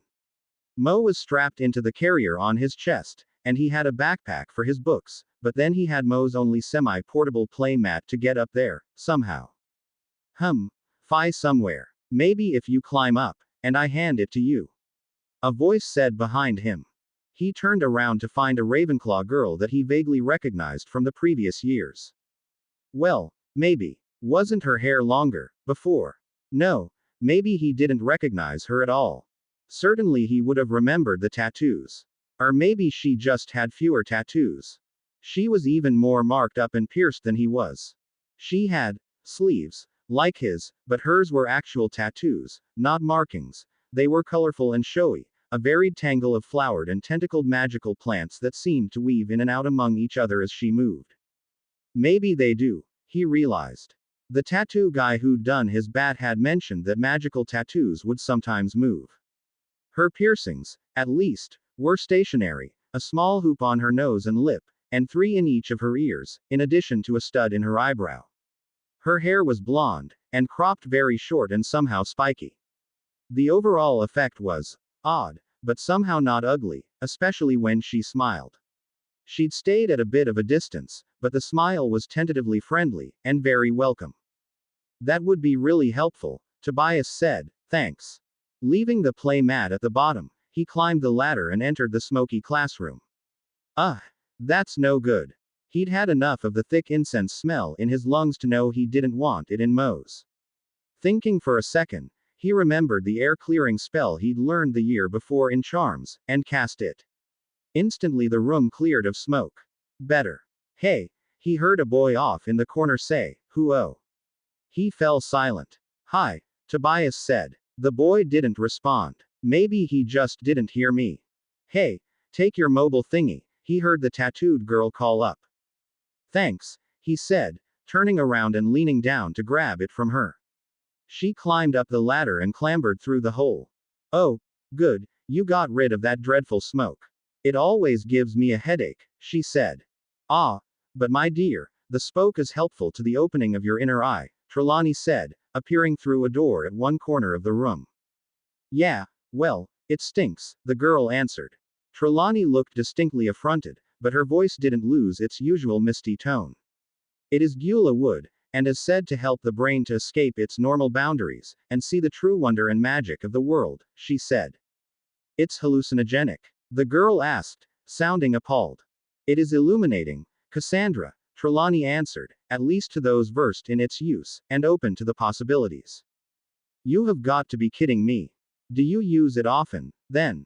Cassandra asked questioningly. Tobias snorted, earning himself a disgusted look from the professor. Deciding it was time to intervene, before Cassandra got herself into any real trouble, Tobias took the opportunity to introduce himself. Professor. Trelawney turned and looked at him. Ah, she said, sounding startled, my inner eye tells me that you are Tobias Batar, the new fifth-year Hufflepuff. Yes, that's me, Tobias said. Yeah, because nobody noticed my arrival other than you, he thought sarcastically. And this is Mo. I apologize about the smoke, but I have to be careful of her lungs, and she is too young to appreciate its illuminating effects. This time it was Cassandra that snorted, and Trelawney turned her back on the girl entirely to talk to Tobias.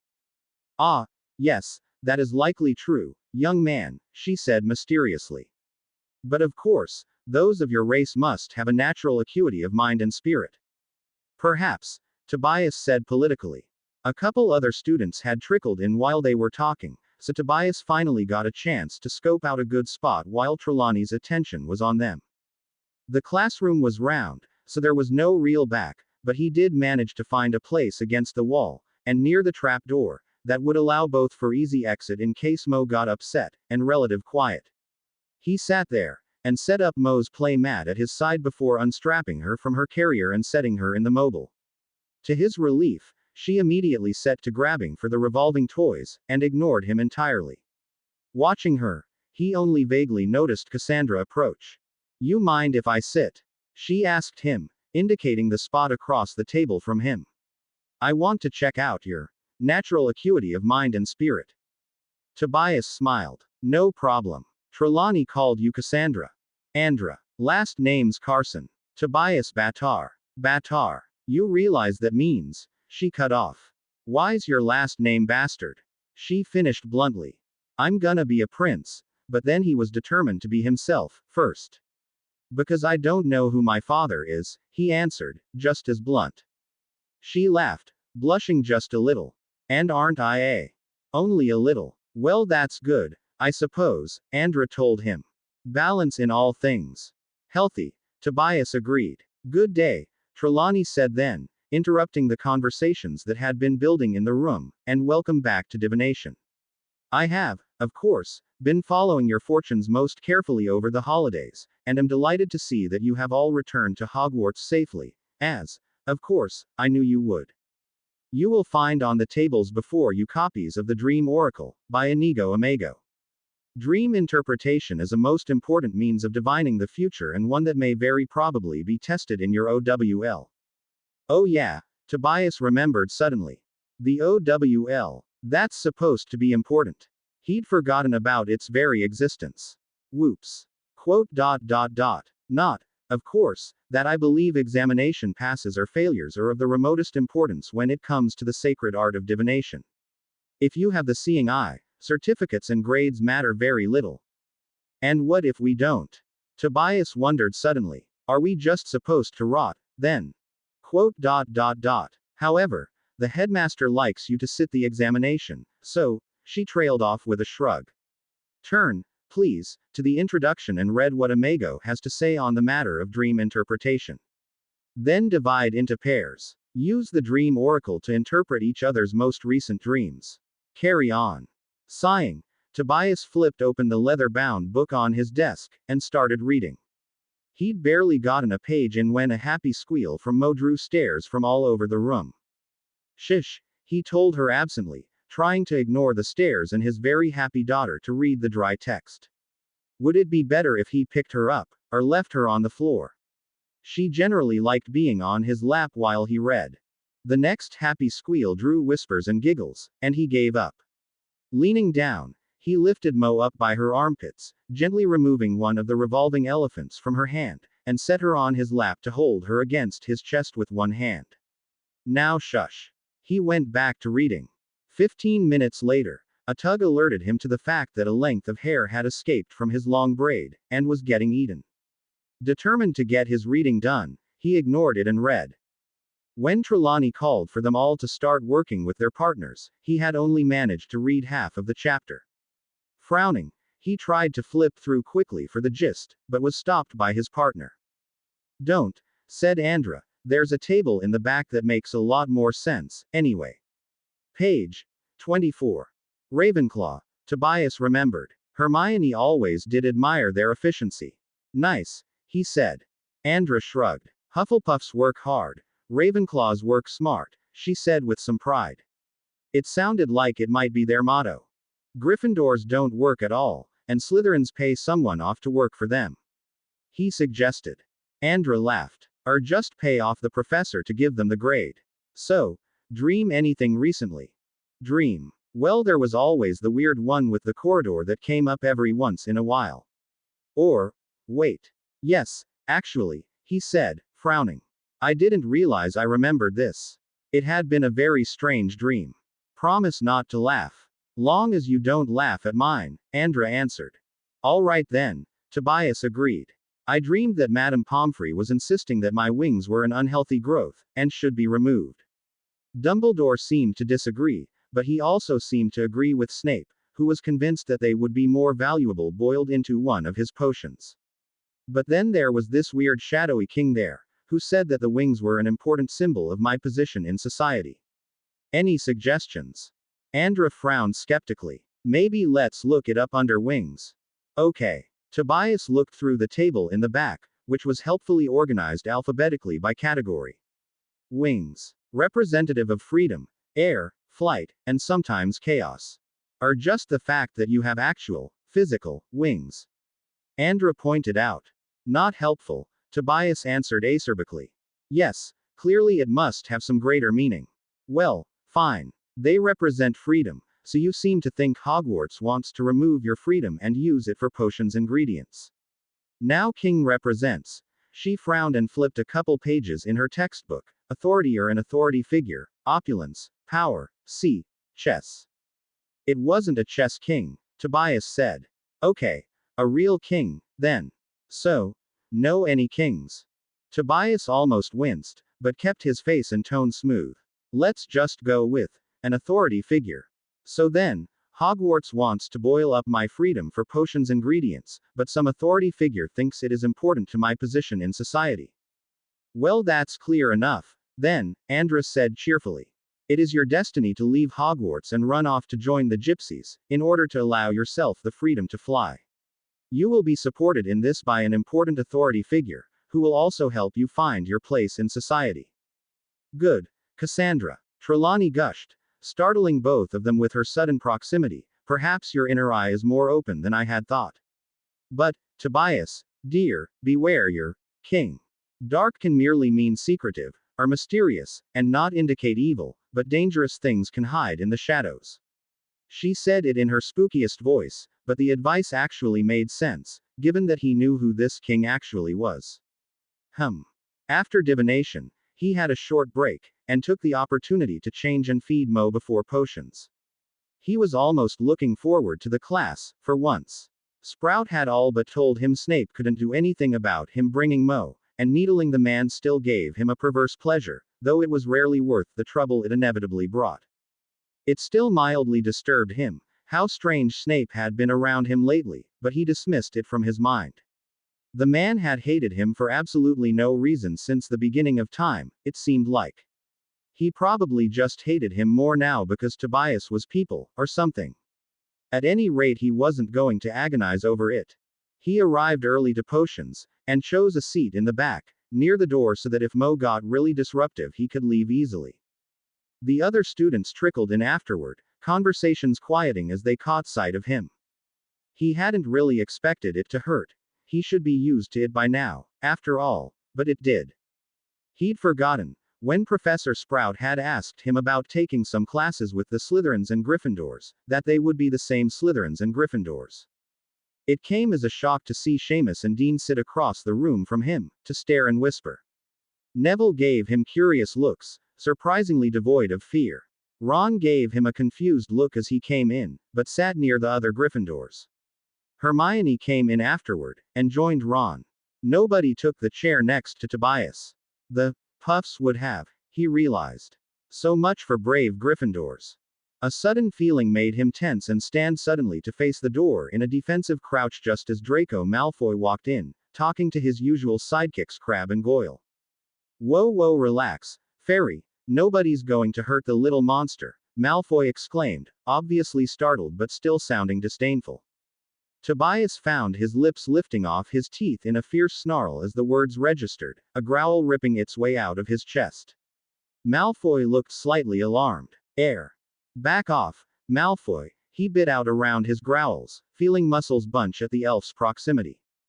You don't know me, Malfoy answered arrogantly, and I don't back off for anybody, especially not some stupid 15-year-old Hufflepuff. Do you realize that you are addressing a nobleman? Tobias' snarls multiplied, and he found the small part of his brain that was not fully focused on getting the elf away from his child repeating a frantic mantra.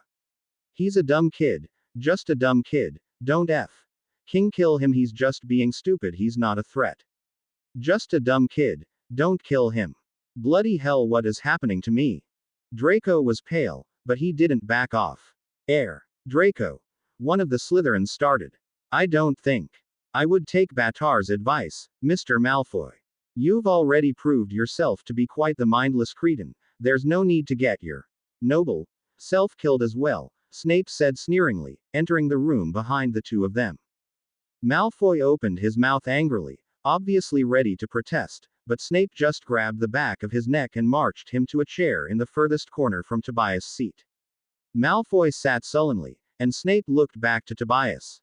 Good enough, Mr. Batar, or do you remain determined to murder your fellow students? The professor asked sneeringly, turning to Tobias. Sneer or not, he means the question, Tobias realized. He closed his eyes and took a breath, shaking as adrenaline from his sudden and violent response flowed through his body. When he opened them again, and looked at where Malfoy was sitting, he realized he could cope. Better than with Karn, at least. He nodded quickly, suddenly sharply aware of the other students' frightened stares. Good enough. He sat back down in his seat and held Moriana, trying hard, once again, to ignore his peers' obvious fear. As Mr. Malfoy has so helpfully demonstrated, Snape said to the class, the Phi are very sensitive about perceived threats to their young. He shouldn't react as strongly to you as he did to Mr. Malfoy, but don't be an idiot. Thanks, Snape, Tobias thought bitterly. Way to make it sound normal and acceptable. Not that he really thought it was particularly normal or acceptable, but still. And wait, how does Snape know so much about the Phi? It was like he knew that Harry had reacted to Malfoy because Malfoy was an elf. Nah, he just knows that I already didn't like him. But then Snape was talking to him. And Mr. Batar, whatever you may think, this room is not a playground, nor a nursery. The child has no place in here. You will leave her with someone else for the duration of this class, or you will leave yourself. The headmaster has given me permission to bring her to class, Tobias answered, carefully keeping his cool. Then take it up with him, Snape said. And in the meantime, find a babysitter. I will put her back behind me where she'll be safe, but she stays with me, Tobias retorted. If she stays with you, then leave, Snape said dismissively. I'm staying, and she's staying, Tobias answered, trying to hide his growing anger. I was told that that was all right. If you do not like it, then take it up with the headmaster who gave me his permission. I came to school in order to go to class, Professor, not to hang out in the dorms. The professor stalked closer, and for a second Tobias thought that he would crowd him, the way he tended to do when he was trying to be especially intimidating, but then the man stopped 6 feet away. Good. He did not want his instincts to act up against Snape, if he could avoid it. Despite his distance, though, Snape's gaze was piercing and his voice authoritative as he bit out, "I instructed you to leave my classroom, Mr. P. Batar. You are to obey me." Refusing to be intimidated, Tobias argued back as calmly as he could, "I am paying my tuition, Professor. You are to teach me." The two of them glared at each other for a moment before a sadistic smile appeared on Snape's face. "Detention, Mr. Batar." Tobias caught his breath, outraged. "For coming to class. For disobedience and disrespect. And that, I can't fight," he realized. F.K. He'd thought that along with his name, he'd lose his tendency to get the first detention of the semester, but apparently his record would follow him. Taking a deep breath, Tobias forced his face to smooth out as he faced Snape and asked politely, "At what time, Professor?" 6 o'clock. Right on top of dinner. Tobias didn't give him a response, and was gratified to see that that seemed to irritate the man even further. "I won," he realized suddenly. "He can't kick me out, so he gave me the detention to save face." It helped some. Damn Snape. The rest of the class went smoothly enough. Mo didn't bother anyone, and just batted happily at the mobile attached to her portable play mat 5 feet behind Tobias, making the occasional happy noise but not getting loud. The class for the most part left the both of them alone, though it was clear that they were more frightened of him than they had been at the beginning of class. Even Ron gave him the occasional wide-eyed look. Hermione's glances, on the other hand, were more speculative in nature than frightened, and made him wonder whether he would be getting another letter from her soon. Whatever. His life really wasn't about them, anymore. He also had more to worry about, at the moment, than them. As it turned out, Slytherin House had a lot of people in his year. Malfoy, of course, was an elf, and that was a shock in itself, but he, too, wasn't what worried him, once his instincts calmed down. He knew every Slytherin in the classroom from before: Draco Malfoy, Vincent Crabbe, Gregory Goyle, Pansy Parkinson, Blaise Zabini, Theodore Nott, Millicent Bulstrode, Tracy Davis, and Daphne Greengrass. He had never noticed anything different about any of them, but Zabini was some sort of Phi. Nott was something. Not human, not elf, not Phi, and not were. Just something. And Crabbe and Goyle were both the same sort of strange feeling Phi. Mixed, maybe. But then they were happily hanging around Malfoy, an elf.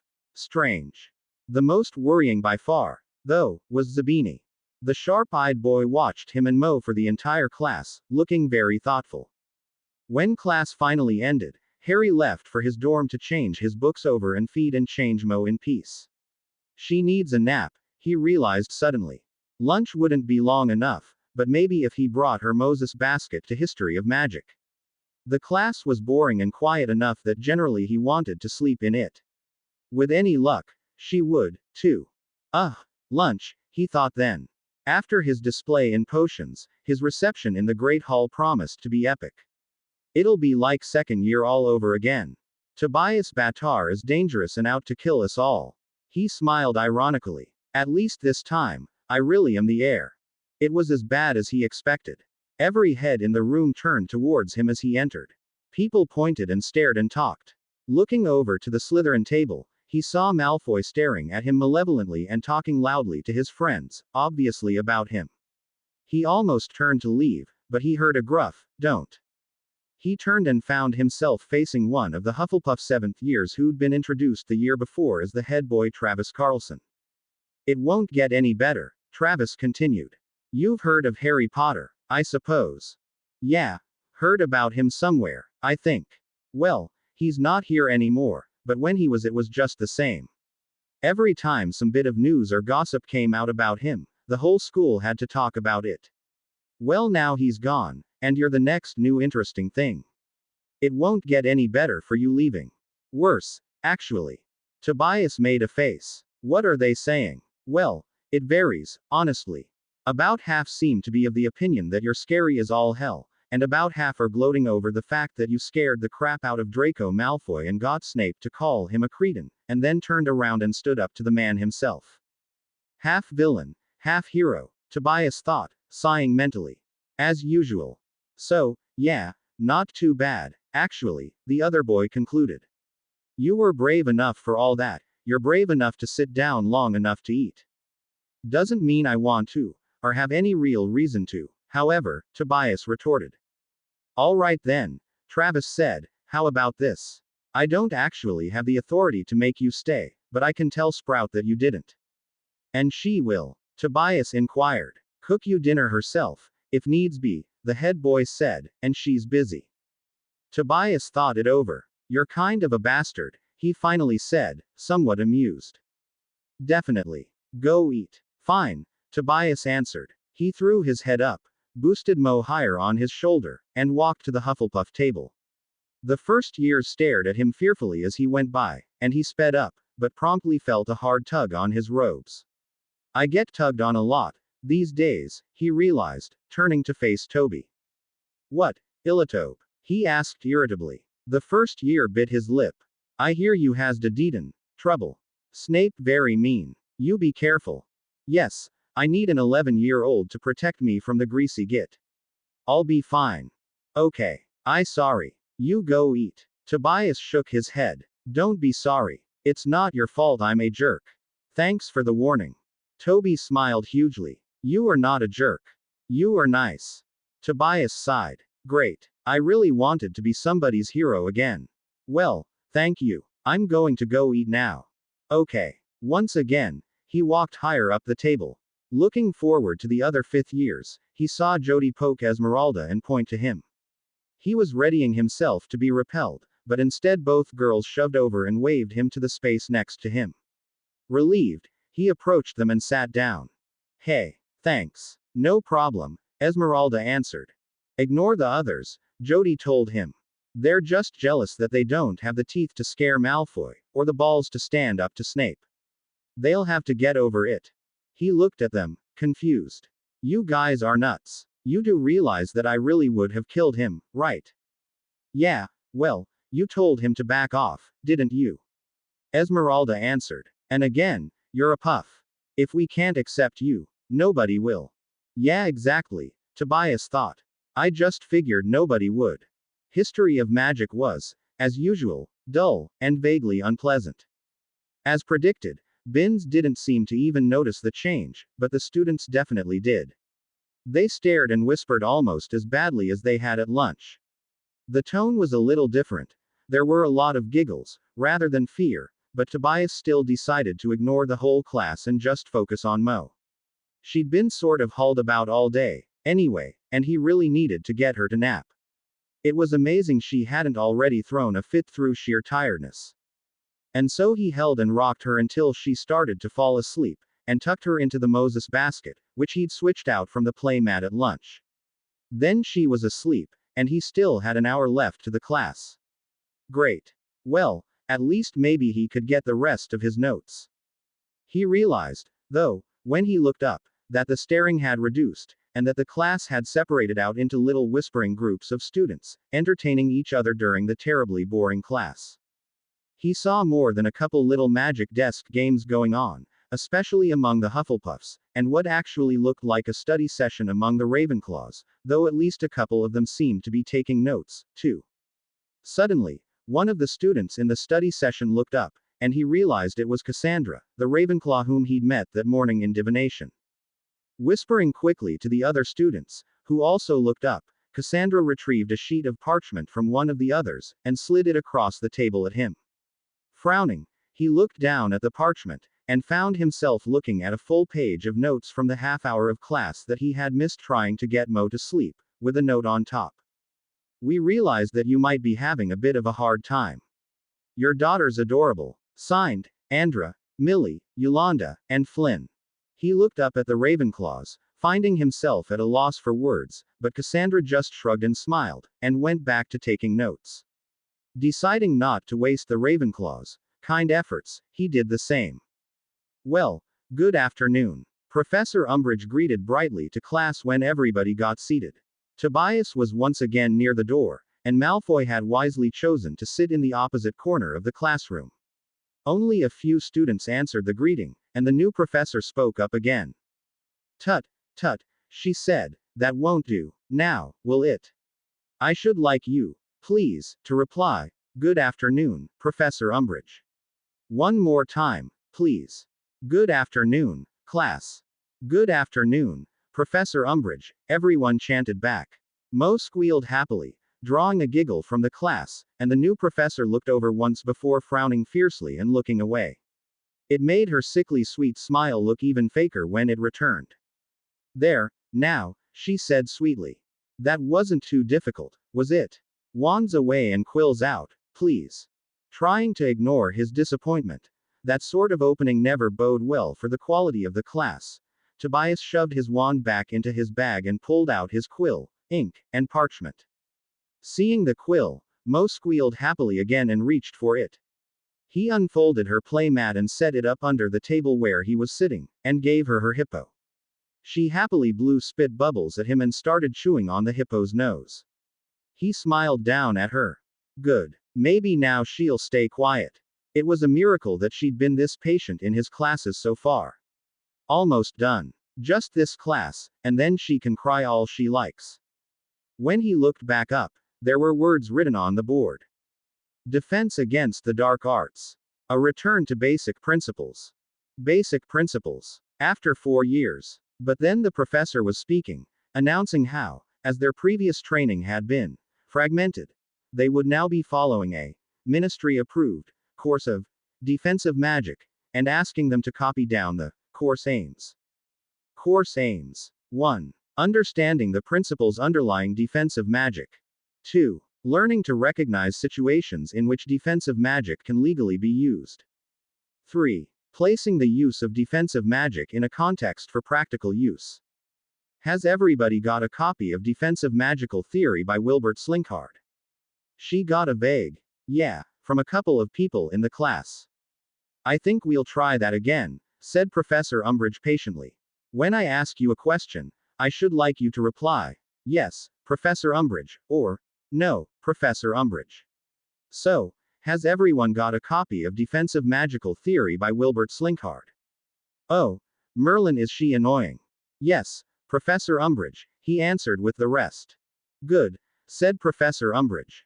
I should like you to turn to page 5 and read chapter 1, Basics for Beginners. There will be no need to talk. Of course there won't be.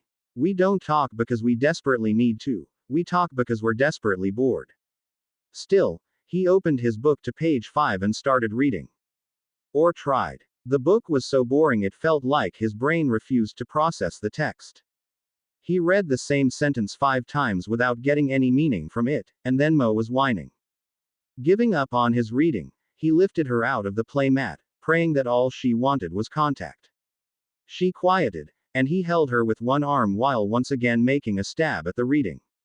Deadly bored once again, he looked up 5 minutes later to find that Hermione hadn't even opened her book in the first place, but instead sat with her hand in the air, staring fixedly at the professor and waiting. The professor was doing her level best to ignore her, but the rest of the class was getting interested in the silent struggle. Did you want to ask something about the chapter, dear? Umbridge finally asked, as if she'd only just noticed her.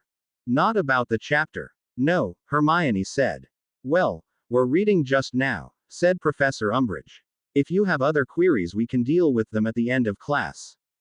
Helpful, thought Tobias. And you're not going to get Hermione to give up on a question.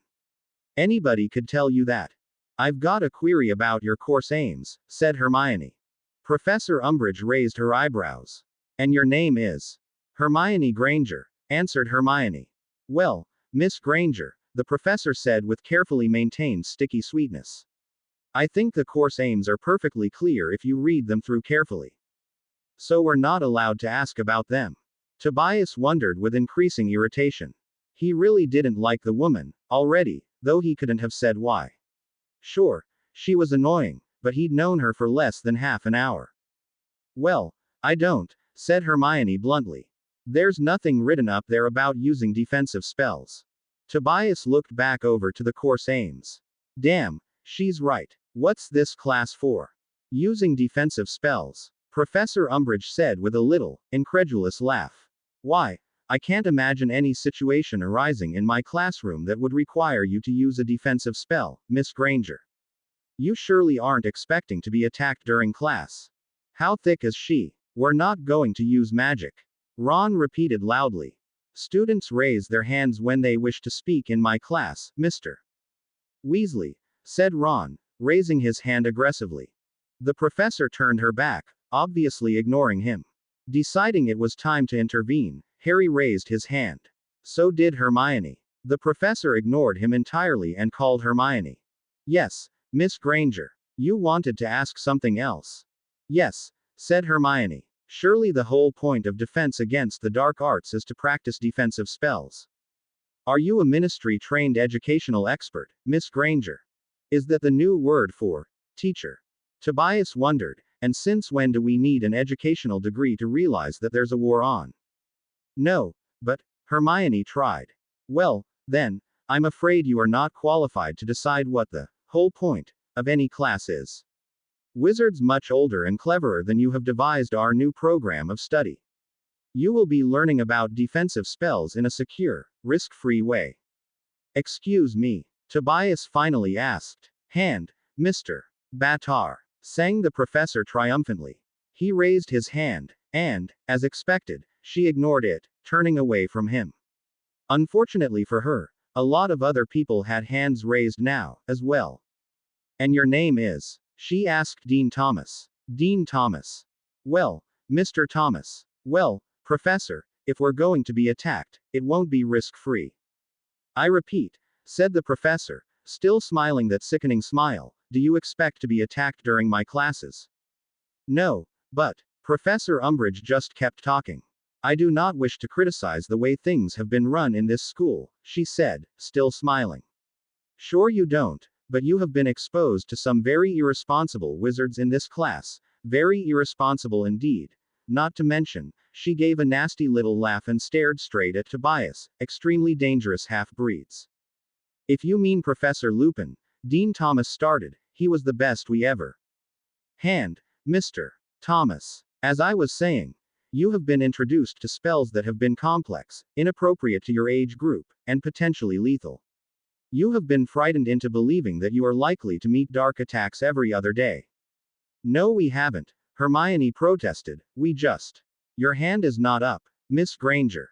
Once again the professor turned away from her raised hand. Tobias had had enough. Respectfully, Professor, he started. You hand, Mr. Batar. He clenched his teeth and ignored her. Respectfully, Professor, he said carefully, many of the students here have been under attack in the past. A Death Eater came to the school just last year and posed as a professor. You cannot blame us for wanting to be able to defend ourselves. Defend yourselves from what, Mr. Batar? She said without turning towards him.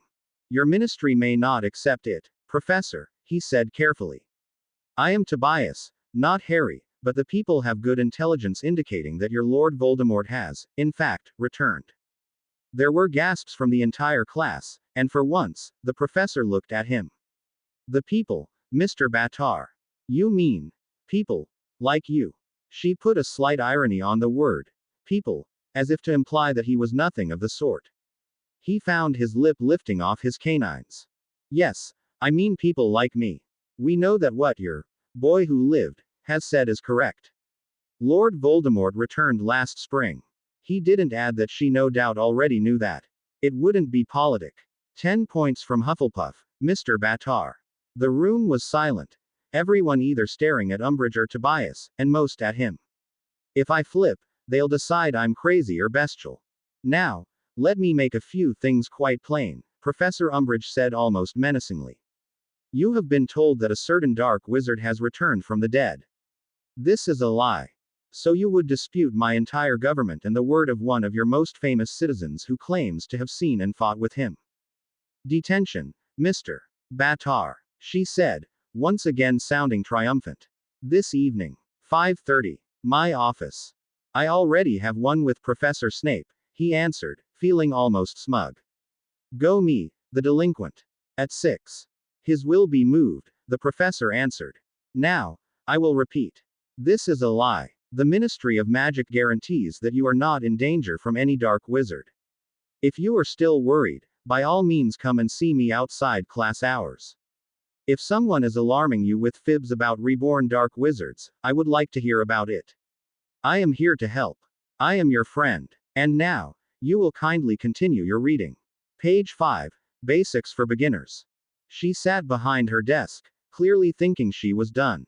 Fuming, Tobias stood. I am Tobias. I have no connection to this. It was hard to remember that, when he'd never spoken of it to anyone, even as Harry. So you believe that Cedric Diggory dropped dead of his own accord, did he? He asked, voice shaking as he contained his growls. Cedric Diggory's death was a tragic accident, she said coldly. So your ministry cannot identify the killing curse on a body, then? Or have you bothered? Harry Potter obligingly brought it back for you, did he not? The boy, a student here, and a friend of Potter's, was murdered, and you're telling me you couldn't even cast a priori incantatem. Or do you know, and you're just denying it because you were frightened? Professor Umbridge's face went totally blank. For a moment he was unsure whether she would scream or faint, but then she spoke in that same, horrible, girly tone. Come here, Mr. Batar, dear. That was a problem, he realized, calming a little as he had to solve the problem. Did he walk away from Mo, or bring her closer to the professor? To his surprise, Blaise Zabini stood and walked over next to Mo. Okay, he whispered. He didn't know Zabini very well, but the offer seemed sincere, and it was better than leaving Mo alone. Tobias looked in his eyes and relaxed. Somehow, Slytherin or not, Zabini exuded a steady trustworthiness that was enormously reassuring. Yes, thank you, he said. He turned and walked to the professor, who pulled a small roll of pink parchment out of her handbag and scribbled something on it. A minute or so later, she tapped it with her wand, and it rolled up and sealed. Take this to Professor Sprout, dear, she said. He gave her an angry smile, showing teeth such that she backed up a full step. He smiled wider and turned to return to Mo. Blaise backed off as soon as he was there, and he gave the other boy a grateful smile before picking Mo up and putting her in her carrier, packing up her stuff, and left. Nobody in the class said a word, but they all watched his exit.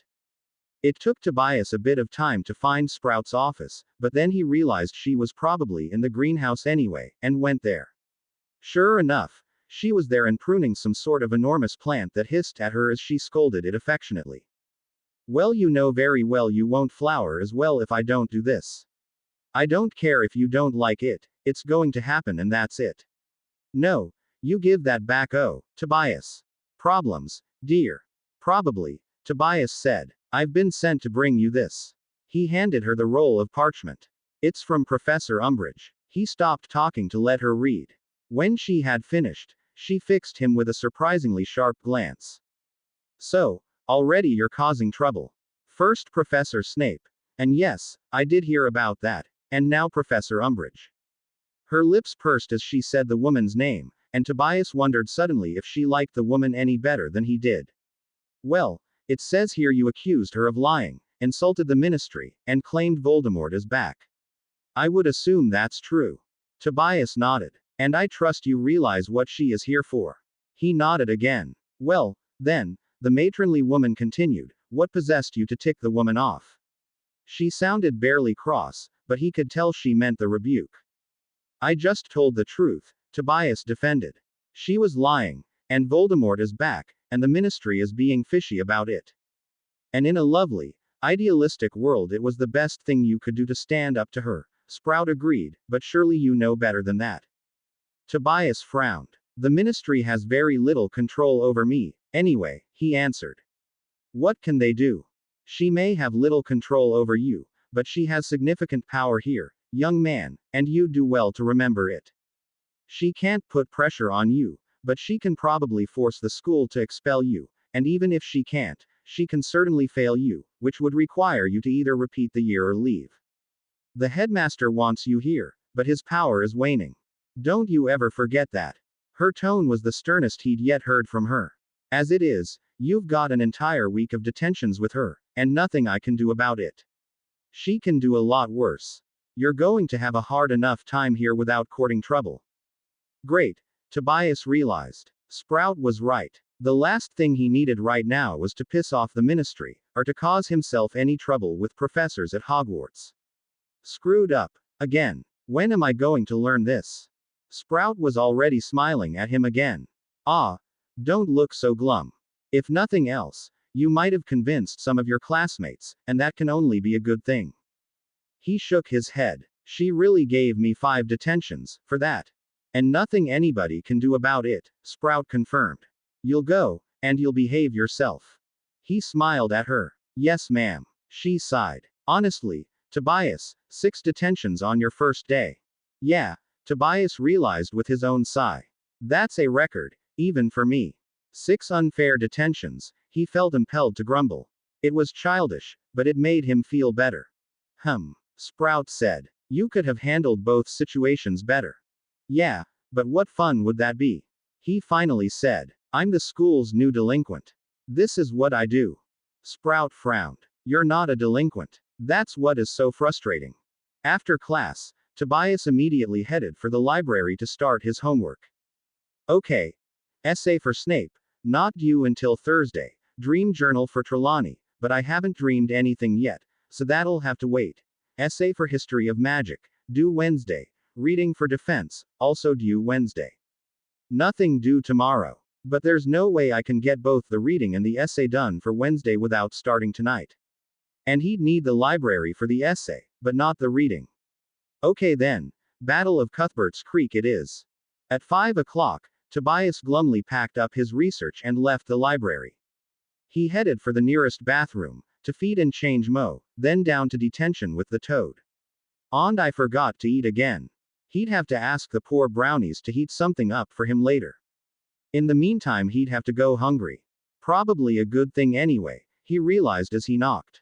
At least it'll keep me awake. Come in, a syrupy voice answered his knock. Grimacing, he opened the door. His eyes widened slightly as he walked in and took in the new decor. This is supposed to be the defense office. It looked like somebody's tea shop on Valentine's Day, all ruffles and hearts and decorative plates.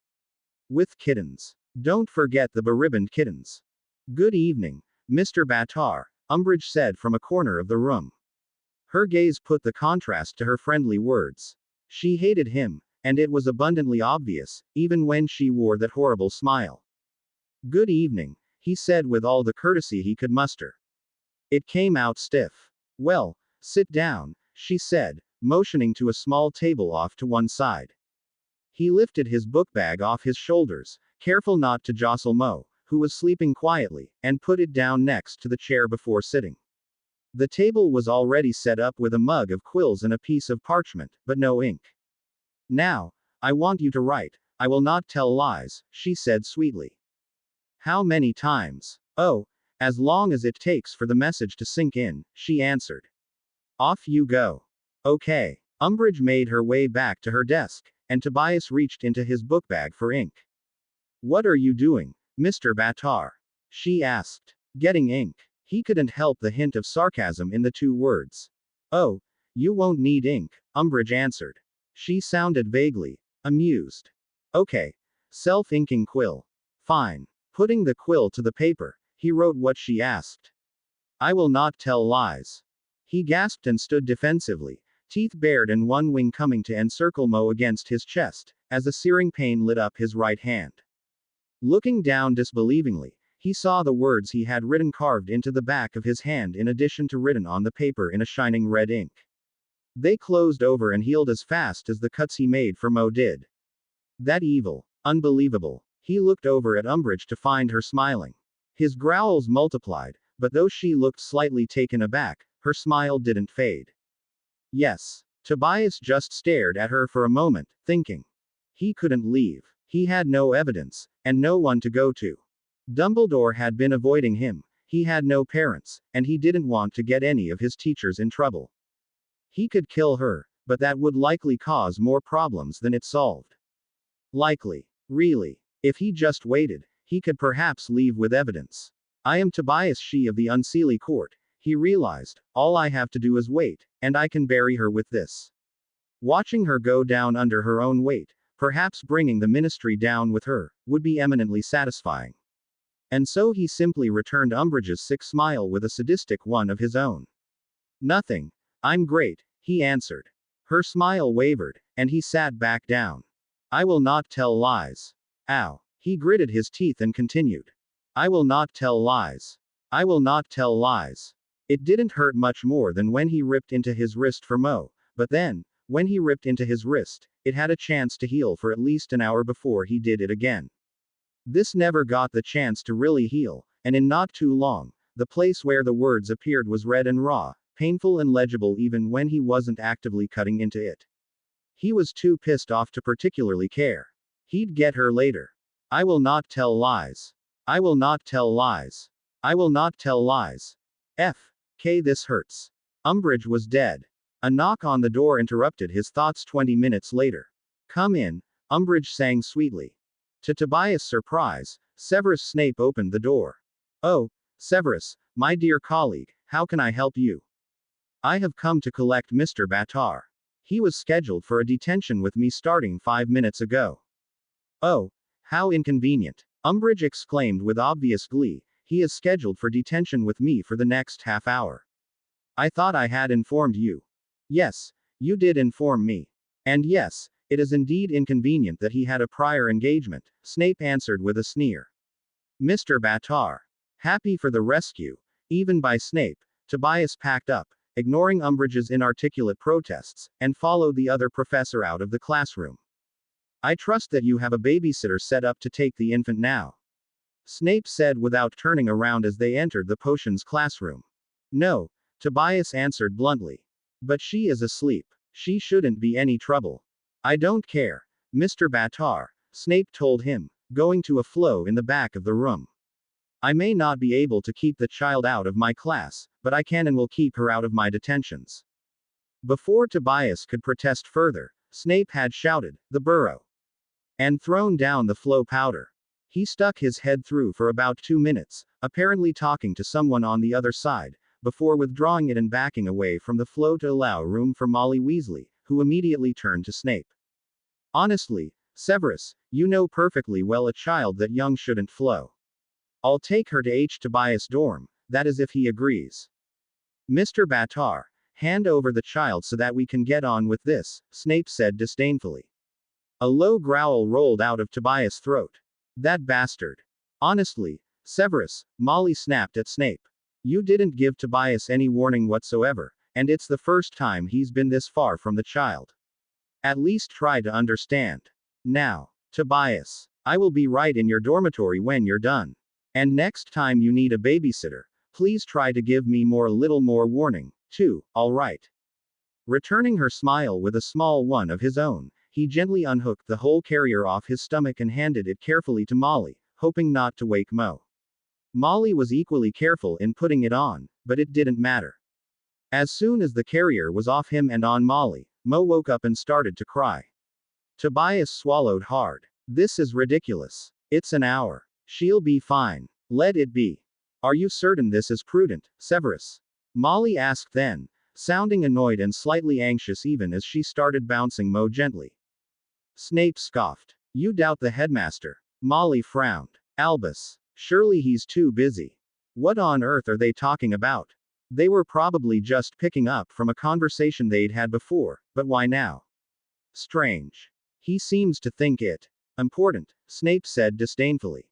Regardless, we should not be having this conversation here. Go babysit. He said the word with heavy disdain and Tobias felt the growl resound in his throat again. Molly just nodded, then turned to Tobias. Don't you worry about a thing. I've got her.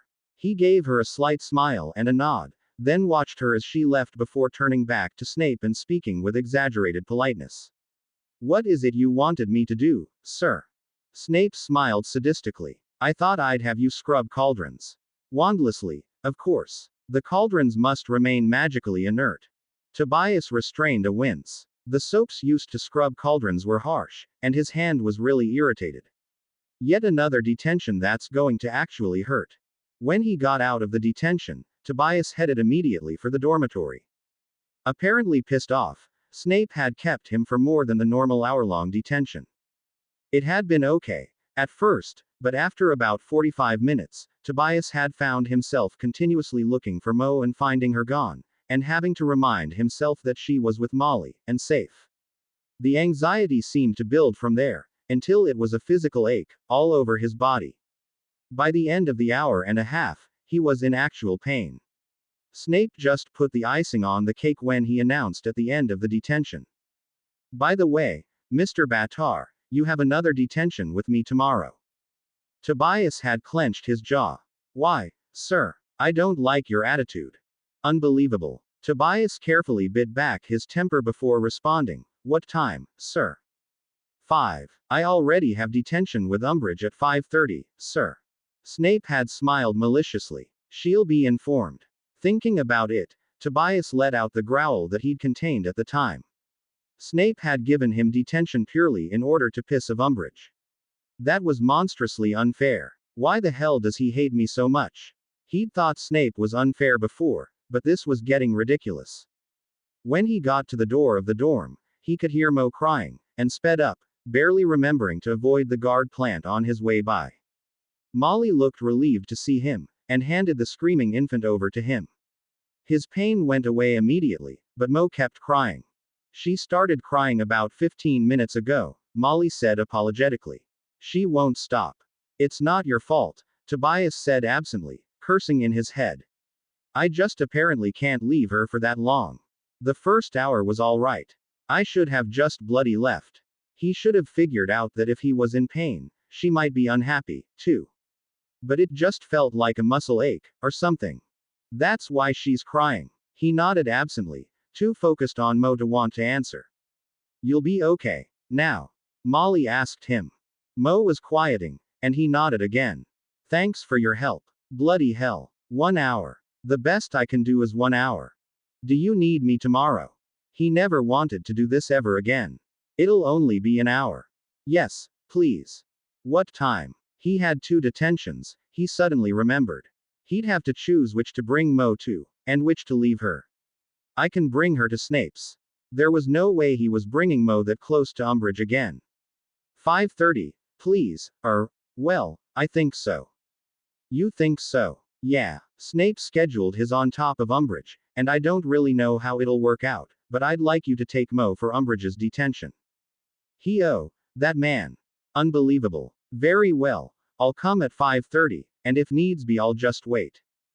Thank you. Once Tobias got Mo calmed down, he fed and changed her, glad to note that Sprout had gotten him a new changing table, then laid her in the middle of the bed, where he could see her easily from his desk. Please sleep, he begged silently. It was already 8:30, and he was exhausted. Worse, his homework wasn't even started yet. But I have to eat. Zuka, he called softly. She appeared instantly, a brilliant smile on her homely face. Zuka can help Master Fi. She asked excitedly. Yes. I missed dinner. Could you get me a sandwich or something? Nothing too messy. Please, I have to do work. Absolutely. Master Fi, sir. She answered. Is there anything else, sir? No. I'm fine otherwise, thanks. She disappeared, and he turned back to his assignment sheet, grateful to hear nothing more than quiet breathing from Mo. He'd started the research for his history paper, and wouldn't have liked to continue that, but he couldn't do the research outside of the library. The earliest due date he had other that was his defense reading. He sighed. Start with that. Chapter 2, pages 25 to 40. But he hadn't finished Chapter 1 in class, and the last thing he wanted to do was hand Umbridge reasons to give him more detentions. Not that she's going to be around long enough to matter. Not if he had any say in it. We'll see. Right now, just keep your nose clean. Looking back down at the chapter, he grimaced. He had a lot of work to do. Don't work hard, work smart. Going back to the first chapter, he skimmed it as best he could before moving to the second. Defensive Magical Theory Chapter 2, Building on the Basics. Sounds fascinating, Tobias thought to himself.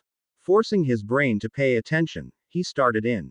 10 minutes later, Zuka arrived with a plateful of small, thin sandwiches, easy to eat with one hand without dropping crumbs. He ate while he read. 10 minutes after he'd finished eating, Mo started crying. Sighing, he put his work aside to pick her up and walk around the room, soothing her. When she was finally quiet, it was 9:15. Strapping her to his chest, he tried again. That took way too long, Tobias thought glumly, putting his defense textbook away. It was already 10:45, and, barring a miracle, he'd be up at 6.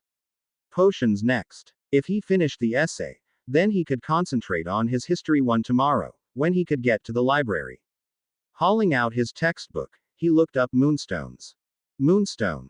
A hard, adolescent stone used frequently as a potion's ingredient or divination aid. The stone can be used in powdered, sliced, or cut forms, each contributing different uses in potion making. In divination, it is generally used in whole, polished form. I'm supposed to expand that to fill 12 inches of parchment. He'd have to go to the library. Which meant he couldn't work on it tonight without moving Mo. And he hadn't gotten enough research done in the afternoon to start the history essay. There was nothing more he could do tonight. Well, at least this way I'll get enough sleep, he thought, trying not to be frustrated.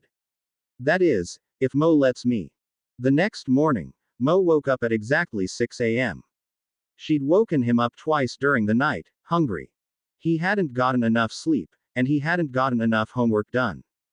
Hoping to get a little more sleep, Tobias pulled her close and slit his wrist, offering it to her sleepily. Hopefully she'd let him sleep while she ate. She did, and he snoozed for about 15 minutes before she started getting restless again, and he had to actually get up. Rolling out of bed, he went to the new changing table in his room and changed her. Attaching the strap across her body so she wouldn't roll, he left her on the changing table and pulled on clothing. Next he put her in the playpen to go to the bathroom and brush his teeth. By 7 o'clock he was up and on his way to breakfast. Maybe I'll actually get some work done. Classes didn't start until 9 o'clock, and so the only other people down at breakfast were McGonagall, Snape, and a couple of the Slytherins. Grateful to eat a meal in peace, Tobias asked Zuko to bring oatmeal and coffee. Sharing the bowl with Mo, he ate breakfast quickly, then headed to the library. It was closed until 8:30. I'm cursed. Somebody up there hates me. Or at least didn't want him to get his work done. My dream journal. I can do that, at least. Sitting down where he was, he hauled out his divination notebook and wrote, walking down a hallway, door at the end. Something I want is through the door. Fascinating. And now he had an hour before the library opened, and nothing to do with it. The book, Tobias realized. I should look at all the annoying etiquette crud before the court shows up. Getting up, he headed back up to the dorm. When was the last time he'd looked in the book for a letter from the court? He'd been so busy he'd forgotten entirely. Whoops. His last letter to them had been pretty rude, too, he remembered. Surprisingly, the response was still pretty polite. Greetings, Harry She. We apologize if you find your duty to your subjects inconvenient, but we remind you once again that we have no more choice in making you our heir than you had in taking Mo. You became our heir at the moment that you accepted Moriana She. Do you truly resent our daughter's choice to give you the care of her daughter? Signed, His Royal Majesty Consort Mohira Carol Ardcrandon She. Tobias stared at the message, startled. Did he resent Mo? Of course not. But the consort's choice of words stung him. He made him sound like a spoiled child. To His Royal Majesty Consort Mohira Carol Ardcrandon She of the Unseelie Court, greetings. I do not resent my daughter. I love her, and would not dream of giving her up. On the other hand, nobody saw fit to tell me that accepting her made me your heir. I resent the fact that the duty was pressed on me without my knowledge or consent, and that you have seen fit since then to hunt me down. Signed, Harry the Switch. Flipping away from the messages, Tobias returned to his original goal, the bows and greetings portion of the proper deportment chapter. Hey, this is new. The pictures used to teach the bows had been pretty basic diagrams, immobile and antiquated, and Tobias figured that the court probably figured on the heir having grown up in the court, and seen them. They were more like reminders, for the heir to study at his leisure. But the diagrams had been changed since he looked at them last. Now they were wizarding-style photographs of an old city demonstrating all the bows. Archivist Kylpin. He wondered. At any rate, the pictures were a lot more helpful now, and he read through the ones he should expect to see others do for him, and what they would tell him about the person who approached, and then started looking through the ones that he would have to actually do. Looking at these, he almost despaired at the complexity. There were 4 generic categories for strict inferiors: phi nobility, foreign nobility, human nobles and government officials, and common folk, with a note that, while encouraged, these bows were optional.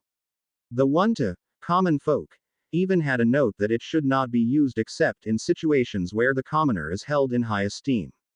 Okay, I don't have to bow to everybody in the street, then. Good. The next section was on bows for his superiors, apparently only his parents, and the king and consort of the sea court. There was a note, too, that he was only to bow to his queen and consort in extremely formal situations, but that the ones to the sea court king and consort were very important. Then there were bows for those who were equal or only slightly below him in power, foreign and human leaders.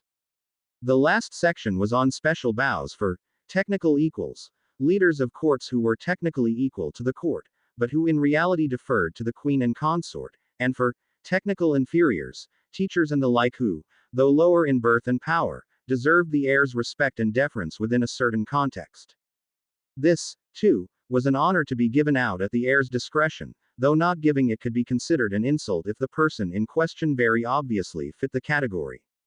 All of that would have been bad enough, but then there were variations for special situations. A bow changed slightly, for example, if Tobias were to be apologizing, or if he had been insulted. Lastly, there was a note that using a lower bow for someone who deserved a higher one could be taken as extremely insulting. But don't worry too much, Your Highness. Nobody expects you to know it all, yet. Thank you, Archivist Kylpin, Tobias thought, shaking his head. At any rate, it was 8:30, and the library would finally be open. He had half an hour to try and get work done before he had to get to class. No, I have half an hour to feed and change Mo again, before I have to get to class. At this rate, the work was never going to get done. Good morning, Mr. Batar, McGonagall greeted when he arrived in class. How is Hufflepuff? She sounded a little sad, and Tobias realized suddenly that she was no longer his head of house. It was a distinctly strange feeling. It's been good, he told her. The Puffs are really cool. Yeah, we are, Jody said, coming in behind him with Esmeralda. Yeah, too bad nobody other than us notices, Gabriel said from right behind them. Tobias laughed with them, but turned back to McGonagall when she asked him another question. How are you making out in your classes? Tobias winced. Not well, he had to tell her. She frowned. What's wrong? I'm not getting my work done, and I probably have the world record for most detentions earned on the first day, he confessed. She scowled at him. Mr. Batar, one would think that you would wish to stay out of trouble, now that you have other responsibilities. Hey, it's not his fault, Jody said, just 'cause Snape and hate him. Professor Umbridge, Ms. Petrovich. Sorry, Jody said. She didn't sound sorry at all, but then McGonagall didn't seem particularly cross, either. It's still not his fault, Esmeralda told her. Umbridge gave him 5 detentions, just for telling the truth. Then perhaps he ought to wait for a better time to tell the truth, McGonagall answered sharply, looking at Tobias. He grimaced, but nodded. She was probably right, though it was strange to hear McGonagall counseling him to caution, while the Hufflepuffs lauded his heroics. Still, if Sprout and McGonagall were both telling him to be leery of the woman, they were probably right. Tobias had his own ways of fighting back that they didn't know about, but he couldn't use them yet. 2 days. Maybe 3. He was almost looking forward to it. After transfigurations, he had a short break to feed and change Mo before charms. It didn't take long, and he arrived in class early. Good morning, Your Highness. Tobias looked at Flitwick and glanced around the room frantically. Nobody was there, but he only relaxed halfway. Flitwick smiled, and bent deeply into what Tobias was surprised to recognize as a commoner's bow. Scrambling in his mind, he finally remembered the strange, theoretical inferior bow that he'd studied an hour and a half before, and bowed shallowly back to the diminutive professor. I'm screwed. How many people knew, at this point? Not to worry, Your Highness, the goblins are not obligated to reveal anything to the crown. Don't call me that, Tobias ordered, once again looking around anxiously. Flitwick smiled kindly. As your highness wishes, Mr. Batar. Tobias shook his head. Of course Flitwick would know. I'm like headline news among the goblins. But he'd always thought of Flitwick as a very small human. Sure, there'd been rumors that he was related to the goblins, but those had been rumors, and Tobias had been human. He hadn't realized that Flitwick's identity might actually lie with the goblins. After that, other students started coming in, and Tobias found a seat near the door, as usual.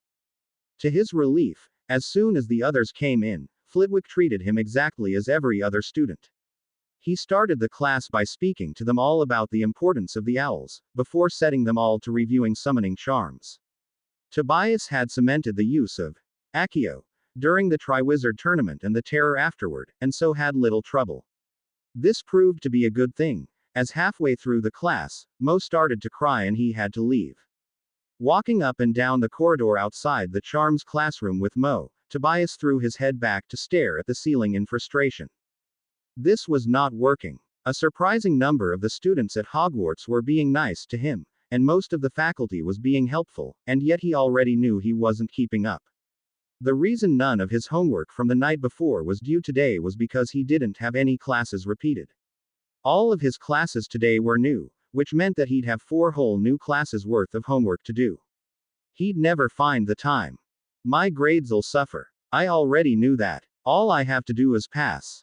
He'd just have to keep track of which homework assignments he got done, and which he didn't, such that he could spread the zeros out as widely across his classes as he could. When he got back to the classroom, they were still practicing summoning objects, and Tobias breathed a sigh of relief. He hadn't really missed anything. He winced, though, when Flitwick announced the homework assignment, 3 feet of parchment on summoning and repelling charms and their uses, for Thursday, in addition to reading about repelling charms for the next day. It was the most Flitwick had assigned to date, and yet another assignment due Thursday. Well, that clinches it. No way I'm getting everything done. Deciding to try and get as much as he could done during his lunch period, Tobias brought his books to the Great Hall with him. He ate quickly, fed Mo, and headed for the library to continue his research on the Battle of Cuthbert's Creek for his history essay. If his next 2 classes gave no homework, he'd still have 5 feet of parchment on that, and his reading for charms due the next day. Hey, Tobias, Hagrid greeted when he joined the group. How are ye doing, there? Your first couple of days gone all right? Well enough, thank you, Tobias said, reminding himself once again that he wasn't supposed to know the man well.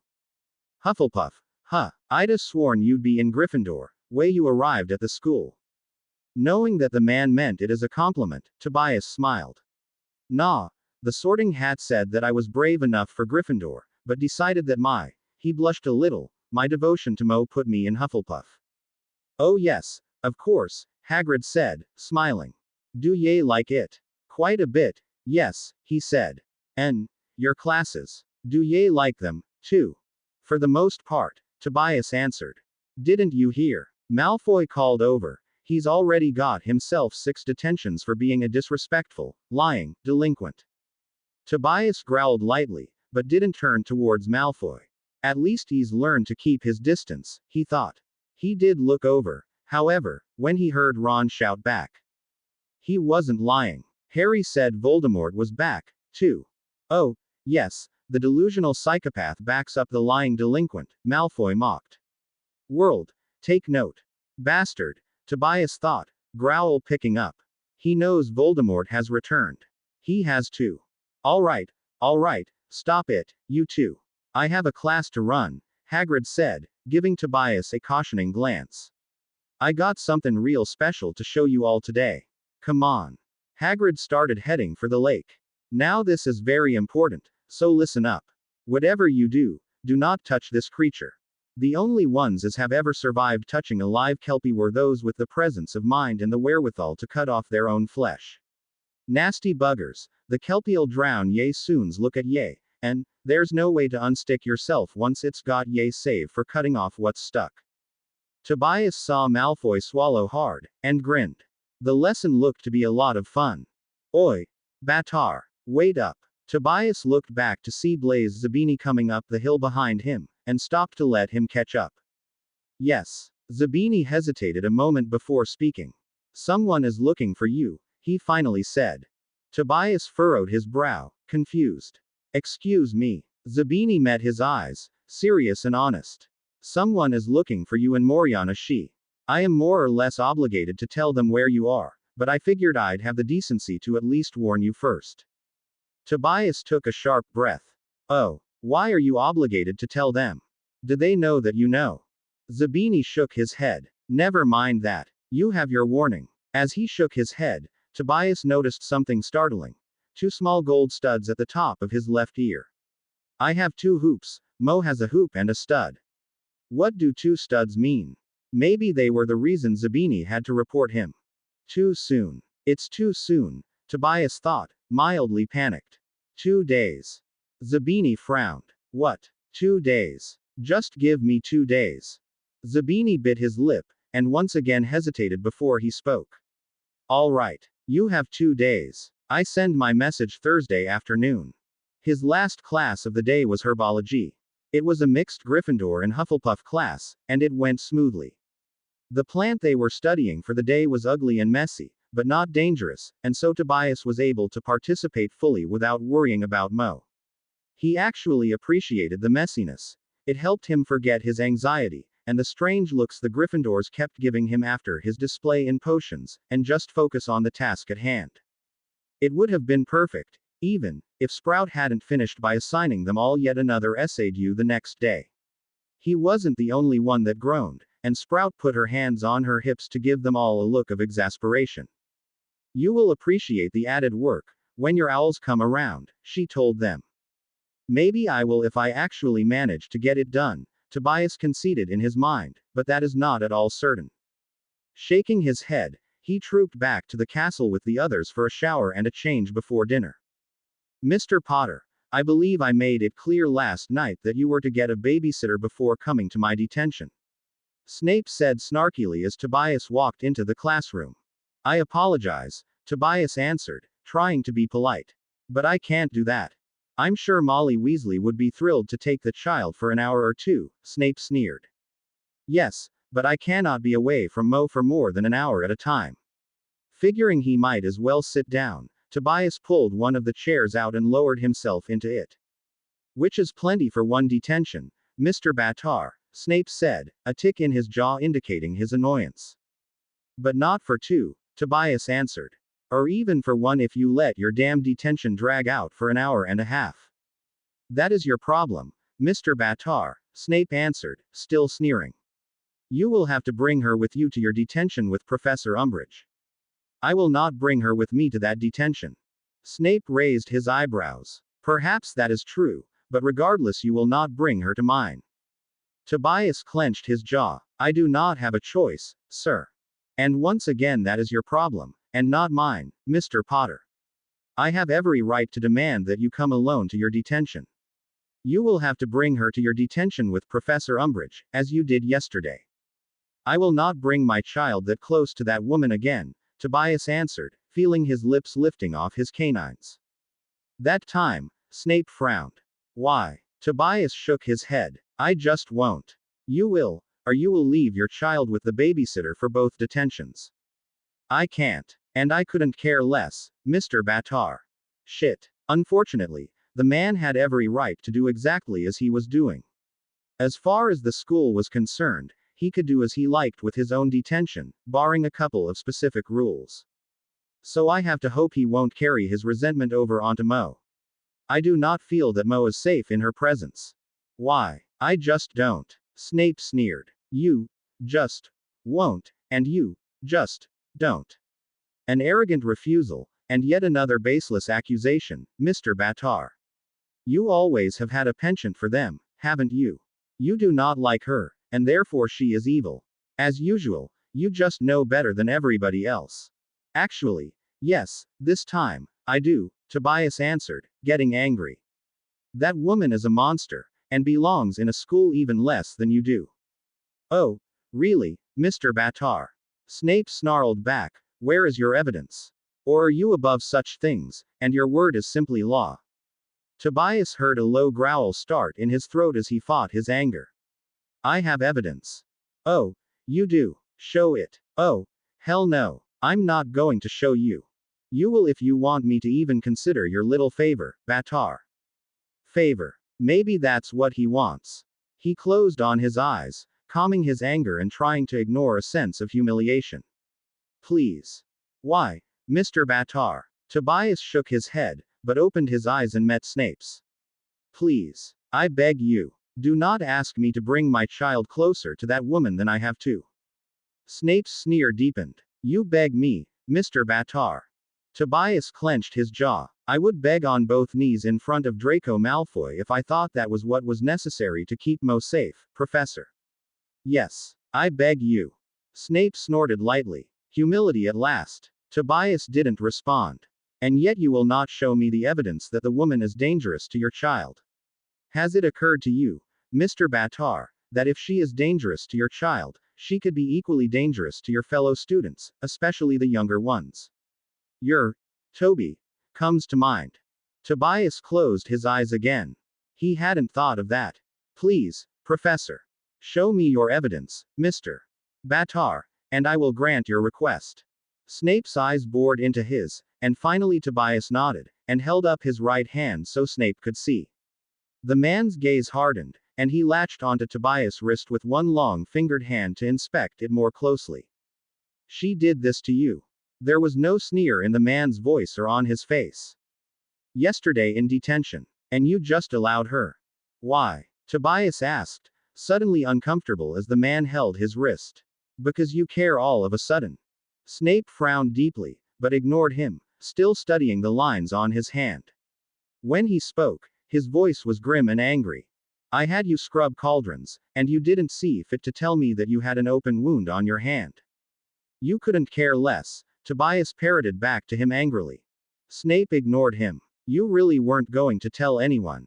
It was said with disbelief, and Tobias' temper flared again. I don't need help, Professor. I just need to keep Mo away from her, and I can deal with it on my own. Snape's sneer returned. Back to arrogance. I see. No, I just figure I can screw her over a lot better than you can, Tobias said frankly. Which is arrogance. Fact, Tobias retorted. Blood quills are illegal, Mr. Batar, Snape informed him bitingly. At the very least I could get her fired. I could probably even get her arrested. Tobias smiled. I still think I can do better than that. Because you're Harry Potter, Mr. Batar. Snape said, sneer firmly in place. The headmaster will hardly allow you to reveal yourself for the sake of a little political mayhem. Tobias felt his grin broaden. Good thing that's not what I'm planning, then. Snape frowned. What are you planning, Mr. Batar? Give me 3 days. You're going to let her abuse you for 3 days. Actually only 2, probably. Tobias shrugged. It'll be worth it. Snape's frown deepened, and he stared at Tobias for a second before unexpectedly nodding his head. Very well, Mr. Batar. 3 days. I will not get stuck in a pissing contest between 2 professors. I will not get stuck in a pissing contest between 2 professors. I will not get stuck in a pissing contest between 2 professors. ... Tobias sat at a desk in the potions classroom, grimly copying, I will be polite and respectful to my professors, Mo at his side. After their conversation, Snape had grudgingly allowed him to keep her there with him, and set him to one of the few detentions worse than scrubbing cauldrons or mopping the classroom floor, lines. He hadn't even bothered to tell him how many to write, just saying that Tobias would keep writing until his detention was complete. Still, it seemed likely that that would only total half an hour. Eventually, Umbridge would probably show up to retrieve him for her detention and her lines. Looking at his watch, he gave it about 15 minutes, 10 minutes until 5:30, and 5 for her to realize he wasn't coming. If she's smart enough to figure it out at all. At that point, things would get interesting. Let's see. Snape invaded her detention, and won. Does that mean that he wins this one, too? Or does it mean that the invader wins, so it's hers? Or did Snape win, because he'd invited the confrontation in the first place? I suppose we'll see. It turned out he was right. On the time, 15 minutes later, Umbridge arrived, striding brazenly into Snape's classroom with a huffy air. May I help you? There was a distinct edge to the man's voice that made Tobias look up at him in startlement. For a moment, a strange, cold look shone in the man's eyes, but it was gone before Tobias could fully grasp it. In an instant, the man's features took on a courteous, attentive air. Tobias realized confusedly that it was the most polite expression he'd yet seen the man wear. I do apologize, Snape continued. You simply startled me. May I help you? Looking slightly mollified, Umbridge regained her usual smile. Yes, you can. There seems to be some confusion. Once again, you seem to have arranged your detention on top of mine. If I may take Batar now. Her tone didn't sound much like a polite request, but Snape's strangely courteous expression didn't change. Actually, Dolores, he said smoothly, I had thought that perhaps I could take the boy's detention for you.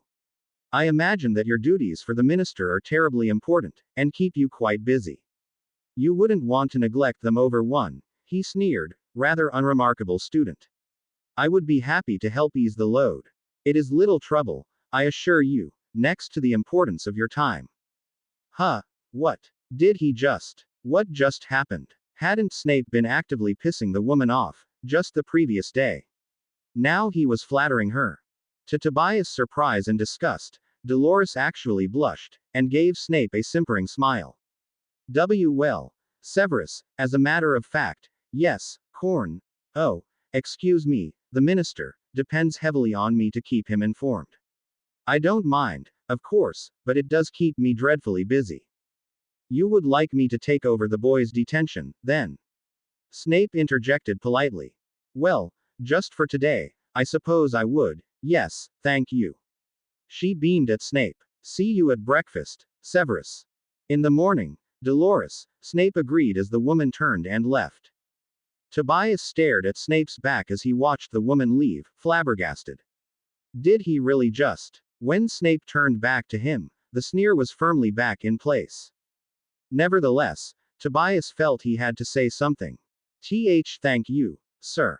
The man met his eyes, regarding him for a second, and Tobias frowned in confusion at his unreadable expression. Eventually it seemed the man settled on anger, and the sneer returned. Lines, Batar, Snape snapped finally. He turned and walked back to his desk as Tobias watched him, confused. After his double detention with Snape, Tobias went directly to the library. Mo was chewing on him, so once he got to the library, he found a quiet spot to sit and study, then sat up with her on his lap and slid his wrist on a canine, offering it to Mo as he stroked her hair with the other hand. He noted the approach of another student, but didn't look up right away. 10 seconds later, realizing that whoever it was still there, he looked up. So what's Mo short for? Andra asked him, sitting down across the table from him. He stared at her for a moment, thinking. Not Moriana. Monster. Monster, the girl repeated blankly. Tobias nodded shortly. Yup. Andra smiled, then pouted teasingly. Oh, come on, what is it really? Tobias smiled at her. Monkey. Please, she pursued. He sighed. It had occurred to him after talking to Blaise that, if he only had 2 days before the court came, he ought to take advantage of them. He didn't want everybody to find out who he was all at the same time, amidst fanfare and bodyguards. He hadn't thought of it practically beyond that, but now's as good a time as ever. And Andra probably wouldn't know what he was talking about, anyway. Her name is Moriana. Andra frowned and gave him a look full of doubt and confusion before smiling nervously and starting to babble. You named her after the Phi Princess. Muggles do that sometimes, name their kids the same things the celebrities do. Not that there's anything wrong with it, though, I mean, Moriana Batar, that's a lovely name. Why didn't you want to tell me, though? What's her middle name? He took a deep breath. She knows who I'm talking about. He'd sorta hoped this would just be a practice round. Her full name is Moriana Leonenra Ardbasian, she of the Unseelie Court. Andra's eyes got wide. That's what I was afraid of. She took a deep breath. And that would make you. He took another breath. Tobias Shayananra Ardmahira she James Batar of the Unseelie Court. The girl closed her eyes and shook her head quickly, as if to clear it. When she looked back up at him, she hesitated before touching her own left ear. Realizing what she wanted, he mirrored her gesture, lifting his long hair up and off the earrings carefully concealed underneath it. When he looked back at her, there was a small smile on her lips. Nice earrings, she said. He smiled back, relieved. Andra would at least try to be cool about it. How did you recognize her name? My mom's a diplomat, she answered, but I still didn't recognize your name. I thought the court was looking for a Harry. He smiled. They are. I just wanted a little time to settle in, before letting everybody know who I was. Andra closed her eyes again, mouthing, Tobias she of the Unseelie court, before she opened them, an incredulous smile appearing on her face. She suddenly started to snicker, then laugh, totally ignoring the angry glare thrown at her by Madame Pants. Seeing Tobias staring at her strangely, though, she finally asked, is it true that Malfoy pulled rank on you, yesterday? Tobias' eyes widened, and he grinned back at Andra. You do realize you are addressing a nobleman? He quoted, laughing. Oh, he is going to piss himself, Andra said. Please tell me you'll let me watch. He smiled at her, but shook his head. I'm sorry, but I really don't know how things are going to go down. Hum, he heard suddenly, looking up with Andra. Madame Pants had just arrived at their table, looking very annoyed. Oh, sorry, he heard Andra say. We'll be quiet, honest. You had better be, Madame Pants said primly. This is not a common room, it is the library. If you cannot be quiet, then you should leave. Immediately. Madame Pants was another of those people at Hogwarts that Tobias had always wondered about. Why was she here, if she hated it so much? We're studying, Tobias told her. The woman huffed, and left. So, Andra whispered. Am I allowed to tell people who you are? Tobias groaned. Oh, I don't know. Maybe. Let me think. The goal was for people to find out slowly, gently. Preferably through word of mouth, rather than through the court showing up blowing trumpets. But he didn't want Umbridge, or Snape, or Dumbledore, or really any of the other teachers to know yet. Maybe you could tell just some people. I don't know if it's possible, but I'd like the students to start finding out, without the adults knowing just yet. Andra gave him a skeptical look. The students knowing, without anybody telling the adults. How long are you looking for the situation to last? Until Thursday afternoon, Tobias said thoughtfully. At that point, everybody'll know anyway. Really? How? I have a deadline, he told her shortly. 2 days. Okay. Andra agreed easily. 2 days. I can do that. Tobias smiled back. Cool. I gotta finish my history research so I can work on it in my room after Mo goes to sleep. Andra smiled. Yes, Your Highness. He groaned. Bloody hell. I'd better get used to that. Bring your essays to the front of the room please, Binns announced in his usual monotone at the end of the history lesson. His tone was so similar to the one he used during his lectures, Tobias only realized what he'd said because others started to get up. Tobias fished around in his book bag for it, pulled it out, and brought it to the front of the room.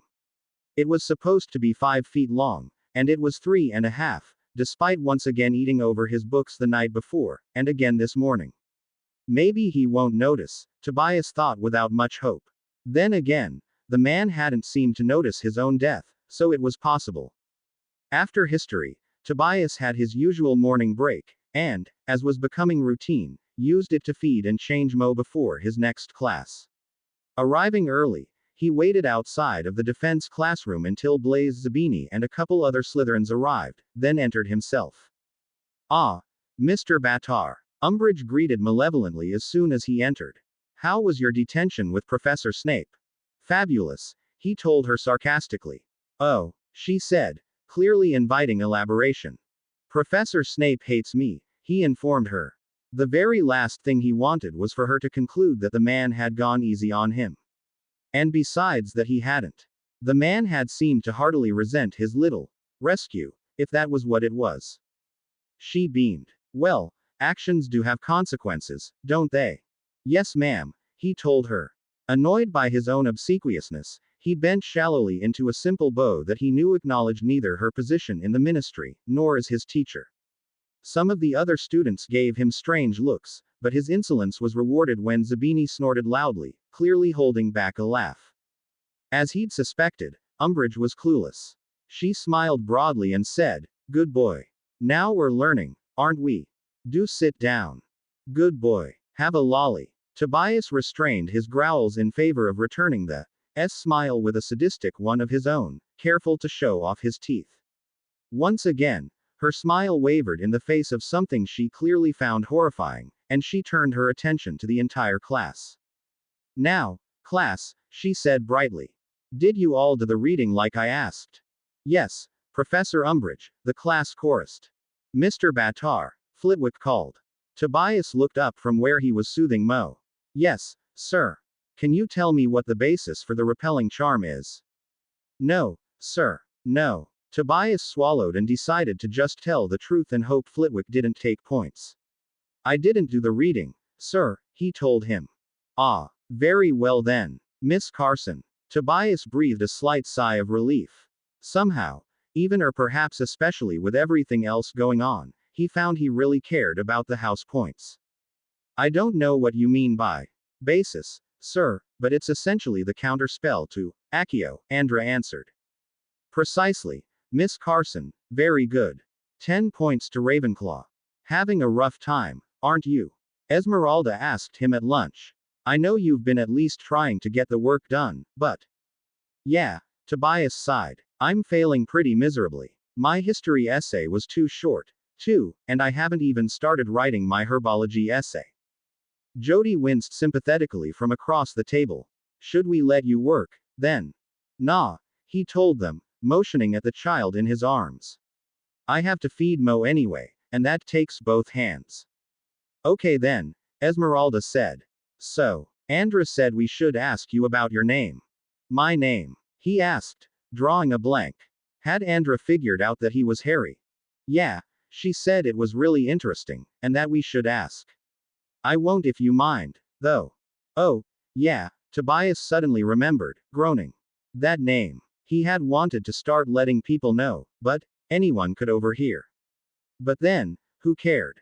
He was trying to spread the information around a bit, so people would at least have rumors and it wouldn't come as too much of a shock. "Oh, yeah," he told them. "She's undoubtedly referring to the long version of my name."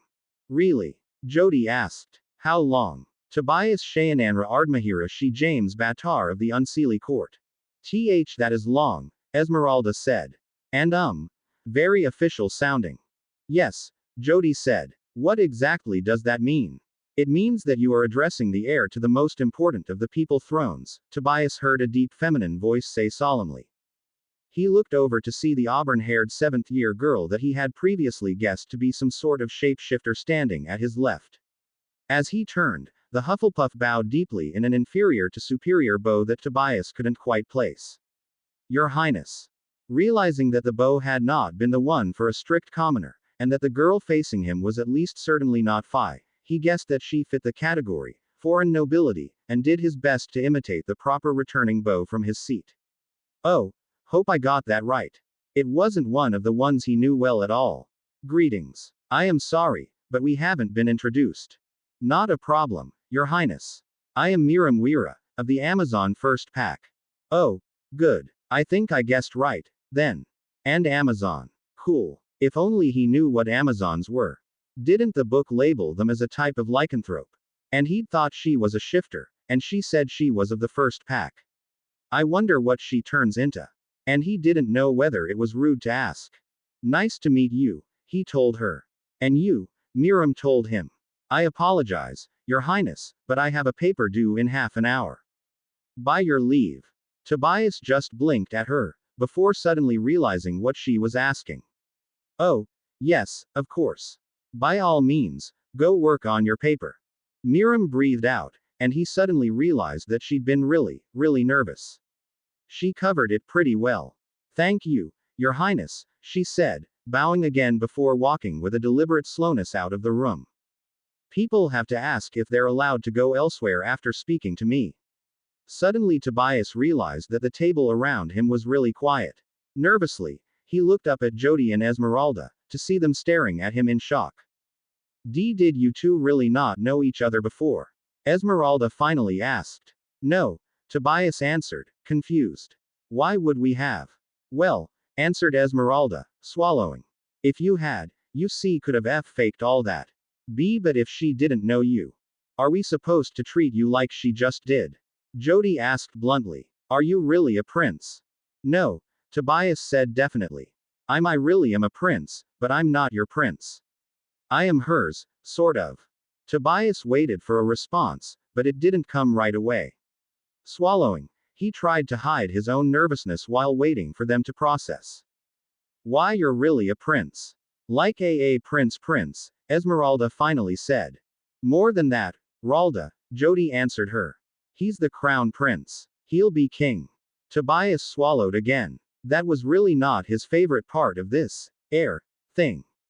What did you mean, sort of? Esmeralda asked. You're, sort of, Miriam's prince. Politics, Tobias explained shortly. She belongs to another court, but the Amazons are one of the groups that looks to the court. I don't understand it that well myself, to be honest. So you're the heir to the highest of the people courts, Esmeralda said. The unseelie. How do we have to treat you? Jody asked. Do we have to call you Highness? You don't have to, no. And like normal, I would hope. Like we call you by your first name? Esmeralda asked doubtfully. Tobias frowned. I'm not sure, actually. I wouldn't mind, but some people might find it odd. I would go with Tobias she. I think that's what personal friends are generally supposed to use. I think. As your highness wishes, Esmeralda said, a mischievous sparkle in her eyes. Mo was finally done eating. Anyway, I gotta do work, he said. You've only got 15 minutes, Jody pointed out. You might as well eat. Tobias looked at his watch. FK. Yeah, you're right. Tucking Mo into her carrier, he called for a brownie. After eating, Tobias headed down to the greenhouses for herbology. Esmeralda and Jody hung back, and Tobias couldn't help but think they probably wanted to talk about him. He just hoped it helped them get used to it so it wouldn't be too weird. When everybody had arrived, Sprout walked around as usual, collecting the homework before they all got dirty handling the plants. When she got to him, he took a deep breath and told her. I'm sorry. I didn't get it done. Sprout just smiled sympathetically. All right. When do you think you can get it done by? Tobias thought about his schedule and winced. Monday. Maybe. All right, then. Get it to me by Monday. I can't let it go longer than that. Though, you need to move forward. Professor Sprout was about the nicest person on the planet. Yes, ma'am. Thank you.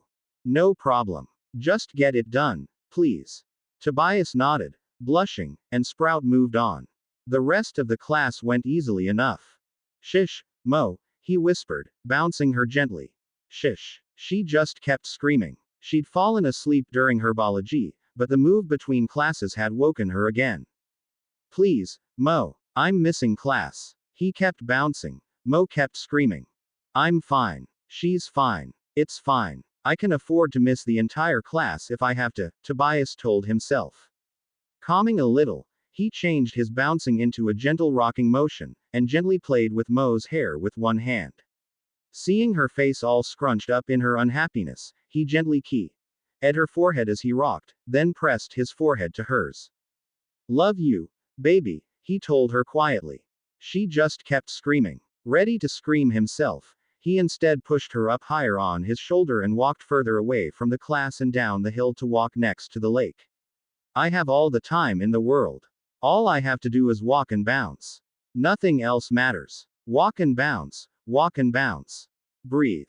15 minutes later, she was finally quiet, and he walked back up the hill to make the rest of care of magical creatures. The rest of the class looked up as he finally came in, but didn't comment.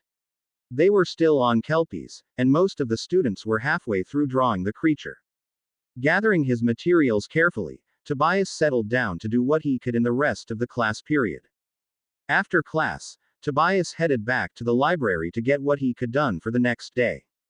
This time, it looked like he might have a chance of finishing all of it. A 12 inches essay on moonstones for potions, a 3 feet essay on summoning and repelling for charms, a relatively short reading for defense that he didn't plan on doing, and a 12 inches description of a Gargajinger plant, and its various uses, for herbology. He was also supposed to practice vanishing spells before his transfiguration class, but then he could probably do that during lunch. Having already screwed up getting his work for herbology done for today, he started the Gargajinger plant description first. It was a relatively easy assignment, too. All the information he needed would be in his notes from the class over the last 2 days, and so far he hadn't missed anything. Even better, Gargajingers were interesting. Commonly mistaken for the Muggle culinary plant ginger, Gargajinger is in fact an important magical plant. Typically quite a bit bigger than ginger, and stronger smelling, Gargajinger is used in cooking, healing, and potions in the magical world. When he finished the description, Tobias was pleased to realize that it had only taken him half an hour. He still had an hour before he needed to pack up and hand Mo off to Mrs. Weasley before his detention. Realizing that though Snape was more likely to give him a detention for not getting his work done, he'd already missed something for Flitwick, he got started researching repelling and summoning. "Ah, Mr. Batar," Umbridge said, smiling broadly. "Right on time. Come in and sit down." Returning her smile with a toothy one of his own, Tobias walked past her to the student's desk where he'd sat before, and got started. "I must not tell lies." He contained a grimace at the pain and kept writing. "I must not tell lies." Reminding himself of his plans, Tobias flexed his hand and wrote the next line. "I must not tell lies." That one didn't close off right away, and Tobias found himself taking a strange sort of satisfaction in carving Umbridge's downfall into his own hand. "I must not tell lies." Yes, he thought, smiling briefly. It pays to tell the truth. After his detention, Tobias returned to the library. He couldn't eat there, but he could always eat later, and he had work to do. The research for charms was going well, but he had 3 pages to write on it, and another page on moonstones, before he decided whether to at least skim the defense reading before going to bed. And it was unpredictable whether Mo would let him do it all straight, or whether he was going to have to get up every half an hour to tend to her. Still, it was better than the previous day had been. At least the essays were of reasonable length. Walking in, Tobias noticed that everyone looked up at him and started to whisper. He wouldn't have noticed, except that had started to die down, for the most part. Maybe Andra was being effective in her rumor mongering. He hoped so. He really didn't want it to be a total shock when his relatives showed up. "Greetings, Harry." Harry read. He'd decided to check for any messages from the court before going to bed, and found them. "If it helps, please allow me to personally apologize for the manner in which the position of heir was pressed upon you by our daughter. However, Leon and she is dead. Had she not acted in the manner she did, young Moriana would still be at court. It is a custom, within the Unseelie court, to bear children while one is still the heir, and not once one becomes monarch, such that one can devote the most time possible to the care of any children born. Leon and she sought to find her daughter the best possible guardian, in addition to finding us the best possible heir. Do you truly think she chose wrongly? Signed, His Royal Majesty Consort Mohira Carol Ardcrand and she. Well, that was interesting. Mohira was apologizing. Was he in earnest? Probably just a political move. He doesn't want me to refuse to work with them. The consort had a point, though. He could hardly imagine the queen and consort having the time to stay up with the second at night, and feed her breakfast in the morning. They could hardly walk out of a meeting or something every time she cried. But still, the idea that he was the best choice, for either duty, was laughable. Sure, he'd accepted Mo, but that didn't mean that having a 15-year-old as sole parent was a good thing. And who wanted an heir that hadn't even been raised in the court? Shaking his head, he wrote his reply. To His Royal Majesty Consort Mohira Carol Ardcrandon, she of the Unseelie Court, greetings. I am 15 years old, and new to your world. Do you truly think that is the best choice? Signed, Harry the Switch. Suddenly realizing that a lot of things he'd been confused about could easily be resolved, he then wrote underneath. Greetings, Archivist Kylpin. A couple of questions, if you don't mind. I have 2 hoop earrings, as did Leon and she. These presumably mark me as the heir. Moriana she has a stud and a hoop, presumably marking her as the second. What do 2 studs mean? Also, what's an Amazon? Thanks for the help. Signed, Harry the Switch. Please sleep. Tobias begged quietly, bouncing and pacing his chambers. It was midnight. He'd gotten his work and letters done at 11, doing all his research in the library before he needed to get back to the dorm for Mo's sake, and then writing it all in the dorm. She'd slept while he'd worked, but shortly after he'd finished, and was preparing to finally go to bed after a very long day, she'd woken up. He'd tried changing her, and feeding her, but she'd barely eaten anything, and the diaper change didn't seem to help. And she wasn't tired, because she'd just woken up. Or something like that. At any rate, she wasn't sleeping.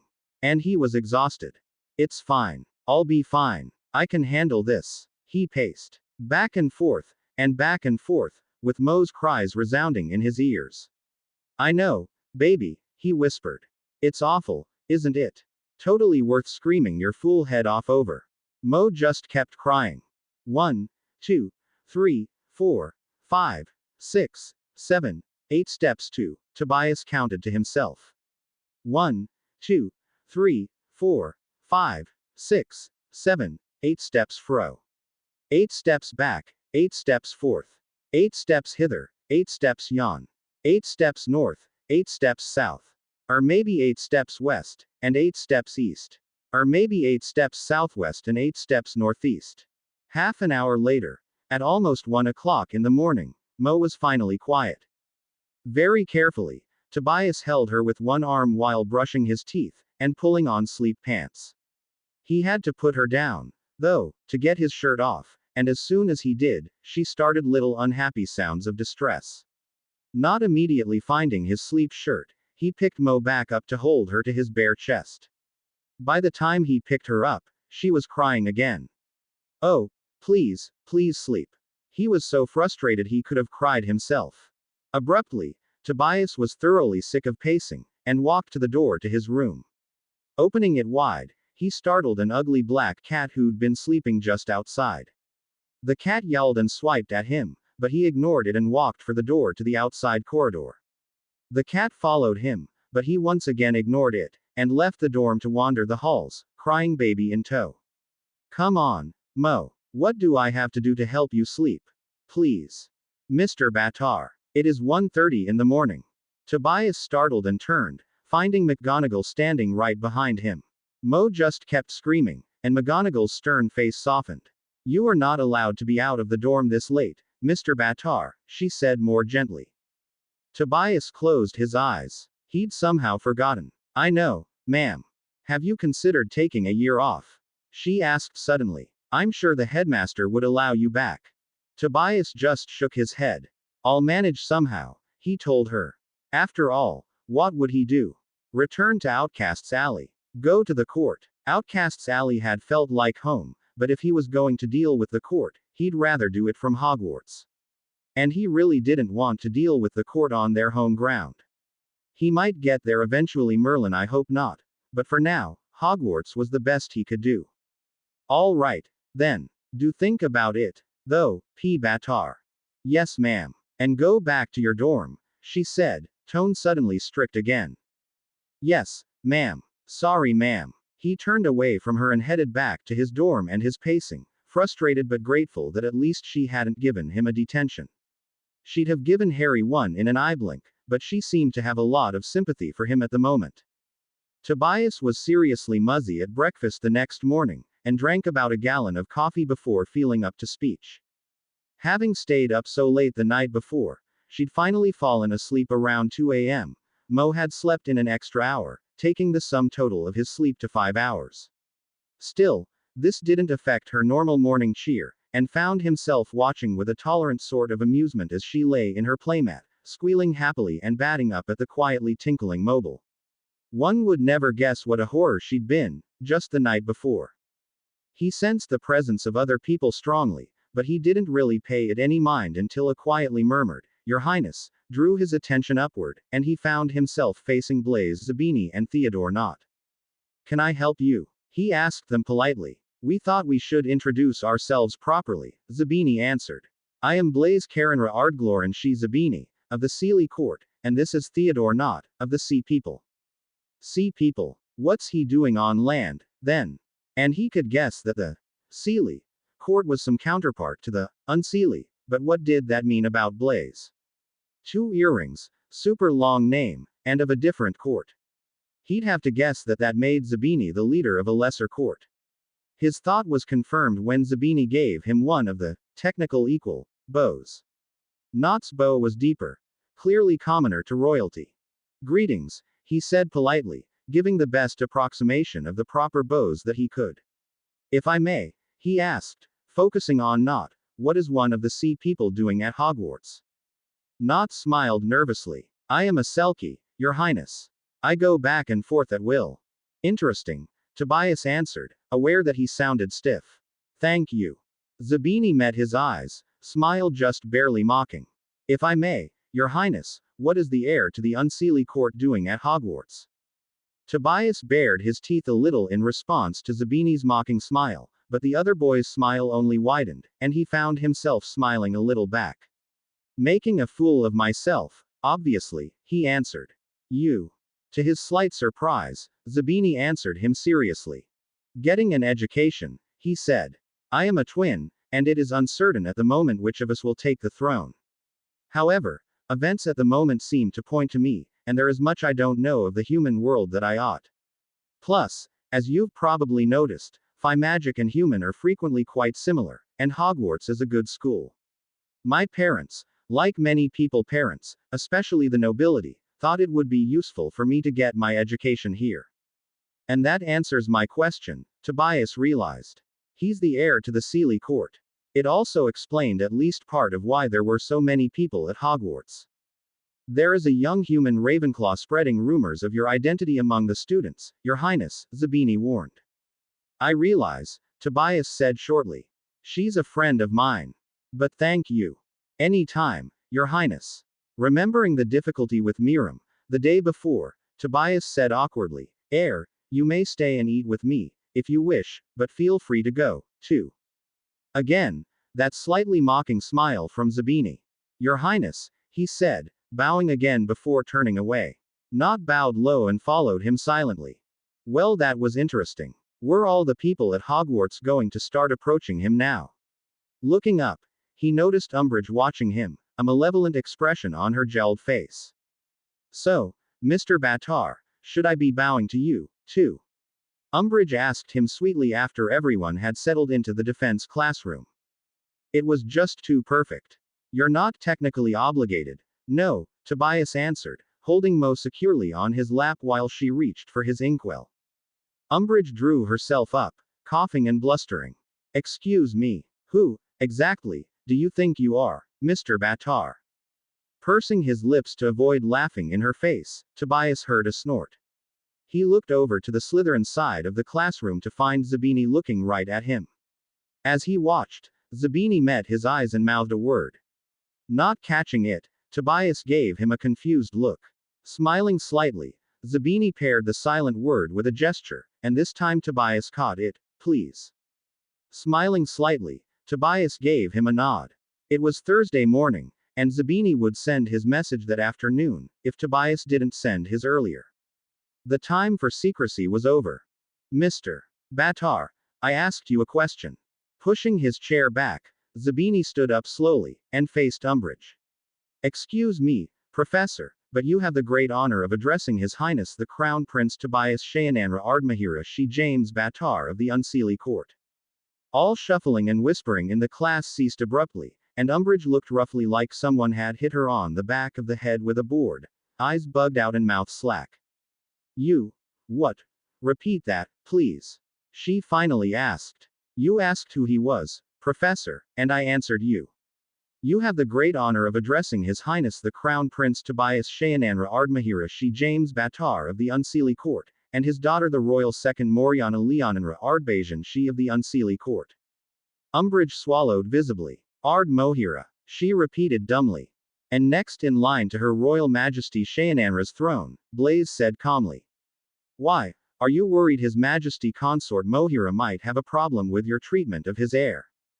And Umbridge widened. Excuse me, class. I must consult with the minister. She hustled out of the classroom and was gone. Tobias turned to Zabini and found him returning his grin. You guys do realize you're going to be in enormous trouble, right? Hermione spoke up then. No, Zabini answered her, standing up tall to give her a proud look. Why would we be?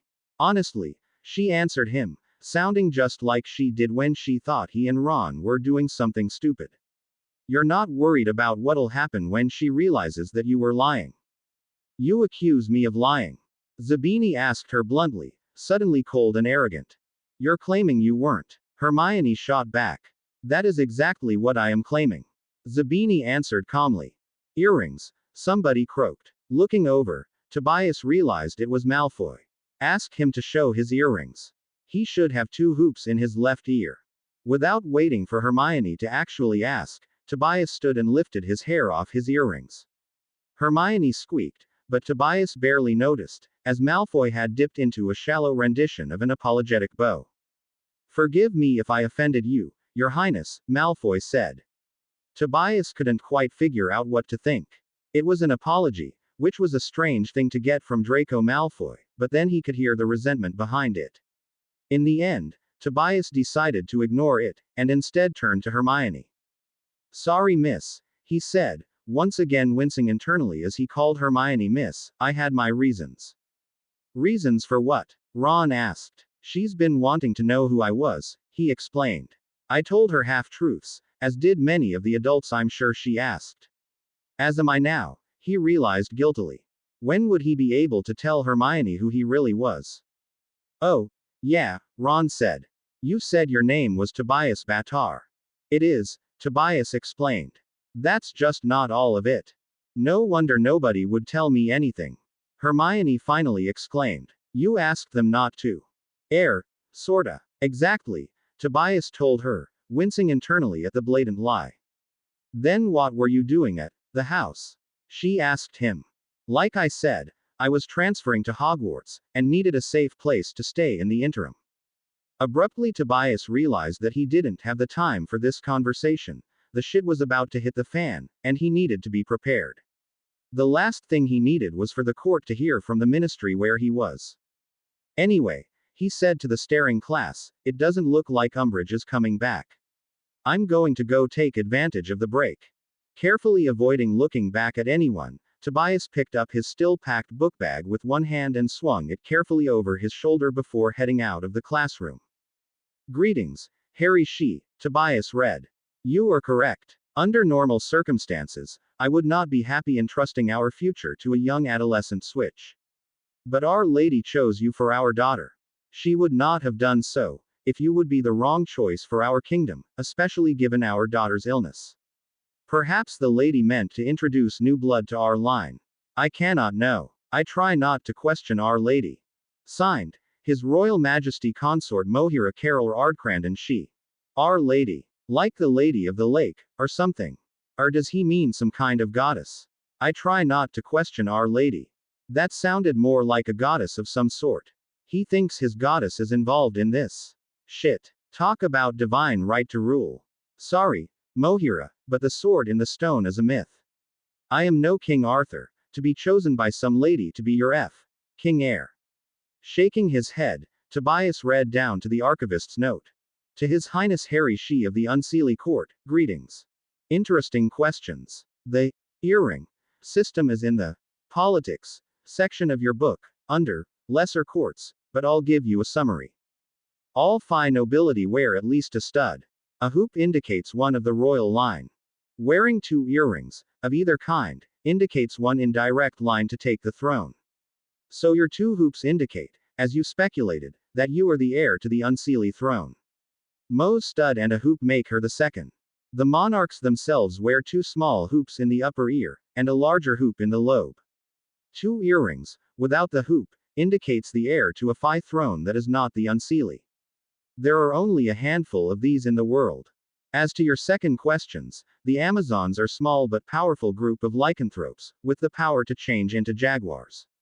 Unlike the wares, they can do so at will. Interesting, Tobias thought. I was right. But he had more important things to be worrying about. Bending over his desk, he thought carefully for a moment, then wrote out his reply.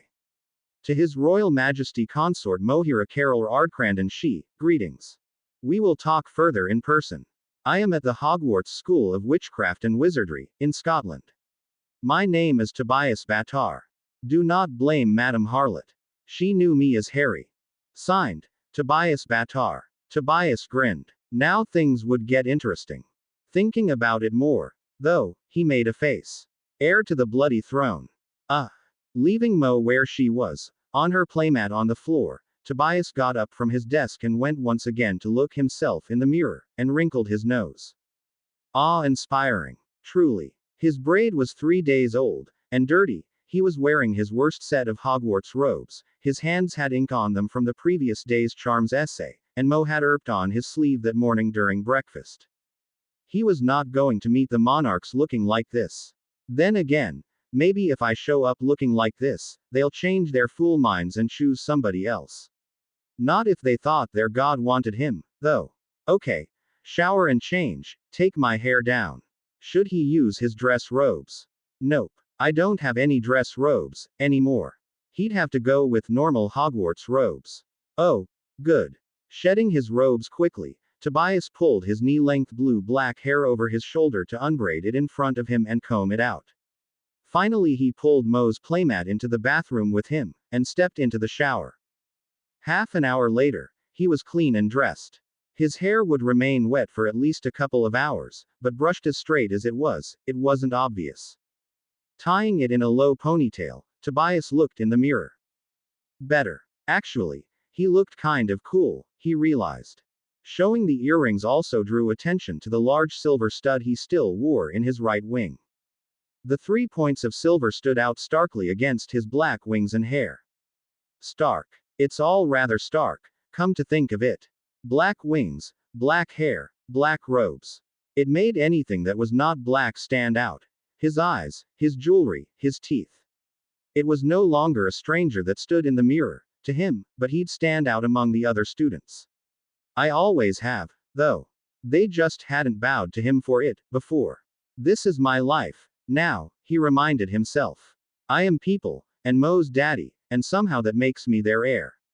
I'll have to figure it out. He looked over the bows section of the book one more time, and then it was once again time to feed and change Mo before class.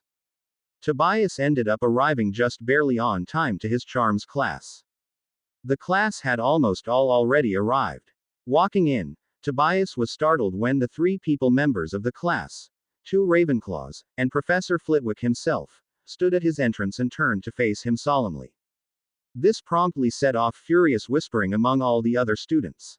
Unsure how to respond, Tobias found the closest seat and sat down as quickly as he could without sacrificing dignity. As soon as he sat, the others did, and the class resumed mostly as normal, though Flitwick had to speak up sharply several times to cut down on the whispers and stares and regain the attention of the class.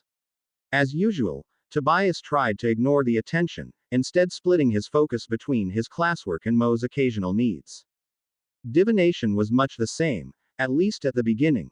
The same 2 Ravenclaws stood until he was seated, and then the class proceeded. This time, Andra shot him a questioning look, and he shook his head. He wasn't her prince, and the last thing he wanted was for his new friends to start treating him differently. Clearly having no clue what was going on, Trelawney ignored their formal behavior and asked them all about their dream journals. This time, they broke into 4s, and Tobias grouped with Esmeralda, Andra, and Jody. Sue, going from a literal king to go with your literal wings. Andra started at one point.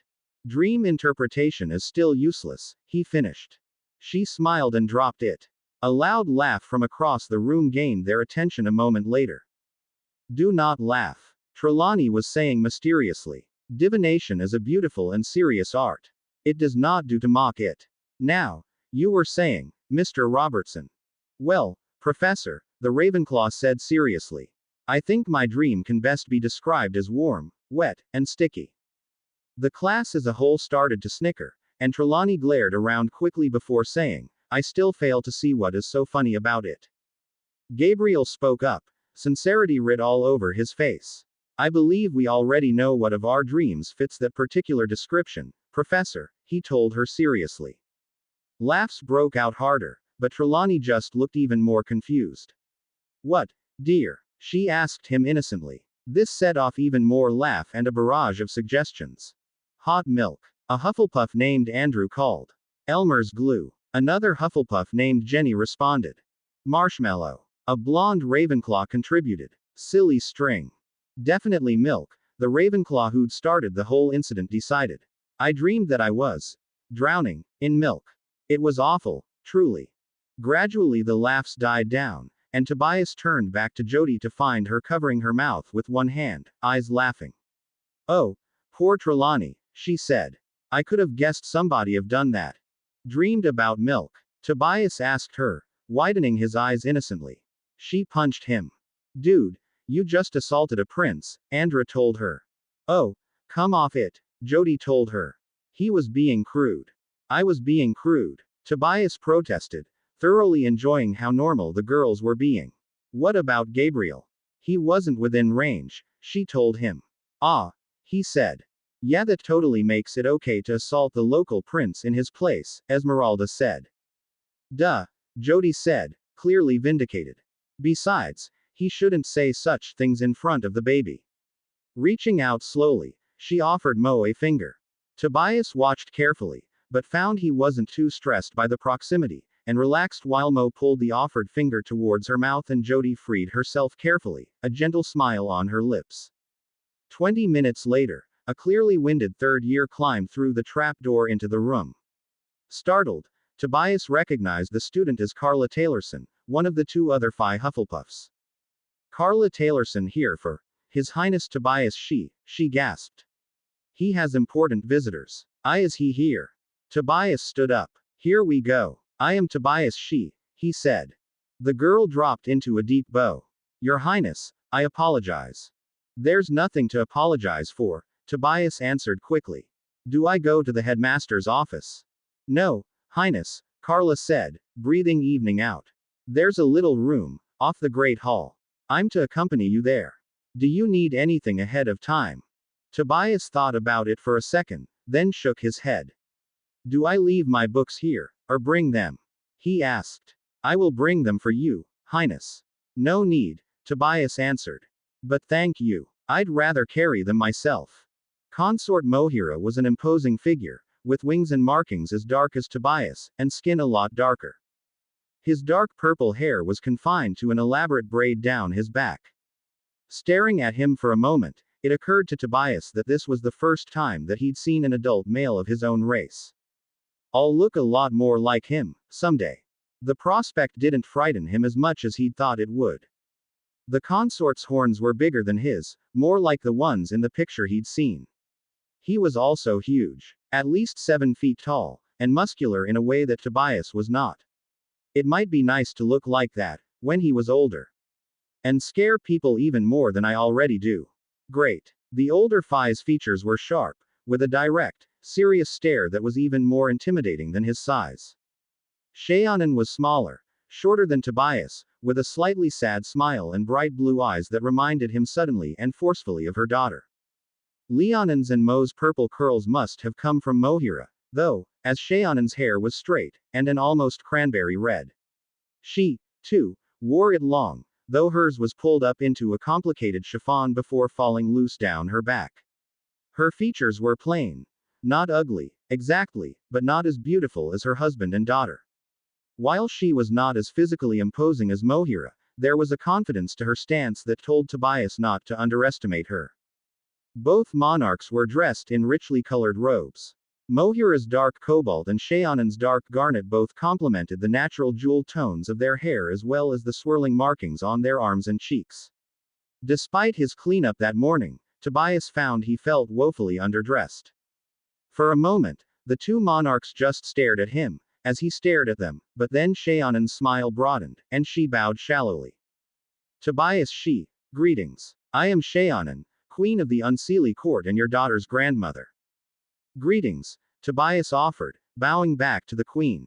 And I am Mohira, consort of the Unseelie Court. Your daughter is my granddaughter. There was a warning in that, somewhere. Tobias bowed deeper back, grateful that he'd studied these bows specifically just that morning.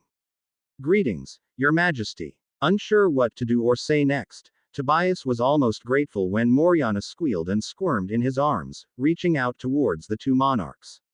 Her grandparents, he realized suddenly. And it looked like she knew them. He looked uncertainly between the two monarchs and his little, vulnerable daughter, and found himself holding her tighter even as she reached for them. Do not worry, Tobias, Shaonan said. We do not expect you to allow us near her so soon.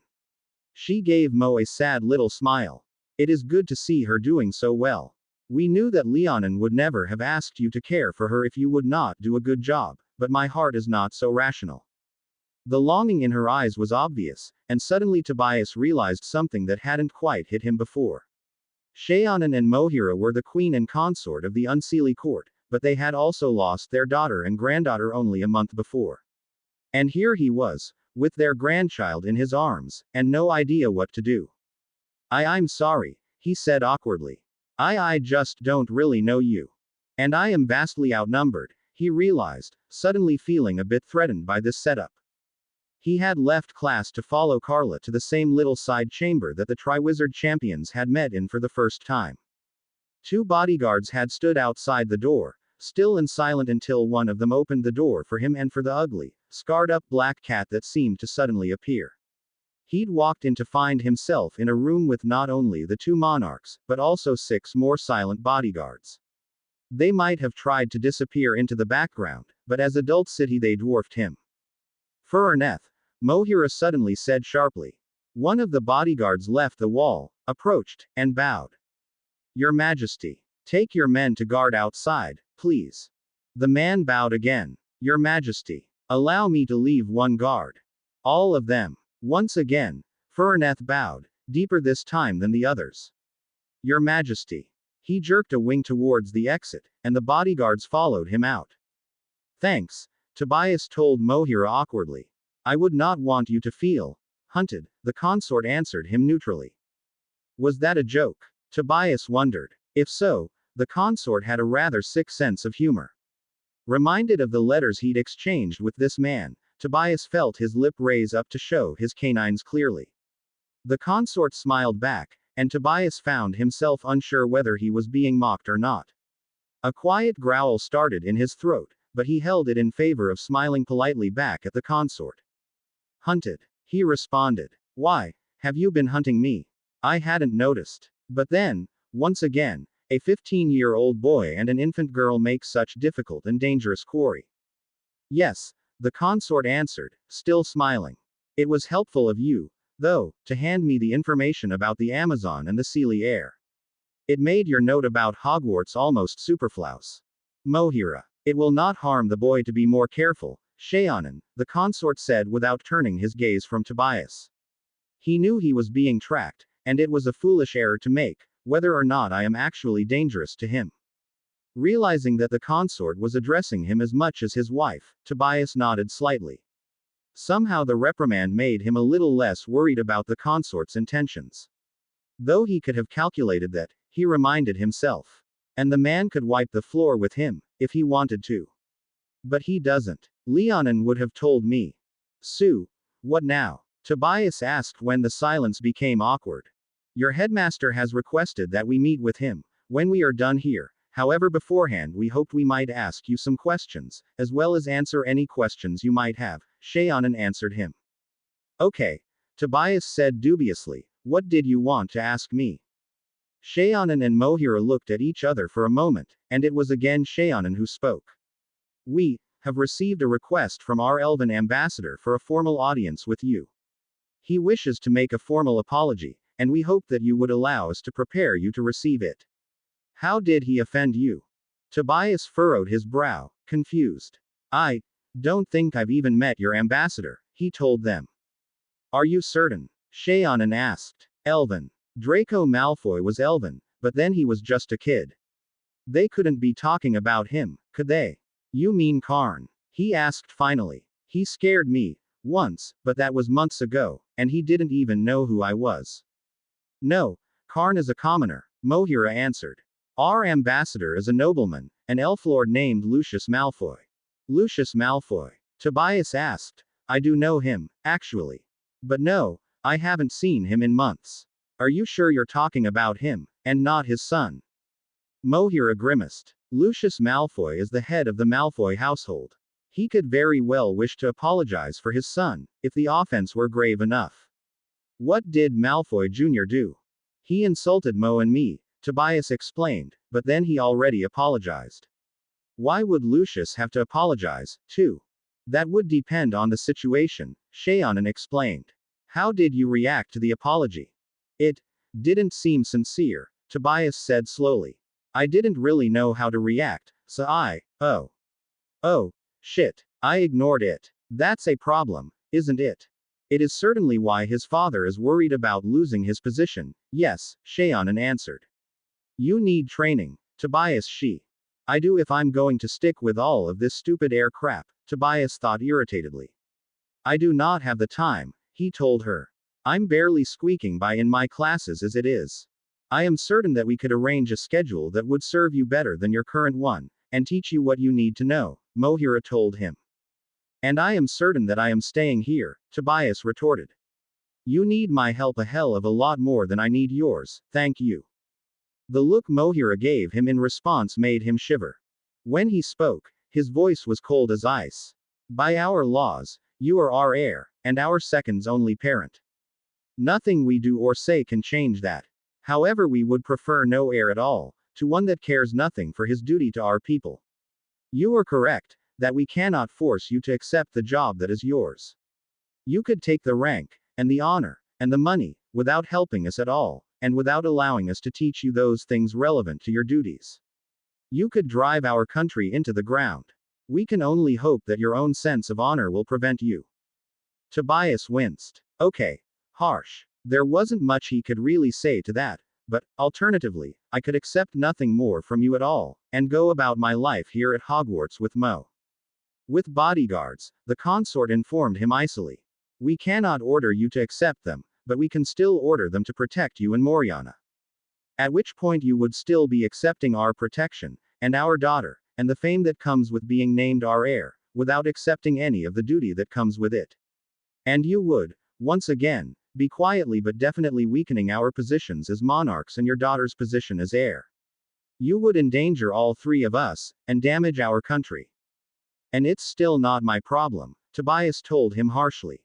The consort didn't even bat an eyelash. As I said, he repeated. It is on your honor alone. Tobias closed his eyes, unable to escape the consort's damning words. The consort had simply stated fact. Nothing more, nothing less. The fact that his facts were spoken in harsh, and compromising terms that made Tobias sound like a total schmuck did not detract from their truth. F.K. There goes my life, yet again. I don't like you, he informed the consort finally. Your entire family has mucked about in my life without a thought for how I might feel about it, and you personally have been hunting me like a dog for a month. Now you ask me to help you, and even manage to make it sound like I'm morally required to do so. You're a total asshole and I really don't want to cooperate with you at all. The consort listened to him gravely, but finally gave Tobias a genuine smile. You'll do it. Tobias shook his head, disbelieving. I'll do it. To be continue. I hope you enjoyed this story. Also remember to subscribe and like this video. See you in the next video.